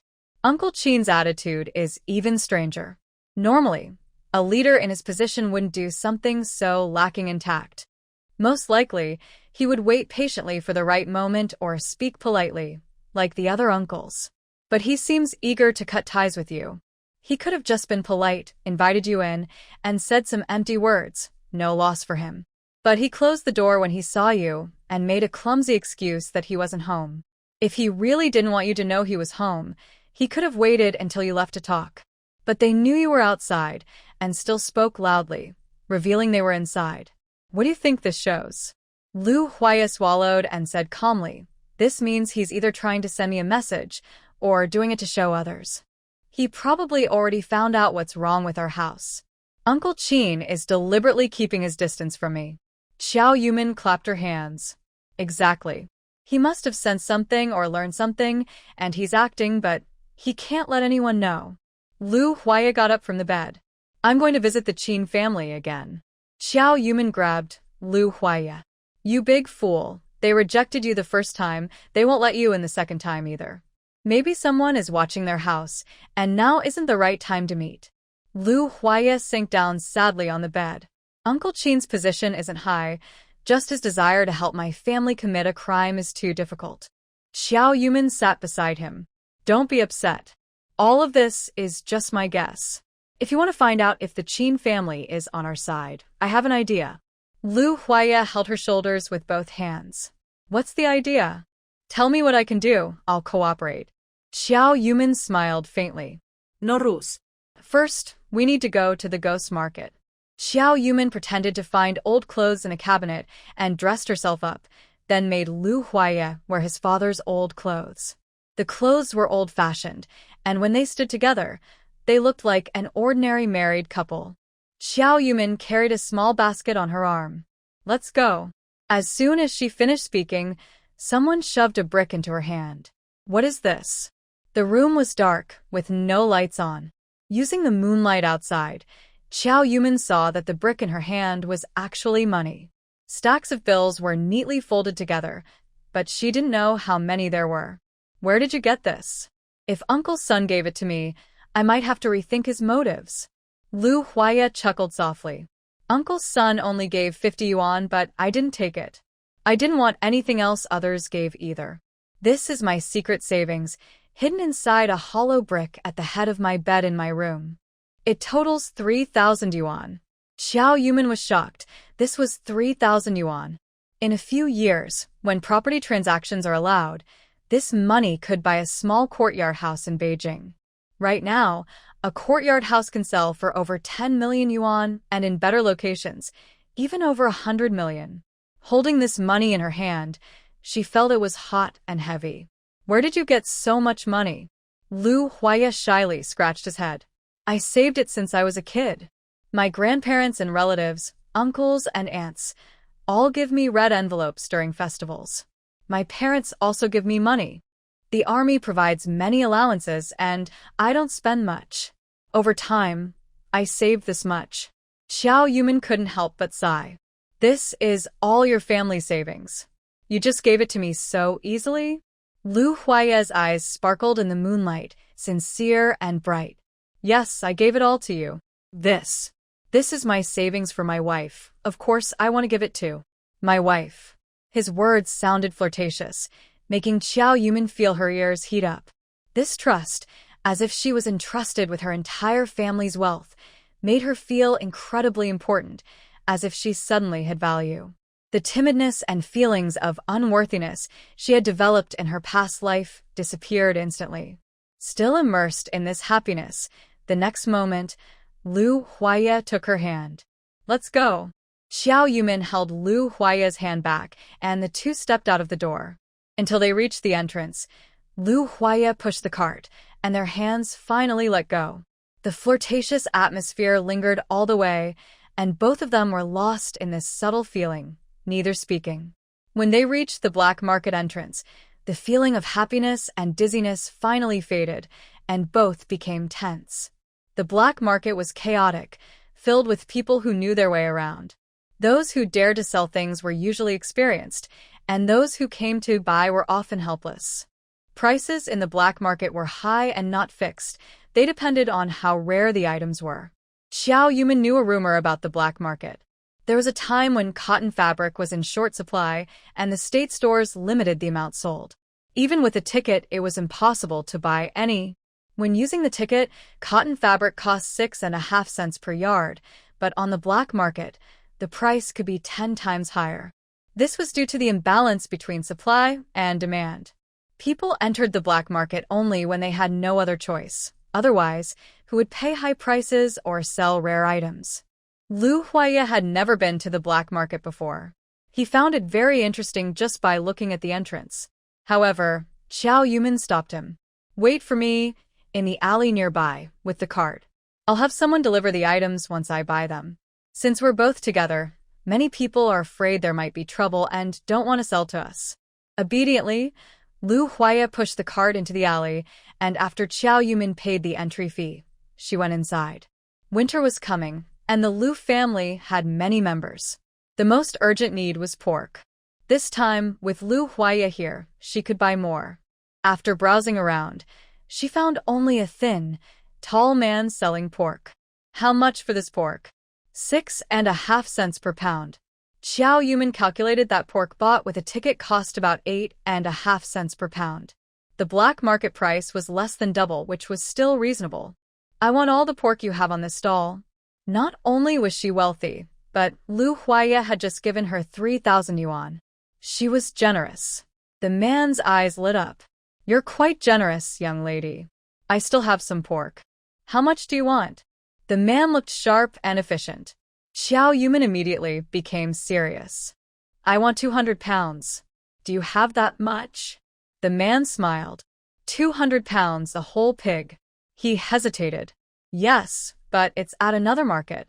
If you wait here for me to pick it up, I'll give you the same price, 6.5 cents. If you come with me, I can give you a better price, 1.2 cents. If Xiao Yumin were alone, she wouldn't dare follow this man, but since she was with Lu Huaya, she wasn't afraid. I'll go with you. She briefly explained and led the man to the entrance, where he placed the pork on the cart. He led her through quieter, less crowded alleys, some without lights at all. Xiao Yumin felt a little scared. Lu Huaya was capable of fighting, but if 10 people came out with knives, even he wouldn't be able to handle it. She stopped walking. Brother, this route is a bit too remote. I've never been here before. The man paused and smiled. I know you're worried I might find someone to block you, but don't worry. I've been selling pork in the black market for a while, and I wouldn't do anything to harm you over a pig. If I really stole your pig and money, you could report the black market to the police, and I'd lose my chance to make money. Xiao Yumin thought about it and realized that if he were that kind of person, the black market would have been reported long ago. Lu Huaya also leaned close to Xiao Yumin and whispered, I can fight 20 people alone in the army. The alleys are narrow but safe, and if you shout, someone will come out. Gao Lu, who had been quiet earlier, started speaking again. I'm taking you to a place few know about. Once you get there, you'll see. They followed Gao Lu through a few alleys, crossed a gravel path, and finally arrived at an abandoned factory outside the city. Gao Lu knocked 3 times in a steady rhythm, and someone opened a small hole in the door. Gao Lu, why are you back so early today? We just finished selling. Gao Lu chuckled. I met a big client. Ho, step aside. A man called Ho turned sideways.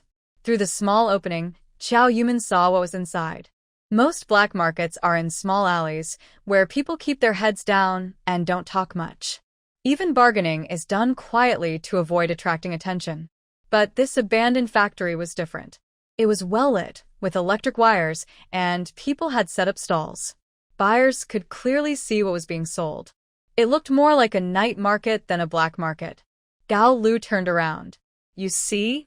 I do legit business. If you're scared, wait here. I'll go inside and get the meat.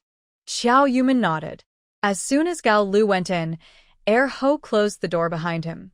Xiao Yumin instinctively looked at Lu Huaya, noticing his serious expression. Lu Huaya, what's wrong? Lu Huaya looked around cautiously, then pulled Xiao Yumin slightly farther away. This isn't a black market. It's called a ghost market. Xiao Yumin looked confused.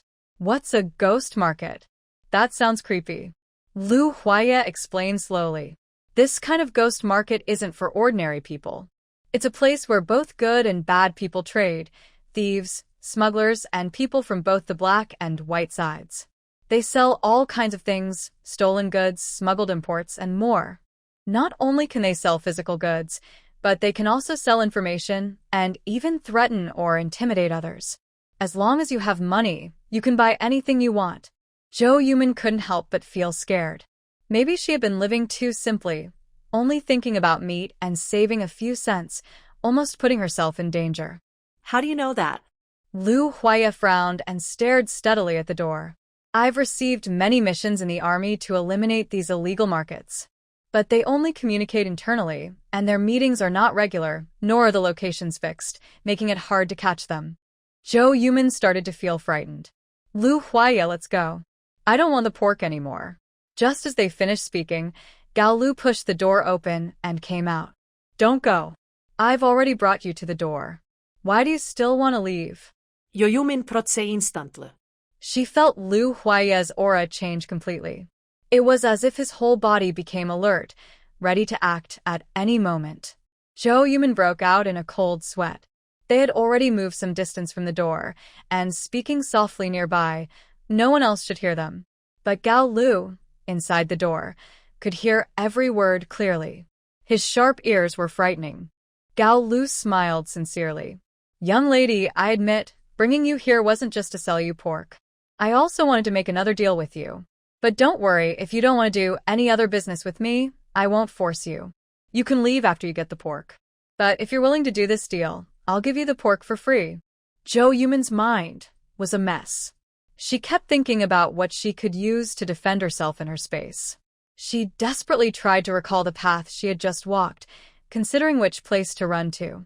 She still had it in her space that could be used as a weapon. There were warm water bottles, wash basins, and a very heavy stove that could be used to hit someone. She also had a bicycle. She quickly took it out, and both of them could escape on it. Compared to exposing her space, saving her life was more important. Thinking this way, she calmed down a bit. When she was calm, her mind was clearer, and she could think more. After a brief moment of thought, Zhou Yumin quickly grasped the key point. Gao Lu was very slick. He first attracted her with cheap pork, then waited for fewer people to gather before proposing the deal. If she hadn't come to the black market today, or if she hadn't followed him here, this deal wouldn't have been possible. In other words, this deal was just a spur-of-the-moment idea. They could do it or not. This way, their risk is smaller. Just now, Lu Huaya said that the ghost market is dangerous, and the authorities want to eliminate them. Gao Lu brought them over, which also revealed their location. He clearly could have stayed silent, but chose to show them his special skill, perhaps as a subtle way of telling her that he is very capable. Zhou Yumin turned to look at Lu Huaya, who was like a hunting leopard ready to pounce. If Gao Lu moved, he might attack immediately. She didn't doubt Lu Huaya's skills, but at this moment, she didn't want to clash with Gao Lu. For some reason, she felt that, compared to fighting Gao Lu and escaping, making a deal with him might give her an advantage. After thinking this, she no longer felt afraid. She gently patted Lu Huaya to ease his tension, then took a step forward. Tell me, what do you want to trade with me? Seeing Lu Huaya relax, Gao Lu took a few steps forward and placed the pork on the cart. Having been in this line of work for a long time, it was obvious that the man across from him was skilled. His eyes stayed fixed on Gao Lu, blinking very slowly.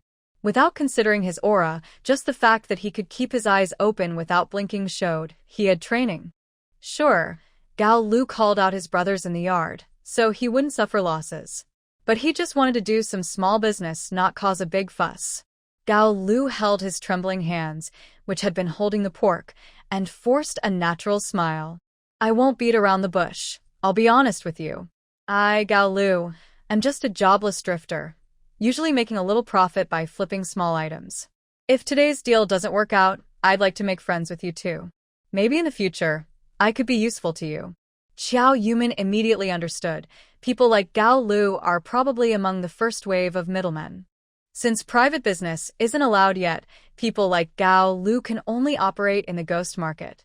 In a few more years, after the reform and opening up, being a middleman wouldn't be a new thing. It's just buying low and selling high, taking advantage of opportunities. Gao Lu rubbed his hands. I saw you at the scrapyard today. You bought a box of tea sets from Zhou, right? To be honest, I was planning to pick up a bargain with that tea set, but I got delayed. When I went, you just happened to leave. Hearing Gao Lu say this, Zhou Yumin had a faint impression of him. When she left the scrap collection station, she did see two men, but she didn't look closely enough to recognize them. It seems that the tea set isn't a nice decoration after all. Yes, I bought a box of tea sets from that old man. Are you interested in those tea sets? Gao Lu nodded. I'm straightforward. Those tea sets are genuine old items, not fakes. But they're not worth much in someone else's hands. They're valuable only in mine. Think about it. How about selling them to me? In the first moment, Xiao Yumin was happy, thinking she had really gotten a good deal on the tea set. But in the next moment, she started to worry. Gao Lu was right. Those items weren't worth much in her hands. She didn't know what they were worth, their age, or their price. Even if she sold them, she wouldn't be able to explain their value to others. And who would she sell them to? Lu Huaya gently tugged at Xiao Yumin's clothes. What is he talking about? Xiao Yumin glanced at Gao Lu. Can we discuss this? Gao Lu nodded. Of course. He saw that Xiao Yumin and the others weren't moving and realized they were probably afraid he might overhear. Gao Lu smiled and stepped back quite a bit.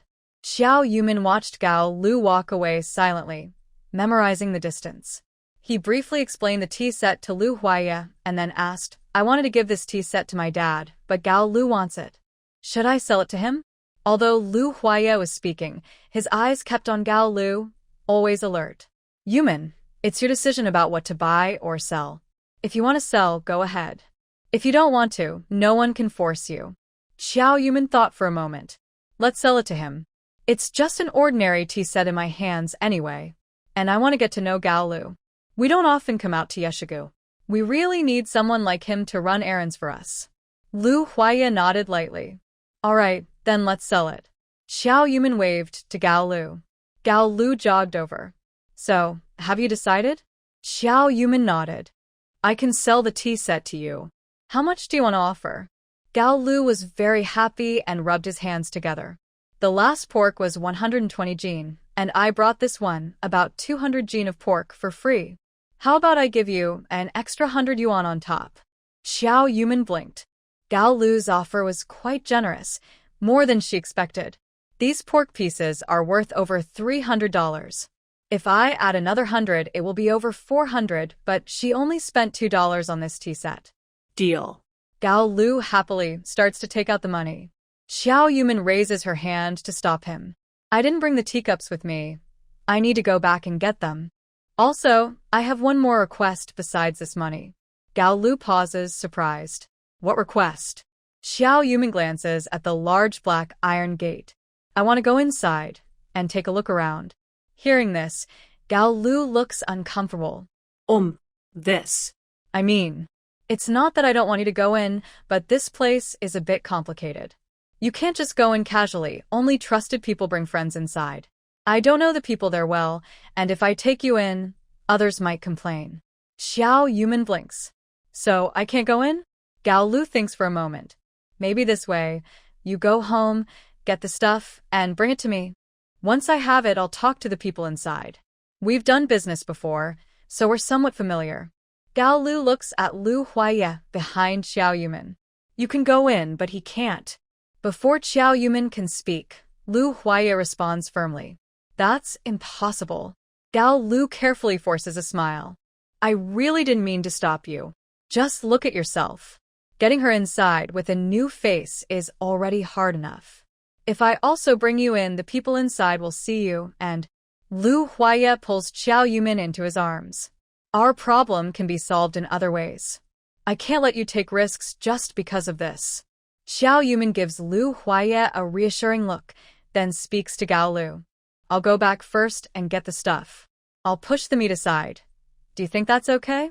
Gao Lu slightly lifts his chin, completely, without hesitation. Okay, but you need to be back before 3. We might be leaving around then. Xiao Yumin asks again. Aren't you worried I might run off with the meat and not come back? Gao Lu smiles. I don't think you're that kind of person. If you really don't come back, even if I'm blind, I'll accept the loss myself. Gao Lu's actions and words improved Xiao Yumin's impression of him quite a bit. Wait for me. I'll be back soon. Xiao Yumin no longer looks at Gao Lu and pushes the cart with Lu Huaya on the way back. Lu Huaya has a good memory and remembers the path Gao Lu took them on earlier. He softly says, "Rain sleep. We did business with Gao Lu, so we gotta know him. I don't think you need to go inside. You don't know the ghost market has all kinds of people, burning, killing, looting, stealing. We only happen to meet Gao Lu, who is honest, but that doesn't mean everyone there is trustworthy." Xiao Yumin softly reassured him. Opportunities often come with risks. As the saying goes, you can't catch a tiger without entering its den. I want to see what they're selling inside, and maybe meet some capable people. For example, Gao Lu has very sharp hearing. If I send him to listen outside Feng Haiping's house, he will definitely hear something useful for us. But Gao Lu won't do that for us now, and I don't fully trust him.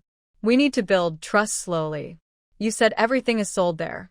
I want to buy some information like news about Feng Haiping or other things. I know this ghost market is considered a black route, but we can't go the white route now, so we have to take the black route. In the future, when we walk both the white and black routes, one of them will lead us to the end. Lu Huaya sighed. Then I will wait for you at the door. If anything happens, just shout loudly. Okay. The two pushed the pork and some groceries home. Lu Huaya put the pork away, and Xiao Yumin pretended to take a teacup from the cabinet. Without the cart, they moved quickly and soon reached the familiar black iron gate. Xiao Yumin repeatedly assured Lu Huaya she wouldn't cause trouble.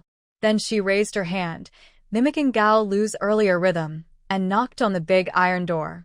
The iron door opened, and the man who had been talking earlier peeked out. Are you Gao Lu's person? Xiao Yumin thought for a moment, but didn't go in without permission. Second monkey little brother, right? I'm looking for Gao Lu. Could you help call him? Second monkey nodded and turned around to shout. Gao Lu, someone is looking for you. Hearing Gao Lu's familiar voice, Second monkey moved aside from blocking the door. Come in. Xiao Yumin licked her cracked lips from the wind and stepped into the large black iron door. The scene before her was the same as what she saw from inside the door, bright lights and lively activity. Gao Lu ran over from a distance. Little girl, you're here. Xiao Yumin nodded. My name is Qiao. Just call me Little Qiao. Gao Lu smiled and agreed. Hey, Little Qiao, call me Gao Lu. Let me introduce you to the rules of our ghost market. Gao Lu led Xiao Yumin inside, while she looked at the stalls on both sides and listened to Gao Lu chatter. Our ghost market is not open to outsiders. You need someone to introduce you. At first, you need a guide to bring you here. Once you're familiar, you can set a secret knock with the second monkey at the gate. When the second monkey hears the knock, he will open the door for you. Xiao Yumin silently took note. The second monkey has to remember many people and their secret knocks to guard the gate, which suggests he's very clever. It seems this ghost market is full of hidden talents. Buying and selling here are free, but setting up a stall costs 100 yuan. Xiao Yumin clenched her fist, hiding her shock. At a normal black market, a stall costs only a few cents, but here it's over 100. Anything can be traded here. To put it bluntly, if your offer is high enough, people will steal things right in front of you. If you do this kind of business, don't worry. Even if you're caught, they won't be able to identify you. Xiao Yumin asked casually, how much does it cost to buy information about a specific person? Gao Lu paused, hesitating for a moment. It depends on who you want to know about, maybe from a few thousand to tens of thousands. But I have to tell you, we earn money through our own channels and skills. We don't steal secrets. Selling national secrets is unforgivable. Xiao Yumin chuckled awkwardly. You guys are quite principled. He took out 10 big tokens of unity and handed them to Xiao Yumin. I'm going to watch my stall now, so I won't go shopping with you. Feel free to look around. My stall is the fourth one ahead. If you see something you like, don't buy it right away. Come find me, and I'll help you judge. Xiao Yumin thanked Gao Lu and wandered around casually. There weren't many stalls, but many people came and went. While she and Gao Lu talked, more people kept entering and leaving. The vendors were a mix of men, women, old and young. Ordinary folks, not the fierce criminals described by Lu Huaya. The ghost market sounds scary, but the items sold aren't that frightening. There were vendors selling ointments, snacks, and mostly antiques. But since she didn't recognize or need those things, she paid little attention.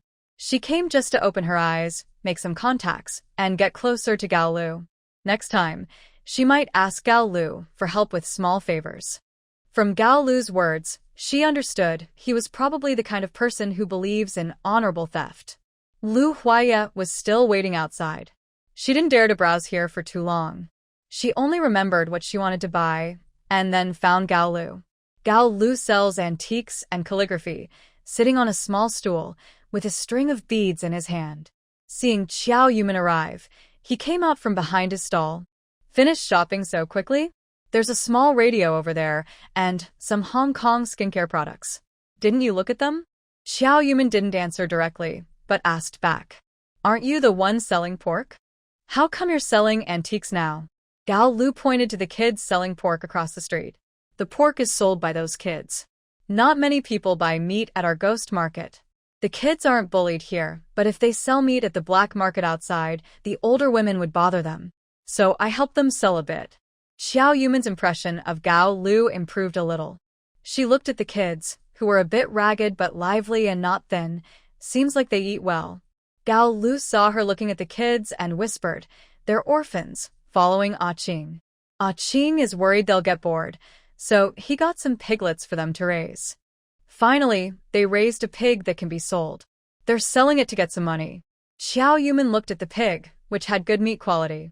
At this time, there weren't many good pig feed formulas, and raising a pig to 200 jin, about 100 kilograms, was quite good. That pig was so healthy, showing someone put effort into raising it. She stopped looking at the kids and said, "I saw something I like. Can you take me to see it?" Xiao Yuman led Gao Lu forward. "Does this ointment work?" Gao Lu nodded. "It works.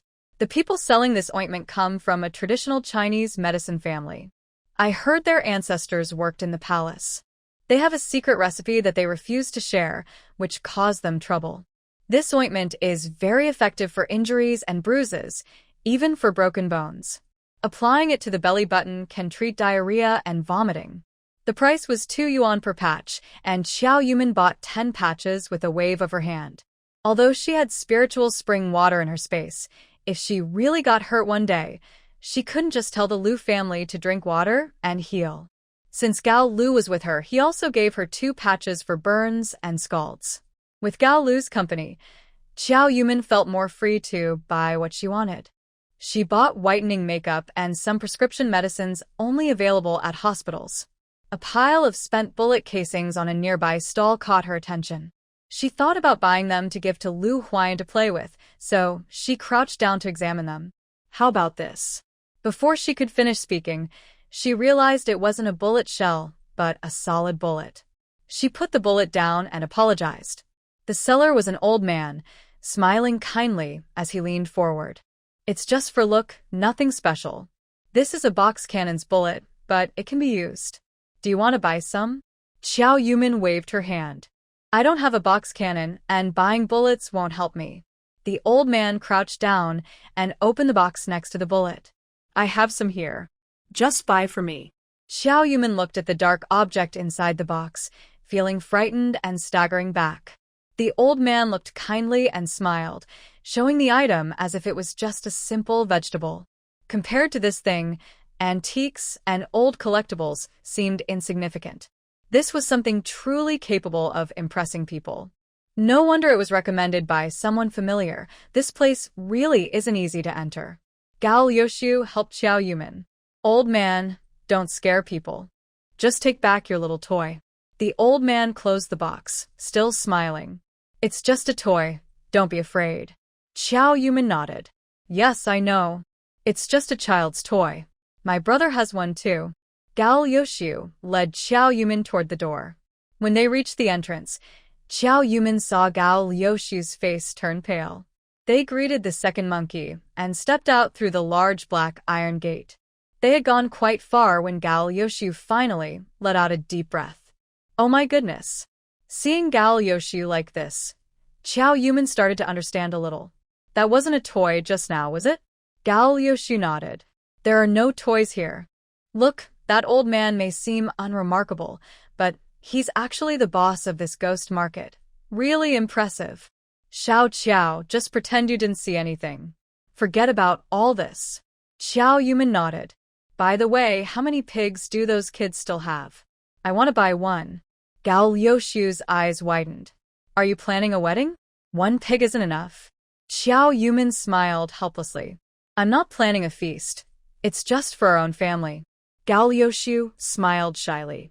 Few people buy whole pigs like that. I thought you two were preparing for a wedding banquet. Xiao Yuman exchanged a look with Lu Huaya and said seriously, our family is large. We originally moved to the countryside because of some matters in the city. Now that winter is coming, we want to buy more meat for the winter. Gao Liuxiu's eyes sparkled with a clever glint. After spending so many years outside, I can easily understand what Xiao Yuman means. This family always buys meat together, which shows they have money and probably a decent status. Having money, they can buy meat anywhere, so there's no need to make a deal with him. It seems like they want to get to know him better. Gao Lu believes in making many friends, so he has met many people. Of course, he wouldn't refuse this. You guys have over 200 jin of meat. Even if you eat it every day, it could last until after the new year. The kids can sell some after the year of the pig. I'll keep some for you then. Xiao Yuman naturally asked that question. How can I contact you? Gao Lu gave an address. Zhanshan Street Alley. Turn left after entering. The big red gate is my house. Just say you're looking for me, and someone will tell you. Xiao Yuman remembered it, and then said goodbye to Gao Lu. Lu Huaya had not interrupted their conversation until they walked away. Then he asked, what was it that scared him so much just now? Xiao Yuman bit her lip. Do you know about box cannons? Lu Huaya nodded. Of course I do. Why do you ask? Xiao Yuman lowered her eyes. There was some for sale just now. Lu Huaya stopped and looked at her steadily. Xiao Yuman pulled him gently. Wait until you're fully recovered to deal with this. It's not urgent now. We've already wasted a lot of time. Let's quickly check the remaining places and see if there's anything to buy. They visited the last 2 black market spots, but it was already late and many rare items were gone. Like brown sugar, milk powder, and cotton. Brown sugar and milk powder are needed to feed eggs to old Master Lu. Although they still have some at home, they don't know when old Master Lu will wake up, so it's better to prepare more. The Lu family is large. In the past, they didn't wear padded jackets or pants, and they had cars and heating everywhere they went. They wore cashmere coats in winter and didn't wear cotton clothes or pants. Everyone's cotton clothes and pants need to be made fresh, which consumes a lot of cotton. But there's still over a month before heavy snow and mountain closures, so she can come back twice more during this period. Even if she doesn't buy enough, it's okay. All 3 houses have insulation measures, and at worst, they won't go out and stay warm at home. Neither of them was sleepy. They quickly packed everything tonight, pushed the cart back to Yeshigu. The 2 halves of the pig were too obvious. They could hide them, but if curious people came to rummage, it wouldn't be good. The 2 of them pushed the cart, and with the difficult mountain road and the darkness, they finally reached Yeshigu by dawn. Just as they pushed the cart into the yard, people started moving around outside. Jiao Yuman shot a glance at Lu Huaya, who then pushed the cart into the plastic greenhouse in front of the house. They had been walking all night, and even though they wore thick clothes, they still couldn't escape the cold. As soon as they opened the greenhouse, a wave of warm air hit them.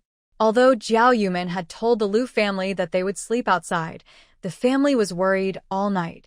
Even Lu Huayu, who usually liked to sleep in, got up and helped his mother cook in the kitchen. When the cart appeared at the door, Lu Huayu went over to help pull it. "Brother, what did you buy? Why did you bring it into the house?" he asked. Jiao Yuman was afraid others might see, so she hid the pork very carefully. 2 pieces of pork were wrapped tightly in sheets, with rice bought from the black market and some old clothes placed on top. Once she removed these, 2 bright white pigs were revealed. The whole family gathered around. "Oh my, where did you buy so much pork?" they asked, surprised. Jiao Yuman looked at their happy faces and felt very satisfied. "I went to the black market with Lu Huaya to buy it," she said. "Yeshigo has no roads, and once it snows heavily, the mountain will be sealed off. They wouldn't be able to go out, and this meat would last their family through the winter." Lu's mother looked at the meat, a happy expression on her face, but also a hint of worry. There's so much meat. If we don't store it properly, it might spoil, she said. Jiao Yuman opened a box filled with salt, which she bought from the ghost market.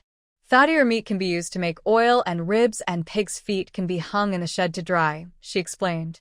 I bought a lot of salt. We'll cut the meat into pieces, salt it, and store it in the cellar. It can last for a while, she added. When it snows, we can just put the meat outside to freeze, she said. Actually, it would take a long time before the meat could be frozen properly. Salting alone wouldn't preserve it that long. She had already thought about transferring the salted meat into her space after putting it in the cellar. Whenever she needed vegetables, she would go to the cellar. Once frozen, she could take the meat out of the space and freeze it further. Jiao Yuman couldn't help but thank her space inwardly. It was incredibly useful. Grandma Lu served breakfast. Have you two been walking all night? She asked. Your grain ration has been delivered. Today is a rest day for the team, so there's no work. After you finish eating, get some rest and don't overexert yourselves.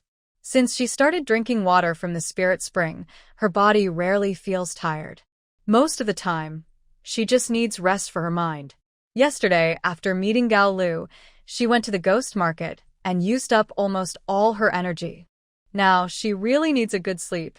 After a simple meal, she went back to her room to rest. While she was eating, Grandma Lu had already prepared the bed for her. After a quick wash, she lay down in the warm bed to sleep. Before sleeping, she entered her space and quickly tidied up the leftover vegetable leaves in the black land. Then she replanted and watered the crops, feeling at ease before finally falling asleep. She slept very soundly, and when she was woken up by noise, she was very angry.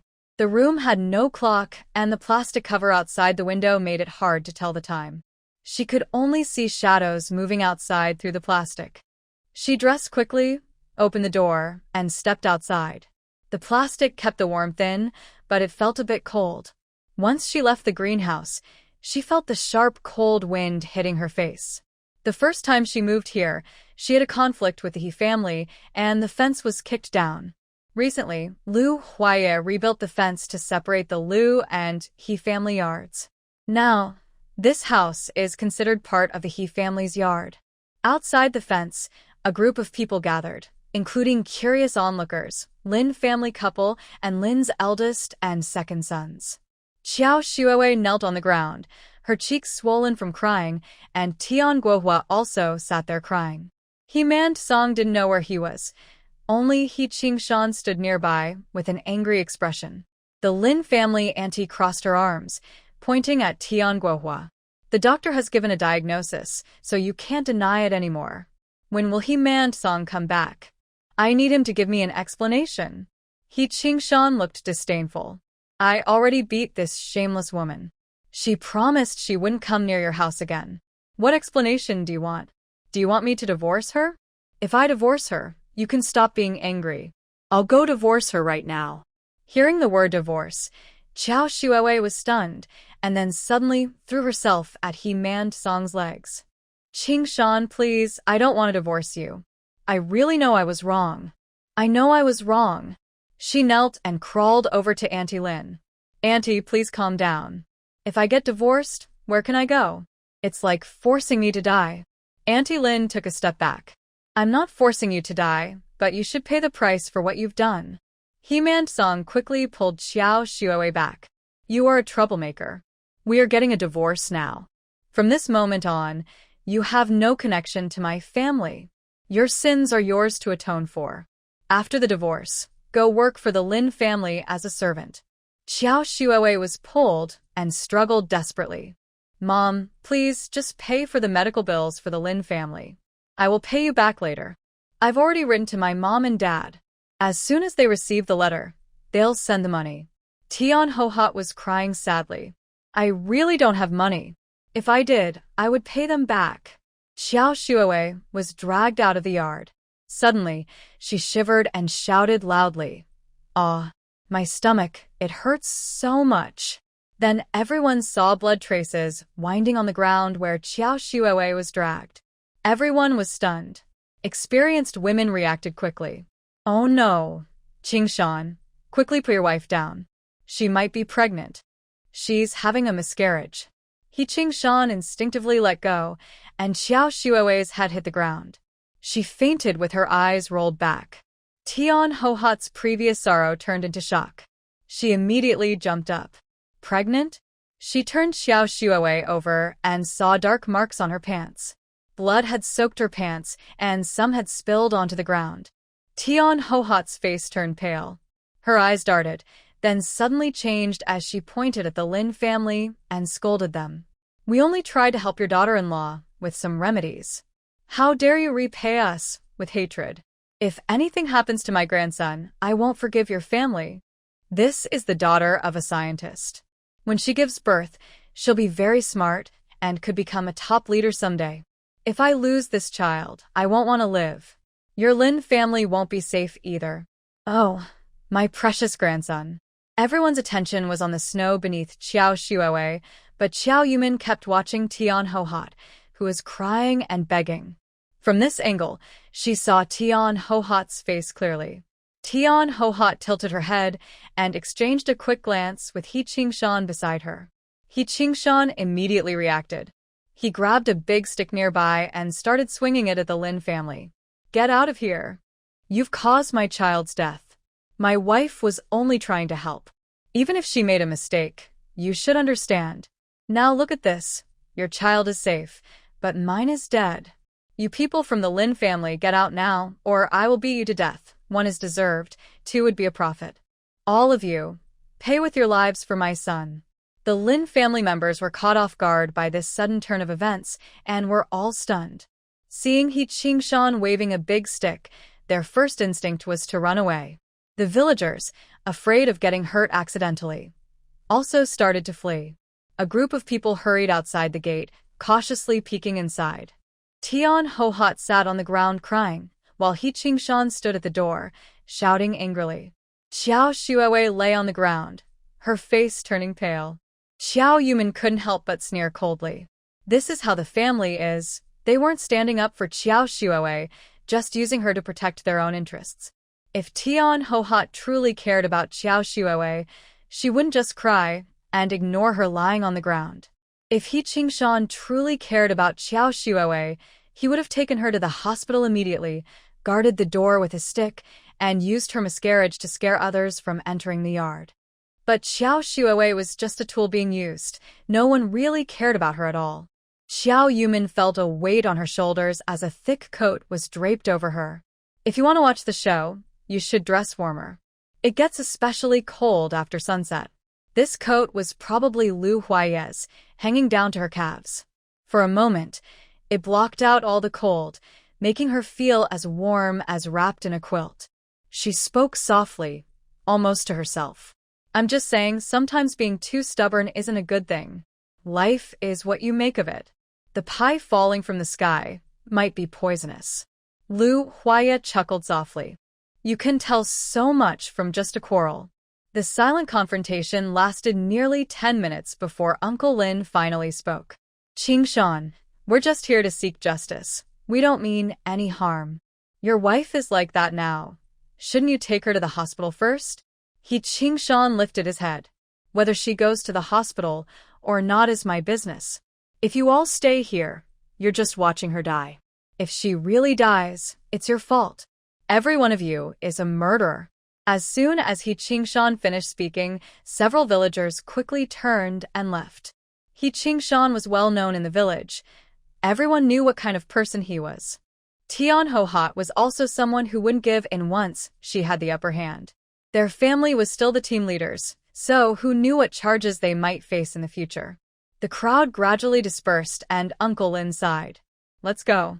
When He Mansong returns, I'll have a private talk with him. People gradually left, and only after they had gone far away did Tian Hohat get up from the ground. Oh, I'm freezing to death. Qingshan, hurry and take her inside, so she doesn't really freeze. He Qingshan put down the stick and helped Xiao Shuowei into the house by holding her arms. Xiao Yumin saw that Xiao Shuowei's tightly clenched hands were trembling from the force, with the backs of her hands turning purple-blue and her finger joints turning pale. Lu Huaye patted Xiao Yumin on the shoulder. Are you trying to help her? Of course. Her refers to Xiao Shuowei. Xiao Yumin shook her head slightly. Everyone has their own way of living. This is her choice. Lu Huaya also sighed. Yes, she had many chances to leave here. She caused her own trouble. She could have stood up and solved it herself, but she can't see the reality. She relies on her unkind husband and a ruthless mother-in-law. There are so many ways to handle it, but she insists on pretending to be unconscious, ignoring her health and the baby in her belly. Does she love herself? Or does she not? Xiao Yumin was surprised and turned around. Can you tell that Xiao Shuowei is pretending to be unconscious? Lu Huaya put his arm around Xiao Yumin and led her into the house. The person who faints breathes differently from an ordinary person. Xiao Shuowei is cold and in pain, and she's been enduring it. When she endures, her breathing becomes even more irregular. Let's go. You go and give some guidance. Mom and the others have already cut the meat. Xiao Yumin stopped suddenly halfway and asked, Did you tell Dad about visiting a few uncles? Lu Huaya nodded lightly. Yes, I told him. He didn't say much, just told us not to go looking for them anymore. Xiao Yumin pursed her lips. I was planning to go and test the waters, but I delayed because I went to the ghost market. Lu Huaya comforted her with a pat on the shoulder. There will be another chance. Xiao Yumin said nothing and followed Lu Huaya into the house. The people at the ghost market were a bit strange.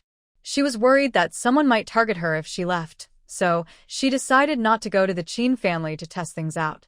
She would go again in a few days. She pushed open the door, and the entire kitchen was filled with the smell of pork fat. Now, the pork wasn't like in later times, where animals are fed additives and fattening feed. Most of it was raised on grains. So, the meat wasn't as gamey and had a more natural pork aroma. The two halves of the pig had already been separated. One pile of lean meat, one pile of fat, and one pile of pig bones. Lu's mother washed all the bowls that could be emptied at home. Yumin, do you think this way of dividing is okay? Xiao Yumin turned the page. Great. Mom, you're really amazing. Mother Lu looked like a proud child, smiling happily. Then let's start salting the meat now. The Lu family was divided into two groups at this moment. One group, led by Xiao Yumin, was making dinner with Lu Huaya and Lu Huainan as the fire starters. The rest were busy salting the pork, including Father Lu. Since the pork was so fresh, of course, they wanted to make dumplings. Xiao Yumin was chopping the filling and kneading the dough. She initially wanted to make cabbage filling but realized she didn't have cabbage, so she chopped some green onions instead. Today, they would eat pure meat filling. The Lu family had many hands. She finished preparing the filling, the dough was ready, and she had salted the meat. Lu Huaya carried a ladder and lowered it to the cellar. Xiao Yumin climbed down. He handed things up, and she caught them below. Usually, only Xiao Yumin went into the Lu family cellar. Father Lu, Mother Lu, and Grandma Lu were not very agile and wouldn't go down. Lu Huayu is too tall, and Lu Huayu disliked getting dirty, so they didn't notice if something was missing from the cellar. Xiao Yumin secretly moved all the meat into her space and wrapped some basins with plastic cloth, pretending there were rats inside, but really just hiding the meat so no one would see it was gone. After finishing all this, the Lu family started making dumplings. The house was peaceful and lively, like celebrating the new year. Compared to the warm atmosphere of the Lu family, He family was not so comfortable. Xiao Shuowei was lying on the Kong bed, silently crying, and for the first time, she felt like leaving. She counted her remaining money and thought about her past life. Should she go northwest to find her mother or go to Huajing to find that benefactor? Going to find her mother meant she wouldn't have to worry about food and clothing, and no one would scold her. Maybe she could even learn some skills from Xiao Yumin's father, and after 6 years, she could take over the cutting and grafting techniques herself. But the Northwest was too harsh. In her previous life, she reunited with her mother, who almost cried as she told her about what happened after going to the Northwest. That place was truly a place where prayers went unanswered, and she couldn't imagine surviving those 8 years. If she went to Huajing to find that benefactor, she knew where they were. But without the token, how could she prove her identity? And if she left, she would need He Song to give her an introduction letter. With everything happening, she wondered if He Song would even give her one. Suddenly, the door outside creaked open. He Qingshan entered, bringing a cold breeze. Xiao Shuowei instinctively shrank back. The oil lamp was lit, and Xiao Shuowei wiped her tears from her face. He Qingshan placed a bowl on the Kong. "This is brown sugar egg water, made by my mother for you. Drink it quickly." Xiao Shuowei looked at the brown sugar egg water, and suddenly tears streamed down her face. Why am I going through all this? These are things that Xiao Yumin never experienced in her past life. She healed Fu Qiujuan, and everyone in the Lin family was very grateful to her. Because of this, the villagers often praised her, saying she was smart and always smiled when they saw her. Tian Hohat also told others that her daughter-in-law was very good, and her whole family was very satisfied. She couldn't help but think of when the Lin family came earlier, and He Qingshan slapped her to the ground. Tian Hohat was rolling on the floor, saying she had no money to pay the He family's medical bills. But only 200 yuan. Just 200 yuan. Her previous purchase of a cashmere coat cost more than that, and the He family wouldn't pay for it. She was so proud, yet now she was surrounded by the whole village, cursed at and made fun of. He Qingshan and Tian Hohat also made her, who was fainting, lie on the ground for over 10 minutes. What was hardest to bear was that she saw Xiao Yumin through her squinted eyes. Xiao Yumin was dressed neatly, standing there with a subtle smile on her lips, watching her suffer and endure hardship. Later, Lu Huaye even draped a coat over her shoulders. They talked and laughed, treating her suffering like a joke. Thinking of this, Xiao Shuowei suddenly threw the brown sugar egg soup on the ground. The porcelain bowl shattered, and the sweet, sticky aroma filled the room. He Qingshan stood up and pointed at her. You. He wanted to get angry, but when he saw the blood-stained pants on the ground, his anger suddenly stopped. Does your stomach still hurt? Are you bleeding? My mom said if I keep bleeding, I won't be able to keep the baby. Xiao Shuowei covered her face and started crying loudly. It can't be like this. It's not allowed. She won't leave. She will never leave this place, even if she dies. She wants Xiao Yumin to die. And the He family. He Qingshan betrayed her. Tian Hohat harmed her. He Song used her. She couldn't let any of these people go. She wanted everyone to pay for today's events. She cried out in a burst of venting, then hiccuped and lowered her hands. Qingshan, let's get a divorce. Don't worry, I will raise this child alone, and won't trouble you. I will teach him myself, and my dad will also teach him, just like he did for me when I was a child. He will follow your intelligence and skills. He will be the smartest little boy. When he grows up, I will tell him that his father loves him very much. It was my mistake that made us have to be apart.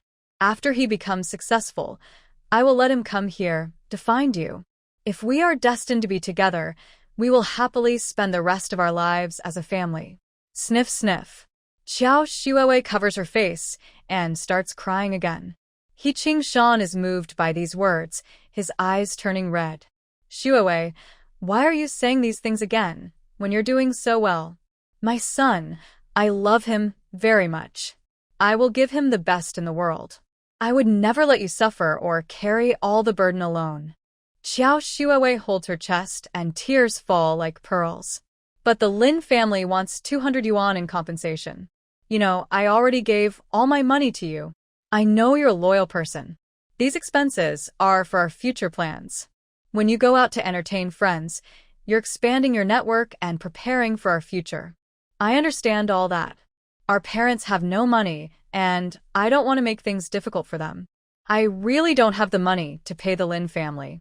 That's it. I won't trouble the He family anymore. He Qingshan sighs heavily. My mom is also unreasonable. She can't tell what's important right now. 200 yuan or our grandson. What's more important? He seems to have made a firm decision. Shuowei, you rest here. I will go ask my mom for the money. Xiao Shuowei looks at He Qingshan with admiration. Really? And the child won't have to leave you anymore, right? He Qingshan forces a stiff smile. Yes, Our family will live happily together. After saying this, Xiao Shuoei weakly gets into bed and watches He Qingshan leave quickly. Not long after, the main house is filled with Tian Hohat's loud crying and scolding. Xiao Shuoei sits up, a faint smile on her lips. As the shouting gets louder, she even starts to laugh. Ha ha ha ha ha. Old witch, if you want to deal with me, do it in the next life. Ha ha ha. Tian Hohat's crying is so loud that the Lu family, who are just finishing dinner and chatting, can hear everything clearly. Maybe out of respect for Xiao Yumin, the Lu family tries to act natural and pretend they haven't heard. Xiao Yumin is deeply touched by their warm-hearted actions. The Lu family always shows genuine kindness to her, not just superficial gestures, but from all aspects. Lu Huaya walks in from outside. Yumin, go take a shower. I just finished mine and the room is warm. I've already prepared the water for you. After your shower, you don't need to tidy up. Just leave everything there and I'll take care of it. Lu Huayu pouts. Brother, you're so biased. Why won't you help me tidy up when I ask? You really are so focused on your wife that you forget your sister. Lu Huaya stared at Lu Huayu. Yumian didn't sleep all night yesterday and is now tired. You slept at home all day. Did you sleep so much that you gained credit for it? Lu Huayu rolled her eyes at Lu Huaya. When I get a husband in the future, he'll definitely clean better than you do. Just as Qiao Yumian stepped out the door, Lu Huayu's words made her tense all over. How could someone say such things for no reason, especially using the vague pronoun he? Her mouth was quicker than her brain, and she almost blurted out, "Who is this here talking about? Have you already chosen someone in your heart?" Qiao Yumian had a bad feeling, and it came out of nowhere. She didn't know how Lu Huayu and Xia Ran were together in her past life, so she couldn't pinpoint the moment or stop it. Plus, Xia Ran was different from Xiao Shuoei. She knew Xiao Shuoei. She was foolish and unaware, so she wouldn't cause much trouble. Xia Ran was different, slick and cunning. Most importantly, now when she thought of Xia Ran, she couldn't remember anything bad about him. Feeling out of control always made her feel anxious. Lu Huayu blinked nervously. These countryside folks are all farmers. Who could I possibly like? I'm planning to go back to the city later. Am I supposed to ignore the daughter of a leader and marry a rural woman? Are you crazy? Or am I? Qiao Yumian, if you have nothing to do, go take a shower and sleep early. If you don't sleep well, you'll go crazy. Lu's mother scolded Lu Huayu a couple of times, but Lu Huayu kept complaining non-stop. Qiao Yumian held her change of clothes and quietly watched Lu Huayu's expression. Lu Huayu was usually noisy, so she couldn't tell if anything was different now. Maybe she was just overthinking. The Lu family was very kind to Qiao Yumian. Unless she had a problem, they always let her shower and rest first. She lay on the Kong bed pretending to sleep, but was actually entering her space to tend to the seeds she had planted. She took a few small boxes from Feng Haiping, which she had returned to the Lu family earlier. They were just old items, valued more emotionally than in actual price. Right now, the most important thing for the Lu family was mental stability. While tidying up, she found her mother's jewelry box. She picked up the items inside, looked through them, then glanced at the jade bracelet on her wrist. Since entering her space, she had kept the bracelet inside. The bracelet was fragile, and she was afraid it would break if she bumped it, which could cause her entire space to disappear.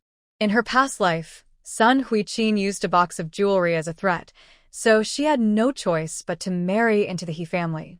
However, even after marrying, Sun Huiqin did not give the jewelry to her, but instead gave it to Qiao Shuoei. Qiao Shuoei wore this bracelet every day, as if it symbolized her status. Later, somehow, she was reported, and the bracelet was confiscated. The confiscation of the bracelet meant that later, the mother and daughter did not rely on it to recognize their uncle. Qiao Yumin was looking through her jewelry, wondering which piece was the token of trust and how they came to know each other. None of the jewelry had any special markings, so it couldn't have been just two people walking on the street and recognizing each other because of the jewelry. That would be too careless. She planned to go to Huajing in a few years. For now, she put aside the jewelry box and didn't think about these things. She took her notebook and organized her notes. Tomorrow, she would go up the mountain to pick some wild fruits. If she remembered correctly, the first snow in Yeshigu would fall the day after tomorrow. She wanted to gather all the fruits before she couldn't go up the mountain anymore. She also planned to visit Qingshan County again to stock up on supplies and to find out what was really going on with the Qin family. After making her plans, she gradually fell asleep. In her dreams, she seemed to hear Lu Huayu coming back after a bath and the sound of pages flipping in a book. Because she was preoccupied with her thoughts, she didn't sleep very peacefully. When Xiao Yumin opened her eyes, it was just dawn. She dressed in the dark, put on her hat, and headed up the mountain. When she reached the foot of the mountain, she saw someone coming down. The person was tall, with clothes on the shoulders pulled tight by two thin ropes, probably carrying something heavy. Xiao Yumin took a few steps forward and looked carefully. "So early in the morning, you're out collecting firewood," she said. In the 1970s, firewood for heating was very precious. City people without mountains nearby didn't have firewood. Wealthy families used coal, and poorer families couldn't afford it, so they bought briquettes made from crushed coal powder mixed with straw powder. Yeshiga couldn't burn coal. The main fuel was leftover waste from the fields each year. Yeshiga grew soybeans, sorghum, rice, and corn. The rice straw could be used to make straw sandals or thatch roofs, so it was very useful and rarely burned. The main fuel was soybean stalks, and corn cobs after removing the grains. During heavy snow, they would gather dry branches to get through the winter safely. Lu Huaya was also surprised to see her. "Our family doesn't do much work, and we don't have many corn stalks or cobs. I thought I'd gather more firewood before it snows. Why are you here so early on the mountain?" "I need to make compost, and I can't hide it from the whole family." "I don't want to hide it. Remember when I told you that my dad used natural fertilizer for seedling growing? In wealthy villages, they have fruit trees, and they use rotten fruit and insects to make compost instead of pesticides for watering crops. There are no fruit trees in Yeshigu, so I thought I could pick some wild mountain fruits and use my dad's method to make compost. Next year, when we plant crops, I want to use this fertilizer to see if it can increase the harvest." Lu Huaya reached out and adjusted Xiao Yumin's hat. "You should come with me. Wait here while I take firewood home, then we can look for wild fruits together. I know where there are lots of wild fruits." After Xiao Yumin responded, Lu Huaya quickened his pace. When he came back, it was already bright. They walked up the mountain and met two people collecting firewood. They greeted each other, then Lu Huaya took Xiao Yumin in a different direction. The deeper they went, the taller the bushes and the denser the trees. If it weren't for Lu Huaya, she wouldn't have come this far into the forest. But beyond this small hill, they saw a few prickly pear trees. Xiao Yumin ran over with her prepared woven bag to pick the fruits. It's winter now. Many pears have already ripened and fallen, but the remaining ones are still on the branches, out of her reach. Seeing this, Lu Huaya stepped over quickly and climbed the tree in a few moves. He grabbed the branches with both hands, shaking the tree like a big gorilla. The remaining pears rained down onto the ground. He did the same with a few other trees, and soon the ground was covered with pears. Xiao Yumin tried not to laugh as she picked up the pears from the ground. Lu Huaya jumped down from the tree. "Are you happy because you found so many pears? You can start collecting the pears, but there are also many apple trees over there. Even more than these pears. You'll be even happier later." Lu Huaya didn't realize what she was laughing at and thought he was happy just because he found pears. Thinking about the apple trees later, where he would shake the branches like a gorilla again, she couldn't hold back and sat on the ground laughing. Her laughter puzzled Lu Huaya. "Yumin, it's just some pears and apples. They're oddly shaped and not edible. Why are you so happy?" Xiao Yumin nodded. "I'm just happy, haha." Ha. "Never mind, I won't laugh anymore." Lu Huaya affectionately ruffled her hair. "Laugh, you look the best when you do." Lu Huaya turned to gather firewood but accidentally made Xiao Yumin blush deeply. Who would speak such straightforward love words? The fallen pears weren't many, but luckily, some rotten ones remained on the ground. Xiao Yumin used a small shovel to scoop the rotten pears and the decayed leaves into a woven bag. After finishing, Lu Huaya carried the bag and took Xiao Yumin to the next spot. The path was rough, so Lu Huaya led the way with a sickle in hand. Xiao Yumin was curious. How do you know there are apples here? Lu Huaya didn't turn around and focused on clearing the path. The firewood near the foot of the mountain has mostly been collected. I meet people every time I gather firewood. To avoid villagers thinking we are taking their resources later, I try to get up early and go deeper into the forest. And Lu Huaya stopped, and Xiao Yumin hurried to catch up. And what? She looked up at him, seeing his bright eyes and a slight smile on his lips. Xiao Yumin watched as he raised his hand, then followed the direction he was pointing. On the ground covered with dry branches and decayed leaves, there was a colorful wild pheasant lying there. Wild pheasant. Xiao Yumin ran over and found a cage not far from the bird. Inside was a dull gray rabbit bouncing around. Lu Huaya strode over. It's pretty deep here, and villagers rarely come this way. I saw some cages in the woodshop, set up to catch rabbits, along with a few traps. Lu Huaya opened the rabbit cage and gently shook the rabbit by its ears. Wild animals these days are the fattest. As winter approaches, they store up fat. I also have a few more wild bird traps ahead. You'll see them soon. Sure enough, further ahead, another wild pheasant was caught. The two of them gained quite a bit from this trip into the mountain. Besides the apples and prickly pears in the woven bag, they also caught 2 wild pheasants and a rabbit. In fact, hunting wild animals to bring home is not allowed, but some people do it secretly.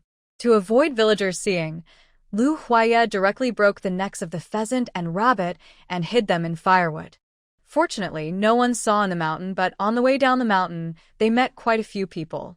Lu Huaya carried a bundle of firewood on his shoulder, and Xiao Yumin, with Lu Huaya, also carried the woven bag, which was probably filled with firewood. Lin Dai saw and some women, who looked like they had just finished washing clothes, approached. She waved her hand, signaling the women to leave first, then came over to talk to the two. The young couple works so hard and doesn't rest. Even early in the morning they go up the mountain to gather firewood, Zhou Yamian said with a smile. Yes, with many people at home, we need to prepare more in case winter is hard. Aunt Lin, is Sister Lin and second sister okay?